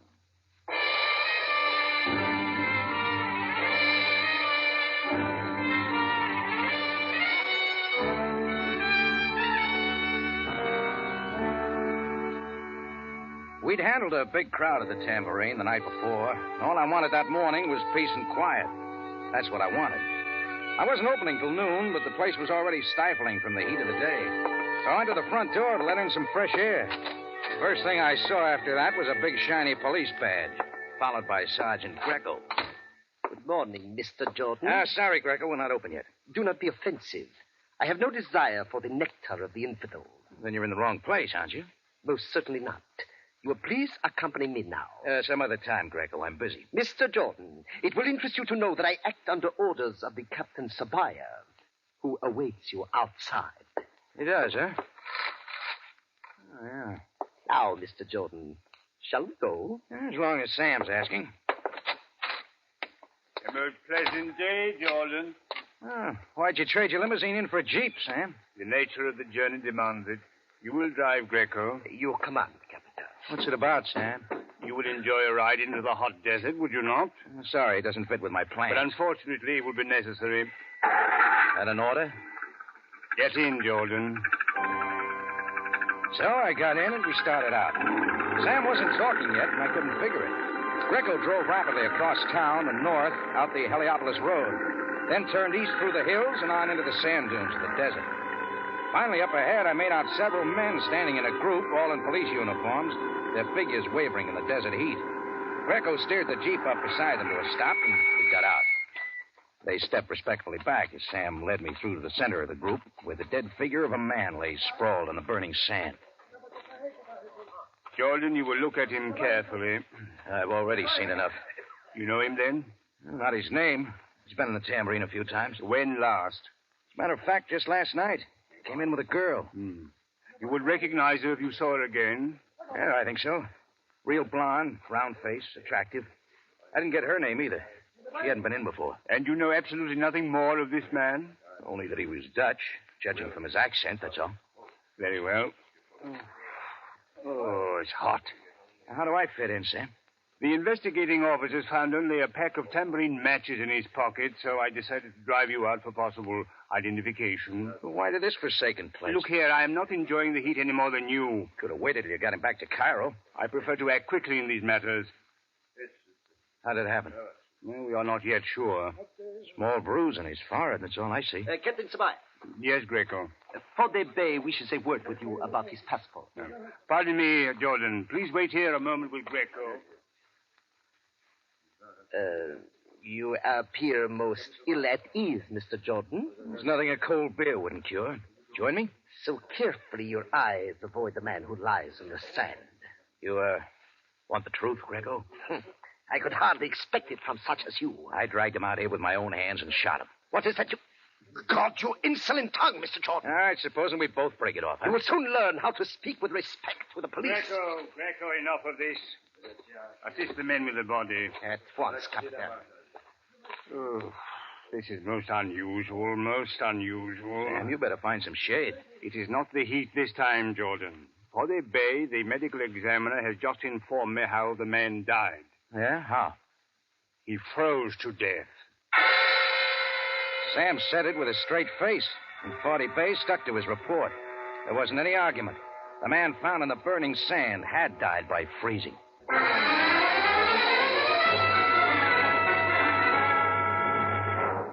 Well, our trip back into Cairo was as silent as when we'd come.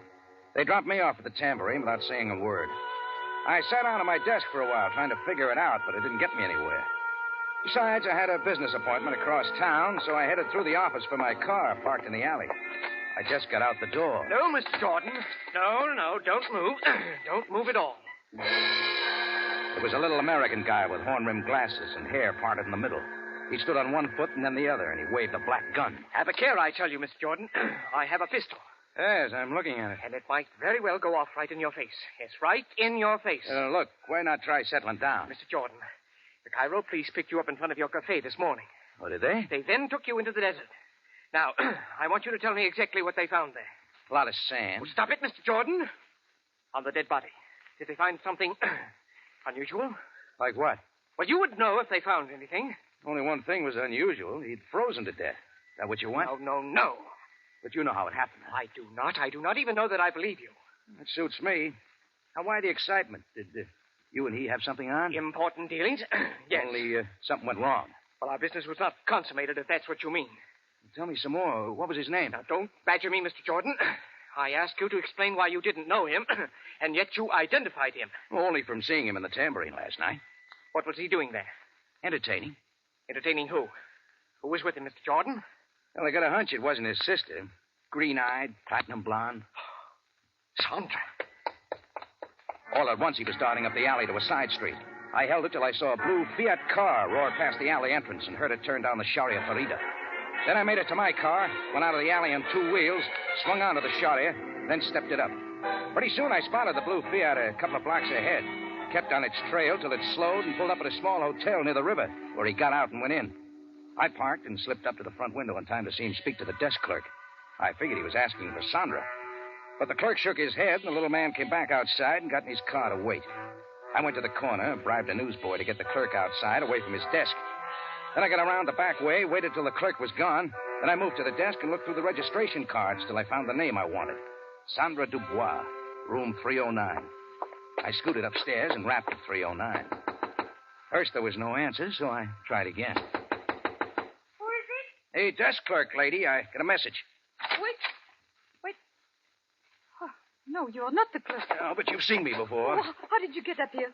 I left orders for the desk clerk. I was not in for anyone. Why? You hiding from something, Sandra? Who are you? What do you want? The name is Jordan. You were at my cafe tambourine last night with a man. Is that right? Maybe I was. And maybe I was not. Sure. You're not the type of guy who forgets. If that is meant as a compliment, you are wasting your time. Can you not see I am packing as quickly as possible? I will get out of Egypt. Is not that what you want? Not me, lady. Did somebody else say that? He was here only an hour ago with his threats. Do not pretend you do not know. Who? The little fellow sitting out there in the Fiat? Why? No. He was heavy with a completely bald head. Did you get his name? Arnold Krieg. He gave me enough money to get out, and I'm taking his advice right now. Why does Krieg want you out of Egypt? Why should I tell you? Because I don't like getting threats any more than you do. Now, look, maybe we can help each other, Sandra. At least you're not holding a gun. No, I don't carry one. Who is the fellow out there in the Fiat? His name is Hagen. Milt Hagen. Did he have a deal on with the man you went to the tambourine with last night? Yes. I do not know what it was. He did not tell me. Well, let's have his name. Van Dorn. It was only a date. Oh, sure. After you two left the tambourine last night, where'd you go? He brought me back to the hotel, and then he left. Did you see him after that? I watched him from the window there, walking down the street, and then a truck pulled up alongside of him. Go on. Two men jumped out, grabbed him, and dumped him into the truck. That is the last time I saw him. You saw way too much. Who were the men who picked him up? I recognized only one of them, the bald-headed man, Arnold Krieg. Did he have business with Van Dorn, too? I think he was trying, but Van Dorn would have nothing to do with him. But believe me, I do not know what it is about at all. Sandra, do you know what happened to Van Dorn? No, Mr. Jordan. Do you? The police found him out in the desert this morning. Dead. Oh, no. Oh, ma foi, but how... He'd frozen to death. Oh, but that is not possible. Yeah, happens to be true. Now, listen, Sandra. If you know anything else, you'd better tell me. But that is all I know. I saw Krieg dump him into a truck. A yellow truck with a red triangle on the side. That is everything. Come on, Sandra. We're going to tell this to the police. Oh, no, I'm not getting out of town right now. Before something happens to me. No, you're not.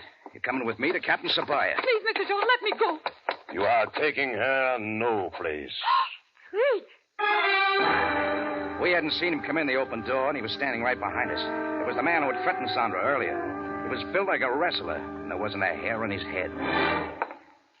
The girl will do only what I told her to do. I was going to. Please, you can see. I was packing. I see everything quite clearly. Mr. Jordan takes untimely interest, but he alters nothing. It must have been quite a deal you had with Van Dorn. Enough to kill him. A very big deal, Mr. Jordan, and I don't want it upset by anyone. That's why the gun, huh? No. I am a generous man. I give everyone a break, but only once. So what's your plan? There's a chartered plane warmed up and waiting for this girl. Fortunately, there is space for another passenger. You, Jordan. Now, let me get this straight. You quite understand me. I am having you both flown out of Egypt.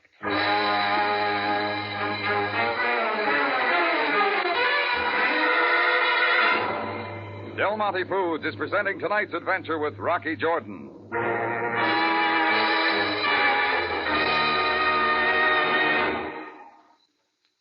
Fresh tasting, natural tasting, and refreshing. Fresh tasting, natural tasting, and refreshing.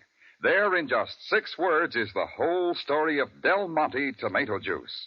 Fresh tasting, natural tasting, and refreshing.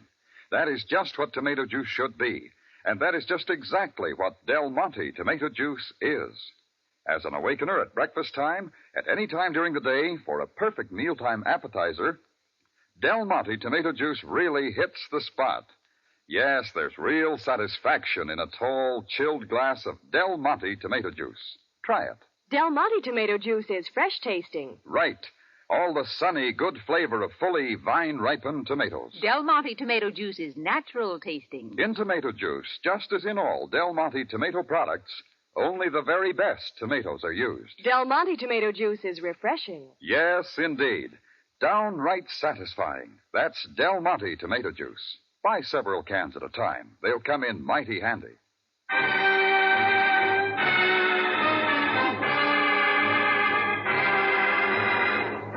And now we take you back to Cairo and tonight's Rocky Jordan story, The Strange Death of Van Dorn.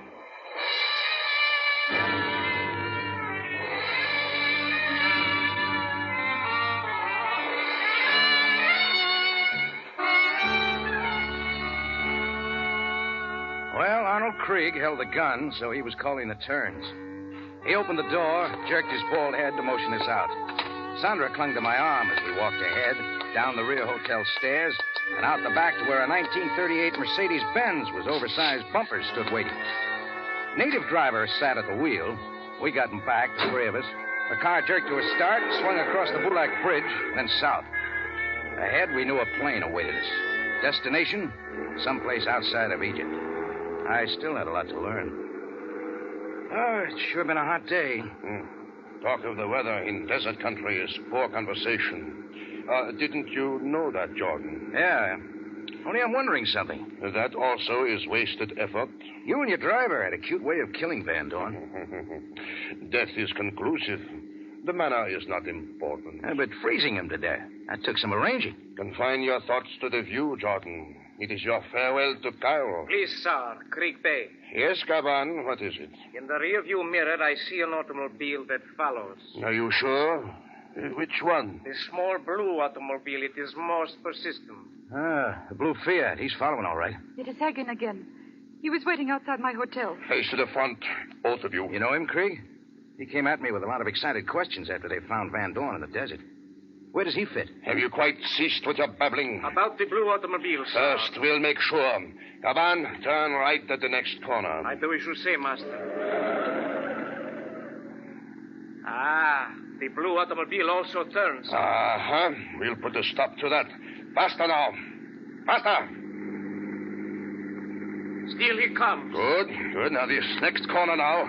To the left. But, Master... Turn, Capan, turn. You see, sir, a dead-end street. As I thought. Now, swing into the alley. Quick now, before he sees us. Now, stop there. Hold on, please. This is good. Now, hold it here. It works, sir. The man in the blue automobile did not see us. He will not get far. Come on. Back out now. And head toward him. He has stopped, Master. At the blank wall, he has stopped. So much now for our Hagen. He has indeed reached the dead end. Ahead now, Caban, and make it good. Mr. Jordan, what are they doing? Craig, are you crazy? You can't expect... Shut up, Jordan. Now, Caban, ram his car to the wall. Craig's eyes were directly ahead, and that was my chance to grab Sandra and push her to the floor. I found the door handle and had it open as we hit.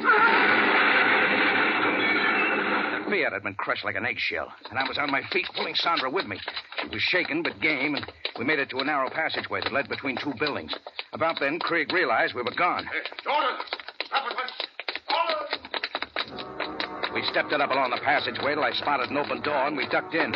It turned out to be the back end of a little vegetable mart. I slammed the door, bolted it, dragged Sandra past the jabbering proprietor, out the open front, and down the street to look like we were safe. I found a phone booth outside a tobacco store. And while Sandra caught her breath, I made a phone call.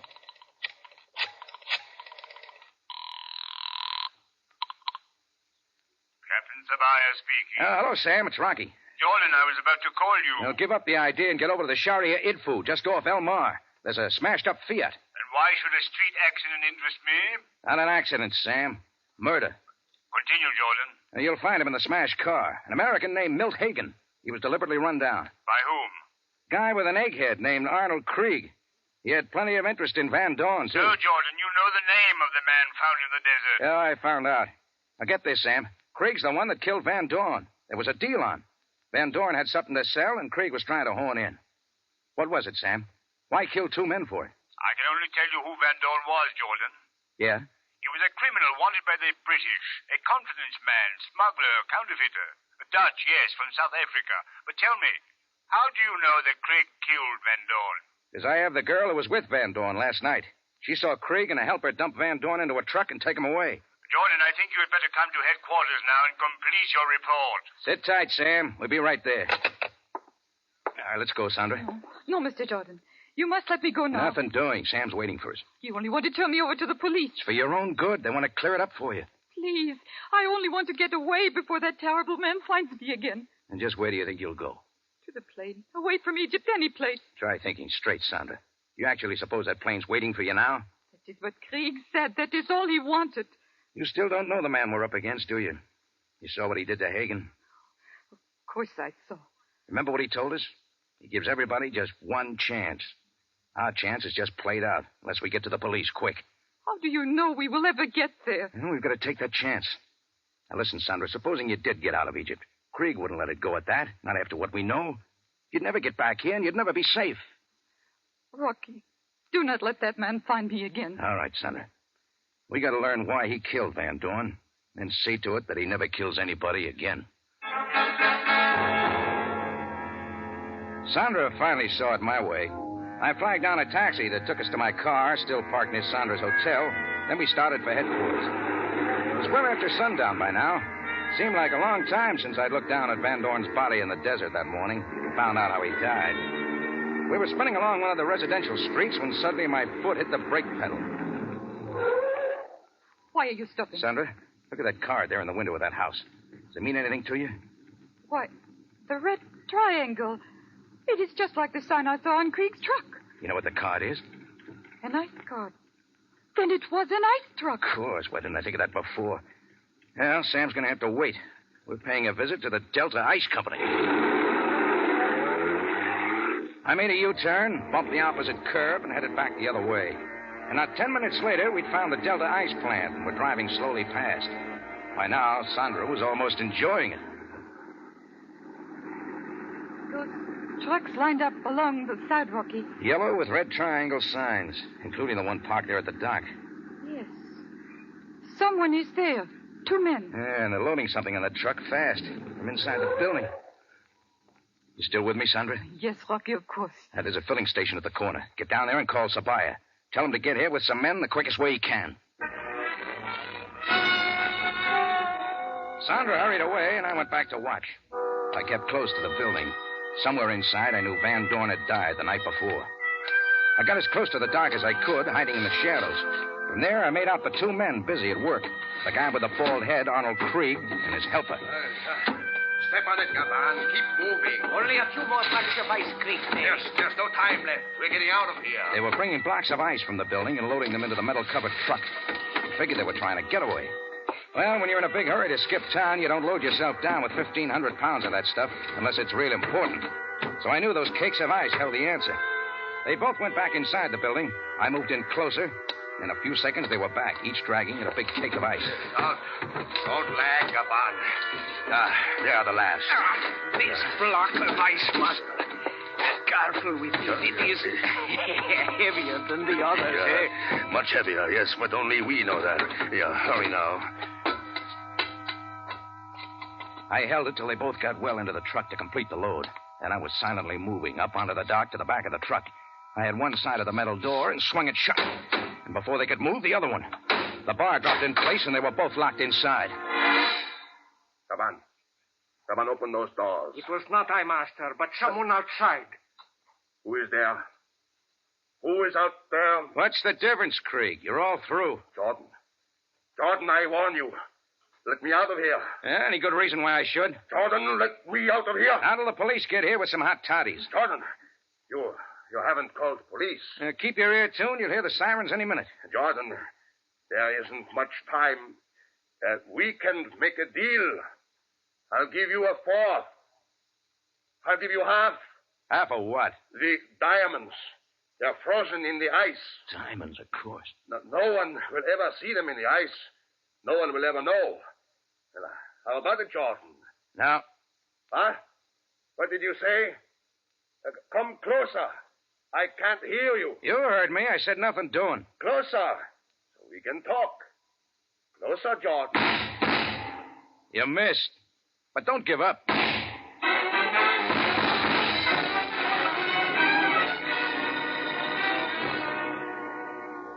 Well, Krieg kept firing into the metal door till his clip was empty.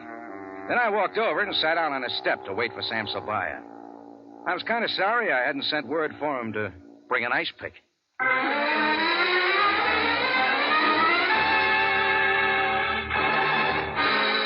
In just a moment, Rocky Jordan returns to conclude tonight's story.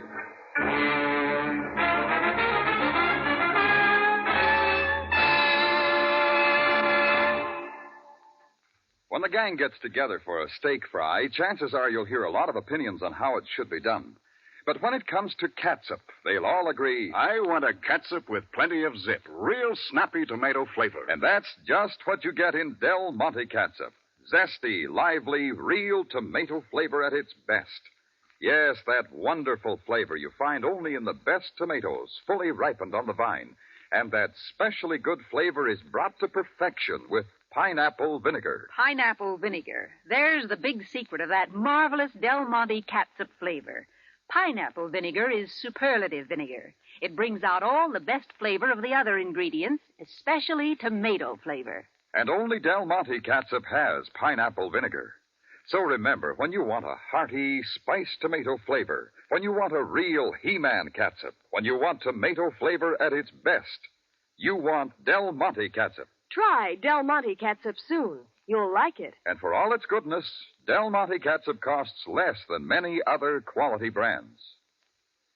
Back now to Rocky Jordan for the conclusion of tonight's story.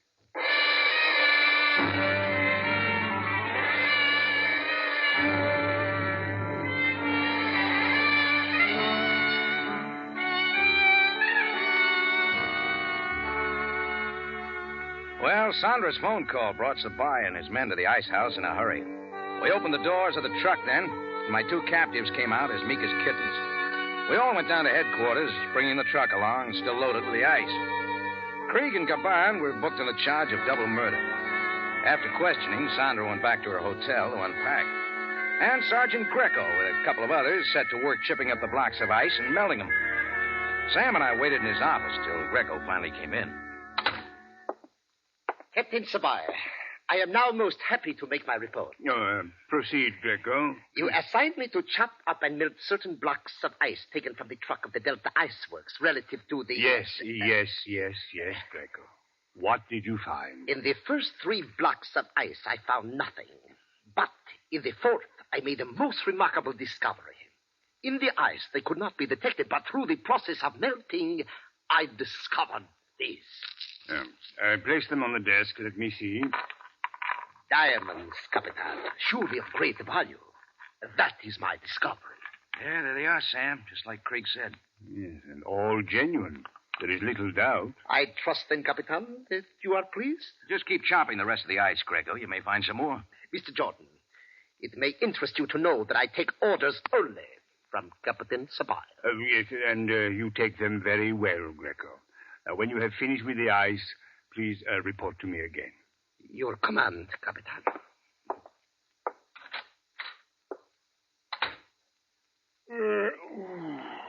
Jordan, it is growing late.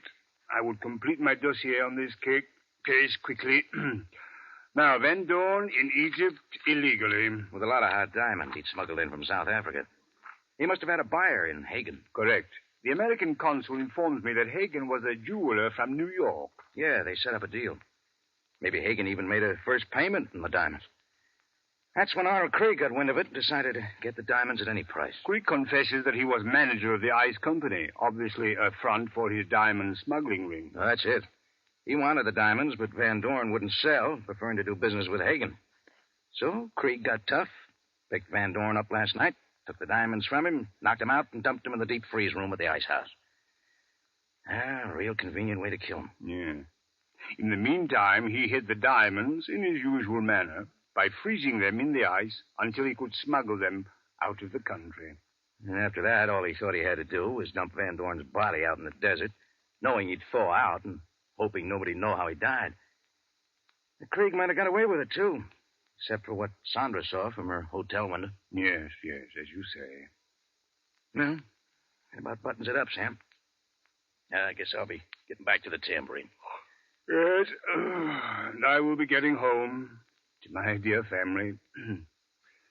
Well, good night, Jordan. Good night, Sam.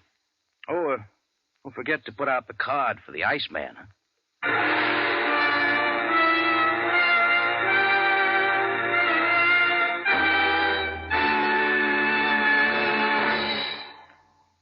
For the finest in tomato flavor, enjoy the whole family of Del Monte tomato products. Del Monte catsup and chili sauce. Del Monte tomato sauce and canned tomatoes. And Del Monte tomato juice. Remember, buy wisely. Buy for flavor. Buy Del Monte. Del Monte, the brand you trust for flavor in so many good foods.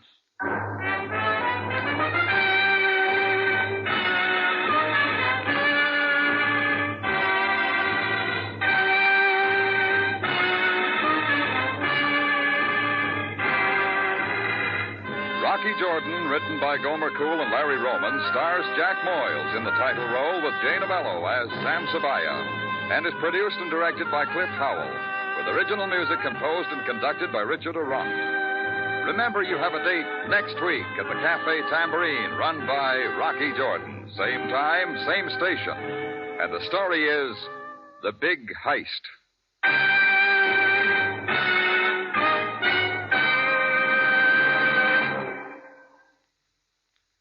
For pies and cakes that can't be beat, you want your raisins fresh and sweet.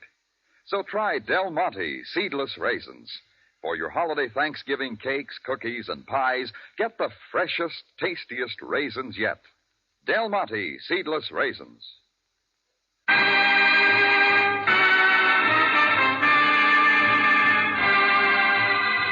Larry Thor speaking. Rocky Jordan is presented over CBS, the Columbia Broadcasting System.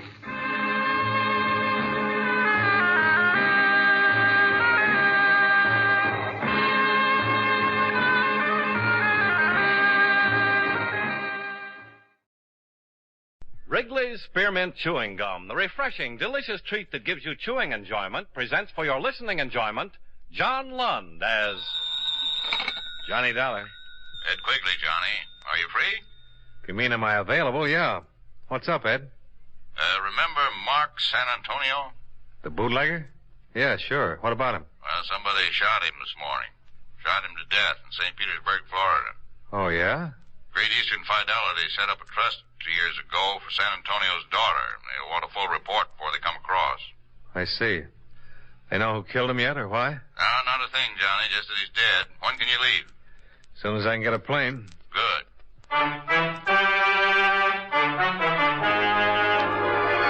The makers of Wrigley's Spearmint Chewing Gum bring you John Lund in a transcribed adventure of the man with the action-packed expense account, America's fabulous freelance insurance investigator. Yours truly, Johnny Dollar.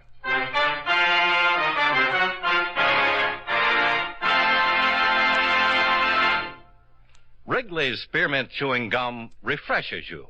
Wrigley's Spearmint Chewing Gum gives you real chewing enjoyment. Yes, for chewing enjoyment plus refreshment, it's Wrigley's Spearmint Chewing Gum. The lively, delicious flavor of Wrigley's Spearmint cools your mouth, helps keep your throat moist, and gives you a nice little lift. The good, smooth chewing of Wrigley's Spearmint helps keep you feeling fresh and alert, adds enjoyment to whatever you're doing. So for chewing enjoyment plus refreshment, treat yourself often to Wrigley's Spearmint Chewing Gum. Healthful, refreshing, delicious.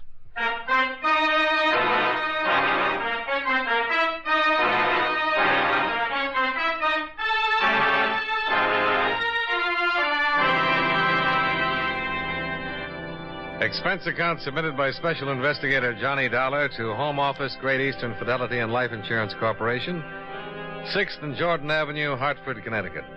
The following is an accounting of expenditures during my investigation of the San Antonio matter. Expense account item 1, $162.03. Transportation and incidentals, Hartford to St. Petersburg, Florida. I arrived exactly 10 hours after I received the call from Ed Quigley. The rainy weather there was as bad, if not worse, than the weather I just left. I checked in at the St. Petersburg Hotel, shaved, showered, had a meal, and started in. My first contact was a police officer, Lieutenant Benjamin by name. A big, swarthy man who seemed to know what he was about. I don't quite get this, Dollar. What's your part? Just that my insurance company would like a full report on everything that's happened. Oh, you mean a report separate from what we have? Yeah, that's about it, Lieutenant. Well, it's their dough. They can spend it any way they want to. What can I do for you? Well, maybe we can help each other, Lieutenant. If you'll sort of let me tag along and see what's what on the case. We'll see. Well, San Antonio bought a big place over on the south end of town 11 years ago, just after he was released from Alcatraz. He's lived there ever since. Quiet, minding his own business, keeping his nose out of trouble. Yeah, so I understand. Well, as long as a man does that, even a man with a background like San Antonio, as long as a man does that, we don't bother him, he doesn't bother us. Well, today was the first peep we ever got out of him. What happened? Seems at 6 o'clock this morning he phoned into the station and said that somebody was watching his house. The prowl car went out to have a look around. He told the officers that 2 men had been hanging around the front of his house, but they got away just before the car showed up. Uh-huh. He give a description? Yeah, both about 6 feet, dark, wore dark overcoats and hats. San Antonio didn't recognize either of them. The officers put the description on the air and tried to find them, but they didn't have any luck. Now, San Antonio wasn't the kind of a bird to get excited about a couple of guys staking out his place. He pretty well knew how to take care of himself and handle trouble. Yeah, but you say that he hadn't been in trouble or asked for any around here. That's right, too. And I'm sure he didn't want any either. So his call was treated like any other prowler call. We investigated, didn't find anything, and promised to keep our eyes open. Mm-hmm. The cook came on duty about 8:30. She went in the kitchen, made him some breakfast, took it up to his room, and she found him dead. He'd been shot twice with a Luger. The lab has the slugs now. It was a close-range job. Well, then the surest bet is the 2 men that San Antonio reported watching his house, huh? Well, that's about it. Wish we could find them somewhere. What about the cook? She just worked their days fixing his meals and taking care of him. San Antonio must have been past 60. He was 67. I guess he was beginning to show a little tread. A man who's lived the kind of life he has and done the things he's done is bound to show some wear and wants some rest sometime in his life. According to her, he spent his days painting. Painting? Yeah. Mark San Antonio? Every room in the house covered with pictures he's done these last few years. Oils, pretty good, too. And when he wasn't painting, he was listening to records. All kinds of heavy stuff in the way of music around the place. Now, you hardly figure a bootlegger like San Antonio thinking of anything like music and art. Hardly ever. Yeah. Well, and all the time he was in action running booze up in New York and getting himself in trouble with the tax people, he was bound to step on a lot of toes and get himself a lot of enemies. The kind of people who wouldn't forget. You talk to him much? Oh, yes. Now and then I'd meet him on the street or in a store. He seemed pretty gentled up. How'd he live? Apparently he saved something from the old days. A house he paid for in cash. The Bank of New York used to send him a statement every month. I suppose he had some arrangement with them. Well, that's about it so far. I see. Well, I sure appreciate the information. It's okay. When I get any more, I'll let you know. Crime Lab's still working on some of the stuff in his room. Maybe we'll get something there. Mm-hmm. Say, do you mind if I talk to that cook? Oh, that's your privilege, Dollar. Her name's Olson. She's staying at the San Antonio house during all this. Okay. San Antonio's daughter blew into town this afternoon. She's at the house, too. What did she have to say? Oh, nothing. She didn't even know Mark San Antonio was her father until your insurance company told her. Didn't know? No. She's been living in Philadelphia all these years with an aunt. All very legitimate. The girl's been using the name Randall. Edith Randall.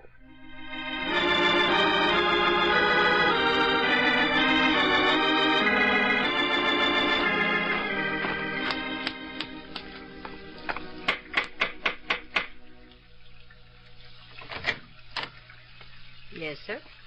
How do you do? You Mrs. Olson? Yes, sir. My name is Dollar, Mrs. Olson. I'm from the Great Eastern Fidelity people. You suppose I could speak with Miss Randall? Oh, I don't think so, sir. She's not feeling well. All of this has been quite a shock to her. I see. Well, then I guess my trip out here tonight was for nothing. Well, you come tomorrow, Mr. Dollar. Please. Mrs. Olson? Mrs. Olson? Yes, Miss Randall. Who is it? It's Mr. Dollar. He's from the insurance company. Insurance company? Yes. I'd like to talk to him, Mrs. Olson. The woman who stood at the base of the iron grille stairway was tall and dark-eyed. She came toward me smiling, showing a frank, wide, happy mouth. Young kind of face that could have been 20 or maybe 30. Mrs. Olson excused herself, and we were alone. I wanted to talk to someone who might be able to give me a little more information about all this. It's all quite new to me. Well, I'll tell you what I can, Miss Randall. Yes, I'm sure you will.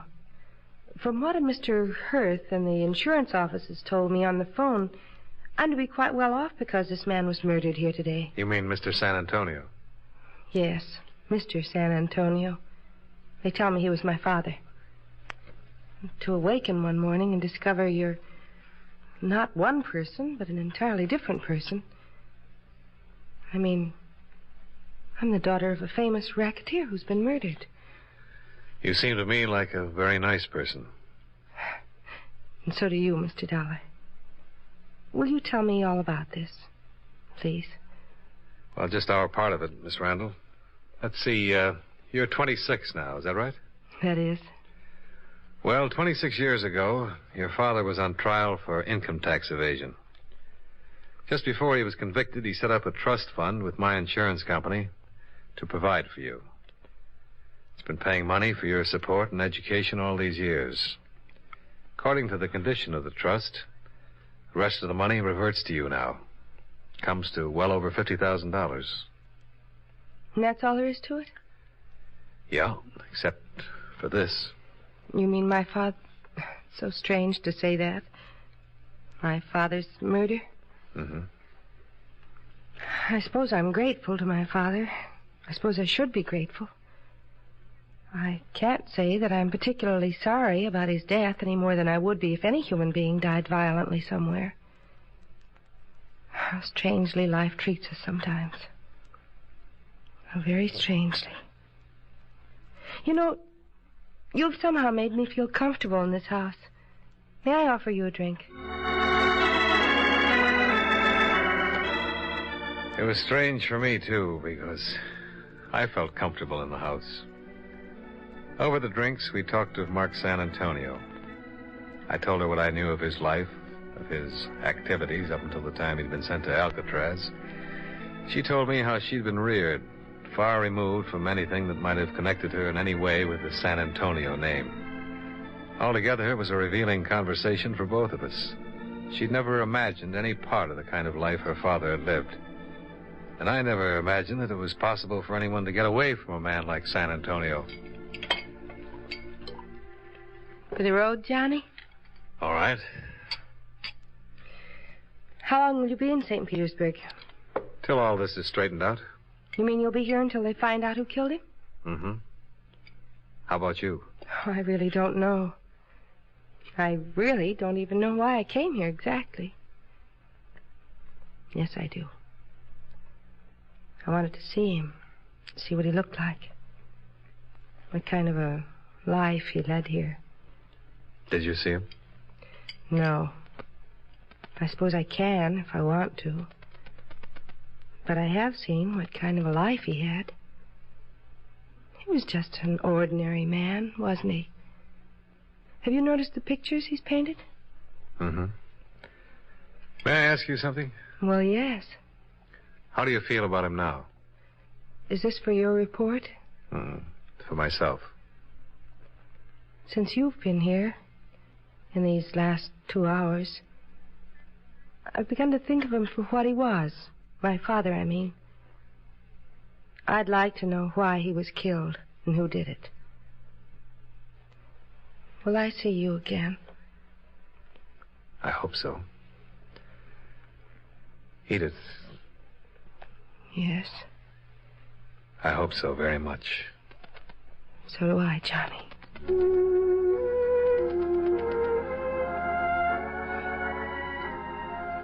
I left her at the door that night with a warm sensation inside of me. Something I certainly hadn't expected in the routine business of investigating a murder case. The next morning, I was back at the house talking to Mrs. Olson. She gave me all the information she could remember about San Antonio's activities up until the time of his death. Same information she'd given the police. All of it accurate, but lacking in any possible clue as to the identity of his slayer or slayers. I had breakfast with Edith there and then went back downtown to spend a solid 12 hours in the company of Lieutenant Benjamin, who had still not located or identified the two mysterious men. However, there were other developments. Say, this may be something. Oh? San Antonio's partner in the old days, Palalici, was murdered in Newark last night. Timmy Palalici? That's the one. Any details? No, just that he was shot to death with a Luger. When the slugs taken from San Antonio's body were compared with those that killed Palalici and were proved to have been fired from the same gun, the case took on new proportions. Every available bit of information regarding the two ex-big shots of the 20s was located, read, and reread.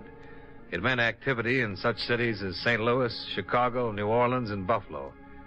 But no new information as to the identity of the killer. Johnny. Hey, what is it? You're shaking. Hold me. Hold me, please. I suppose I'm being a terrible fool about it all, Johnny. But they've been after me all day. Cheap little things. A newspaper syndicate wants me to write my exclusive story as the daughter of Mark St. Antonio. Fairy princess, daughter of racketeer. Hey, now take it easy, honey. Even Hollywood called. Some producer saw my picture in the paper and offered me a contract. He says he has a script all ready. Come on now, come on. I'll try. Women are fools, aren't they? I shouldn't have come here. I shouldn't have shown up at all. Then what would I have done, Edith? And what would I have done? Mix yourself a drink, Johnny, and I'll put on a new face. It had become apparent to me in the 5 days I'd known her and the 5 days that she'd known of her father that she'd grown to love him, or the memory of him. She stated it very simply. Everyone needs a father.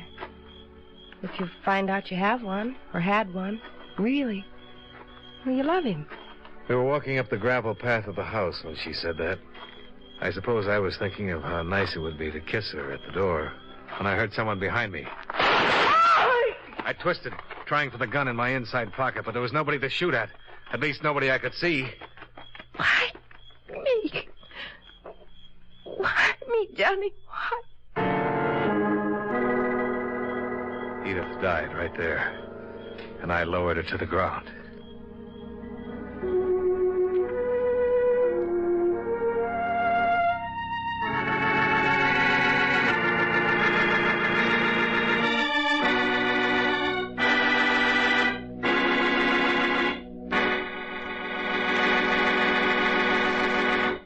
Friends, wherever you are, whatever you're doing, you'll enjoy chewing Wrigley's Spearmint Gum.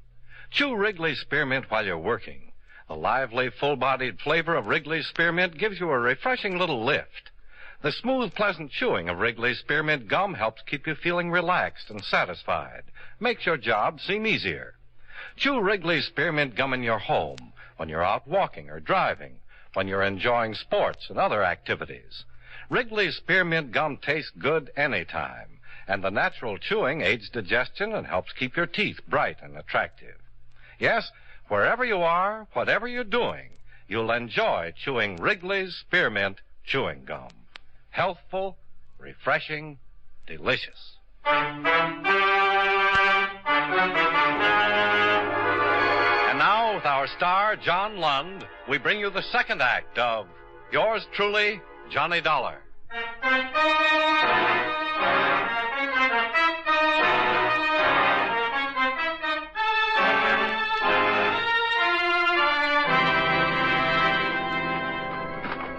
10 seconds after Edith Randall died in my arms, I was stumbling down the gravel path that led from the house to the road. It all happened so suddenly and violently that I can't say that what I did from there on or what I felt was entirely rational. All I know is that a car was parked at the deep end of the gateway and 2 men were just climbing into it. Hey, you two! Stop! Stop! Stop!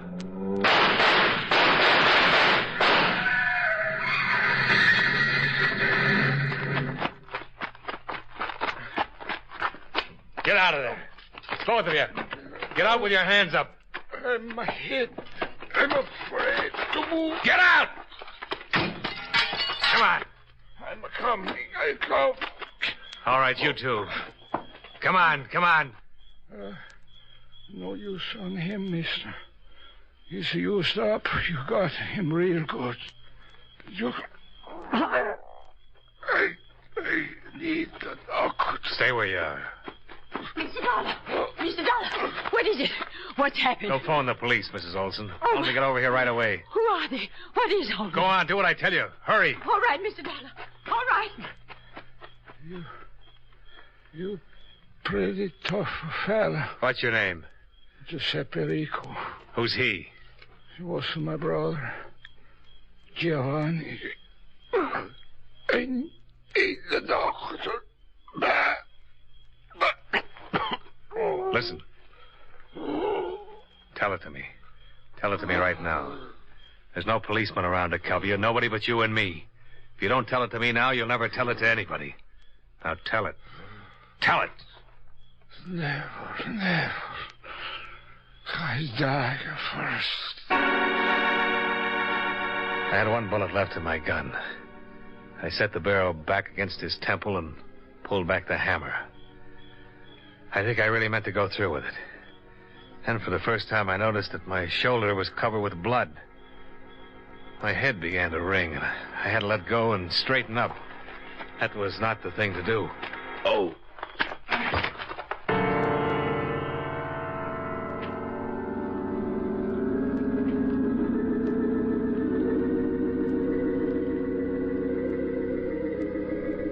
Hello there, Dollar.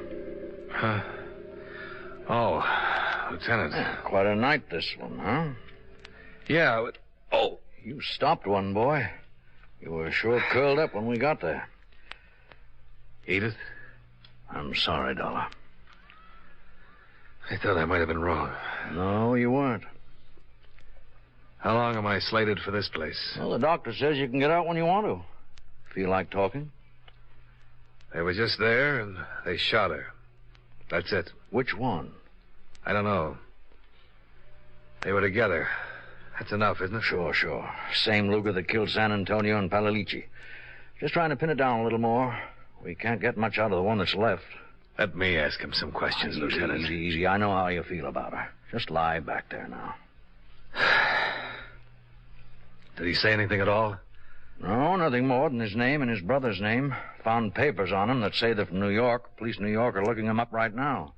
So far, they haven't been able to find any connection with San Antonio. People like San Antonio and Palalici make enemies, but that girl, it doesn't figure. And those two flew here from New York just to get her. Yeah. Dollar, you talked to her a lot in these last few days. What'd she say? Nothing that has anything to do with this. You know yourself, she didn't even know who her father was till he got killed. Well, that could have been an act. No, it wasn't. I knew her well enough to tell you that. Yeah, well, why would they gun her down? Why the trip? That Rico boy you're holding in the jail hospital has the answer. Get it from him. Yeah, we will, Dollar. We will. Oh, there's someone here. Just a minute. Sure.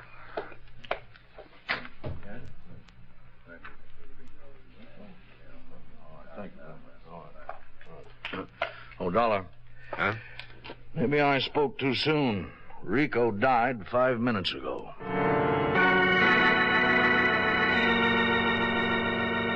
As far as my investigation of the San Antonio case went, could have ended right there.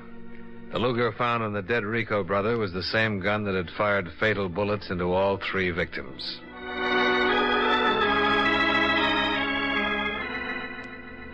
I got my release from the hospital and late that afternoon walked into Lieutenant Benjamin's office.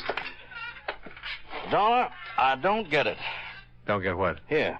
This just came from New York on the Rico boys. Oh? Came to this country when they were 18 and 21. Both of them were naturalized citizens. Records? Not a thing. No trouble ever. Oh, that's funny. What else? Well, that's about it. Police there can't seem to locate their old man. He disappeared a week ago. Lived on the east side somewhere. He a naturalized citizen, too? Oh, that's another funny thing. He's taken out his papers and was due for examination with the immigration people this week. They're looking for him, too. When are you leaving? Tomorrow afternoon on the 1 o'clock plane. Well, come on. I'll buy you some dinner. We had dinner together and talked about the case. It had been a strange one. The deaths were useless, the motives unknown. The killers weren't even associated with their victims. I parted company with Lieutenant Benjamin and went back to my hotel to trouble it out with sleep. About 11 o'clock, I had a phone call. Johnny Dollar. Hi, Dollar. This is Ben. Oh, what's up? Old man Rico just walked into the city morgue. He wants to take his 2 sons back to New York for burial. 20 minutes later, I was standing in the coroner's office when Lieutenant Benjamin led a small, wizened old man into the room and sat him down in one of the chairs. Gave him a glass of water, offered him a cigarette. Old man refused. No, senor, no. Oh, thank you. Mr. Rico, this is Mr. Dollar. Hello, Mr. Dollar. Mr. Rico? I read of you. You killing my boys. You so? Yes. They tried to kill me. Yeah, I know.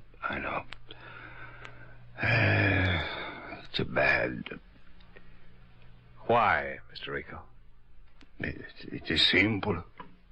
You was in the way. I don't mean about me. I mean about Edith Randall and Palalici and Mark San Antonio. Why? I take the water now, please. Why? Do you know why? See. And tell me. They're all dead now. I'm still alive.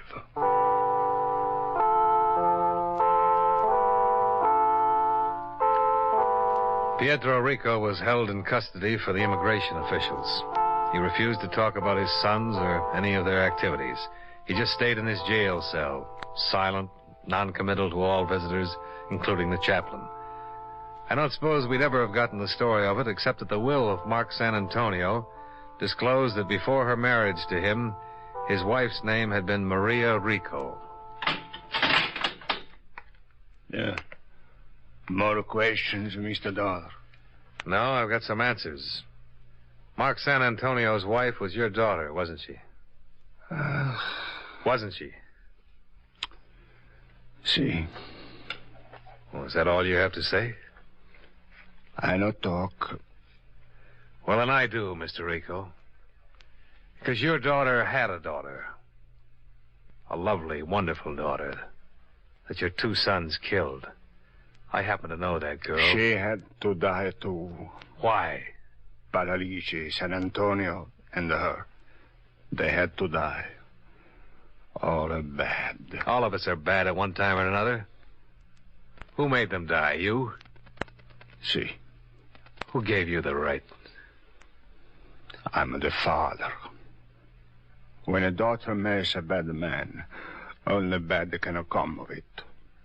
He came to our village many years ago and he took her away. He and the men of Paralici help him. It live with me all this time. I live only to destroy him for that. I destroy him and the other man and the girl through my sons. Why the girl? She could not have been good from a bad man. A vendetta. Was that it? If you like, vendetta. He was a bad man who did bad things. Bad man. I smoke now. You got a cigar?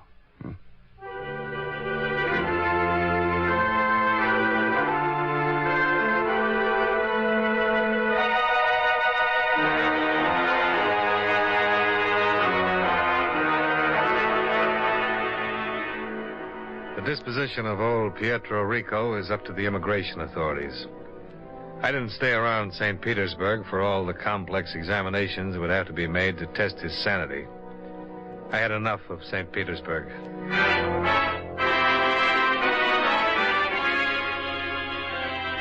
Expense account, item 3, hotel and board, $79.30. Item 4, hospital, $168.13. Item 5, same as item 1, transportation back to Hartford. Expense account total, $573.49. Yours truly, Johnny Dollar.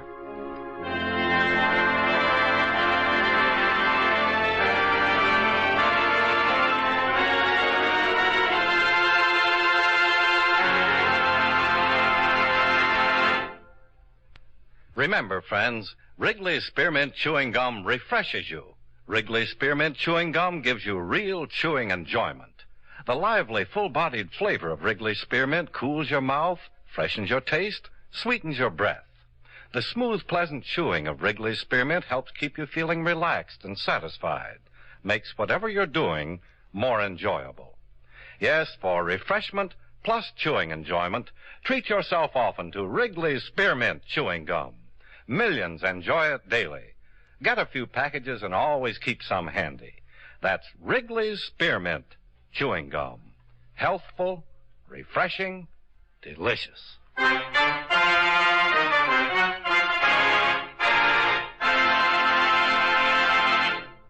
Yours truly, Johnny Dollar, brought to you by Wrigley's Spearmint Chewing Gum, stars John Lund in the title role and was written by E. Jack Newman with music by Eddie Dunstetter.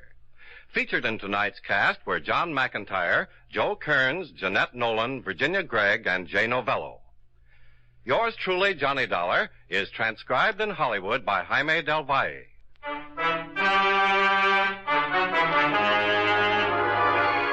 The makers of Wrigley's Spearmint Chewing Gum hope you enjoyed tonight's story of Johnny Dollar and that you're enjoying delicious Wrigley's Spearmint Gum every day. This is Charles Lyon, inviting you to join us again next week at this same time when, from Hollywood, John Lund returns as... Yours truly, Johnny Dollar. This is the CBS Radio Network. Floor West.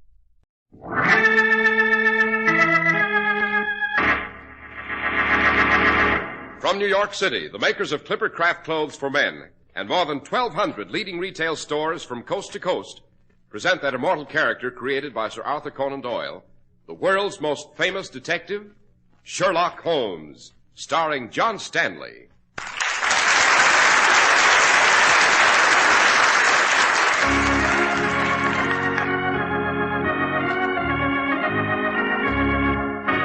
This week's story, The Adventure of the Elusive Agent. Holmes, the quarry we followed from the docks went into that room off this corridor here. Right, Watson. What are we waiting here for? Why don't we just go in? Patience, Watson, patience. We cannot precipitate ourselves into a trap on sheer impulse. Great Scott! Quick, Watson, into that room. The trap is sprung. We must get to the victim.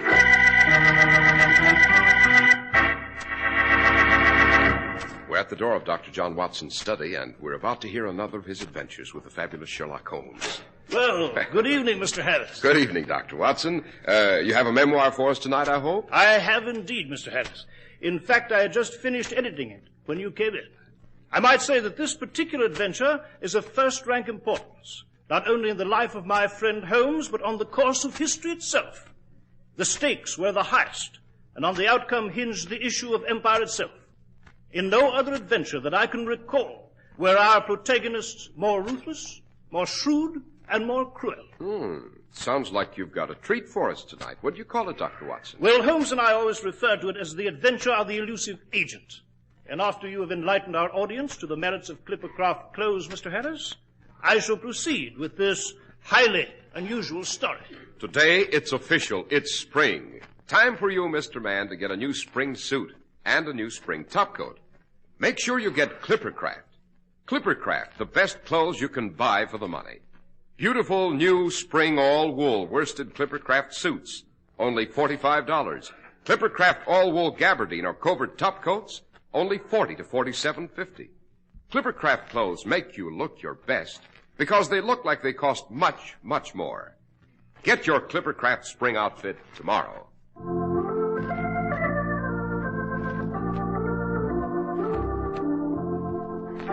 And now, Dr. Watson, what about the adventure of the elusive agent? Well, Mr. Harris, it began in 1913. This was a year when Holmes's brother, now Sir Mycroft Holmes, had publicly achieved the post of Minister at Large at Whitehall, but secretly conducted the affairs of British intelligence. 1913, I might add, was a year of international tension, notably between Britain and Germany, which a year later culminated in the First World War. It was behind the shadowy scenes of espionage that this adventure first began. And specifically, it began one dark night on the Berlin Express, plunging northward from Budapest toward the German capital. There was a knock on a compartment door. Yeah, who is it? Who's there? Trade Inspector Herr Malone. What is it? What do you want? I have a telegram for you, Herr Mynheer. Oh, one moment. I don't... Donnerwetter! You are not... Don't make a sound, Malone. Get back in that compartment of yours. Get back, I said, or I'll blow your head off. Now, that's better, my friend. Much better. So, you're an Englishman. What do you want? The plans, Mynheer. Plans? Huh, I do not know what you're talking about. Don't you, Herr Malone? Then listen. Last night in Budapest, you knifed an Englishman in the back. Took a waterproof packet of papers from him. You're on your way to deliver them to the Wilhelmstrasse in Berlin now. Hand them over. Be quick about it. You'll never get those plans, you swine. Sorry, Herr Miller, but I must have them now. No. Yes, I must have them. Yes, Herr Miller.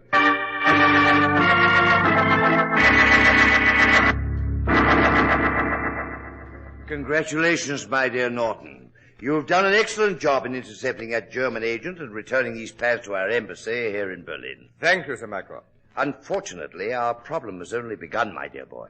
These plans are of the highest importance, and we must get them out of Germany and back to Whitehall at once. Now, you understand, these are the originals, the only copies of the plans in existence. They were stolen by this German agent you intercepted from the inventor himself before he was able to get them to the War Office, and we could have copies made. But I understand you're returning to London tonight, are you not, Sir Mycroft? I am, but I cannot take the plans with me. No? Why not, sir? Ostensibly, I am Sir Mycroft Holmes, British Minister without portfolio, here on official business. Actually, I'm here to see that these plans get back to London, and the Wilhelmstrasse knows it. I see. I have been watched every step of the way. The Germans have revoked our former privilege and will examine all diplomats of the customs. And we can't risk relaying the data to Whitehall by code on the chance that the Germans may already have broken it. It will be a dangerous and delicate mission to smuggle them out of Germany and... One moment, my boy. By Jove, I believe I have it. Yes, sir? I recall reading in the newspapers that you are to marry a British subject here in Berlin by the name of Miss Pamela Rivers. That's right, Sir Mycroft. And, if I remember, you are to be married this Saturday and will return to England for your honeymoon. Yes, sir, those are our intentions. Yes, I'm sure it will work. Philip Norton, British attaché, takes bride, honeymoons in England. Excellent, excellent. Very romantic, innocuous in purpose, not calculated to arouse suspicion. Sir, I don't understand. Norton, my boy, marry your girl. Take your bride to England with you. And take something else in addition. Yes, Sir Mycroft. What? The plans, Norton. The plans.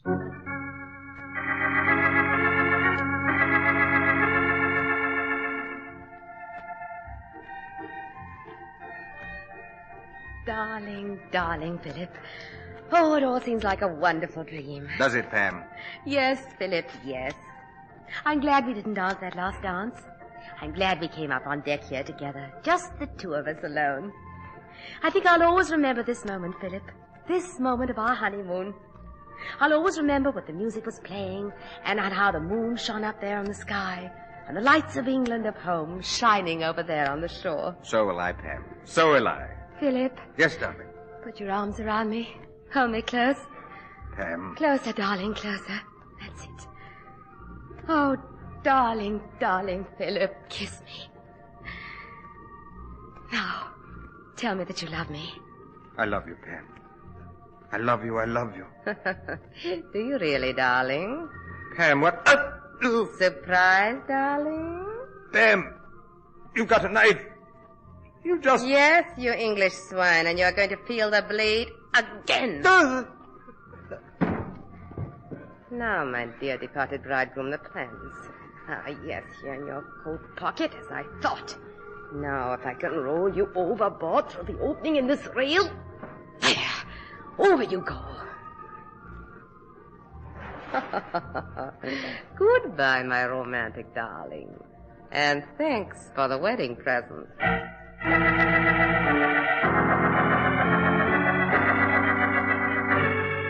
The porthole.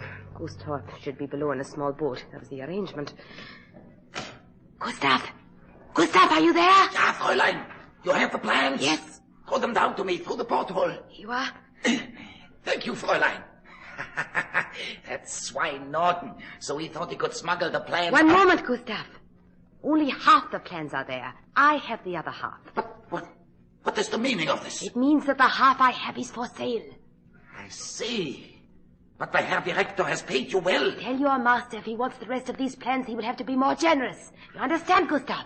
Very well, I shall tell him. And when you come ashore, Fräulein, we shall be waiting for you at the rendezvous. Auf Wiedersehen.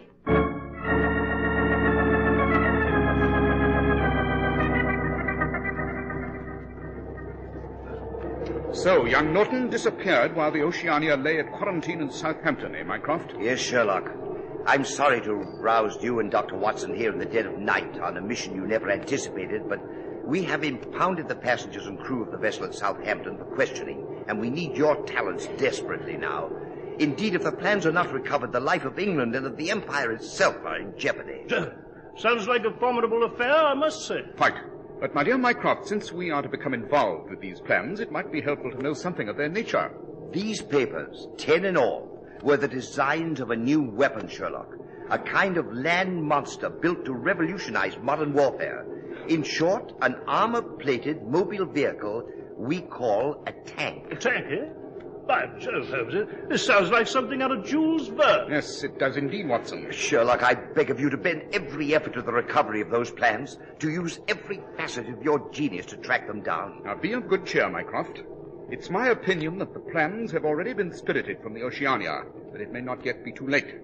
When I get aboard, I shall have some pertinent questions to ask. Whom will you begin with, Holmes? Since it's the bridegroom who's missing, my dear Watson, I shall obviously begin with the bride.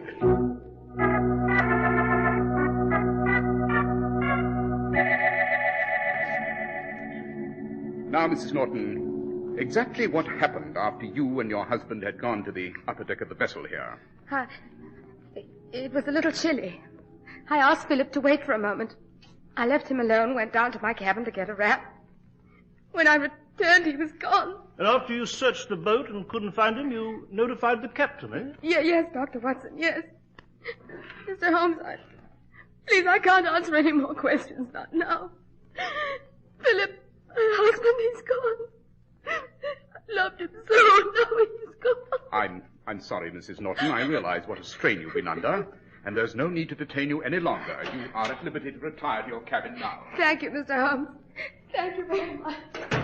The deuce, Holmes.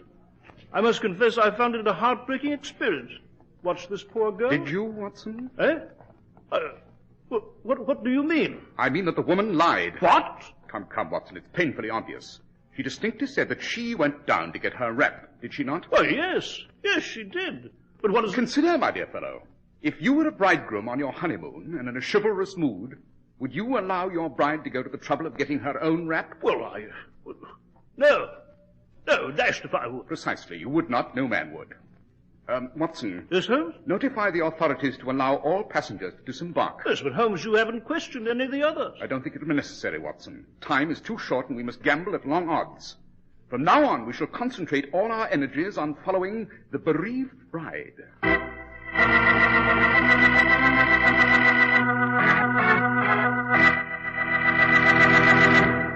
Now, with your permission, we're going to transport Sherlock Holmes and Dr. Watson from England to America for a few moments. They are in a typical American city. Oh, I say, Holmes, that's a very successful-looking chap standing there, isn't it? A banker, would you say? Not at all, my dear Watson. He is not a man of wealth or position, but a man of extremely good taste. He looks successful because he succeeded in finding an excellent tailor. Well, then he's an athlete, wouldn't you say? At first glance, yes. But I'm quite sure that his broad shoulders and tapering waist are really the results of excellent clothing design. Well, then he must be wealthy to afford such a splendid tailor. You see what beautiful fabric is in his suit. Oh, my dear Watson, you're obviously unfamiliar with the American way of life. That man to whom you refer is wearing a Clipper craft suit, which, if I'm not mistaken, sells for only $45.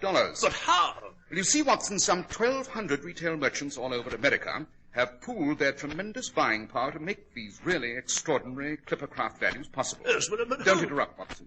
As a symbol of the honest New England quality and value of Clippercraft clothing, they have adopted the name Clippercraft in emulation of the famous New England Clipper ships and the modern aircraft of the same name. These are synonymous with New England quality. Oh, I see. But tell me, Holmes, how did you recognize that chap as the wearer of a Clippercraft suit? Elementary, my dear Watson. He's the best-dressed man in sight. How right you are, Sherlock Holmes. The best-dressed man in sight, the successful-looking man, is the man who wears a Clippercraft suit. Yet Clippercraft new spring suits cost only $45, and Clippercraft gabardine and covert topcoats only $40 to $47.50. See the new Clippercraft spring styles tomorrow. Clippercraft clothes are sold by your local store, whose business it is to give you honest value. That's why men who know insist on Clippercraft clothes bearing the Clippercraft label. So be sure to visit the Clippercraft store in your city. These leading stores in the metropolitan area are proud to add their names to Clippercraft in your suits and topcoats. In Manhattan, John Wanamaker's men's stores, Broadway at 8th and 67 Liberty Street. Saks 34th, Broadway at 34th. In Brooklyn, Abram and Strauss. In Newark, New Jersey, Boulevard Men's Shop, Kresge, Newark. And in Jamaica, the B&B Clothes Shop, 16408 Jamaica Avenue.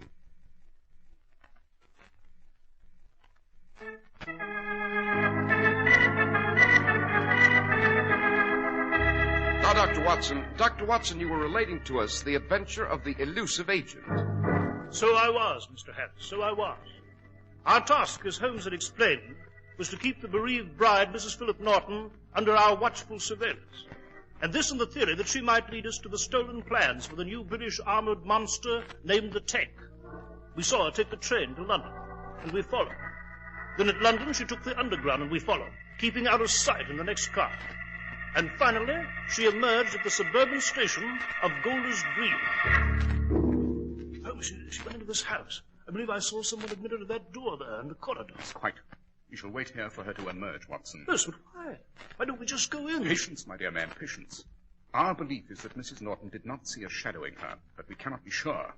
Be shrewd, my dear fellow, a consummate actress and no fool. For all we know, this may be a trap. You have your service revolver with you, Watson? Yes, I've got it right here. Good. Better have it ready, my dear fellow. In a very short time, you may have occasion to use it.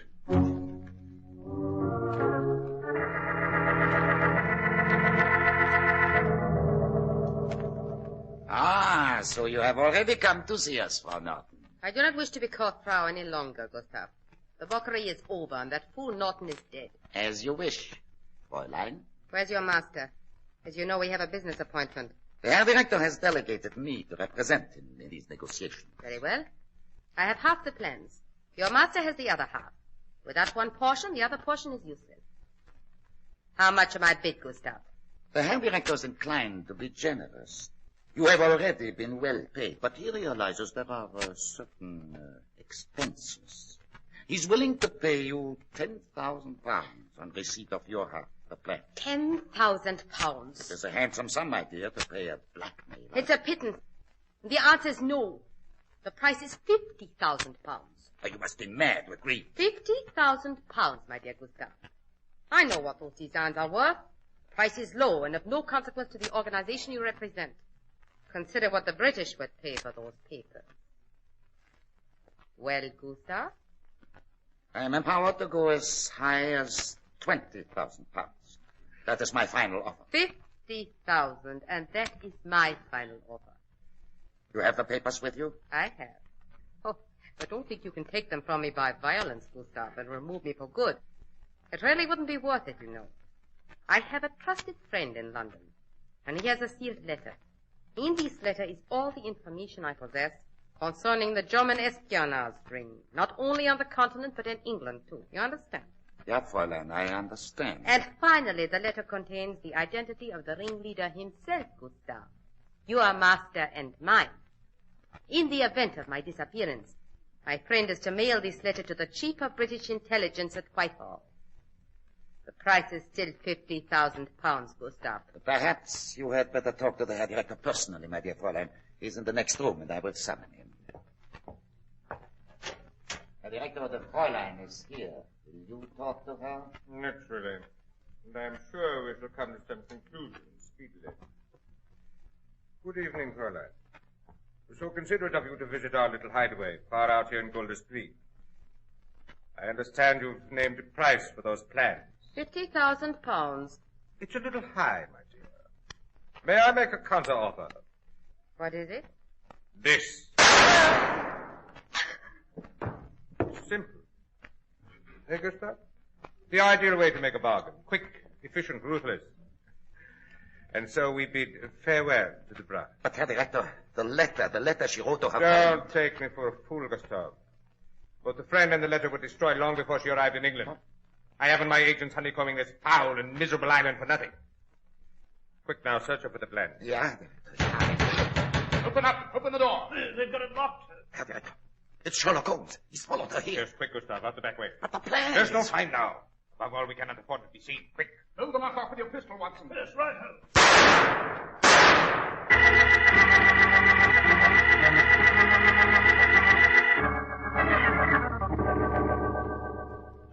Yes, no, Holmes, the beggar's got away over the garden wall.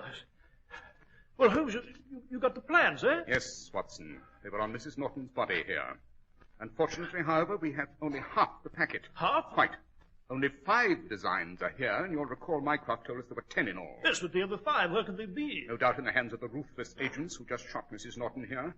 Might very well have been that she came here with the idea of selling them, and... Watson. Yes, Holmes? You detect a faint odor of tobacco in this room? Tobacco? Yes. Well, yes, Holmes. Come to think of it, I do. Interesting scent, Watson. Very. What do you mean? Yes, smells like ordinary tobacco to me. On the contrary, this one's a rare and very unusual blend. Yes? Well, what? It's a cross mixture, Watson. The base is a strong and heavy Perique, tempered with a bit of burley, and more than just a touch of Euphrates yellow leaf grown in the river valleys of eastern Turkey. Only one expert in London, or in all of England, would create a mixture like this. Grimsby. Grimsby? Grimsby, the tobacconist. He specializes in these rare and exotic blends. He owns a little hole in the wall in Soho. Well, by Jove, Holmes, we can go there and ascertain who ordered this blend, eh? Precisely. But one thing is sure, my dear fellow. One thing is certain. Now that we possess half the plans, our constant companion is danger. And we are marked men.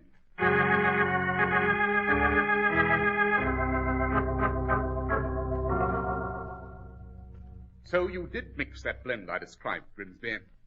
Yes, Mr. Holmes, I did. I most certainly did. A very unusual formula, very unique. I made it at the purchaser's own request, of course. And who was this purchaser, Grimsby? Why, now it was a foreign gentleman named Marco, Sir Emil Marco. Marco, eh? Could you describe him to us? Oh, yes, Mr. Holmes. He had a most unusual face, one that you wouldn't soon forget. A tall man he was, sir, very fastidiously dressed with a thin face, somewhat like a hatchet. But it was his mouth you'd notice anywhere. Yes? What about his mouth? Now, Dr. Watson, it had a sort of unfortunate twitch at the corner every now and then, a very annoying habit, to be sure. Yes, quite. Would you know where this Emil Marco lived, Grimsby? Yes, Mr. Holmes, I would. I had a messenger deliver a tin of his tobacco mixture to him. He's staying at the BUCKLEY Hotel.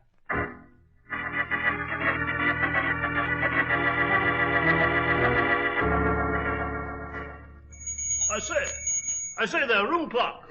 Yes, gentlemen, what can I do for you? We're looking for a gentleman named Marco, Emil Marco. What room does he occupy? Why, he did occupy a suite on the 3rd floor, sir. Did? You mean he's left? Yes, sir. He left only this morning. Would you know his destination from here? Yeah, well, let's see. Marco, Emil Marco. Think, man, think. It's of the utmost importance that you remember. Well, one moment, I do remember. Yes, where did he go? I recall his luggage was routed for the Hotel Metropole in Paris. I remember it from the label. Hotel Metropole in Paris. Come, Watson, there's no time to lose.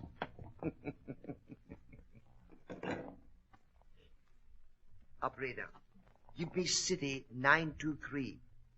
Yes. Are you there? This is Bradley at the Barclay. The gentlemen were here. They found out about Marco and they're trading him to Paris. Yes, sir.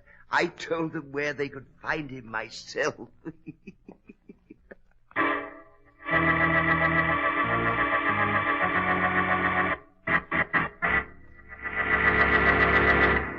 Well, Dr. Watson, you've got us sitting on the edges of our chairs. What happened next in Paris? Patience, my dear Mr. Harris, patience.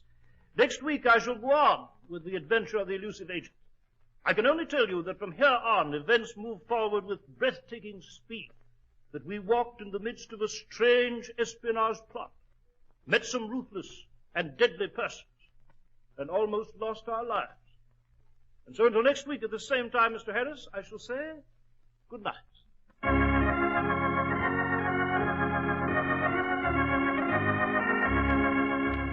The makers of Clipper Craft clothes and more than 1,200 stores from coast to coast have brought you another in the new series of broadcasts featuring the world's most famous detective, Sherlock Holmes. Our stories are based upon the character Sherlock Holmes, created by Sir Arthur Conan Doyle, and the program is produced and directed by Basil Loughrane. Sherlock Holmes is played by John Stanley, Dr. Watson by George Spelman. This week's story was written by Max Ehrlich, with special music by Albert Berman.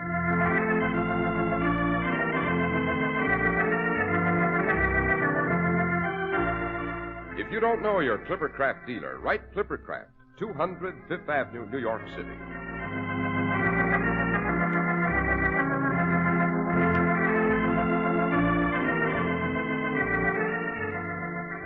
Be sure to listen next week to Sherlock Holmes in Part 2 of The Adventure of the Elusive Agent.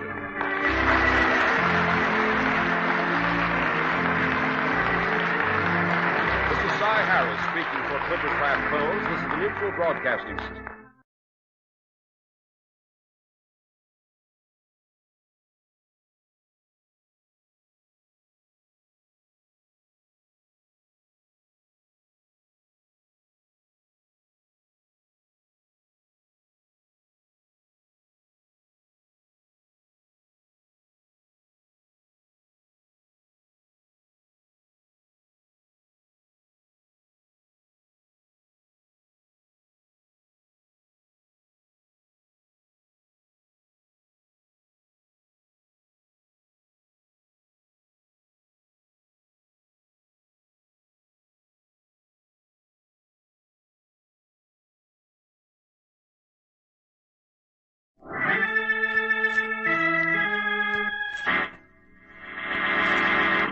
From New York City, the makers of Clipper Craft clothes for men and more than 1,200 leading retail stores from coast to coast present Sir Arthur Conan Doyle's immortal character, the world's most famous detective, Sherlock Holmes, starring John Stanley.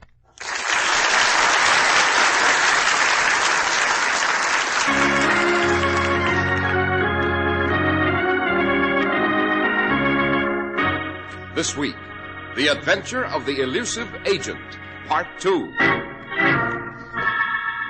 There it is, Holmes. 27 Ludwigstrasse. Ugly building. Yes, and there's the front door, Watson. Shall we mount the stairs and ring? Suicidal, I'd say. But if it's our only chance of finding that enemy agent and the plans that he's stolen... It is our only chance, and the security of the Empire depends on it. So come along. We enter this awful building alive and well, although undoubtedly we will not leave this way. Come in, Mr. Holmes and Dr. Watson. We've quite a reception prepared for you.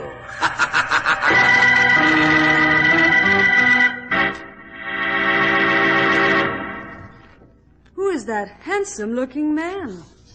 Who is that handsome-looking man? That's you, Mr. Listener, you, in a new spring Clipper Craft suit with a beautiful Clipper Craft gabardine topcoat over your arm. So athletic-looking. Broad shoulders, tapering waist. That's Clipper Craft designing. Clipper Craft design does make you look your best every time. So prosperous-looking. Such a rich-looking suit. Such beautiful tailoring. Shh. Your new Clipper Craft spring suit in 100% all-wool worsted costs only $45. That's right, only $45. And your new spring Clipper Craft topcoat in genuine gabardine or all-wool covert is only $40 to $47.50. What an impressive executive type.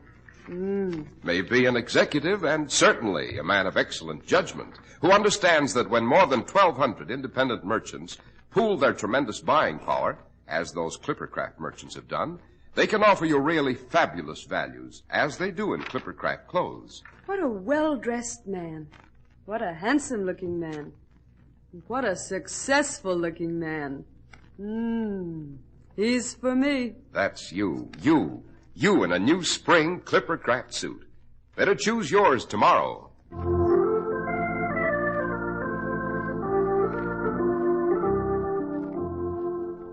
Dr. Watson, last week in relating the adventure of the elusive agent, you left off as you and Mr. Holmes were pursuing an espionage agent named Emil Marco. Yes, Mr. Harris. Shall I recall how we were led to his trail? Yes. It was 1913. An atmosphere of foreboding gripped the continent. War with Germany was imminent. British plans of priceless value had been stolen by the Germans by a young woman named Pamela Norton, a German agent. This Norton girl turned over half of the plans that she'd stolen to a chap named Gustav, who represented the leader of a huge espionage ring. Following the disappearance of the plans, Sir Mycroft Holmes asked his brother Sherlock to step in. In short order, Holmes and I were close to capturing the girl. But you may remember, Mr. Harris, we arrived too late. She'd been killed by the master spy because she refused to turn the other half of the plans over to him without receiving a gigantic sum. The master spy then vanished without having had time to seize the missing half from the girl's dead body. Detecting the odor of a rare tobacco about the room where the girl's corpse was found, Holmes and I, we dashed to a shop in Soho, the shop of a chap named Grimsby. We'd half the plans. The Germans had the other half. Both sides were in a deadlock, for the plans were useless unless they were complete. Grimsby, the tobacconist, described his client who used that tobacco, a Mr. Emil Marco, he said. Tall, thin, with a weird habit of twitching his mouth. We learned that this Emil Marco, the master spy, was in Paris at the Hotel Metropole. Shortly thereafter, Mr. Harris, Holmes and I were aboard the boat train for Dover on our way to Paris.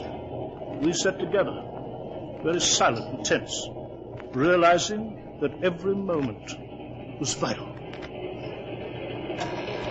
Holmes, the compartment door is opening. Yes, we have a visitor, Watson. Look, there's a hand with a gun. Extinguish the lights in your compartment, Holmes. We'll do nothing of the sort. I will not enter until you have extinguished the lights. Do as he says, Watson. He couldn't possibly miss you from there. Well, Very well. Well, complete darkness. I'm sorry it is necessary for us to meet under these strange circumstances, Holmes, but it may in the future be necessary that you do not recognize me. Therefore, my request for darkness. By George. Oh, I can see your silhouettes. If either of you attempts to move or calls for help, I will blow out your brains. What is the purpose of this visit, sir? You are journeying to Paris to find Mr. Emile Marco. What of it? I can save a great deal of time and trouble for you. Can you? Yes. I represent Mr. Marco.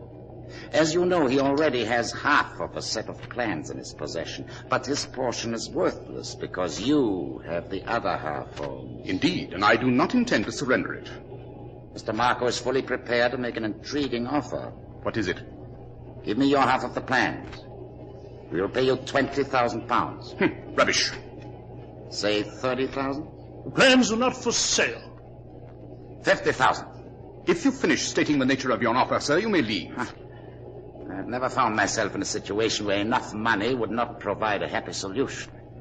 You have a price, Holmes, I'm sure. I most certainly have not. There may well be persons of differing political views who would betray the British Empire. I'm not one of them. Come, Holmes, very touching. Now, would you name your price? There isn't any. Holmes, you are forcing us to take the plans from you. If you can find my half. And you are forcing us to kill you. If that can be arranged. Might I point out that in our organization we never kill our opponents in an ordinary manner, that we prefer to torture them to death? I'd accept the money if I were you. My answer is a definite and final no.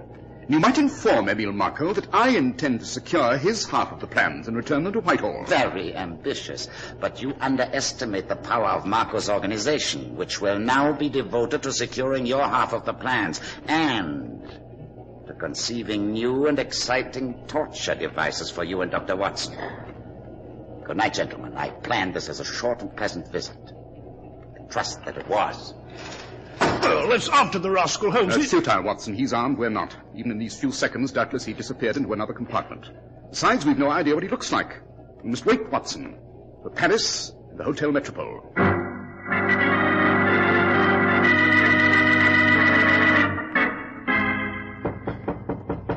Maman, I will open the door. Ah, bonsoir. Bonsoir, mademoiselle. I am Sherlock Holmes. My colleague, Dr. Watson. Oh, how do you do? Enchanté. The clerk downstairs told us this was Emile Marco's suite. It is. May we come in? Yes, of course. I am Mademoiselle Mathilde Piaget. Emile is not here. Make yourselves comfortable, gentlemen. Thank you. May I help you? When will Mr. Marco return, mademoiselle? Emile said he would return tonight at 9. You are a friend of his, I presume? I met Emile at the bar of this hotel just a short time ago. But we are already very close friends. You know much about him? I never ask questions. What my gentlemen acquaintances do is their business. I see. This Marco, is he tall, thin? Yes, with green eyes. Fascinating. Exciting. Does he have a curious habit of twitching his mouth? He does. Well, he's our man, Holmes. What do you want with him? I thought you were more interested in details about your gentlemen acquaintances. Very well. Ça m'est égal. I do not care. Emile has an exquisite suite here. He has invited me to enjoy it until his return. Would you care to wait? Have a drink? Perhaps we may become friends, too. Thank you, no. We've more urgent matters at hand. Come, Watson, to our room. Mademoiselle, we shall return at 9 sharp to meet Emile Marco.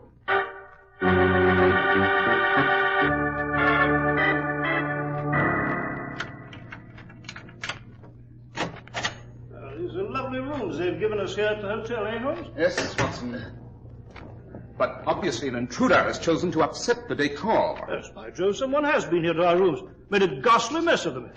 Look, they've opened every drawer in the chest. And our luggage. Yes, forced open and the contents strewn on the floor.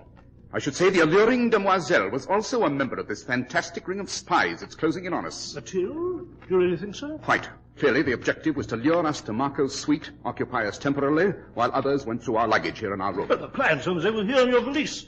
They may have stolen your half of the plans. Precisely why I'm rummaging through the luggage. Well, are they gone? Yes, Watson. The plans are gone. Well, then you bungled it, Holmes. For the first time in your entire career, Holmes, you bungled it. And, for such high stakes. Have I? Did you hear a strange sound, huh? Yes, I do. Coming from that closet to your left. Open it, Watson. Careful. That's right. See anything in there? Well, one of my traveling bags, that's all. Are you sure? Absolutely. Bring the bag here to me quickly. All right. There you are. Yes, the ticking's coming from inside the bag. Open it, man, instantly. It may be a time bomb placed there by Marco's ring. Time bomb? Yes. Just 1 second. I just open this catch. Hurry. The clothing. Take it out, Watson. We must see. Yes. See the shorts and shoes. Yes, I see it, Holmes. There's a small black object here. Quick, give it to me. Watson, open the window. Go through it, man. Hurry, go on, Holmes. We'll be killed.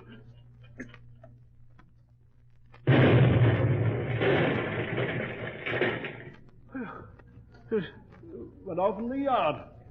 We were a split second away from being blown to bits. Yes, quite. The stairway, Watson. Follow me. Where to? Downstairs. I shall speak to the clerk at the main desk. I don't believe a word that French girl said. I do not believe Marco's gone until 9. I do believe that if we challenge this spy ring that has us trapped here in the hotel, it'll be death immediately, either for them or for us.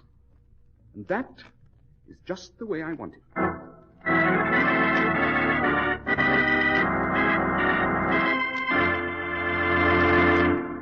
Mr. Harris, tell me again about that handsome-looking man. He's for me. The best-dressed man in any crowd is the man who wears Clippercraft clothes. For spring, new all-wool worsted Clippercraft suits, only $45. Clippercraft topcoats in all-wool gabardine or covert, only $40 to $47.50. Handsomely styled, tailored to the finest standards of traditional New England craftsmanship, Clippercraft clothes take their name from the famous New England Clipper ships and the speedy airliners of the same name. Sold by more than 1,200 independent local merchants from coast to coast, the leading hometown merchants everywhere. That's why the ladies say, when they see you in your new Clippercraft spring suit, Who's that handsome, successful-looking man? He's for me. and that's why men who know insist on Clippercraft clothes bearing the Clippercraft label. So be sure to visit the Clippercraft store in your city. These leading stores in the metropolitan area are proud to add their names to Clippercraft in your suits and topcoats. In Manhattan, Saks 34th, Broadway at 34th, John Wanamaker's men's stores, Broadway at 8th and 67 Liberty Street. In Brooklyn, Abraham and Strauss.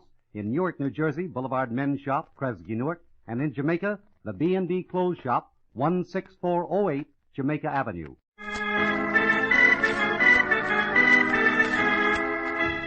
Well, Dr. Watson, I can't recall you and Mr. Holmes being in a more baffling and dangerous situation than at the Hotel Metropole in Paris, a few steps behind Emile Marco, the elusive enemy agent. It was extremely dangerous, Mr. Harris.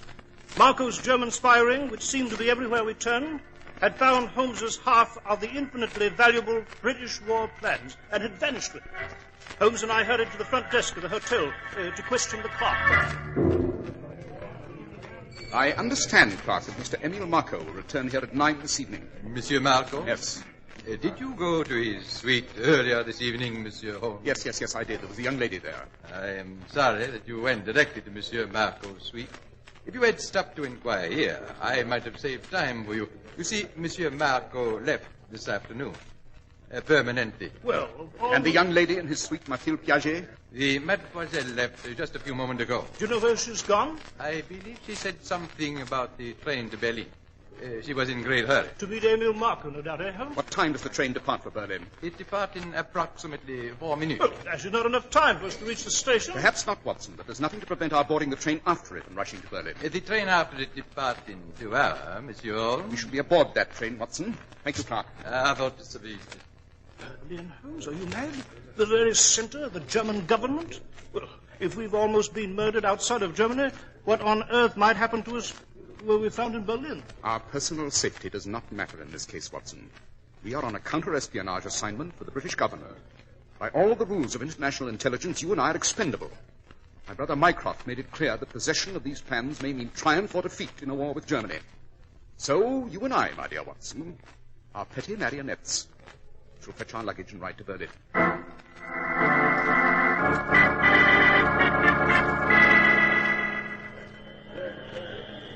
Oh, it's awfully crowded, this Berlin station, Holmes. Yes, Watson, and I dare say this crowd is neatly spiced with Marco's men awaiting an opportunity to strike. Very foolhardy, Holmes, to have entered the trap this way. How the dickens will you ever find that French girl? Or Marco? Elementary, my dear Watson, elementary. Yes, but in all of Berlin? With their secret agents at every turn, scheming about our death? I insist. As always, I have a method. Latest newspapers. Buy your newspapers Our here. first problem, Watson, will be to leave this station alive. Yes, quite. Anyone in this crowd may be an agent with a knife or a gun. Quite. Keep your eyes open. Newspaper, gentlemen? No, thank you. All the news, gentlemen. Just to finish. All the news. We told you we don't want a newspaper. Now, be off with you. This way, Watson. There's the exit. Crude news vendor practically shoved the newspaper down our throats. I say it's very dark outside the station here, Holmes. Is it advisable for us to step out this way? We cannot remain here at the railway terminal. We must find our coquette and Marco. Right, there's the exit. One moment, Holmes. What is it? That news vendor. He seems to be following us. Just your imagination. No, I don't think so. He was at the center of the station when we stepped off the train. He's been right behind us ever since. All right. Walk through the exit. That's it. Watch him. He's still behind us. Duck into this doorway. It's as black as pitch. We lose him. Yes, right. Now, wait. If he comes through the exit. We'll be helpless, Holmes. I'm sure he has a gun. Shh. Wait. There he is. He's looking about. I see you two gentlemen in the doorway. You will remain there, please. Do not move, do not speak. I have a gun. I am coming over to chat with you.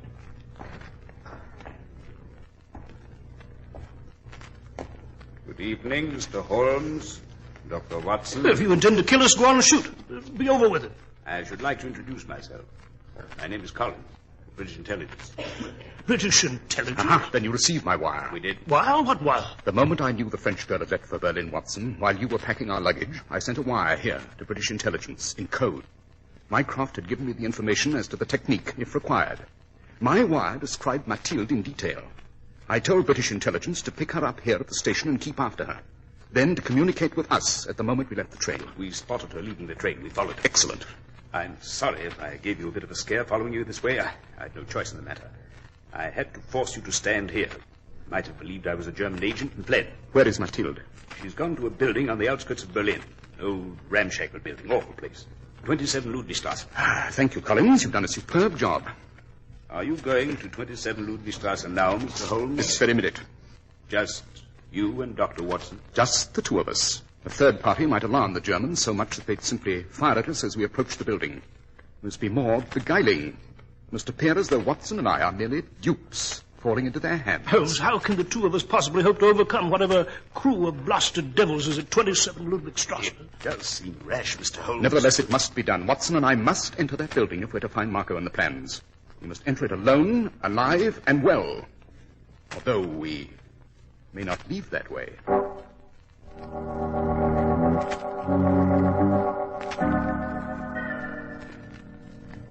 There it is, Holmes. 27 Ludwigstrasse. It's an ugly building. Front door, Watson.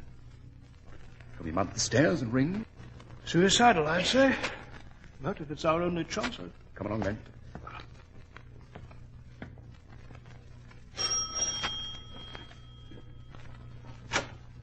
Monsieur Holmes, Dr. Watson, I am so happy to see you again. Mademoiselle, may we come in? Certainly, I'm delighted. Won't you make yourselves comfortable? Thank you. You've been expecting us, of course. Of course. We were sorry that our time bomb did not kill you at the Hotel Metropole. We realized you would continue your efforts to find Emile Marco and the plans our men took from your luggage. Where is Marco? I am afraid you will not meet him, Dr. Watson. And why won't we meet this Marco? Oh, because we are going to kill you, Monsieur Holmes. Oh? Oh, I am being rude. I forgot. A cigarette? Drink? If you think we're going to remain seated here, doing nothing, just accepting this... I'm afraid there isn't anything you can do about it, Dr. Watson. Ah, I recognize the voice. Our visitor in the train compartment. Yes, Holmes. I may introduce myself now. My name is Gustav. Like Matilda, I'm an employee of Emile Marco. his personal representative. And I still have that same gun, you see. You played a rather deplorable trick on us, Mr. Holmes. Have I, Gustave? We wanted your half of the plans. You left them in your luggage. We examined them carefully. Yes. They are false. They're not really your half of the plans at all, are they? An excellent counterfeit, but with its weakness. That's wonderful, Holmes. Then they haven't the real half they wanted, eh? I'd hardly been stupid enough to have gallivanted about the continent carrying the real half.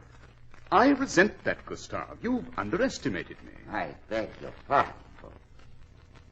Now, as for the business at hand, I'd like you to meet a friend of ours. Peter.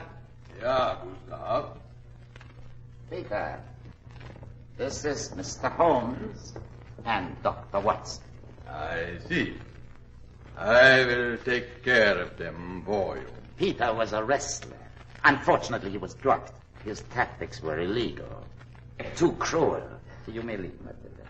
Yes, Gustave. Good night, Monsieur Holmes. Doctor?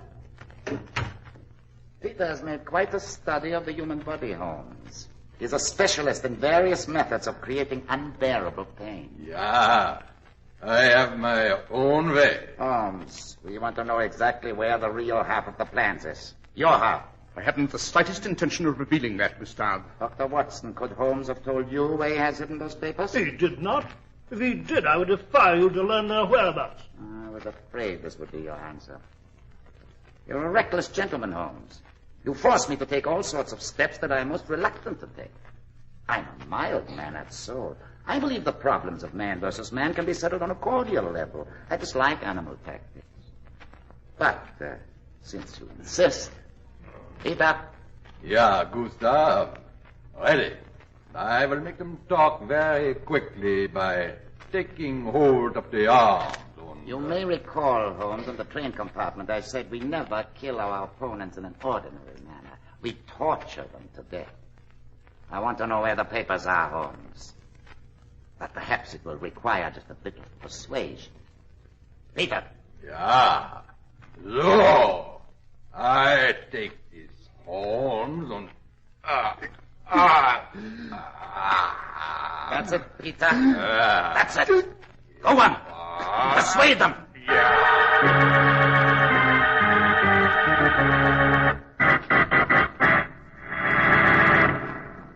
Dr. Watson, are you going to stop here at this crucial point? Well, time will allow no more for this evening, Mr. Harris. However, next week I shall tell you the utterly astonishing end of our adventure of the elusive agent. The most surprising development in all of Holmes's adventures. The final chapter concerned a horrible illusion, a bloody battle in an abandoned castle, and a revelation about the missing plans that altered the entire course of the First World War.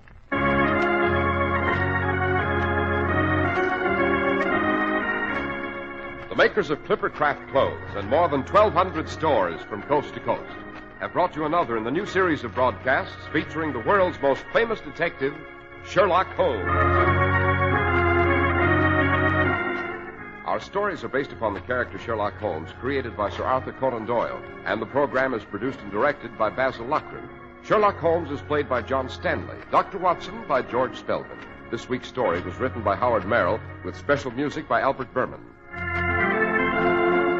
If you don't know your Clippercraft dealer, write Clippercraft, 200 Fifth Avenue, New York City. Be sure to listen next week to Sherlock Holmes in the final chapter of The Adventure of the Elusive Agent.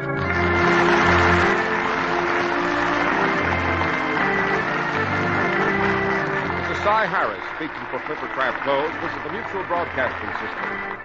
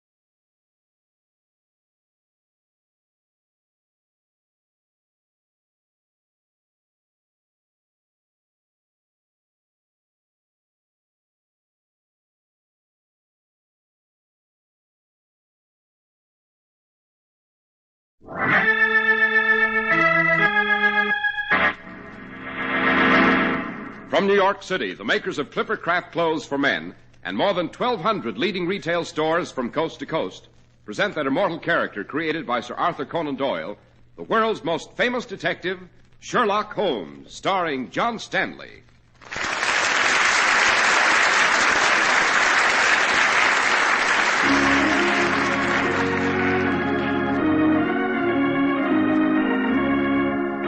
This week's story, The Adventure of the Elusive Agent, Part 3, the concluding episode. Well, Mr. Holmes, before long, Gustav will kill Dr. Watson if you do not talk. Peter, I warn you if anything happens to Watson. Ah, but it will. You do not know, Gustav, a man with the smoothness of silk, but hard as stone beneath. You only can save Dr. Watson. I am quite aware of my dilemma. But what you and Gustave have failed to observe is that... Get back, you British swine. I'll kill you here and now.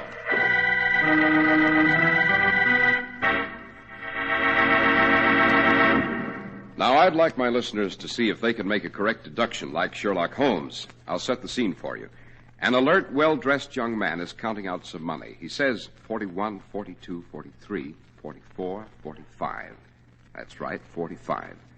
Now, what is this young man doing? Well, I'll tell you, because you'd hardly believe the evidence of your own eyes.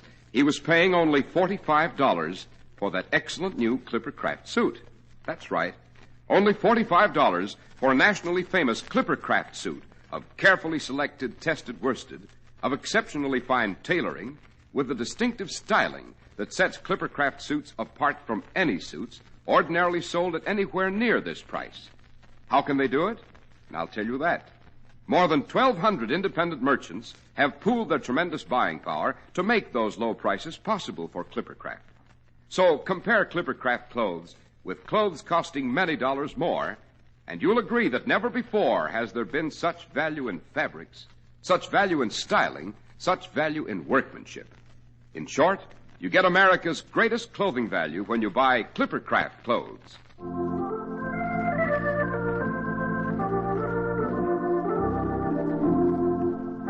Dr. Watson, last week, in relating the adventure of the elusive agent, you arrived in Berlin and finally reached the house of Emil Marco, the phantom German secret agent you'd been pursuing over half a continent. Yes, Mr. Harris, but unfortunately we found ourselves in enemy hands. Shall I recall the circumstances for our audience? By all means, Dr. Watson. As you know, it was the year 1913, a year when Germany and Britain were striving for mastery, a year when ominous war clouds were already gathering. Holmes's brother, Sir Mycroft, who was head of British intelligence, had called us in to recover some plans for the new and top-secret British tech which German intelligence had stolen. Well, after a series of desperate circumstances, Holmes and I managed to obtain half of the plans, of which only one copy existed. Without the other half, the entire set was useless. You may recall, Mr. Harris, we pursued Marco to Paris, and there we almost lost our lives in a bomb explosion. Our luggage was rifled, and German agents managed to steal the half of the plans that we carried. But they were only clever imitations. Then we picked up Emil Marco's trail to Berlin. And what finally happened in Berlin, Dr. Watson? Well, a British secret agent, posing as a news vendor, a man named Collins, directed us to Marco's home. There, we were trapped by Marco's henchman Gustav and a brute of a man named Peter. Peter had seized Holmes, as Gustav said. Mr. Holmes, I once said we never kill our opponents in an ordinary manner. We torture them to death. I want to know the truth about the papers, Holmes. But perhaps it will require a bit of persuasion. Go on, Peter. Yeah, Gustav, I will make Holmes answer. That's it, Peter. Go on, persuade him. Surely, Gustave, you must know I wouldn't be carrying our half of the genuine plans.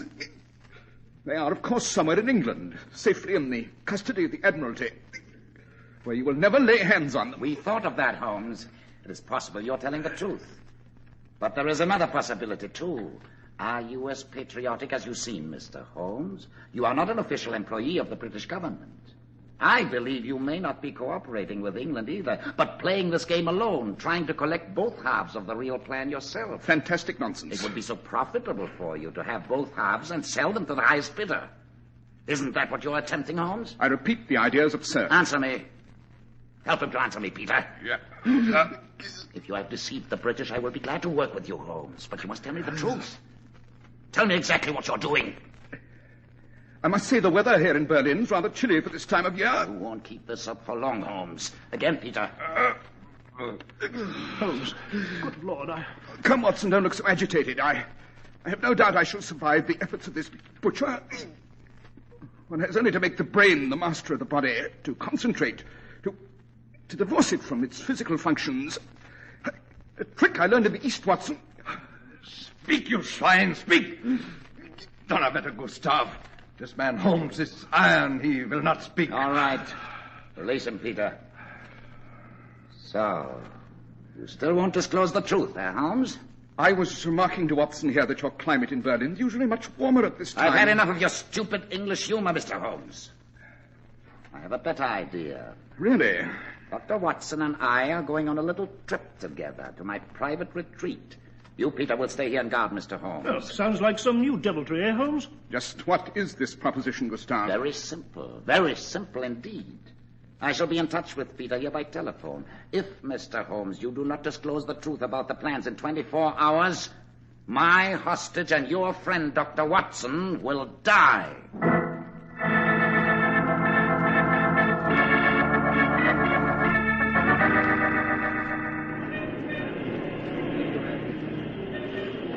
Newspaper, Fräulein? Afternoon newspaper? No, go away. I do not want any newspaper. But you will find it interesting to read for your lunch hour. The Kaiser has told the British... Go away. Stop following me. And if you persist, I shall call the police. Step into this alley here, quick. What do you want from... Collins, R52 British Intelligence. The fleet rides high at Scapa Flow. Quick, identify and give me the counterpass. Greta Brunner, telephone employee, Berlin Central Exchange G19. Counterpass, the Dahlias grow high in Devonshire. Good. Move back further into the alley. Yes. Here, where you can't be seen. Yes. Now listen. A friend of ours has been spirited from a house at 27 Ludwigstrasse. Another friend is being held there also under custody. Telephone has been installed at the house. Yes, go on. It's possible that a call will come to the house from the German agent who has left it. Can you tap that call and find out where it came from? Yes, I think so. Another girl works the switchboard on that line, See but that she becomes ill and has to go home. You know how? Yes. If a call comes through, get in touch with me at once. I'll be waiting at this number.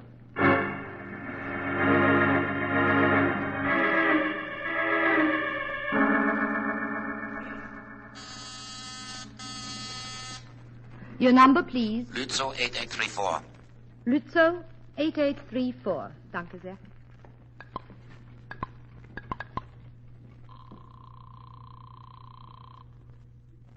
Yeah, who is this? Peter, this is Gustav. Is Holmes weakened yet? No, the swine will not talk. I see. Tell him that I am cutting the time to 12 hours. I will continue to hold his friend here at the Schloss until then. After that, it will be all over.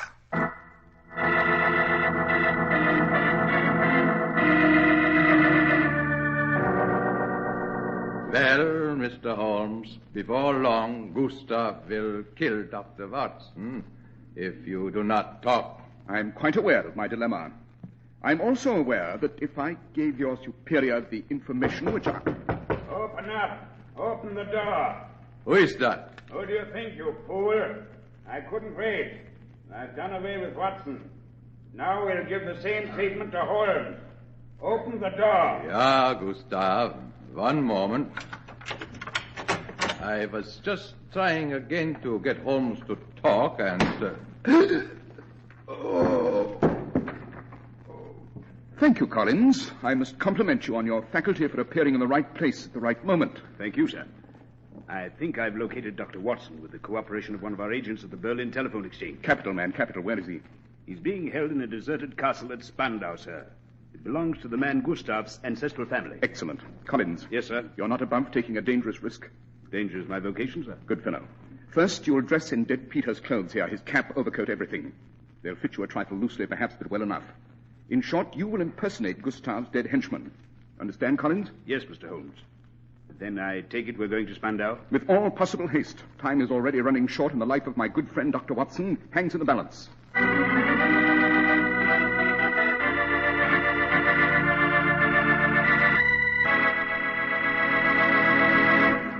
Before you buy that new spring suit, just remember this.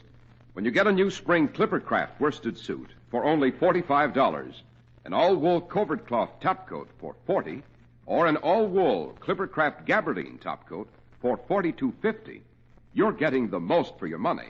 Clippercraft clothes take their name from the famous Clipper ships that established honest New England quality everywhere in the world. Yet they're as modern as the Clipper planes that fly around the world today. Yes, you can trust Clippercraft clothes and the men who sell them. That's why men who know insist on Clippercraft clothes bearing the Clippercraft label. So be sure to visit the Clippercraft store in your city. These leading stores in the metropolitan area are proud to add their names to Clippercraft in your suits and topcoats. In Manhattan, John Wanamaker's Men's Stores, Broadway at 8th and 67 Liberty Street. Saks 34th, Broadway at 34th. In Brooklyn, Abram and Strauss. In Newark, New Jersey, Boulevard Men's Shops, Kresge, Newark. And in Jamaica, the B&B Clothes Shop, 16408 Jamaica Avenue.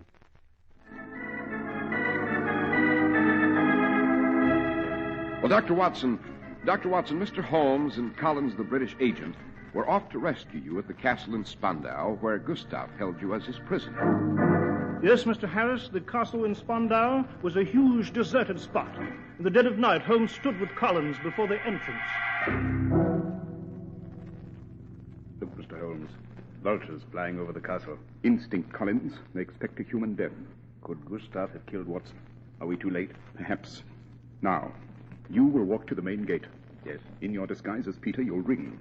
You'll keep Gustav occupied at the front door. I understand. If Gustav becomes at all suspicious, shoot to kill. I shall.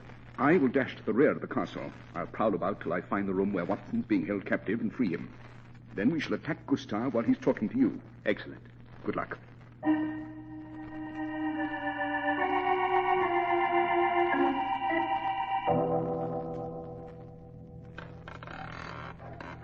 Have you come back, Gustav?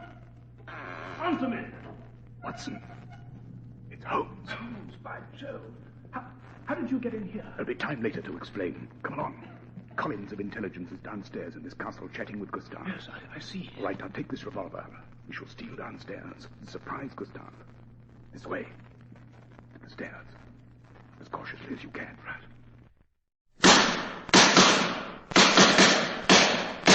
What on earth has happened? Something's gone wrong with Collins. Terribly wrong. Hurry, Watson. Run down these stairs. Wait, look. Staggering up these stairs toward us. It's Gustav. His face is covered with blood. Yes, he discovered Collins was disguised. They exchanged shots. Well, Gustav's been hit 2 or 3 times. You see? He's holding his side there. Blood from his chest, too. He's grasped the railing. Holmes! Dr. Watson, where one German falls, many more will rise. We will yet have the plans. You seem successful now, but any victory over us is an illusion. Well, he's falling down the stairs. Just let him fall to the death he so eminently deserves, Watson. But where is our own agent? Where's Collins? This way, toward the front of the building, where he and Gustav shut it out. There he is, lying on the floor there. Is he dead? Yes, Watson. Poor devil. Shot through the head. Thank heaven the first bullet from Gustav's revolver ended it for him. He didn't suffer. I shall inform my brother Mycroft at Whitehall that Agent Collins died valiantly in the performance of his assigned duty. Where to now, Holmes? We've still not found Germany's half of the plans for the new tank. We've still not found the master spy, Emil Markov. The answer to those crucial questions, Watson, lies in London. Yes, but we left London days and days ago. We fought our way here to Berlin to find Marco and retrieve the papers. Nevertheless, the answer is in London. We must get out of Germany. How? We're surrounded. We shall board the very next train from Berlin to the French border and meet whatever awaits us.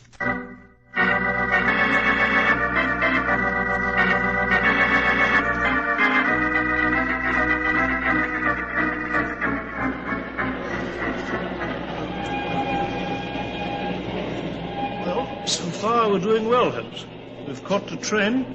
We're on our way to the French border. If we can remain alive to reach it, Watson. Dash, why are we returning to London, Holmes? The conductor. Tickets, please.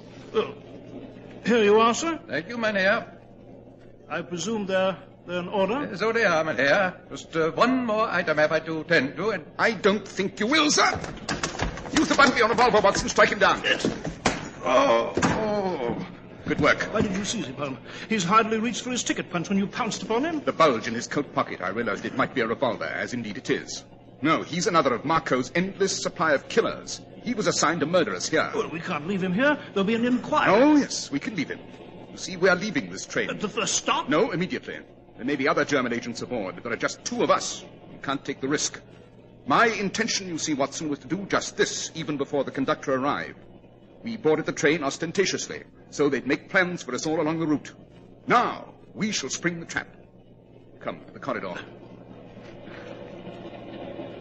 Open that door, Watson. Holmes, we can't leave off the train at this speed. It's our only chance. We shall wait for a run of what is apparently soft earth. Now relax as you go, Watson. Arms and legs loose. Try to roll over easily as you strike the earth. You ready? Yes, ready. After me, Watson. Jump!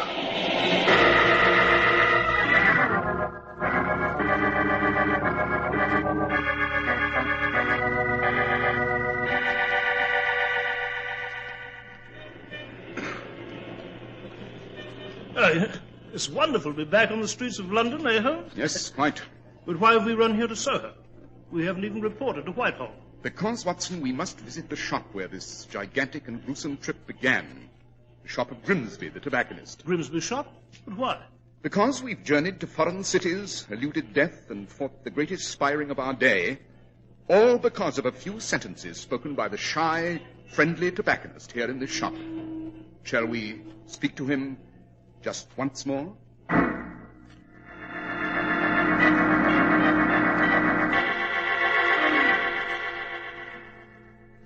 Back in London, Mr. Holmes and Dr. Watson? Yes, Grimsby.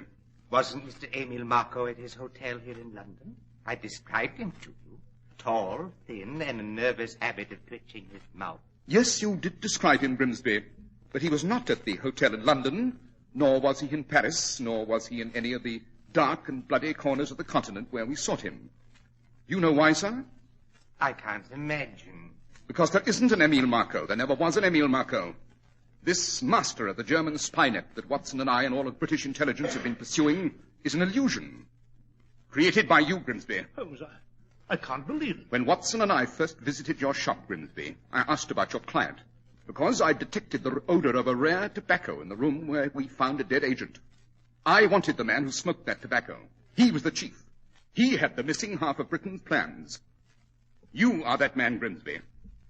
You didn't expect us, did you? You're smoking that brand of tobacco at this very moment. So I am. Yes, I'd hoped in creating Marco to attract you to Germany. I could learn the truth from you there. Then I could dispense with you. Very advisable. You could operate with ease in Germany rather than here in Britain. I simply informed my associate to pass the lie along, drawing you to Berlin with the phantom Marco as a magnet. I cannot wait to bargain with you for your half of the plans. I shall just destroy my half, reducing both my opponents to an equal status again. Your half being worthless, without mine. I shall burn my half.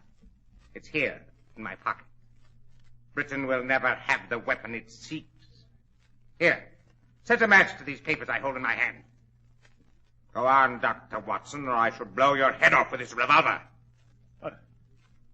I can't do it, Holmes. Do as he says, Watson. He'll kill you. Very well.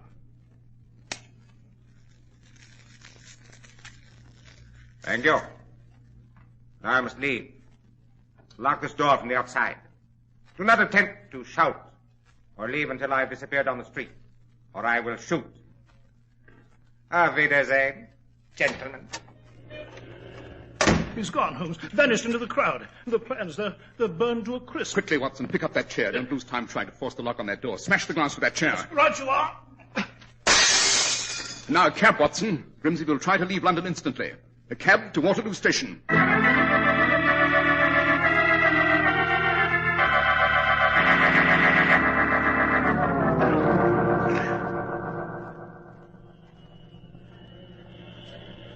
Why should Grimsby be here at Waterloo Station, Holmes? Because he realizes Whitehall would turn London topsy-turvy to find him.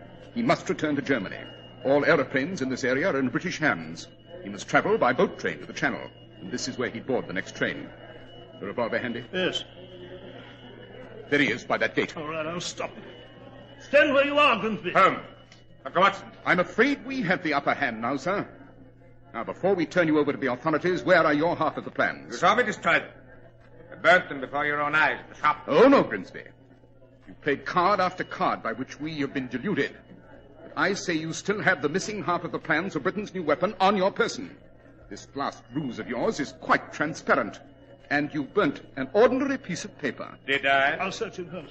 All right, put up your hands, Grimsby. Oh, he wouldn't carry the papers openly in his pockets, Watson, nor in his wallet.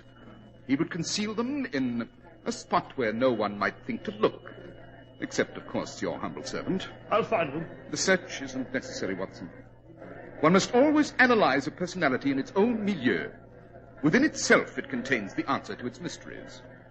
Now, where would a tobacconist be likely to conceal a few small papers? Why, beneath the tobacco in his tin. Let's have a look at that tin. Yeah, I'll open it.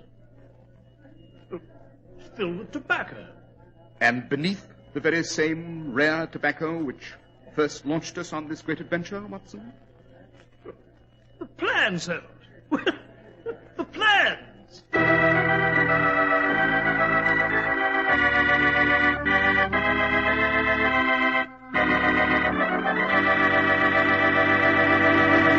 Well, Dr. Watson, the adventure of the elusive agent was really one of the most exciting adventures you and Mr. Holmes have ever had, and a crucial point in the history of World War I, may I add. Yes, indeed, Mr. Harris. As you know, the British did succeed in keeping their plans for the tank a secret.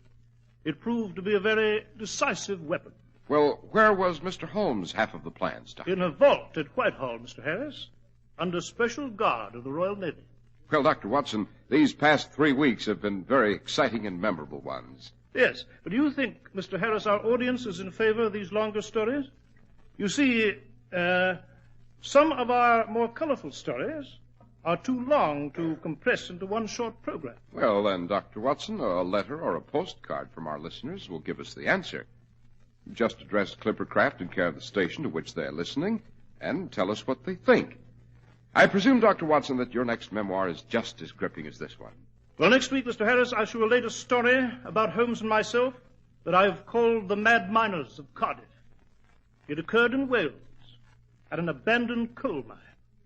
It concerned a miner's jacket, a murder committed in the darkest depths of the earth, and a spectacle so awful it drove human beings out of their minds.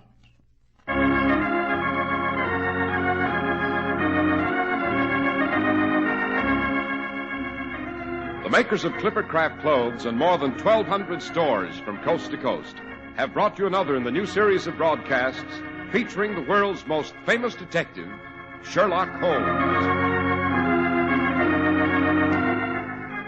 Our stories are based upon the character Sherlock Holmes created by Sir Arthur Conan Doyle, and the program is produced and directed by Basil Loughrane. Sherlock Holmes is played by John Stanley, Dr. Watson by George Spelvin. This week's story was written by Max Ehrlich and Howard Merrill, with special music by Albert Berman.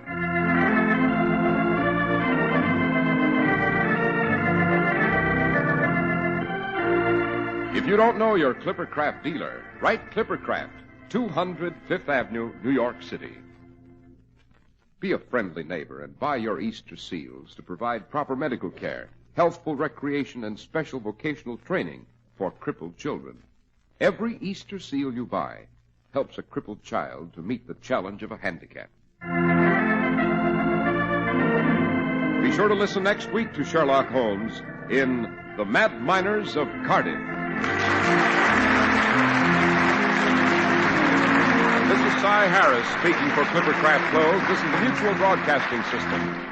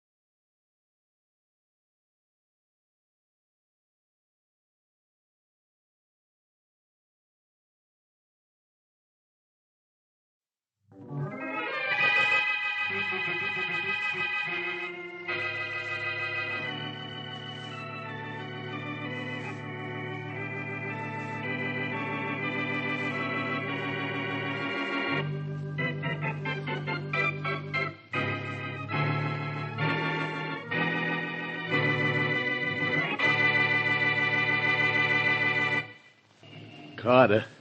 Yeah? I feel a hunk of poetry coming on. Well, let it go right by, will you, Joe? Oh, I can't. I got poetry in my soul, I guess. Oh. Get this, Carter.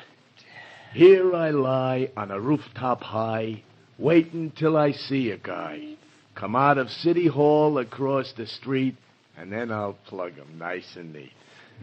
It smells. How do you want it, with music? Yeah, loud music. Loud enough to drown it out. I sure wish His Honor and company would trace out of City Hall, though. Getting sore elbows lying up here on this roof. Oh, they'll be out pretty soon. All of them will. That meeting in the mayor's office was supposed to be over at noon. It's 1:15 already. Got your rifle set? And ready. You? My fingers itchier than poison ivy. Oh, Carter, I feel a hunk of poetry coming on. I think this is the last job we'll do together. Now, shut up, will you? The rooftop is no place for poetry. It's a nice place for a sunbath, though, huh? What? I like to lie in the blazing sun until on one side I am done. What? And then I flip on my other side and tan the rest of my little hide. Oh, huh? brother, somebody should have tanned your hide a long time ago. Your stuff gets worse every time. Well, how do you want it? With a choir? Yeah, a choir of angels hoisting you into heaven. Oh, Carter. Now, check the sight of that rifle. All right. You've never used one of these telescopic jobs before. Listen, I'll be able to ping this guy with my eyes closed. Hey, Carter. Yes? There's the mayor. Yeah. Got guys with him, too. Easy. Wait till our man's in the clear. Hey, they're bunched up like a clump of grapes. Wait. What for? A cinch from here. Wait, I said. Hey, they're splitting up at the bottom of the steps. Only one guy near him. Wait. Now.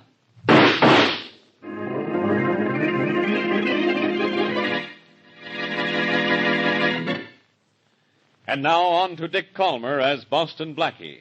Enemy to those who make him an enemy. Friend to those who have no friend.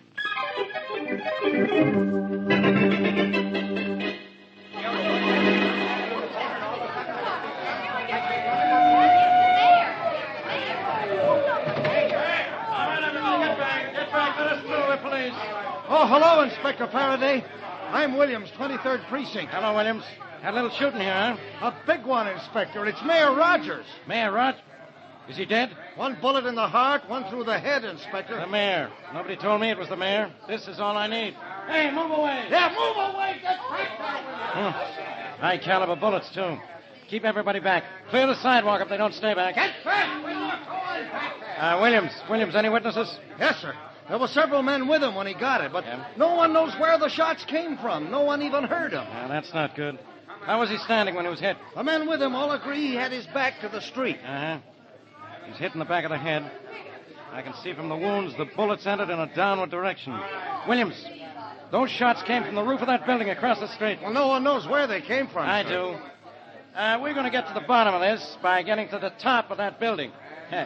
Anyhow, Boston Blackie would say it that way. Probably. Oh, Blackie's really going to burn at this. This is one time I figured something out before he's even shown up at the scene of the crime.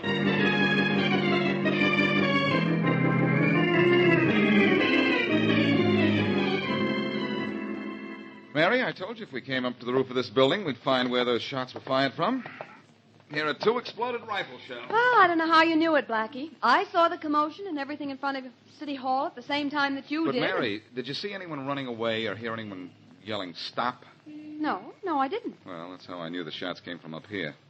They certainly couldn't come from any of the offices in this building. They didn't come from the street. They didn't come from City Hall because no one is going to use a rifle to shoot a man in the back from so short a distance. Well, all right, but I still don't see why you chose this rooftop. There are other buildings in the block. This is the only one with a clear view of the steps and doors into City Hall. Obviously, Oh, the man... That's the roof up here, man. Okay, Chief. I'll guarantee you'll find proof that those shots were fired from up here. Blackie, it's Inspector Faraday. I heard. Hello, Faraday. Blackie. Beat it.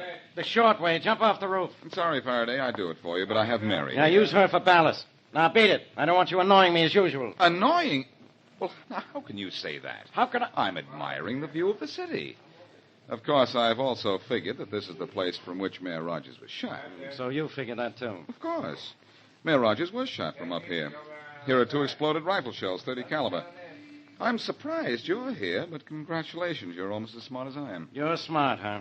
Just because you know those shots came from up here. Well, what help is that? Doesn't prove who murdered Rogers, or why. Find out why someone would want to kill the mayor, and you'll have the someone who killed him, Faraday. And if you need any help, call on someone like me.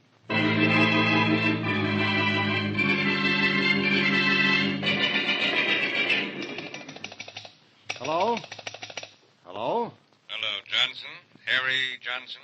This is Johnson speaking. Well, this is Martin, Rex Martin. Oh, yeah. It's your favorite business rival. You were with the mayor when he was shot, weren't you? Yes. Well, I just thought I'd, call up and tell you things are going to be different from now on. A lot different. Are they? You ought to know they are. Times have changed. I don't think so.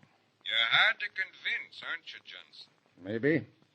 I've got a little logic some friends of mine are arranging that you're going to find very easy to understand and very hard to argue against.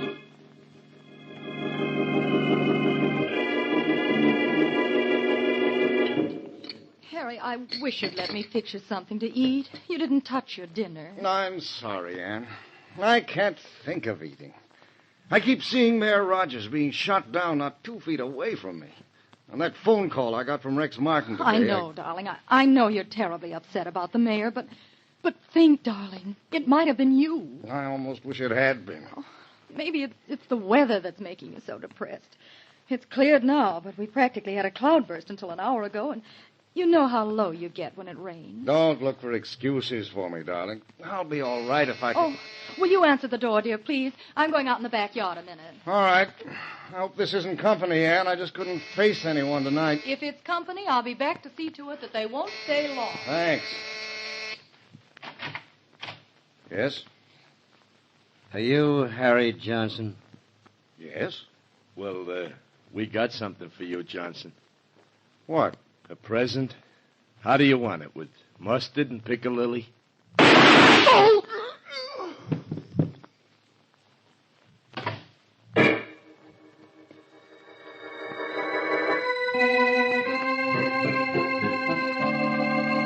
Mrs. Johnson, where were you when your husband went to this door? Well, I'd just gone out in the backyard, Inspector Faraday. Out in the yard?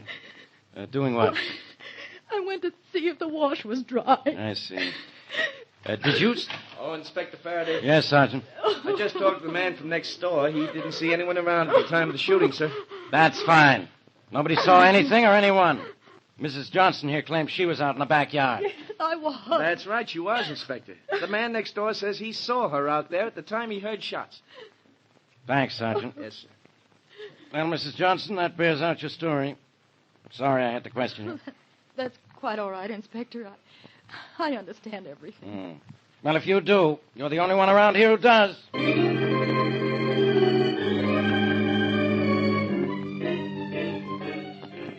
There's the city recorder's office at the end of the hall, Mary. Blackie, I hope you find what you're looking for. I think I will.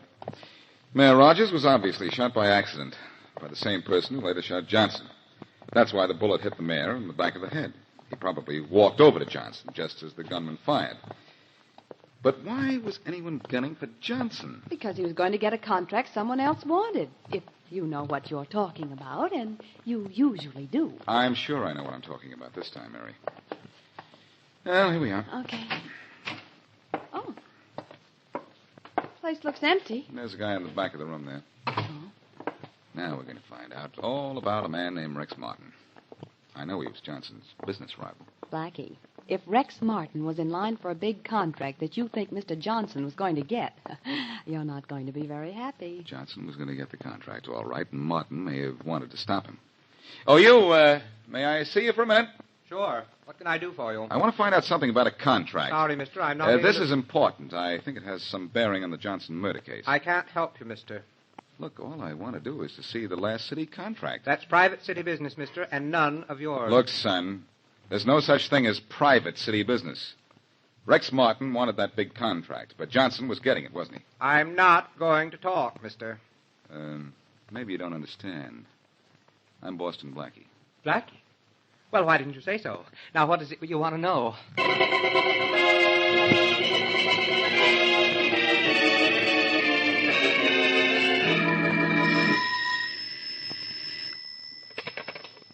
Hello? Hello, Carter. This is Joe. Oh, yeah, Joe. Did you get the money? Part of it. And, Carter, I feel a hunk of poetry coming on. Never mind the poetry. Come on up here with that dough, will you? Okay, I'll be right up. Nobody's around. What difference does it make if anybody's around? Nobody saw us get the mayor. Nobody saw us kill Johnson. We don't have anything to worry about. You sure? Positive. The cops got the only worries. Oh, boy, I gotta laugh. The cops have the answer to everything right under their noses, but they'll never know it's there. Yeah, that's right. You know something, Joe? What? I feel so good, I could even listen to some of your lousy poetry. Okay, then listen. Yeah? Whenever I think of the racket we're in, I close my eyes and I just gotta grin. Yeah? Maybe we're nuts, but we sure have fun killing two birds for the price of one.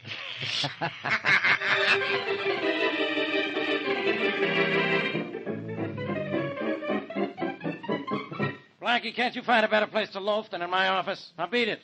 Can't you understand? The mayor's been murdered. What's the matter with you, Faraday? Why don't you listen to me and pick up Rex Martin? He's the answer to this thing. What am I going to pick him up with? Radar? He's out of town. He won't be back till tomorrow. And I don't have any reason to pick him up. What's he got to do with this?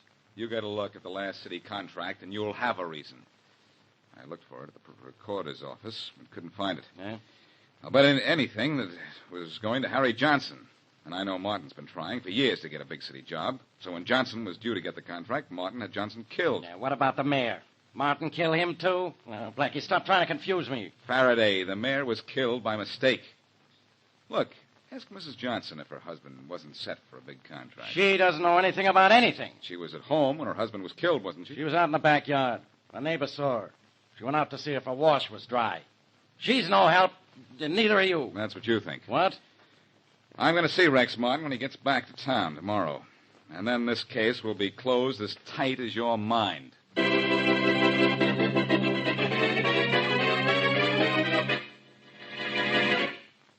And now back to Boston Blackie.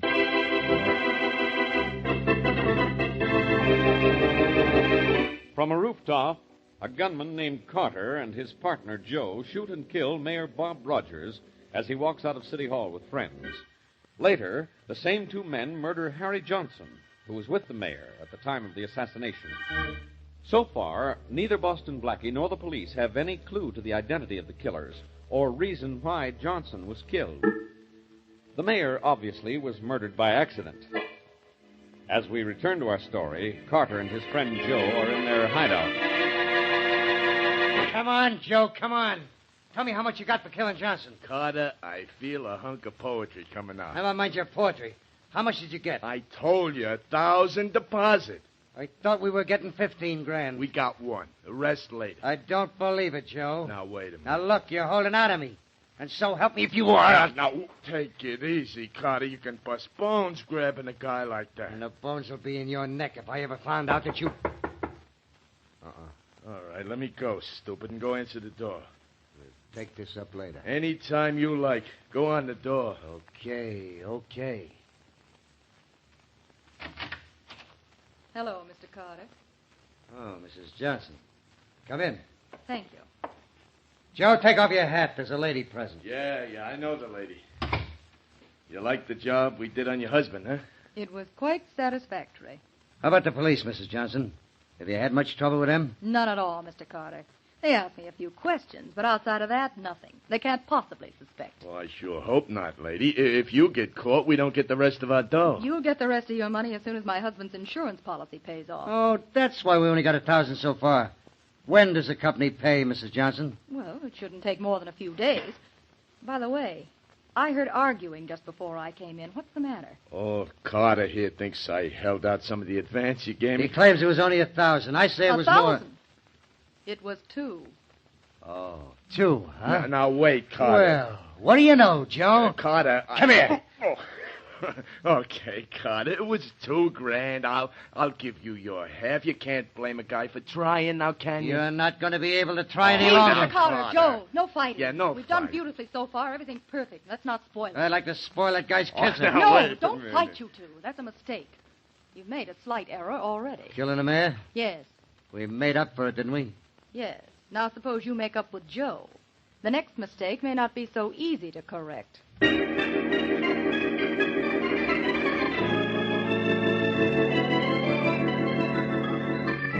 How much longer do I have to wait to see Mr. Martin, Miss Beautiful?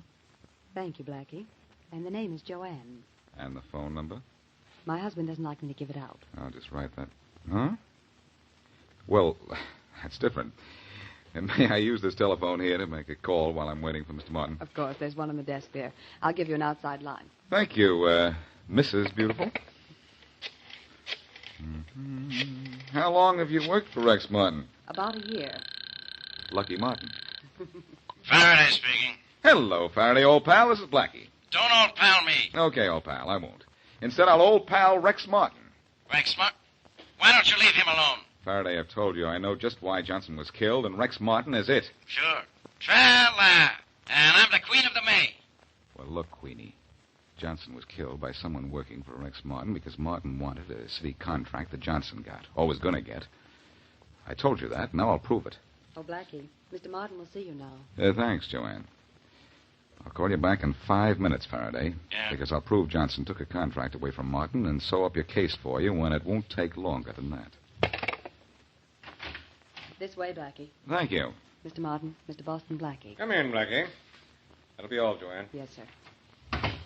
Sit down, Blackie. No, thanks. I'd rather stand. Martin, are you in the habit of killing all your business rivals? What? What did you say? You heard what I said. Yes, I did. But I'm afraid you're in the wrong office. Or am I? You're the head of the wrong company, Martin. The company that didn't get a big city contract it wanted. Am I? You know you are. Johnson's company got it, or was about to get it. That's why you had it killed. I checked at City Hall and found out you and Johnson were bidding for the same job. That's right. We were. And Johnson got it. So you sent a gunman or two to give him something else while you were out of town. You base your assumptions on that contract, do you, Blackie? Certainly. With him out of the way, the contract would be yours. I see. Blackie, take a look at this. Here's the contract Johnson and I were bidding for. And I got it. Signed, sealed, and delivered. 2 days ago. The day before he was killed.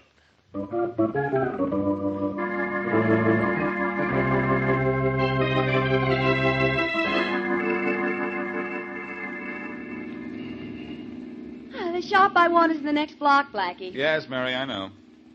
You're really upset about this case, aren't you? The case is upset, too. Something funny about this somewhere, and I don't know what it is. Martin's not the man I want. Maybe your reasoning's been all wrong. Maybe. I know it's been all wrong. Here's your shop. Thanks. Pick me up later? Mm-hmm. When? Oh, in about an hour. I don't take as long to pick out a hat as you think. A hat? Again? Yes. What's wrong with the bonnet you bought the day Johnson was shot? I didn't buy one that day. It was raining cats and dogs. Remember? Oh, yes, of course. Well, I'll be... Mary, I've got it. You've just solved this case. I have. It wasn't only raining cats and dogs that day. It was raining clues. And I've been all wet for not figuring what happened till now.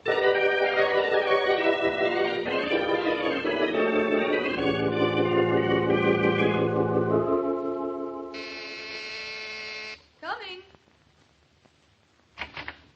Yes? Are you Mrs. Harry Johnson? Yes, I am. I'm Walter Keith from the National Insurance Company. Oh, yes. Come in. Thank you. Well, I've been expecting you. I imagine you have. I hope I haven't called too soon after your husband's unfortunate death. Oh, no, it's quite all right. I know these things have to be taken care of right away. Yes, they do. But sometimes there are rather long delays. Long delays? What for? Red tape, Mrs. Johnson. I'm afraid it'll be 6 months before you receive the benefits of your husband's policy. 6 months? I won't stand for that. I'm sorry, Mrs. Johnson, but the company wants to investigate a little bit. There's nothing I can do about it. Well, I'll do something about it. 6 months, Mrs. Johnson. And there may be a further delay beyond that. I'm sorry, Mrs. Johnson, but that's the case. Oh, no, it's not. I've been told to advise you that it is. Goodbye. 6 months. 6 months. Oh, I'd better call... Oh, what's the matter with this phone? That's funny. It's dead. Operator. Operator. Operator. Operator.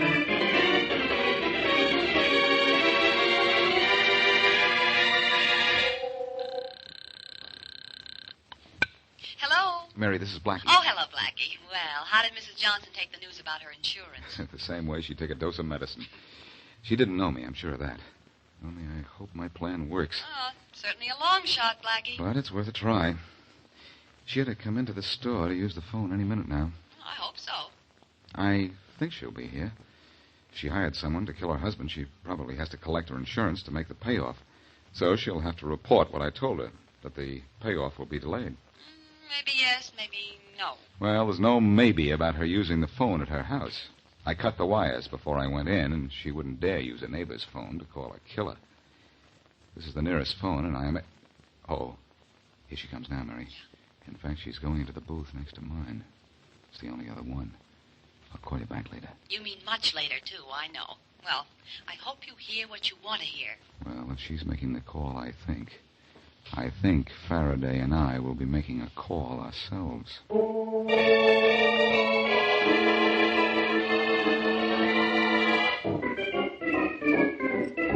Carter, I feel a hunk of poetry coming on. Oh, save it, will you, Joe? Keep packing. I'm packing. Gotta get out of here fast. Carter, I don't think the dame's double-crossing us. Maybe she can't get the insurance, though, for 6 months. Well, if she can't, it's because the case is going to be investigated. We're not going to be around when it is. You Come on, let's blow out of here. Uh-oh. See who it is.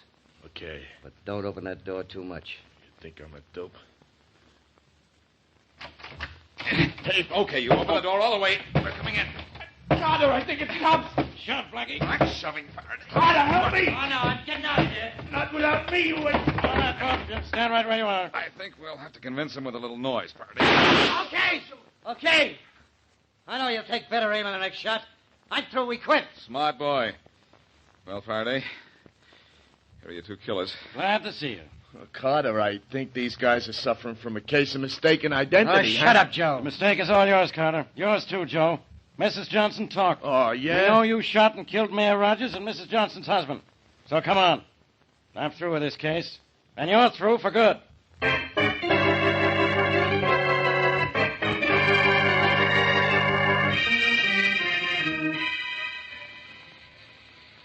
Rain, rain, go away.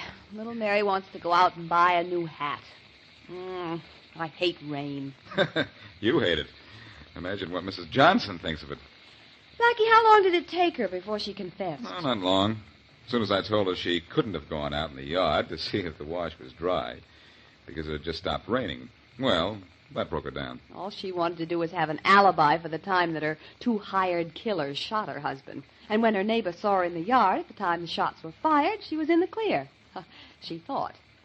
How did you find the 2 killers, Blackie? You never told me. Well, it was Mrs. Johnson's phone call to Carter that led me to them. When I heard the number she called, Faraday took it from there. From the phone number, Faraday got the address, and then it was an easy... You think that was a stroke of genius, don't you? Oh, the stroke of genius was the idea to cut the wires to her phone at home. Oh. I had to force her to call Carter from a phone where I could hear her talking. But it really wasn't such a clever stunt. No, I wouldn't brag about that. Well, I want to do a little bragging. I gave you the hint about the rain when I didn't buy my hat the day of the murder. Yes, you did, Mary. You know, one of the characters in this case had a yen for poetry. You know how he'd sum up this case? How? It rained, and so you got no hat. That's true, and is no bosh. Yes. But the rain broke down an alibi. It all came out in the wash. Oh, Blackie.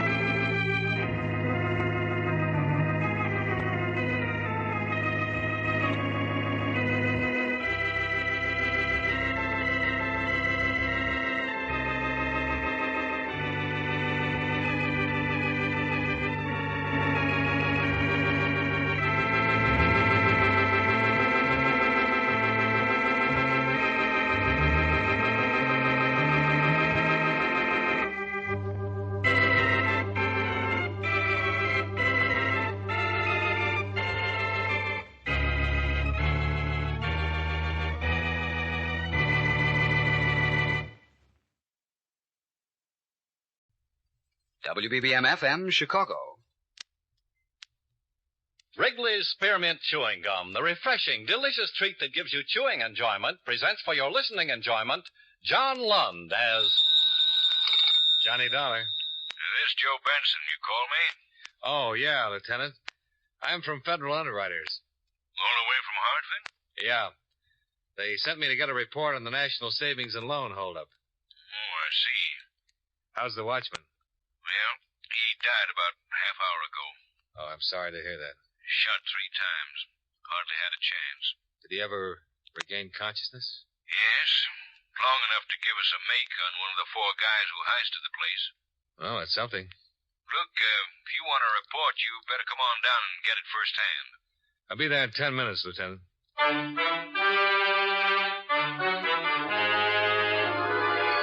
The makers of Wrigley's Spearmint Chewing Gum bring you John Lund in a transcribed adventure of the man with the action-packed expense account, America's fabulous freelance insurance investigator. Yours truly, Johnny Dollar.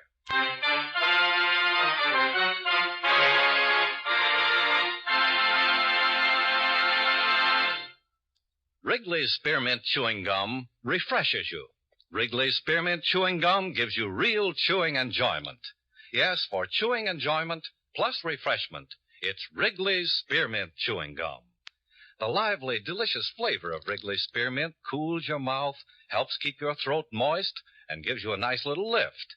The good, smooth chewing of Wrigley's Spearmint helps keep you feeling fresh and alert, adds enjoyment to whatever you're doing. So for chewing enjoyment plus refreshment, treat yourself often to Wrigley's Spearmint Chewing Gum. Healthful, refreshing, delicious.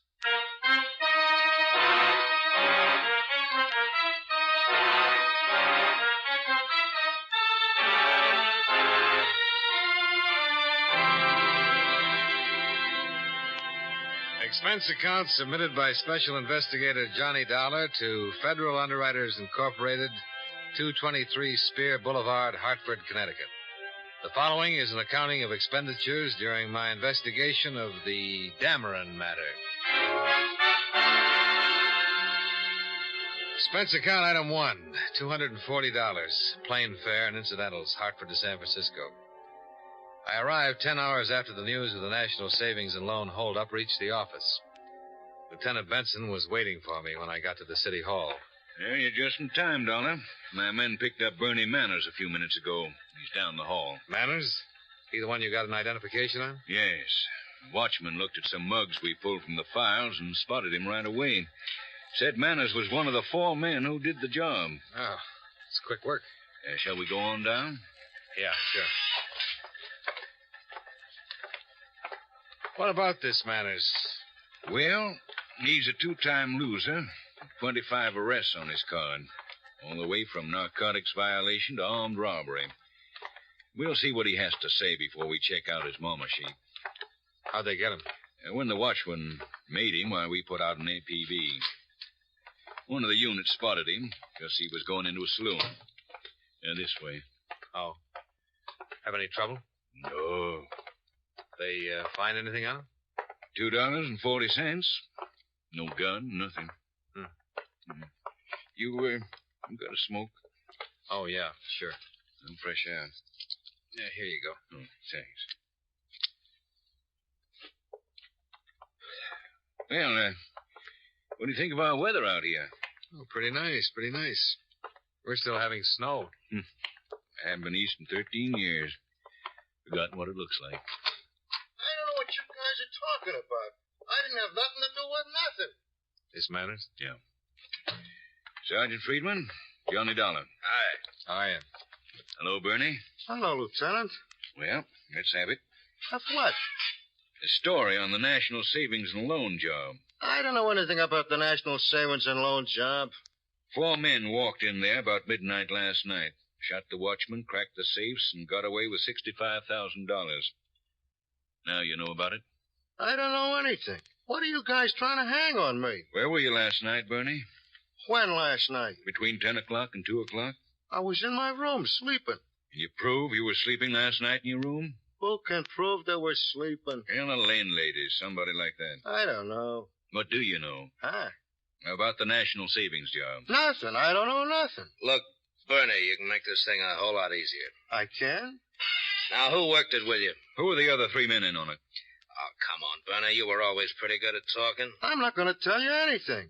I don't have anything to tell you. How are you making a living these days? What? What do you do for a living? Why, I've been driving a truck up to last week. Yeah? Where? Coast Trucking Outfit. Did you quit? I was fired. Why? I got in a beef with the boss. Check that. Yeah. Lieutenant Benson and Sergeant Friedman continued to question the suspect. He refused to admit any part in the burglary of the National Savings and Loan Company or to name any people who were connected with it. An hour went by. He still refused to talk. 2 hours. I'm getting tired. So am I. All of us are tired, Bernie.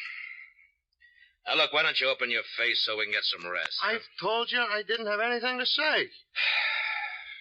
Who's this joker? Me? My name's Dollar, Bernie. I'm from the insurance company. What's he doing here? Worrying about you and your friends. You don't have to worry about me, Dollar. I'll try not to. I thought maybe you was a lawyer. Do I get to see a lawyer? What do you want to see a lawyer for? To get out of here, that's why. You aren't getting out of here, Bernie. You know that. Now, tell us all about it. Come on, Bernie. You know it's all over. We got enough to take you into court right now. Don't give me that. Don't you believe it? No. Hand me that. Yeah, sure. Here. Thanks. You know what this is, Bernie? No. It's a notarized statement from the watchman that was killed. His name was Fuller. I talked to him just before he died. You know what this says? It says that you were one of the 4 men who robbed the National Savings and Loan Company last night. Listen. Me. Please state your full name. Him. Henry Fuller. Me. Where do you live? Him. 235 22nd Avenue. Me. I understand that you are seriously hurt. Is that true? Him. Yes. Me. Do you believe that you are about to die from injuries you have received? Him. Yes. Me. Have you any hope of recovery from the effects of these injuries? Him. No. Listen, Shut up, Bernie, and listen. Me. Who caused the injuries from which you are suffering? Him. One of the robbers. Me.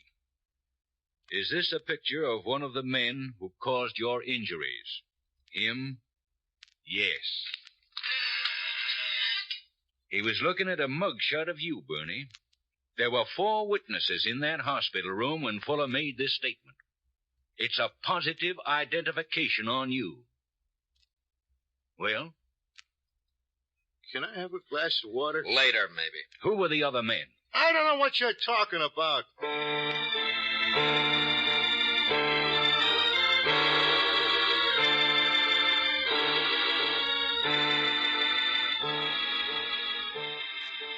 Questioning went on. Another hour passed. Everybody got pretty tired. Manners still admitted nothing. It was the usual method of interrogation. Hammer away, hammer away. Sooner or later, he'd spill something important. Lieutenant Benson knew his job. Once more, Bernie. Who were the other men? For the 20th time, there were no other men. There were 4 of you, Bernie. Why didn't we play bridge? Tell us what you did all day yesterday. What? Start with from the time you got up. Try to remember. Yeah, we're all interested. Well, what is this? Go on, Bernie.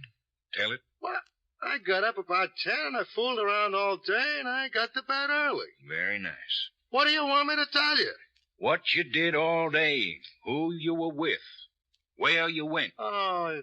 And after you tell us that, you can tell us how you worked on the National Savings and Loan Office. I'll tell you nothing. All right, what's your name? What? What's your name? Bernie Manners, you know my name. Where do you live? I told you. Tell us your address. 2020 Army Street. Who worked with you? Nobody. Yeah, just a minute. Benson? Yeah. Yeah. Okay. That'll do it. Yeah. That was about you, Bernie. What about me, Lieutenant? What about me? Guess what the crime lab found tucked behind one of the cushions in the front seat of your car? Oh? $20,000, Bernie. You didn't hide it very well. I didn't think you'd be looking. Did you use your car? Yeah? Who were the others? Eddie Page, Jack Ivers. One more. The other guy was called Chick. I didn't know him. Chick one. Just Chick. He figured the whole thing. Who contacted you? Eddie, he put me in on. But Chick ran it. Where can we get hold of Chick? I don't know. What about Eddie Page? I don't know. Jack Ivers? No.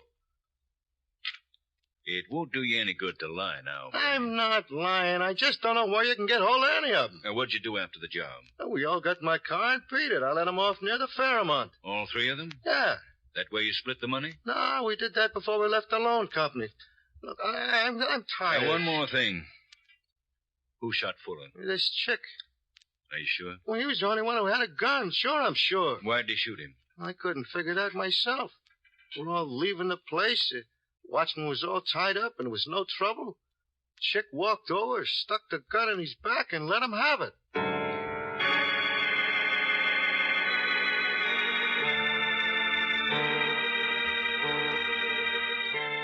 Bernie Manners gave us a description of the man known only as Chick. It was pretty much the same as the description given by the watchman. A check through the moniker files revealed a possible 23 persons who answered the general description and background of Chick. Manners was shown a picture of each one. He couldn't identify any of them. I went back to my hotel and went to bed. The next morning, I was with Lieutenant Benson. They checked the slugs taken from Fuller's body. Any luck?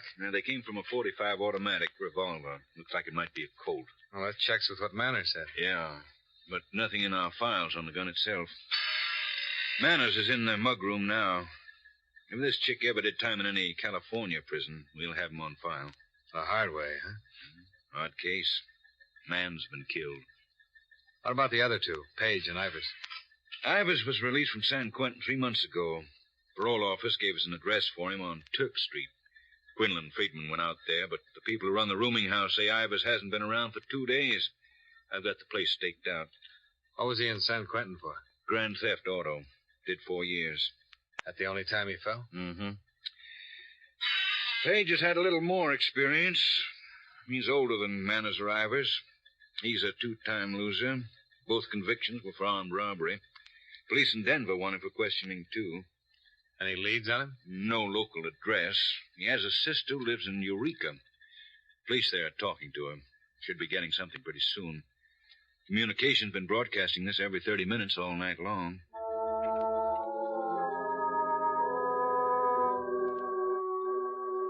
I left Lieutenant Benson so I could talk with the auditors who've been working with the people at National Savings and Trust. By that time, they determined that $68,000 had been taken in the robbery. I spoke to the claims adjuster who'd flown in from Hartford and the officials of the company. I explained the situation with the police and the recovery of $20,000 of the stolen money. They agreed to suspend their claim, pending the arrest of the other 3 suspects and the possible recovery of the entire loot. Expense account item 2, 10 cents. Phone call. I checked with Lieutenant Benson about 4 o'clock. Hi. Hi. You're just in time. We got a lead on Page. Oh, yeah? 1485 Clare Street. I'll meet you out in front. Right. Expense account item 3, $1.35. Cab fare to the address on Clare Street. Hi. Hi. In there? Yeah. You want to be in on this? If it's all right with you. Okay. Friedman's covering the back entrance. Quinlan's in the lobby. Let's go. How'd you get it? Eureka police talked to Page's sister. Said she'd been writing him here under the name of Ernest Lawyers. Oh. Want to take it over there? Yeah.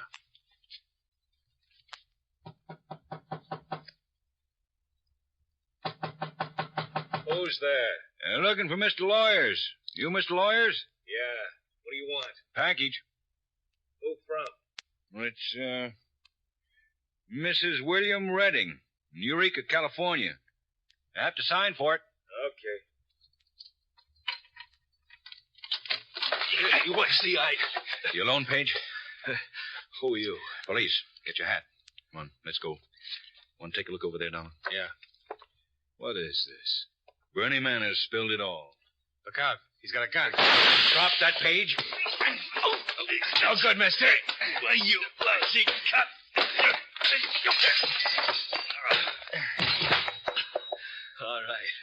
All right. Come on, get up. Put your hands out. All right, let's go, Page.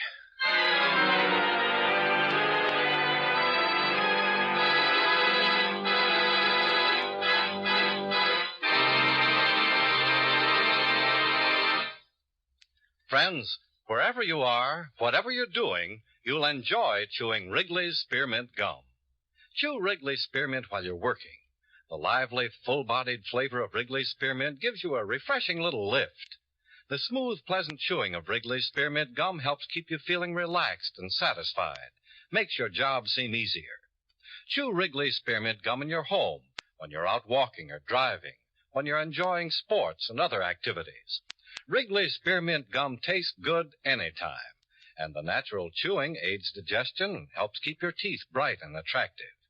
Yes, wherever you are, whatever you're doing, you'll enjoy chewing Wrigley's Spearmint Chewing Gum. Healthful, refreshing, delicious. And now, with our star, John Lund, we bring you the second act of Yours Truly, Johnny Dollar.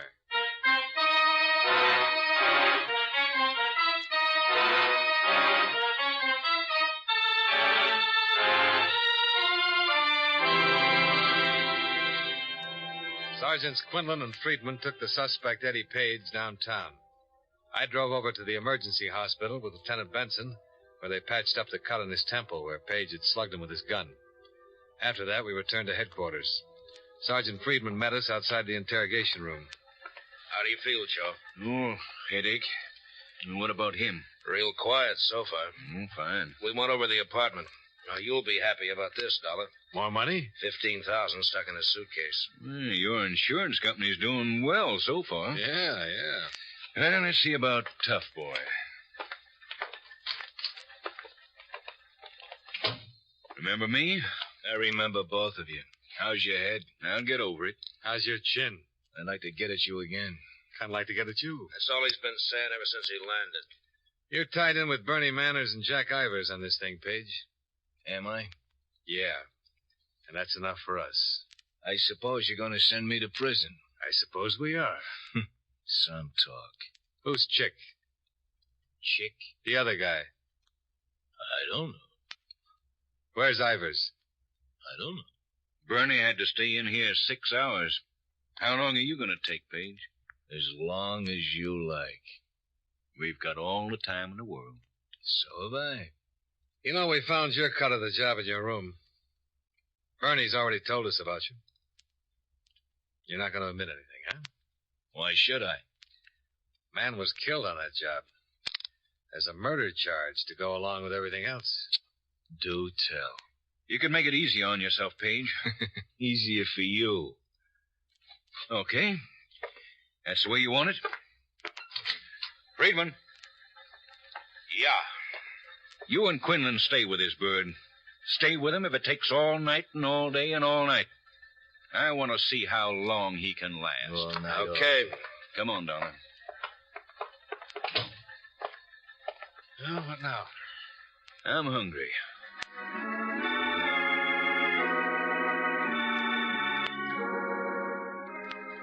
Expense account item 4, $6.35. Drinks and dinner for Lieutenant Benson and myself. After eating, we returned to the interrogation room and the questioning of the suspect, Eddie Page. Although he knew there was enough evidence against him to make a burglary and homicide charge stick, he still refused to admit his part in the burglary or to give us the full name of the man known simply as Chick.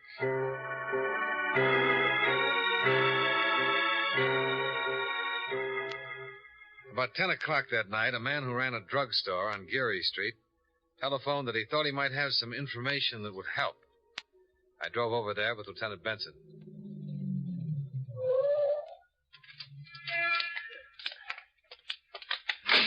Foggy. Yeah, sure is.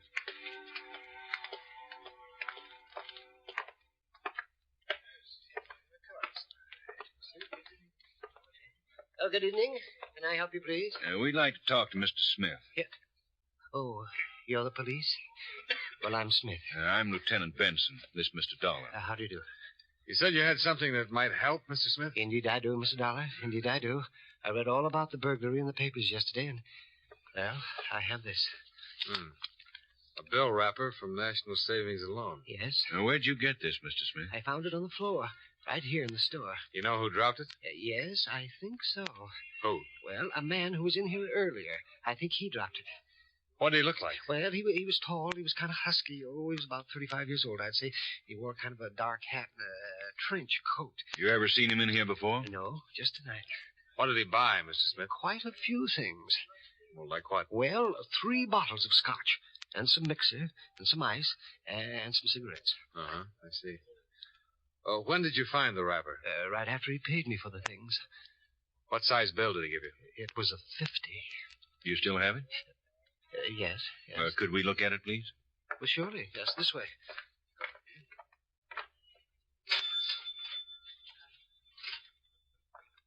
Here you are. Thanks. No, huh? Brand new. Did you happen to notice if he left in a car, Mr. Smith? No, he was on foot. When I found the wrapper on the floor and then remembered the newspaper story, I ran outside to take a look to see which direction he went. He walked right across the street. Do you mean he might possibly live around here? I think so. Like right there, you see? He went into the Alden Hotel. How long ago was this? Oh, my, that was not over 15 minutes ago. Hey! What? That's him, just coming out on the street there. Get back. Can you see his face? No, not yet. Is he one of the men you're looking for? I don't know yet. Sounds like it. Lieutenant. Yeah? Take a look. Jack Ivers. Let's go. You. Yes, sir. Call downtown. Hey, you. Hold it up just a minute. He's going for the alley. Yeah.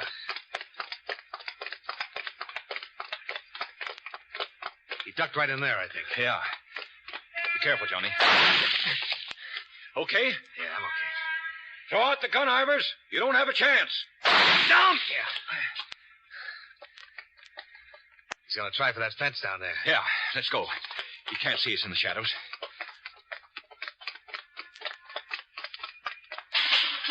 Well, he made the fence. Come on.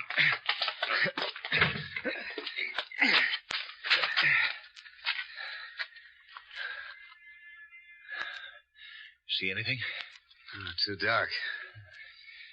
Somewhere in here. Hey. Over there? Yeah.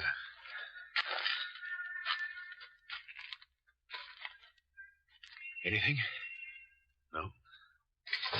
The apartment house. He went in the back door. Yeah. Get down. You okay? Okay. Ivers, this is your last chance. Somebody will get hurt if we don't stop him.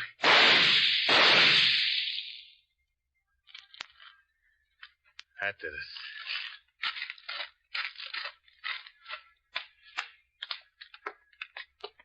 What's it look like? Oh, he's done for. Well, I better phone in.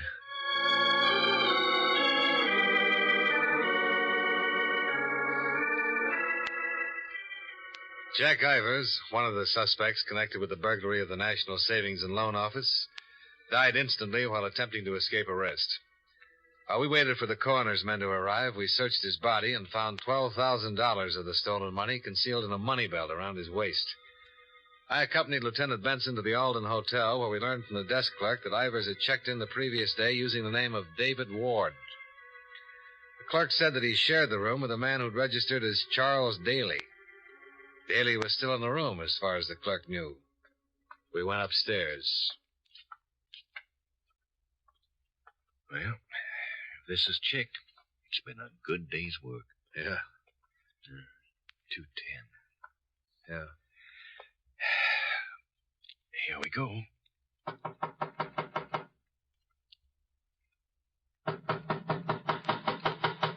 Could have sneaked out. Let's find out. Well,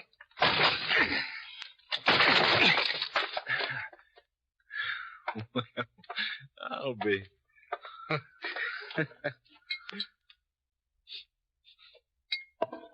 Drunk? As you can get. That's the way I like to pick 'em up. Quiet.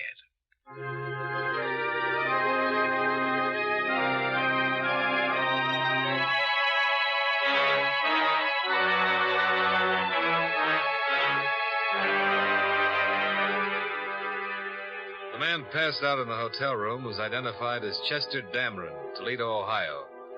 A check with authorities there revealed he had a criminal record covering 17 years. His nickname was Chick. Along with Eddie Page and Bernie Manners, he was indicted on charges of burglary and murder. The remainder of the stolen money was found in his hotel room.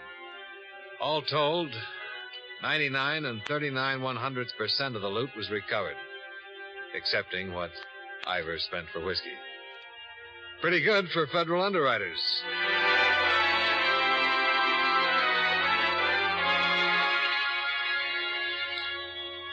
Expense account item 5, $63.30. Miscellaneous while in San Francisco. Item 6, same as 1. My plane fare and incidentals back to Hartford. Total expense account, $551.10. Yours truly, Johnny Dollar.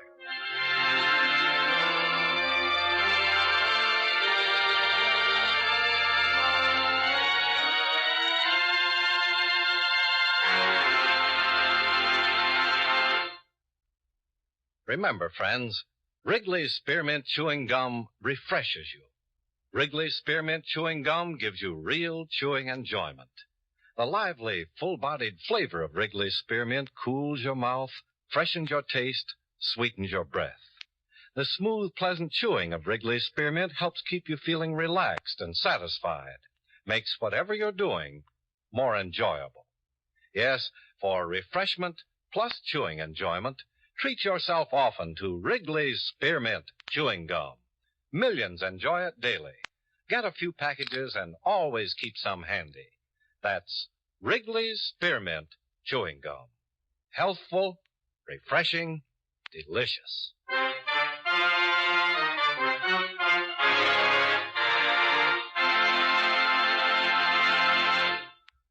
Yours truly, Johnny Dollar, brought to you by Wrigley's Spearmint Chewing Gum, stars John Lund in the title role and was written by E. Jack Newman with music by Eddie Dunstetter. Featured in tonight's cast were Bill Johnstone, Clayton Post, Bill Conrad, Peter Leeds, and Howard McNear. Yours truly, Johnny Dollar, is transcribed in Hollywood by Jaime Del Valle.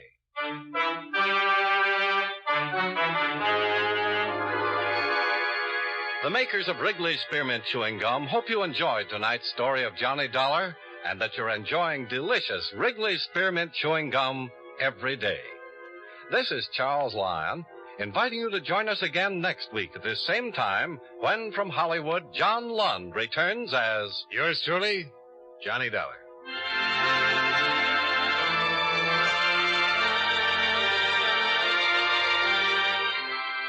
Many of the war orphans of Korea are dying of starvation and exposure. Without your help, they cannot live. We can send them food through CARE, the American Package Sending Relief Agency. One $10 CARE food package will feed 4 children for a month. Send your contribution to CARE's local office or to CARE New York or CARE Los Angeles.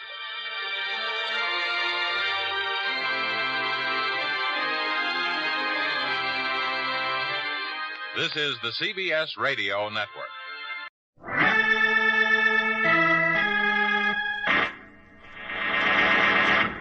From New York City, the makers of Clipper Craft Clothes for Men and more than 1,200 leading retail stores from coast to coast present that immortal character created by Sir Arthur Conan Doyle, the world's most famous detective, Sherlock Holmes, starring John Stanley.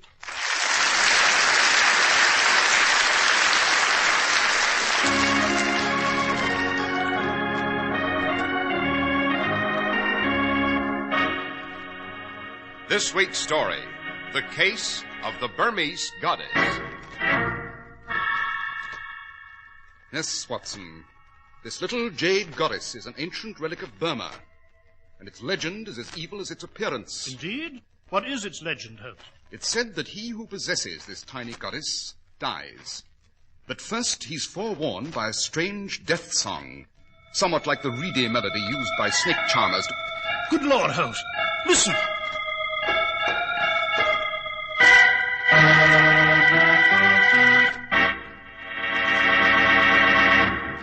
We're at the door of Dr. John Watson's study, and we're about to hear another of his adventures with the fabulous Sherlock Holmes. Well, good evening, Mr. Harris. Good evening, Dr. Watson. I presume you have one of your memoirs ready for us tonight? Indeed I have. And this one, Mr. Harris, although taking place in our familiar haunts of London, had sinister and mysterious overtones from the Far East, which to a lesser man than Holmes might have defied analysis. Well, what do you call this memoir, Dr. Watson? Holmes and I always refer to it as the case of the Burmese goddess. And Mr. Harris, after our audience is properly informed about the merits of Clippercraft clothes, I shall proceed with the facts of this very unusual story. One of the best investments you can make is a really fine suit of clothes. That's an investment that will help you socially, in business, and give you all-round lift. And you don't have to spend a fortune, because a Clippercraft suit of finest material, designed and beautifully finished by master tailors, now costs you only $45. That's right, only $45. But don't let that moderate price fool you. Every Clippercraft suit looks like it costs many, many dollars more.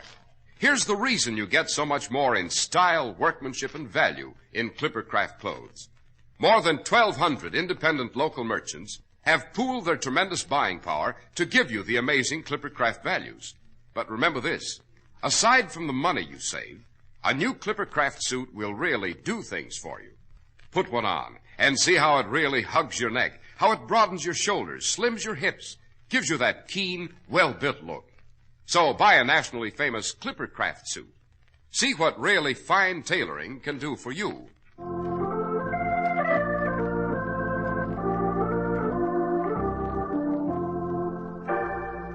And now, Dr. Watson, what about the case of the Burmese goddess? If my memory does not fail me, Mr. Harris, it took place in the summer of 1911. This was a time when England had consolidated her empire, and many of Britain roamed the far eastern domains in search of its ancient treasure. Among these was Sir John Brandywine, recently returned from Burma with a collection of priceless relics. He hadn't been in London an hour, however, when he received a strange visitor. Sir John, my name is Daku. I have come a long way, indeed from my native land of Burma, for this interview. Yes, and what is it you want, sir? Some months ago, a sacred Burmese temple near Sitang was desecrated by vandals, robbed of its sacred relics. Among these was the jade goddess of Ema, the serpent goddess. Originally, there were two goddesses, the sisters of Ema, but one of them vanished centuries ago. Yes, quite. And I have the only remaining goddess in my collection now. Yes, Sir John. And I have come to purchase it from you and restore it to the temple. I'm sorry, Daku, but the goddess of Amar is not for sale. I am prepared to offer you a handsome sum, enough to keep you in luxury for the rest of your life. I have no need of money, sir. And I repeat, the goddess of Amar is not for sale at any price. I see. Sir John, no doubt you are aware of the old Burmese legend that he who possesses the goddess died, that he is first warned by the song of the serpent, and then... Yes, I know the story. Pure nonsense and poppycock, of course. Doesn't frighten me. In that case, there is nothing more I can say or do at the moment. Good night, Sir John.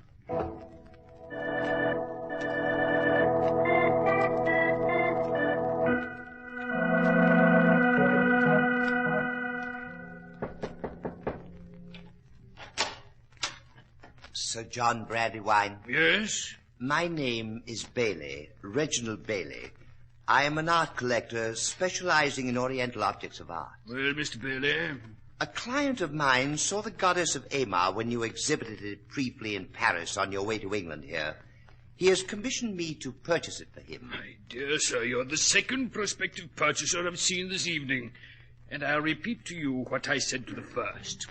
The goddess is not for sale. My client is willing to pay £10,000, a generous offer. I'm sorry, Mr. Bailey. Sir John, I'm afraid you're being stubborn. I've been a collector long enough to know that there is no such thing as a priceless item. Everything has its price, and if it is a question of money... For the last time, sir, I shall try to make myself clear. I will not sell the idol at any price. And now, Mr. Bailey, good night.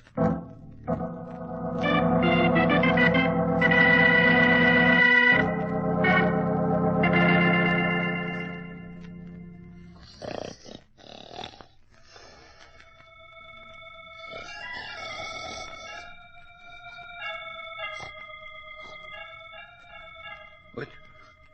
There's a devilish noise outside my window.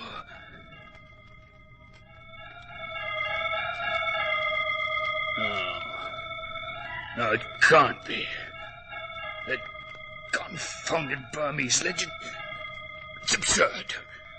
I'll soon find out what this is all about.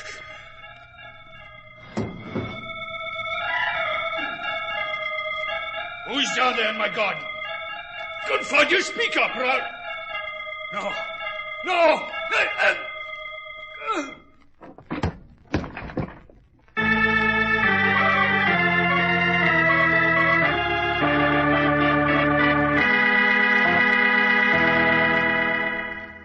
So you think Sir John Brandywine was murdered because he possessed the serpent goddess of Amar, Holmes? Obviously, Watson, his demise followed the legend to the letter. After he was lured to the window, he was struck by a blowgun missile soaked in deadly reptile venom, and he died almost instantly. Oh, Joe, now all this makes it hard for a chap to believe he's living in the 20th century. Yes, true, Watson, but Sir John's room was rifled in highly modern fashion. Fortunately, however, he had the foresight to lock the goddess and the remainder of his collection in a vault immediately after he arrived in London. I wonder what became of the other goddess, Holmes, the one that vanished centuries ago. I believe I can give you the answer to that, Watson. You can? Who has it, Holmes? I have. What?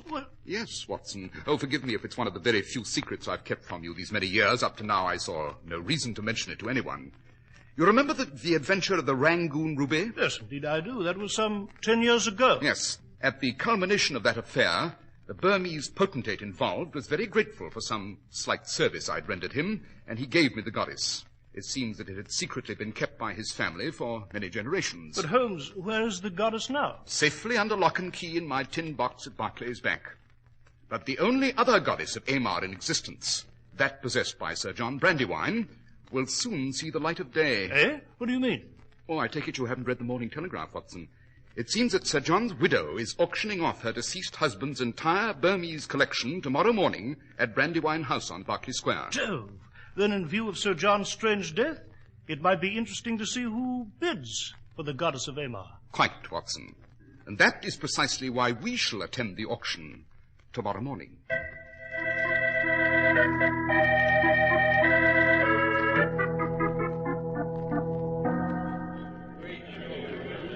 Ladies and gentlemen, your attention, please. The next relic from the late Sir John Brandywine's famous Burmese collection is this tiny jade goddess, the famous serpent goddess of Amar, a rare collector's item indeed. I see a hand raised. Your name, sir? Monsieur Pierre Levy. And your bid, sir? £50. Holmes, that thin-faced Frenchman is doing the bidding. Quite. He's the only one. The others are obviously afraid of the legend. Watson, note the condition of the fellow's hair and hands. What about them? Interesting.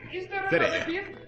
Very well. I have £50. £50 once. £100. £100. I am bid £100. £200. 300. 4. 5. Holmes, what are you trying to do? By the goddess, Watson, outbid this fellow Labille for reasons of my own. Coming into her own. £500. Will someone offer 6? 6. 7. £700. Will the gentleman in the rear row give me 8? £800. £1,000. £1,000. 1,000 I have bid. Holmes, the other chap stopped bidding. He's leaving the auction. Yes, he is indeed, Watson. But we have a new and late arrival. Note the high-born Burmese gentleman hurrying through the door. I have the 1,000 once, 1,000 twice, sold for 1,000 pounds. Mr. Auctioneer, wait. My name is Daku, and I wish to bid. I'm sorry, sir, but the goddess of Amar has already been sold to the tall gentleman in the front row.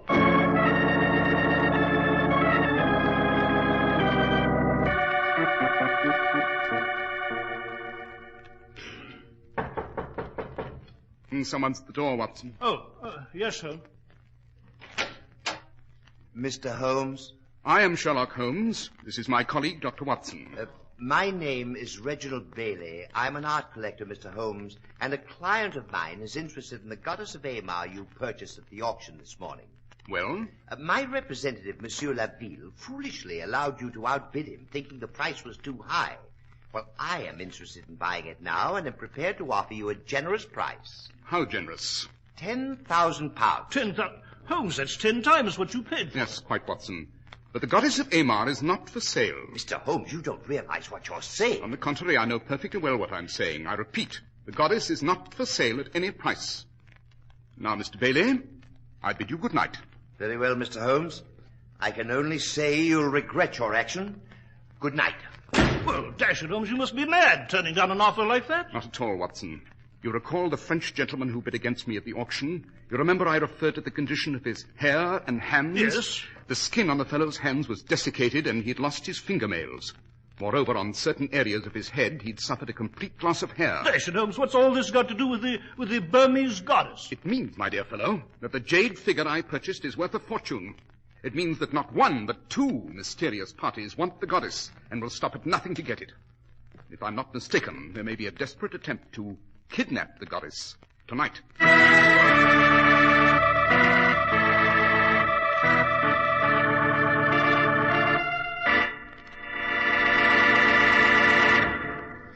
You choose your family doctor, lawyer, and banker because you have confidence in them.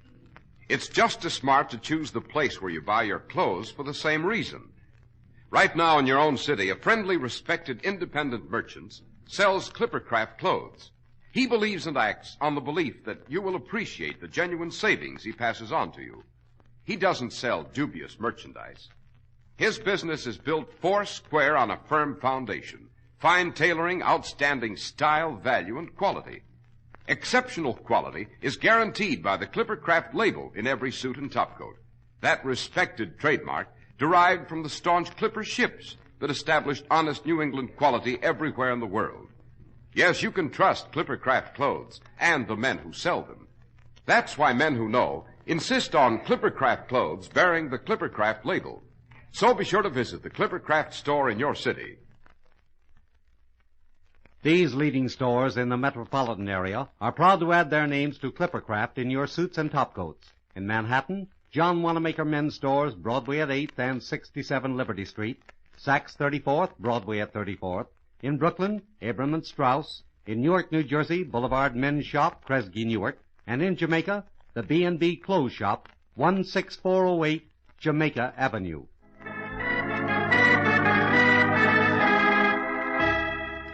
And now, Dr. Watson, you were relating to us the case of the Burmese goddess.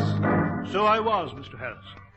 Holmes did not explain his observations any further, and I did not press him. That night at Baker Street, I fell into a troubled and uneasy slumber, and my last recollection was of Holmes sitting in his easy chair, smoking his pipe, and facing the window. He seemed to be waiting for something, expecting something. And then... Watson. Watson, wake up. Holmes, what the deuce is there? Listen. Good Lord, Holmes, the warning song. The warning of death. That infernal legend, Holmes. Wait. We have a visitor in the yard. Well, confound it, let's go to the window. No, stay away from the window, Watson. Eh? To approach and open it means certain death.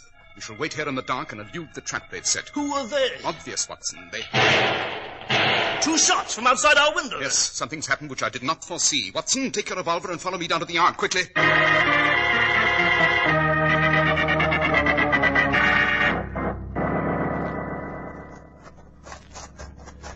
Holmes, there's a body of a man here in the yard. He's been shot. Yes, and look, there's a man. He just run out of the shrubbery. Hello there! Stop! Stop or I'll shoot! Confounded, I missed him. He's right on the fence, Holmes. He's running down Baker Street. Quick, there. after him.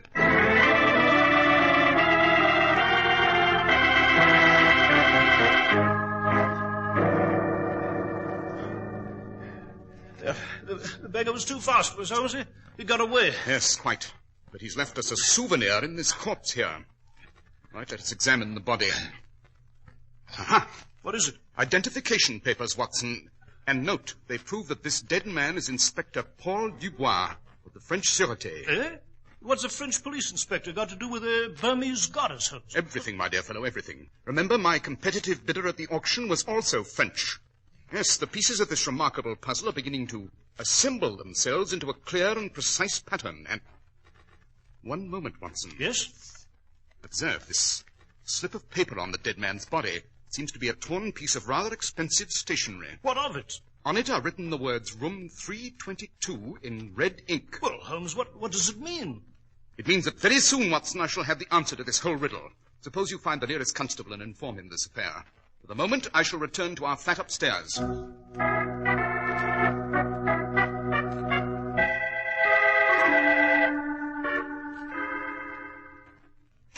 the police will be here presently.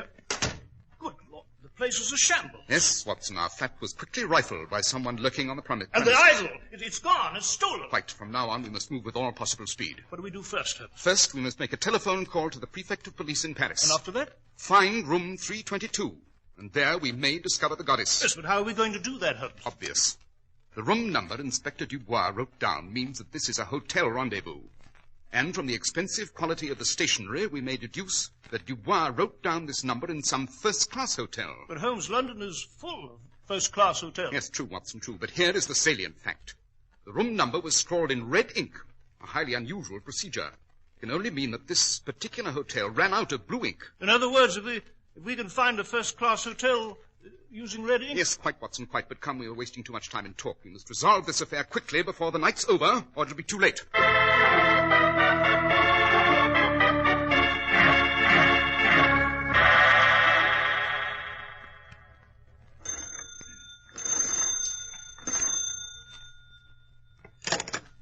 Hello?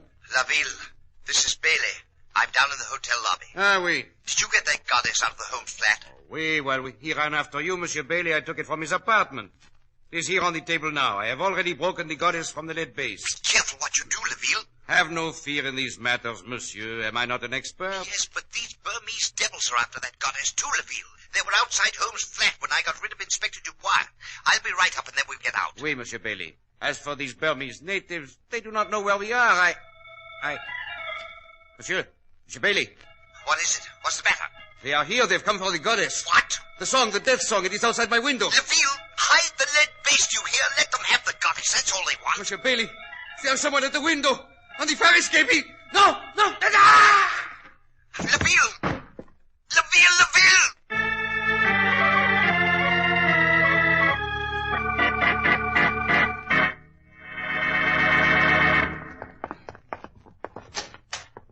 Laville!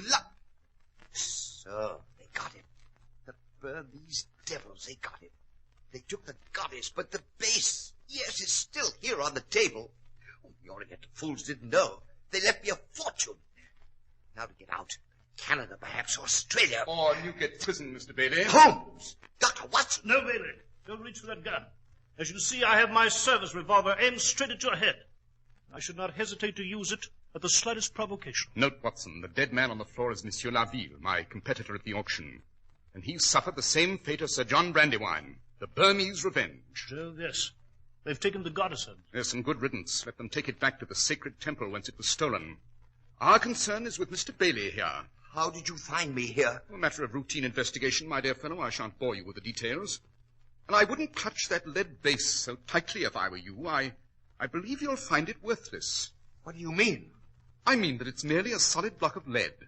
You see, my dear fellow, you purloined the wrong goddess. What? Holmes, you mean you switched the figures? You took the goddess that you owned from the tin box at Barclays Bank and placed it in our flat? Precisely, Watson. And the goddess I purchased at the auction now rests quite safely in the custody of Inspector Lestrade at Scotland Yard. Then you cheated me. You cheated me out of a fortune. Quite. What's all this about? What fortune? Fortune in radium, Watson. Radium? Exactly. A grain of radium stolen from the Curie laboratories in Paris, hidden in the base of the goddess of Amar, and thus smuggled into England.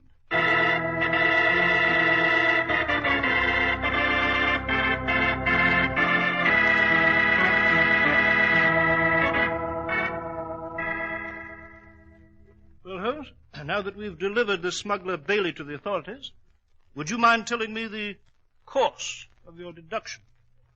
I must confess I'm confused. Are you, Watson? Well, the whole affair is really quite obvious. The Burmese motive to recover the goddess was simple enough, a sacred and religious quest. But it was at the auction, after observing La Ville, that a new element entered. But how? How did you know? The condition of the man's hands and hair. Loss of fingernails, desiccated appearance of skin, loss of patches of hair, symptomatic of work with radium. The fact that he was a Frenchman further heightened my suspicions. Yes, but Holmes, I still don't see how... La Ville, as I learned from the Paris prefect of police, was a worker in the Curie laboratory. He entered a conspiracy with this international thief Bailey to steal a grain of radium. The next problem was to smuggle it out of the country. And so they concealed it in the goddess of Amar, while Sir John Brandywine displayed his collection in Paris, eh? Exactly. The lead base, of course, was a perfect carrier in which to hide the loot and get it past the customs and out of the country. They had planned to purchase the goddess from Sir John and then recover the radium. Their plans, however, went awry. Meanwhile, Inspector Dubois was hot on their trail, and they got rid of him. And that, Holmes, closes this adventure. Not quite, Watson. We are living in a new and dynamic age. I am a criminologist, not a seer, and yet I know that these radioactive substances hold the key to the future. And I cannot help but wonder if men will use them for good or evil.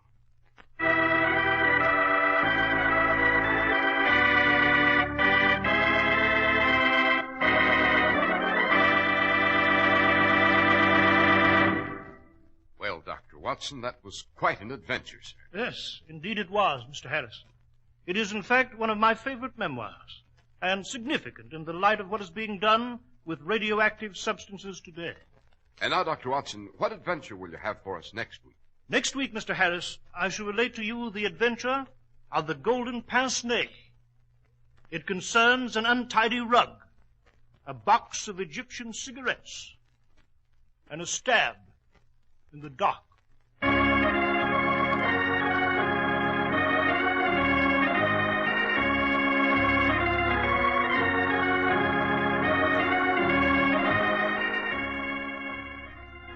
The makers of Clippercraft clothes and more than 1,200 stores from coast to coast have brought you another in the new series of broadcasts featuring the world's most famous detective, Sherlock Holmes. Our stories are based upon the character Sherlock Holmes, created by Sir Arthur Conan Doyle, and the program is produced and directed by Basil Lockridge. Sherlock Holmes is played by John Stanley, Dr. Watson by George Spelman. This week's story was written by Max Ehrlich with special music by Albert Berman. If you don't know your Clippercraft dealer, write Clippercraft, 200 Fifth Avenue, New York City. Be sure to listen next week to Sherlock Holmes in The Adventure of the Golden Pince-Nez. This is Cy Harris speaking for Clippercraft Clothes, Mutual Broadcasting System. The most comfortable shoe sole in the world. The Neolite sole. Light. It's light as leather. Smart. It's smart as leather. And wear. It outwears leather 2 to 1. For men, women, children. Get the Neolite sole. Step on it. This is WOR, New York, serving the largest single-station audience in America.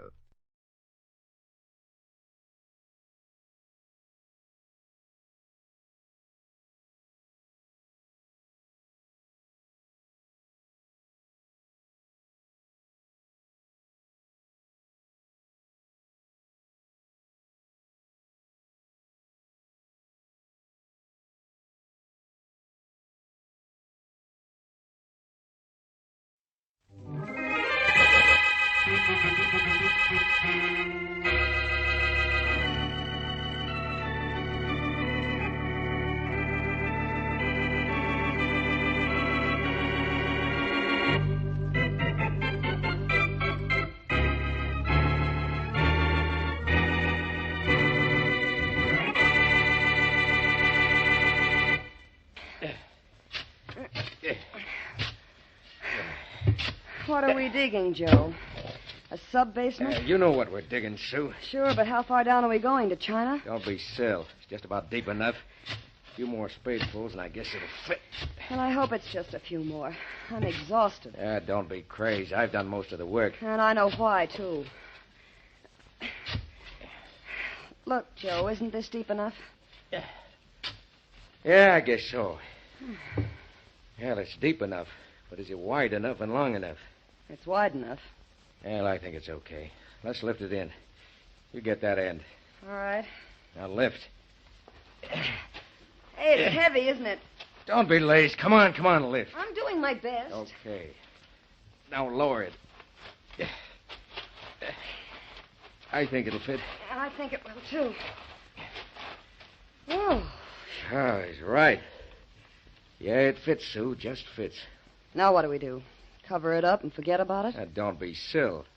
Just covering it up with dirt won't hide it for long. I'm going to pave the entire basement floor tomorrow. Then she'll not only be a couple of feet underground, but under half a foot of concrete, too. We're going to do a good job of hiding Sally's body, I'd say. You bet we are. Maybe my wife did show up at the wrong time. But what's left of her will never show up.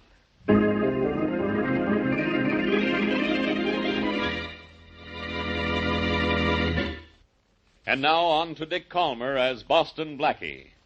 Enemy to those who make him an enemy. Friend to those who have no friend.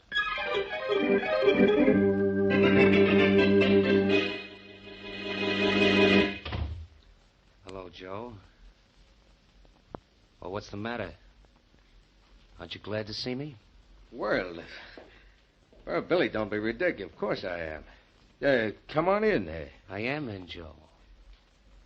Where's Sally? Your sister? Yeah. Well, she isn't here, Billy. She's been out of town, you know that. But you and I quit stalling. She came back last night. I know that. And I also know what happened. Now, look, Billy, Skip it. I'm not sore because you killed her. She meant nothing to me. But money does. And you're going to get me a chunk of it or I start talking. Now, Billy, you got to listen to me. Do I?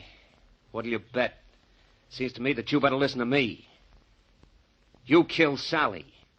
But I got it fixed so the cops are going to pick up your friend Sue Adams for it. And for keeping my mouth shut about you, I want a lot of dough. But you know I'm nice. I'm going to tell you how you can get it for me.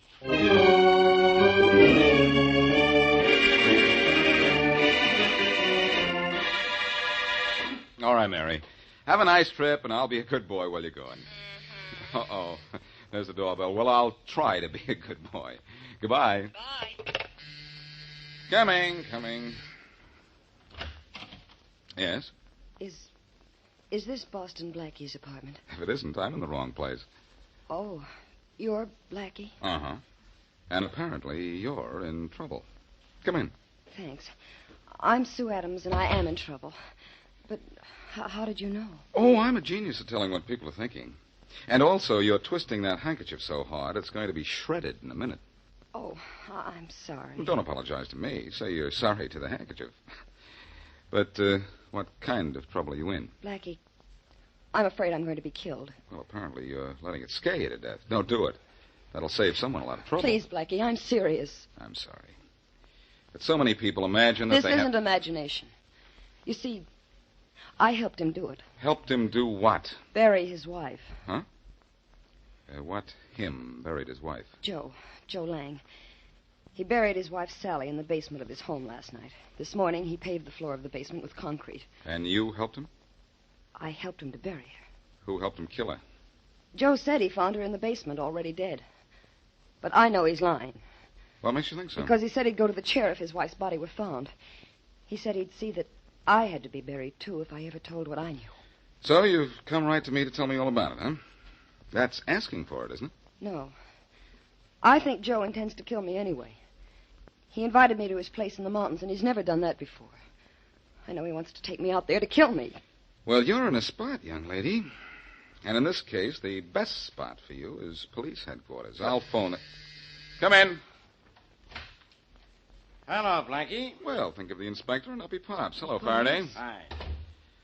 Well, What do you want me for this time? Murder, arson, or help? I don't want you for anything, Blackie. But is this girl Sue Adams?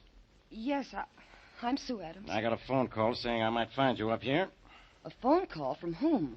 A fellow named Wilson. Forget it, pal. Faraday, this girl wants you. For protection. Oh, she does she, Blackie? Well, maybe I want her.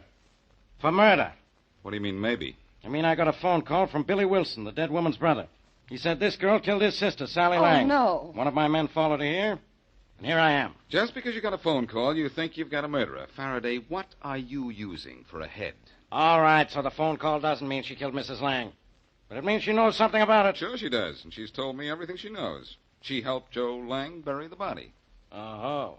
And it's Joe Lang who murdered his wife. Oh. But before you have a murder case, you've got to find a body, you know. Oh. And that's why you need me, because I know where it is. Put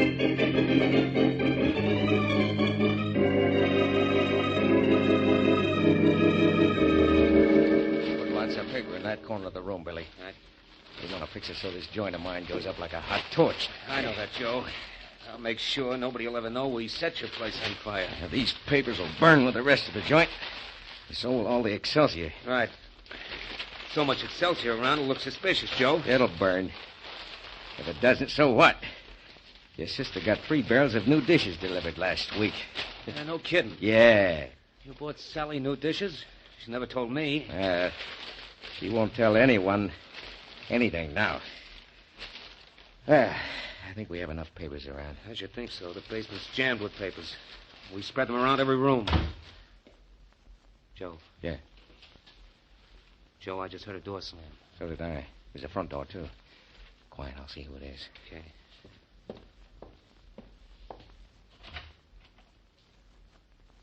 Well? Billy, we gotta work fast. It's Boston Blackie. I've seen that guy's picture in the paper so often I'd know him anywhere. Boston Blackie? Oh, somebody must have found out that we... Never mind about him. If we want the insurance from this joint of mine, we'll have to set fire to it, but quick. What about Blackie? He's prowling around. I saw him head toward the back of the house. Come on, light this stuff. Okay, but what about Blackie? Quit the gab. When he gets in one of the back rooms, I'll lock him in. We'll scram and he'll go up in smoke. Joe, that's murder. It's gonna be suicide if we don't get out of here ourselves. Look at those flames go. Come on. Where's Blackie? He's where I thought he'd be. In that room over there. And if I'm fast, we can lock him in and... Got it. Hey, you guys. Joe, fire starting to spread out. Yeah. And in a minute, it's gonna cook Blackie's goose. Unless you and I get out.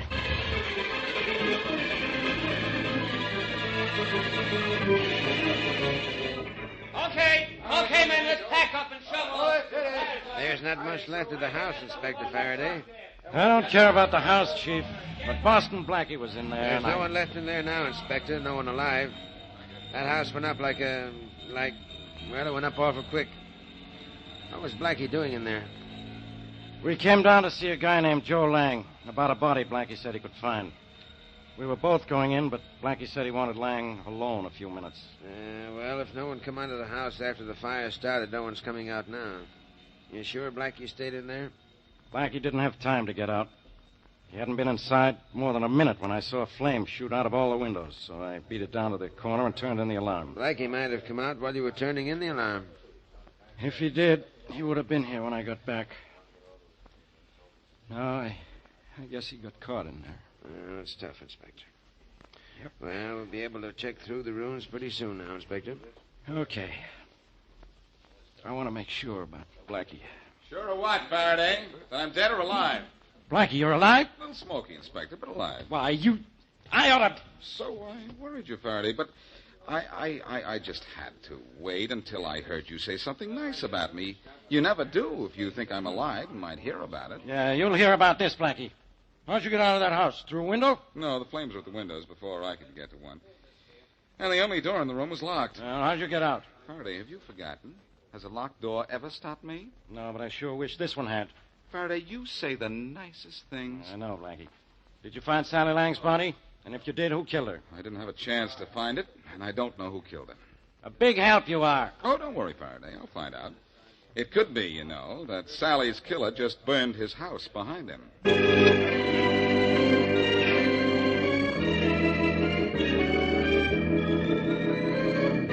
10 of diamonds. Jack of hearts. Nuts. Well, Billy, it don't look like you'd ever win a dime off me cutting cards. Well, I'll bet you 5 I win this time, Joe. You got it. Go on, you shuffle. Okay. I wonder if they found Blackie's body yet. The joint's still probably as hot as a griddle. Go on, you cut first. Sure. King of clubs. You bet 5 you'll win this time, huh? I'll win. Here's my cut. Ace of hearts. Boy, you The dirt. 5's mine, Joe. Don't be diz. I don't pay off on a crooked cut. You shuffled. There was nothing crooked about it. Ah, that phony cut you made stacked the cards. Now, You- wait a minute. Just because you're Sally's husband, don't think you can call me a cheat. Okay, pal, you started something. Well, Billy.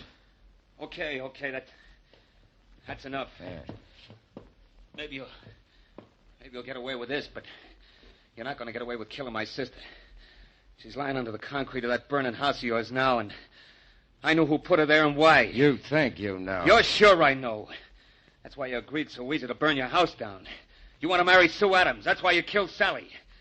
I can always tell what I know. Don't forget about that. I think maybe I better finish what I started a minute ago and bust that You'd small... better just stand right there like a good boy. I got a gun ready to go boom. Pretty smart, aren't you? Smart enough to know now I won't live long with you loose. All right, come on, Joe. I'm taking you on a one-way trip to headquarters.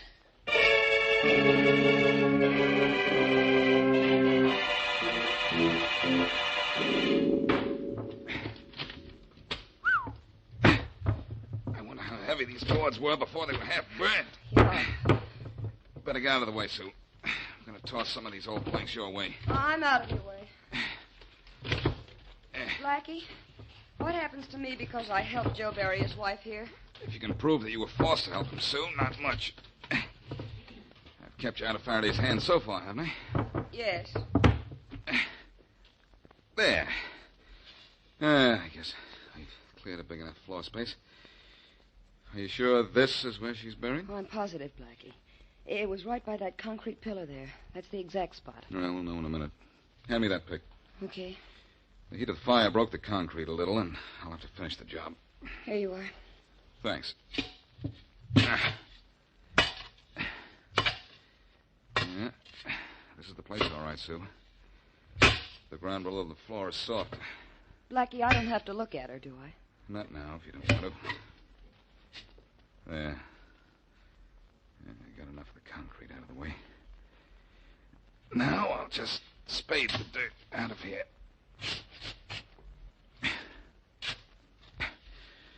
Yeah, this is the place, all right. The dirt is plenty loose. Blackie, Yeah? you believe I was forced to help bury her here, don't you? We'll talk about that later, Miss Adams. Right now, I've got... What's the matter? Oh, nothing. Nothing at all. I've just hit the bottom of this pit, and there's nobody here. What's going on, Miss Adams?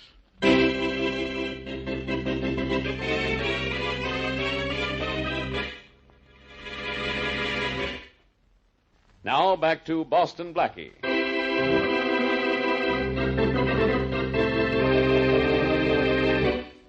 Joe Lang and his girlfriend, Sue Adams, bury the dead body of Joe's wife in the basement of the Lang home. Fearful of her own life, Sue tells Blackie all about it. Blackie goes to the Lang home to find the dead woman's body, but is temporarily sidetracked when Joe and his brother-in-law, Billy Wilson, burn down the house. Later, however, he goes to the spot where the dead woman is buried, but the body is missing. As we return to our story, Blackie is in a telephone booth calling Inspector Faraday's office.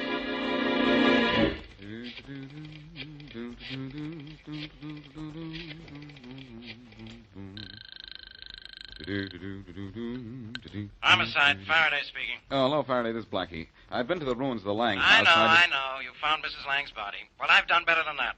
I have her killer right here in my office. You can't prove you have anything, Faraday, because I didn't find a body. What? I found where it had been buried once, but it wasn't there this time. Oh, fine. A big help you are.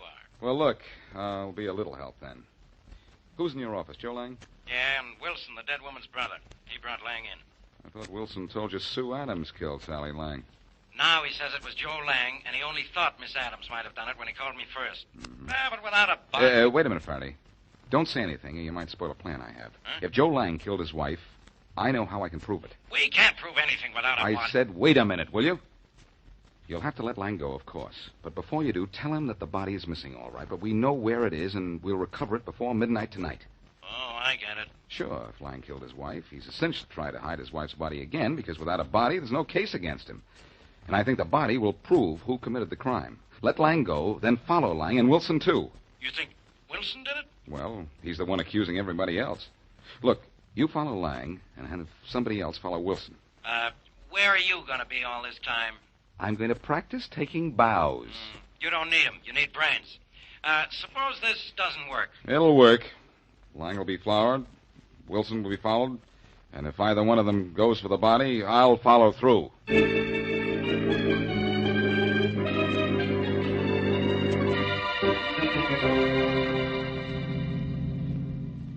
Don't let Lang's car get too far ahead of us, Sergeant. I won't, Inspector Faraday. But it's tough driving with no lights. Yeah. Wonder if Wilson is leading Blackie out into the country, too. I don't know. I doubt it, though. I don't think Wilson did it. What's his motive? He didn't gain anything by her death. But Lang did. What? He got rid of her. Oh, so he could marry that Sue Adams, huh? Oh, maybe just because he was sick of her. She weighed almost 200 pounds, I understand, and was as ugly as... Hey, Lang's car just pulled off the road by these woods up there. Yeah, I noticed. Hey, he's getting out, ducking into the woods. Pull up right behind him quick, and we'll help him find a body. Okay. Looks like Blackie was right, huh? Usually is, but don't tell him I said so. Hey, Lang! Lang! Looking for something, Lang? Don't run for it, Butter. I'll have to stop you with a slug. Okay. You think I'm still? I think you're pretty dumb if you didn't know we could follow you out here. Okay, so you followed me out here. What for? You like the country air? You know why we followed you out here.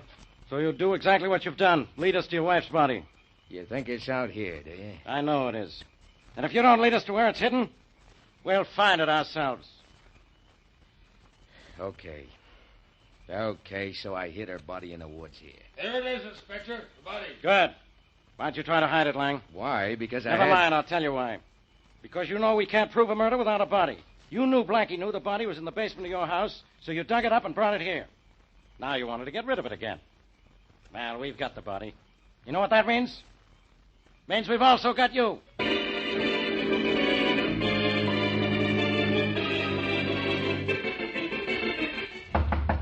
Come in. Hello, Faraday. Oh, Blackie, get out of my Look, office. you promised to phone me. Now be quiet. I brought your lady visitor. Come in, Miss Adams. Thank you. My office, and she thanks him. Why should I phone you, Blackie? So let me know how my plan worked. You know how it worked. So go ahead and bow yourself all over the place. You found Mrs. Lang's body? Yeah, Joe Lang led us right to it. He admits he killed her and everything. He's in jail now, Inspector? Yeah, Miss Adams, you're safe now. But you always were. Lang said he had no intention of killing you. One murder was enough. Why did Lang kill her, Faraday? He claims he didn't mean to. They had a fight in the basement. He pushed her and she fell. Her head hit a concrete post. That was that. That must have happened long before I came in. He was just starting to bury her when I got there. Miss Adams, she'd been dead for some time before he buried her. He admits he left the house right after he killed her and didn't come back for a couple of hours. Oh, that's when he realized she was dead. Yeah. She hadn't moved, so... Very smart, Blackie. She hadn't moved for 2 hours. She was dead. So he knew he'd killed her. Well, if it was an accident, Inspector Faraday, you He can't... just says it was an accident, Miss Adams. But I don't think it was. The coroner reports she got a pretty heavy rap on the head. You know, I've just had a pleasant thought. What? Lang led you to that body rather easily. What if it isn't his wife's body? But it is his wife. Huh? What did you say? Nothing, Inspector. But has anyone besides Lang identified the body? No, but Wilson's at the morgue identifying it now. Then he's coming here. Well, if when he gets here he says that isn't his sister's body, you'll get nowhere trying to send Lang to jail. Yeah, so you say. Come in. You sent for me, Inspector Faraday? Yeah, Wilson. Have you seen the body? Yes, I have. Get ready for a surprise, Inspector. Quiet, Blackie. Whose body was it, Wilson? It was my sister's, all right. Blackie. Get ready for what, did you say, Blackie? All right, so I'm wrong. Looks like I'm the guy on the right this time, doesn't it? Well, it's the first time for everything. Go ahead, Blackie. Just try to make me mad. This is the way I like my cases to end. First, I find the body. There's a bump on the back of the head and a gash on the side of the head. Her husband admits pushing her, then he admits he killed her, buried her, and tried to hide her. Right, Miss Adams? Well, I guess so. Right, Blackie? Right, Faraday. He not only admits all this, but he dictates a complete confession and signs it. Right, Blackie? Right, Faraday. I knew all along he was the one who did it. Wilson, I should have arrested him when you brought him in here. Yes, sir, Joe Lang murdered his wife, and he's going to the chair for it. Right, Blackie? Wrong, Faraday. And then I should... What? Just what I said, wrong. Joe Lang didn't kill his wife. But I know who did. Joe Lang killed his wife. That's who did. No. Right here's who did. Billy Wilson. Blackie, you're out of your mind. And... I know, and get out of your office. I think you're through with me, aren't you, Inspector? Yeah, Wilson, you... Wait a minute, Faraday. Wilson, when did you last see your sister? Oh, it was some time ago. She'd been out of town. I wonder, Wilson, if you didn't see her between the time her husband pushed her and the time he came back home. Huh? What do you mean? I mean, maybe Lang only thinks he killed your sister. He did push her down, and she fell against the post. But it didn't kill her. She was killed later by that second blow on the side of the head. You're through with me, aren't you, Inspector? Wait a minute. Go on, Blackie. Wilson, you found your sister unconscious, revived her, learned what happened. Then you quarreled about something, and you killed her, knowing Joe would come home, find her dead, and think that he had killed her. Faraday, arrest this guy, and you'll arrest Mrs. Lang's killer. Hey, Wilson, where do you think you're going? You said you were through with me, Inspector. Yeah, but I've changed my mind. Too late, Inspector. Blackie, grab him before I'll grab him, don't worry. You better worry, Blackie. Oh, boy, this guy wants a battle, huh? Come here. Nice going, Blackie. The bigger they are, the harder they fall, I always say. Yes, Faraday, if it's corny, it's what you always say. But you know what I say? What? Let's find out why this mister killed his sister.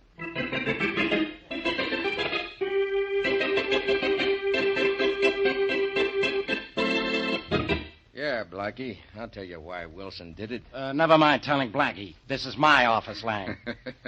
Besides, we know why he killed her. He wanted money, and she refused to give it to him. So he hit her with a poker.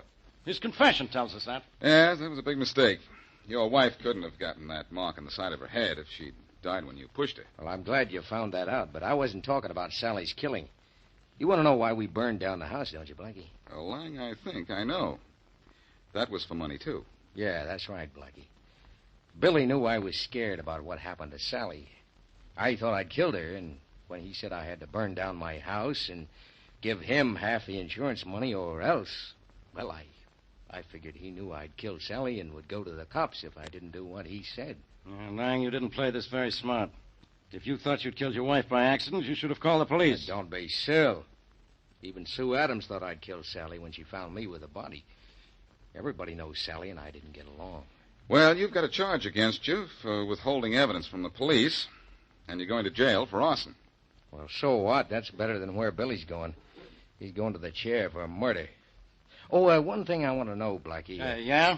First, you thought maybe I killed her. Then you thought Billy killed her. Why didn't you ever think Sue did it?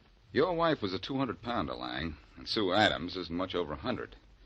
After you pushed your wife, somebody had to revive her, kill her, and then drag her body over to where it was when you left. Sue Adams just couldn't have done that. No, of course not. We answer your question all right, Lang? Sure, yeah. Good.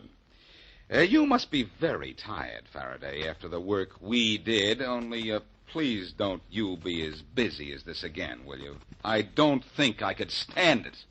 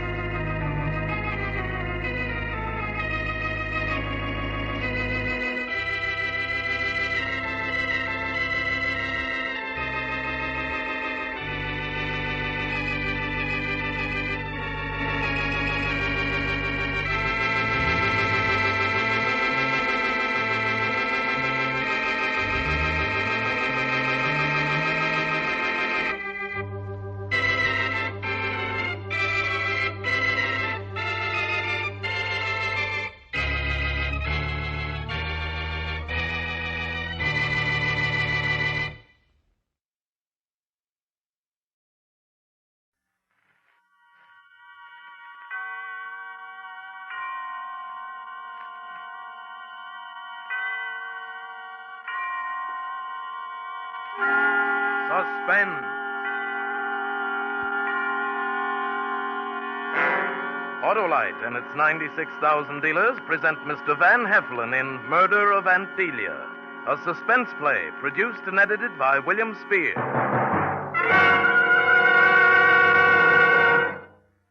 Oh, Mr. Wilcox. Mr. Wilcox. Well, Hap's sister-in-law, what brings you here? Well, I just stopped by to tell you Hap has a nasty cold and he can't get started. Cold? Started? Say, he should switch to Autolite resistor spark plugs. These wide gap wonders get your car going faster in cold temperatures. Save gas, too, because they make your engine run smoother on leaner gas mixtures. Oh, well, Hap says he's not long for this world. Long? Autolite resistor spark plugs give him up to 200% longer electrode life. And Autolite's exclusive built-in 10,000-ohm resistor cuts down spark plug interference with radio and television, too. So tell him to see his neighborhood Autolite spark plug dealer and have him install a set of wide-gap Autolite resistor spark plugs. He'll feel better because his car will run better. And remember, you're always right with Autolite. And now, with Murder of Aunt Delia and with the performance of Van Heflin, Autolite hopes once again to keep you in suspense.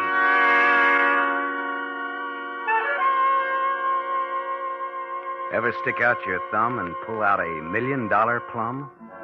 Well, I'm the little Jack Horner that did that. Only my name isn't Horner, it's Dort Sharples. I was hitchhiking along Highway 70 across the Arizona desert, heading for L.A. It was August, and it was hot. The lizards were fanning themselves. There wasn't much traffic, and nobody had stopped. I'd walked about 8 miles outside some little burg, and I was tired and sore. Finally, a black sedan came along. I was all set to holler cuss words at him for not stopping when suddenly he slowed down. He was a young guy, about my age. He was alone. Hop in. Well, thanks. I sure appreciate this. All right. I could use some company. For a second there, I didn't think you were going to stop. I wasn't, frankly. Well, a guy has to be kind of careful, I guess, huh? You know what changed my mind? Maybe you won't like this, but it suddenly struck me that you look like me. Yeah? Yeah, I guess maybe I do at that, now that you mention it. I thought to myself, what if that was me walking along? Besides, if you've got a face like mine, it must be an honest face. Yeah, maybe you got something there. You going to Blythe? Where's that? The next town, across the Colorado. No, I'm going clear into L.A. Well, I happen to be going through there on my way to Santa Barbara. If you want to spell me at the wheel, we can make Los Angeles by a little after midnight. Brother, you got yourself a co-pilot.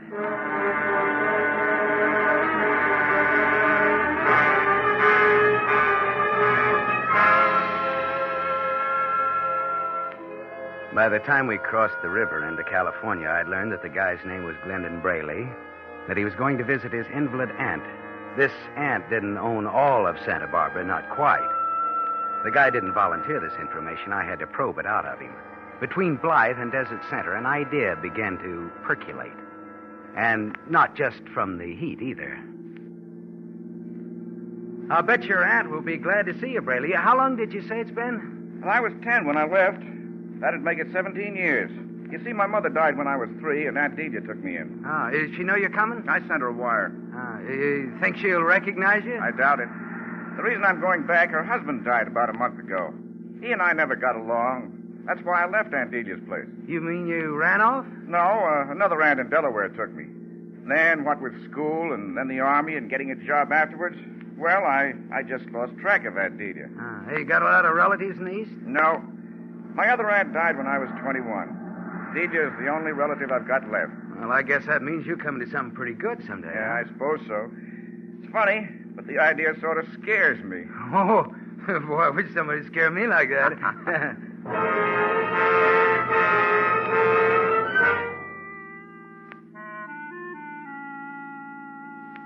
I kept pumping him until I could have written his autobiography. Yes, I mean autobiography. I stored away facts about this uncle that he hated, about how Braley used to like to draw pictures when he was a kid, about how he got his only spanking when he was 8 for spilling ink on his aunt's favorite tapestry, how he couldn't eat peas, how he got sick on enchiladas at the Santa Barbara Fiesta in 1929, everything. Could I remember it? Well, people used to tell me with my memory I could have been a lawyer, but that takes work. Just east of Indio, before Highway 70 runs into 99, I figured that I was thoroughly briefed. Want me to drive a while, Sharples? No, thanks, unless you want to take over. No, technically, maybe I shouldn't be driving at all. Oh, I've got one of these mail-order driver's licenses, but I doubt if I can pass the California test. You see, Hey, you know something funny? Huh? I think we're getting a flat. Oh, rats. Yeah, the car ride's kind of funny. I think it's the left rear tire. Oh, this would have to happen clear out in the middle of nowhere. We better stop and take a look, huh?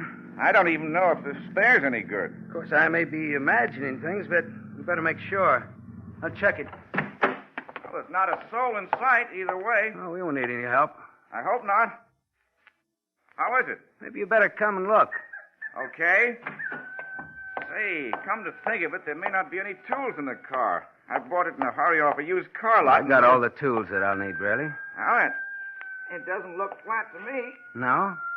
Look close. Well, it still doesn't seem... I was right about the tools, wasn't I, Braley?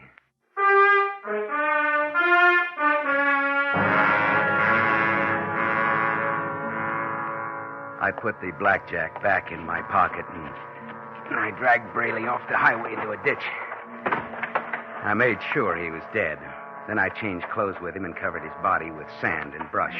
I was back in the sedan and on my way, and still no other car was in sight. I adjusted the rearview mirror so that I could see my reflection. I watched the lips move as my voice said, "Dort Sharples? Never heard of him. My name's Glendon Braley."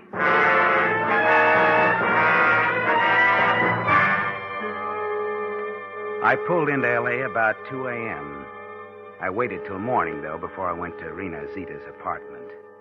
I wanted her to be wide awake when I told her my idea. But, Dort, it sounds crazy and dangerous. Well, for $1 million, we can afford to be crazy. Suppose somebody finds out that you aren't this guy, Who'll Brady. know? His aunt hasn't seen him since he was a kid. There are no other relatives, no connections on the coast, or back east for that matter. But I'm sure you can carry it off, Dort. Listen, Rena, I know everything about this guy, even when he lost his first baby tooth. What do you want me to do? Just stay where I can get in touch with you. Be ready to come on up to Santa Barbara. How long will you have to wait to come into this money? The old lady may live for years. I don't think so. She's pretty well along. She's an invalid. You know, a lot of things can happen to an old lady. Well... No, it's a real break. I might have done it alone, kid, but I thought of you. It's real sweet of you, Dort. Real sweet. Then we're partners? Okay, Dort. Great, kid. But now, look. You get in the habit of calling me Glendon Braley. Kiss me, Glenn.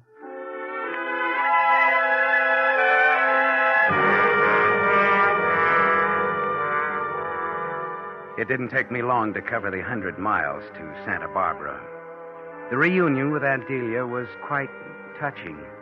I sat on a low stool right by her wheelchair, drinking tea that her housekeeper, Mrs. Parker, kept pouring. And we talked over old times. Oh, Glenny, it's so good to have you home again. Glenny. Nobody but you ever called me that. The kids always call me Glenn or Curly, mostly. And how angry you used to get. You hated to be called Curly.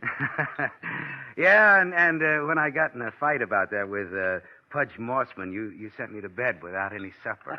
And then you took away my paints and crayons for a whole week. Not a whole week, Glenny. I relented on Sunday afternoon. Well, it seemed like a week. You did love to draw. Oh, that must be Mr. Crittenden. Crittenden? Yes, my attorney. He's been just wonderful to me since your uncle died. Handles all of my affairs. I've asked him to come up to meet you. Oh. I hope you don't mind. No, not at all, Auntie. That's all right, Mr. Parker. Don't bother. Come right in, Bryce. Hello, Delia. You look positively radiant. Oh. Well. Is this the prodigal nephew? Yes, Bryce. This is Glenny. Or should I say, Mr. Crittenden, my nephew, Glendon Braley. How do you do, sir? How do you do? So this is Glenny. Well, my boy, let me warn you that I know every infamous detail of your crime-ridden career. That is, up until the time you were 10 years old. No, Bryce. I'm afraid, Auntie, that Mr. Crittenden has a ipso facto case against me. No, I offer this tapestry on the wall as Exhibit A. Look. Yeah? What do you mean? Well, now, if you'll examine it closely, you'll see traces of a stain. Auntie, isn't that where I spilled the ink in, well, let's see, it's about 1929, right? Why, Glenny, do you remember that? Well, I certainly do. You spanked me with a hairbrush. There, the accused has paid his debt to society. Case dismissed. Oh, Lenny, that stain is worth more to me than the tapestry itself. Oh, now, Auntie. I think she means it, Glendon. Your rival's already made her look 10 years younger. Oh, how absolutely absurd. In fact, Delia, I think you could get up out of that chair this minute and trounce me soundly at a game of tennis.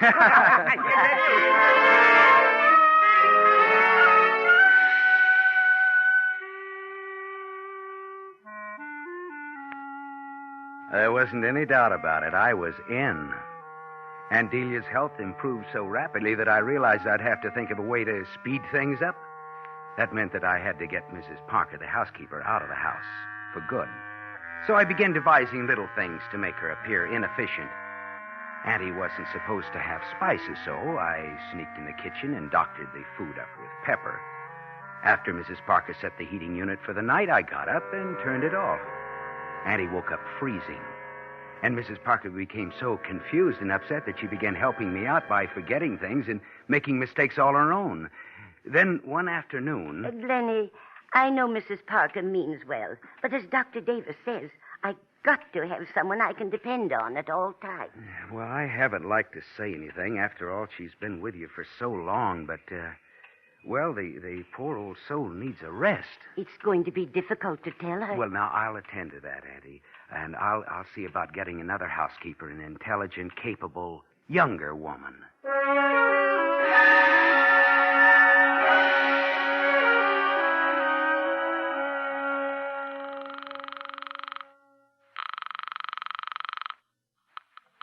Hello?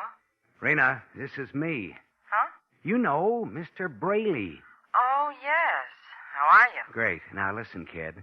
I'm calling from Santa Barbara. Yes? Get up here right away. Check in at the San Martin Hotel as Rena Derwin. Right. And wait there till I call you. We're in, baby, but good.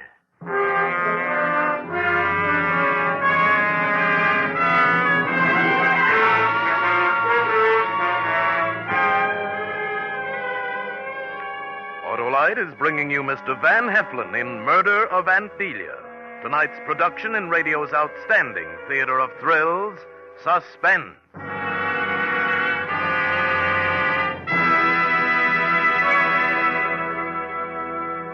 Oh, Mr. Wilcox, Hap asked me to return this book to you. Your life story, he said. Oh, you mean Wilcox of Wide Gap? Mm-hmm. That's a great yarn. You'd like to hear one of the more electrifying episodes? Oh, sure. All right, listen. There it stood, a huge green monster. I'd been trailing it for weeks. Taking a Wide Gap Autolite resistor spark plug from my pocket, I sprang forward. Yeah, go ahead. Look, I cried out, you obstinate, obdurate Otto, it's time you switch to these Autolite resistor spark plugs. You'll idle smoother, run better on leaner gas mixtures, save gas. Another thing, your narrow gap spark plugs have been messing up television reception around town. But with Wide Gap Autolite resistor spark plugs, you'll reduce to an acceptable level spark plug interference with radio and television. And what's more, Autolite resistor spark plugs with that exclusive built-in 10,000 ohm Autolite resistor give you 200% longer electrode life. So get Wide Gap Autolite resistor spark plugs. Get them right now. Remember, you're always right with Autolite. And now, Autolite brings back to our Hollywood soundstage our star, Van Heflin, in Murder of Aunt Delia, a tale well calculated to keep you in suspense.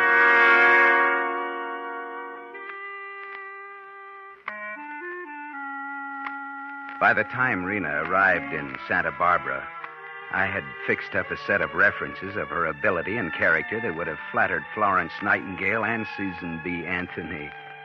Rena came out for an interview, pretending she was sent by an employment agency I was supposed to have called. She made a terrific impression on the old lady.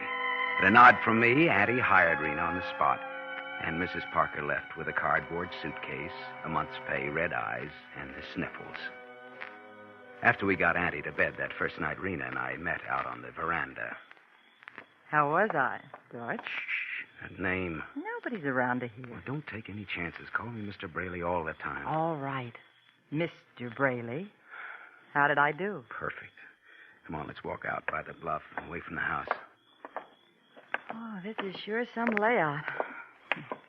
Looks great in the moonlight. It'll all be ours, baby. You mean to plan to live here after it's all over? Oh, maybe for a little while. Depends on how long it takes me to convert her estate to cash. We can't do anything to excite suspicion, you know. No. No. Right up ahead there is a cliff. A 200-foot drop onto some rocks. You're going to push her? Oh, no. Nothing as brutal as that. It's an accident. You take Aunt Delia out for an airing in her wheelchair. As you're pushing the chair, you trip and you fall. The chair starts rolling. You run after, but poor Auntie goes over the edge. You are hysterical with shock. Yeah? What's wrong with you taking Auntie for an airing? Look, if I could do it, what would be the point of you being here at all?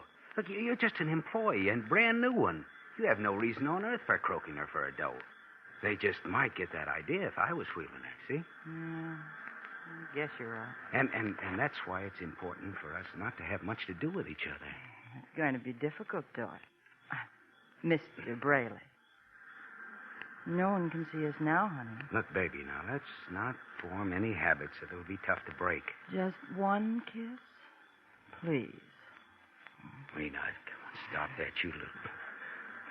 Oh, baby.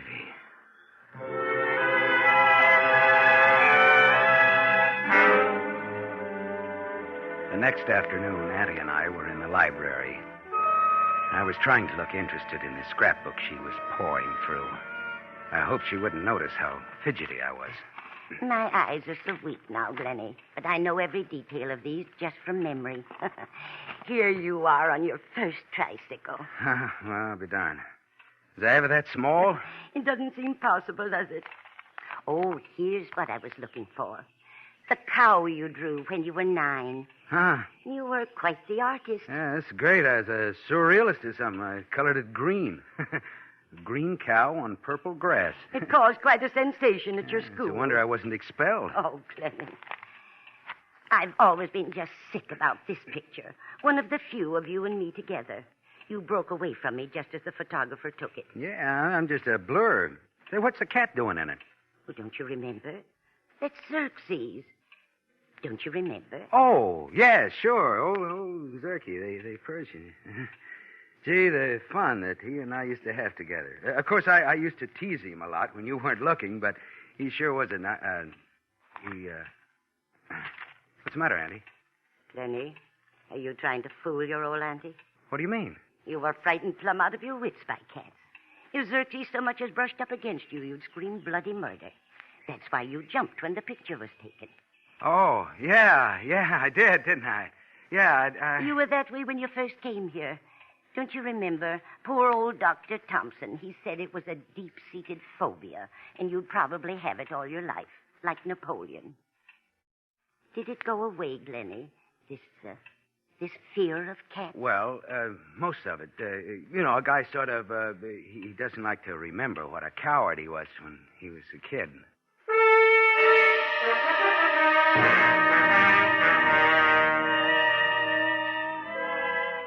Maybe she was satisfied with that explanation, but I thought she watched me a lot closer after that with her dim old eyes. Rena and I couldn't put it off much longer. I might make a real break. That night, Rena and I set it up. I said, tomorrow, right after breakfast. Oh. You'll come with me, won't you? No, honey, look, it'll be better if I'm not around. But you don't have to be right there. Just be where I can see you. I couldn't do it all alone. I don't know. All right, but don't lose your nerve, kid. Now, don't lose your nerve.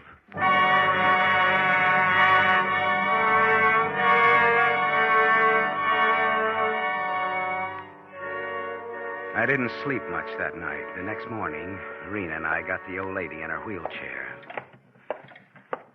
There you are, Auntie. How's that? Thank you, Lenny. My, but isn't it a lovely day? It certainly is, Mrs. Farnham. Perhaps I better have a scarf over my head. I'll run upstairs and get one. Would you mind, dear? Hey, there are 2 scarves here on the sofa. Oh, never mind, mister, when there's some down here. Oh, all right. Which one do you want, Auntie? The green and red one or the blue and yellow? Why, it doesn't matter, Glennie, either one. Well, this one I think will go better with that robe you're wearing. Yes, so it will. Well, come on, let's go. Wait. I've changed my mind. What? You mean about going out? Yes, it's so much bother. Bother? Oh, nothing. You need some fresh air, I'll Auntie. just sit here by the open window. Well, look, you need some sun. Come along, Miss Derwin. Please, Kenny. I don't want to go. I just want to stay here and rest. Please. Well, yeah, sure, Auntie, okay, if you don't want to go.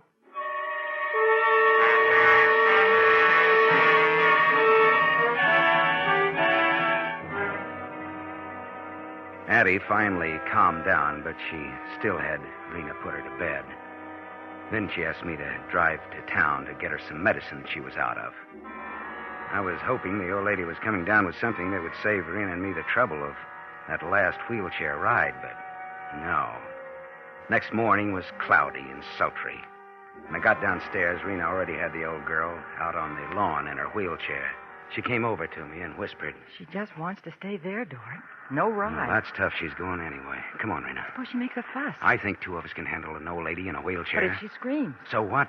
This estate's as isolated as Alcatraz. Come on now, let's get it over with. All right. It's starting to sprinkle. Now, hurry up. Let's finish this before we get wet. Lenny, Miss Derwin, it's starting to rain. Yes, we're coming, Addie. I just knew it would rain today. I knew it. Sure. Well, here we go, Addie. You came just in time. I thought you'd forgotten me. Forget you, Addie? Well, don't be silly. Oh, my, it's starting to come down. Hurry or we'll be soaked.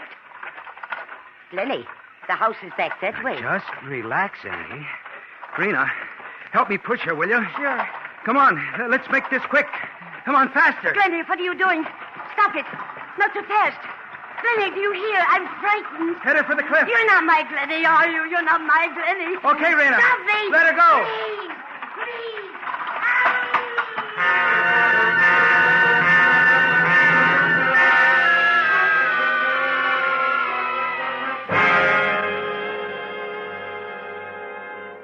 It was done. I looked over the edge to make sure. She was dead, all right. I made Rena tear her hose and skin her knee, and I rubbed some dirt on the wound. It's raining hard now. As we got back to the house, I heard a car swerving around the last turn on the grade. It pulled up the driveway by the porch, and a man got out. It was Crittenden. Rena. Yes? Get hysterical, Rena. And limp. Huh? Mr. Crittenden! Mr. Crittenden! What are you doing up in the screen? Where's your auntie? Oh, something awful has happened. I was just going to phone to you. I tried to catch her. What's wrong? Well, my aunt is dead. Oh, dear. Yes, she... It's all my No, fault. Mrs. Derwin, stop that. It's not your fault. Well, what's happened? Aunt Delia, ask Mrs. Derwin to wheel her over there so she could admire the view. In this rain? Well, no, it wasn't raining then. Miss Derwin tripped and the wheelchair coasted downhill. She tried to catch up, but it plunged over the cliff with Addie. And good Lord. And I just stepped out to tell Miss Derwin she'd better bring Addie into the house. And Miss Derwin tripped just as... Call an ambulance. Maybe there's still a chance.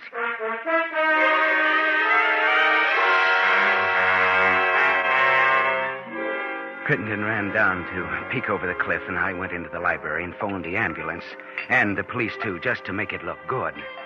I was downing a double shot of bourbon when the lawyer came in. That poor woman, at least she didn't suffer. Oh, thank heavens for that. Use a drink? No, thank you. It's quite a shock.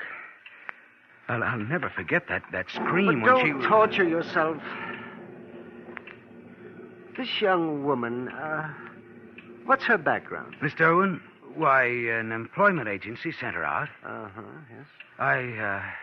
It wasn't carelessness on her part, Mr. Crittenden. It might have happened to anyone. If it hadn't been for the slope to the edge of that cliff, she'd have caught Auntie in time. I know she would. Gentlemen, I've lost control of myself. I'm sorry. Miss Derwin, this is Mr. Crittenden, Mrs. Farnham's attorney. How do you do? Mrs. Farnham has spoken of you on the phone. Could I bring you gentlemen anything? No, nothing for me, thank you.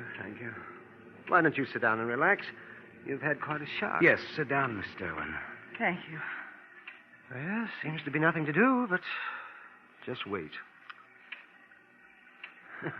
I'm a fuss budget about these things, perhaps, but that bust of Shakespeare on the bookcase, isn't it in rather a precarious position? Well, I never noticed it. Right over your head there. Makes me nervous. I'll just slide it back. Rather top-heavy thing. Look out, Dorn! What? Oh, my. That was close. Barely missed you. Oh, I'm sorry. It's all right. No harm is done. Lucky you had the presence of mind to call out, Miss Derwin. What was it you called, Mr. Brayley? Why, I didn't call him anything. I just... Look out, Dort, was what you said. Why did you call him Dort? Well, it was just an exclamation. She saw the statue topple over. And called you by your real name. Mr. Crittenden, I'm afraid I don't quite see the reason for this peculiar questioning. I'm sure that my poor aunt would resent your prying into the affairs of her household. I'm afraid you're mistaken. This prying, as you call it, is made at your aunt's request. What do you mean? She telephoned me yesterday afternoon to tell me about a strange doubt, a suspicion. About what? About you. Me? Why should she have any... She was disturbed by the horrible feeling that you are an imposter. And he thought that... Well, that's absurd. Your recollections of your childhood here were quite convincing. Except for one or two things. Well, this is all very... Oh, my fear of cats. Well, people do get over childish phobias after all. It's more than that, Sim. Remember a drawing she showed you? A watercolor of a cow? Sure. The green cow. What about it? And the scarves. Remember you thought the blue and yellow would go better with her robe than the red and the green one? Well, so what? Doesn't it strike you as peculiar that a boy who could draw quite a fine cow should paint it green? And then years later be so exacting about harmonizing his aunt's scarf? You see, Glendon Brayley was colorblind.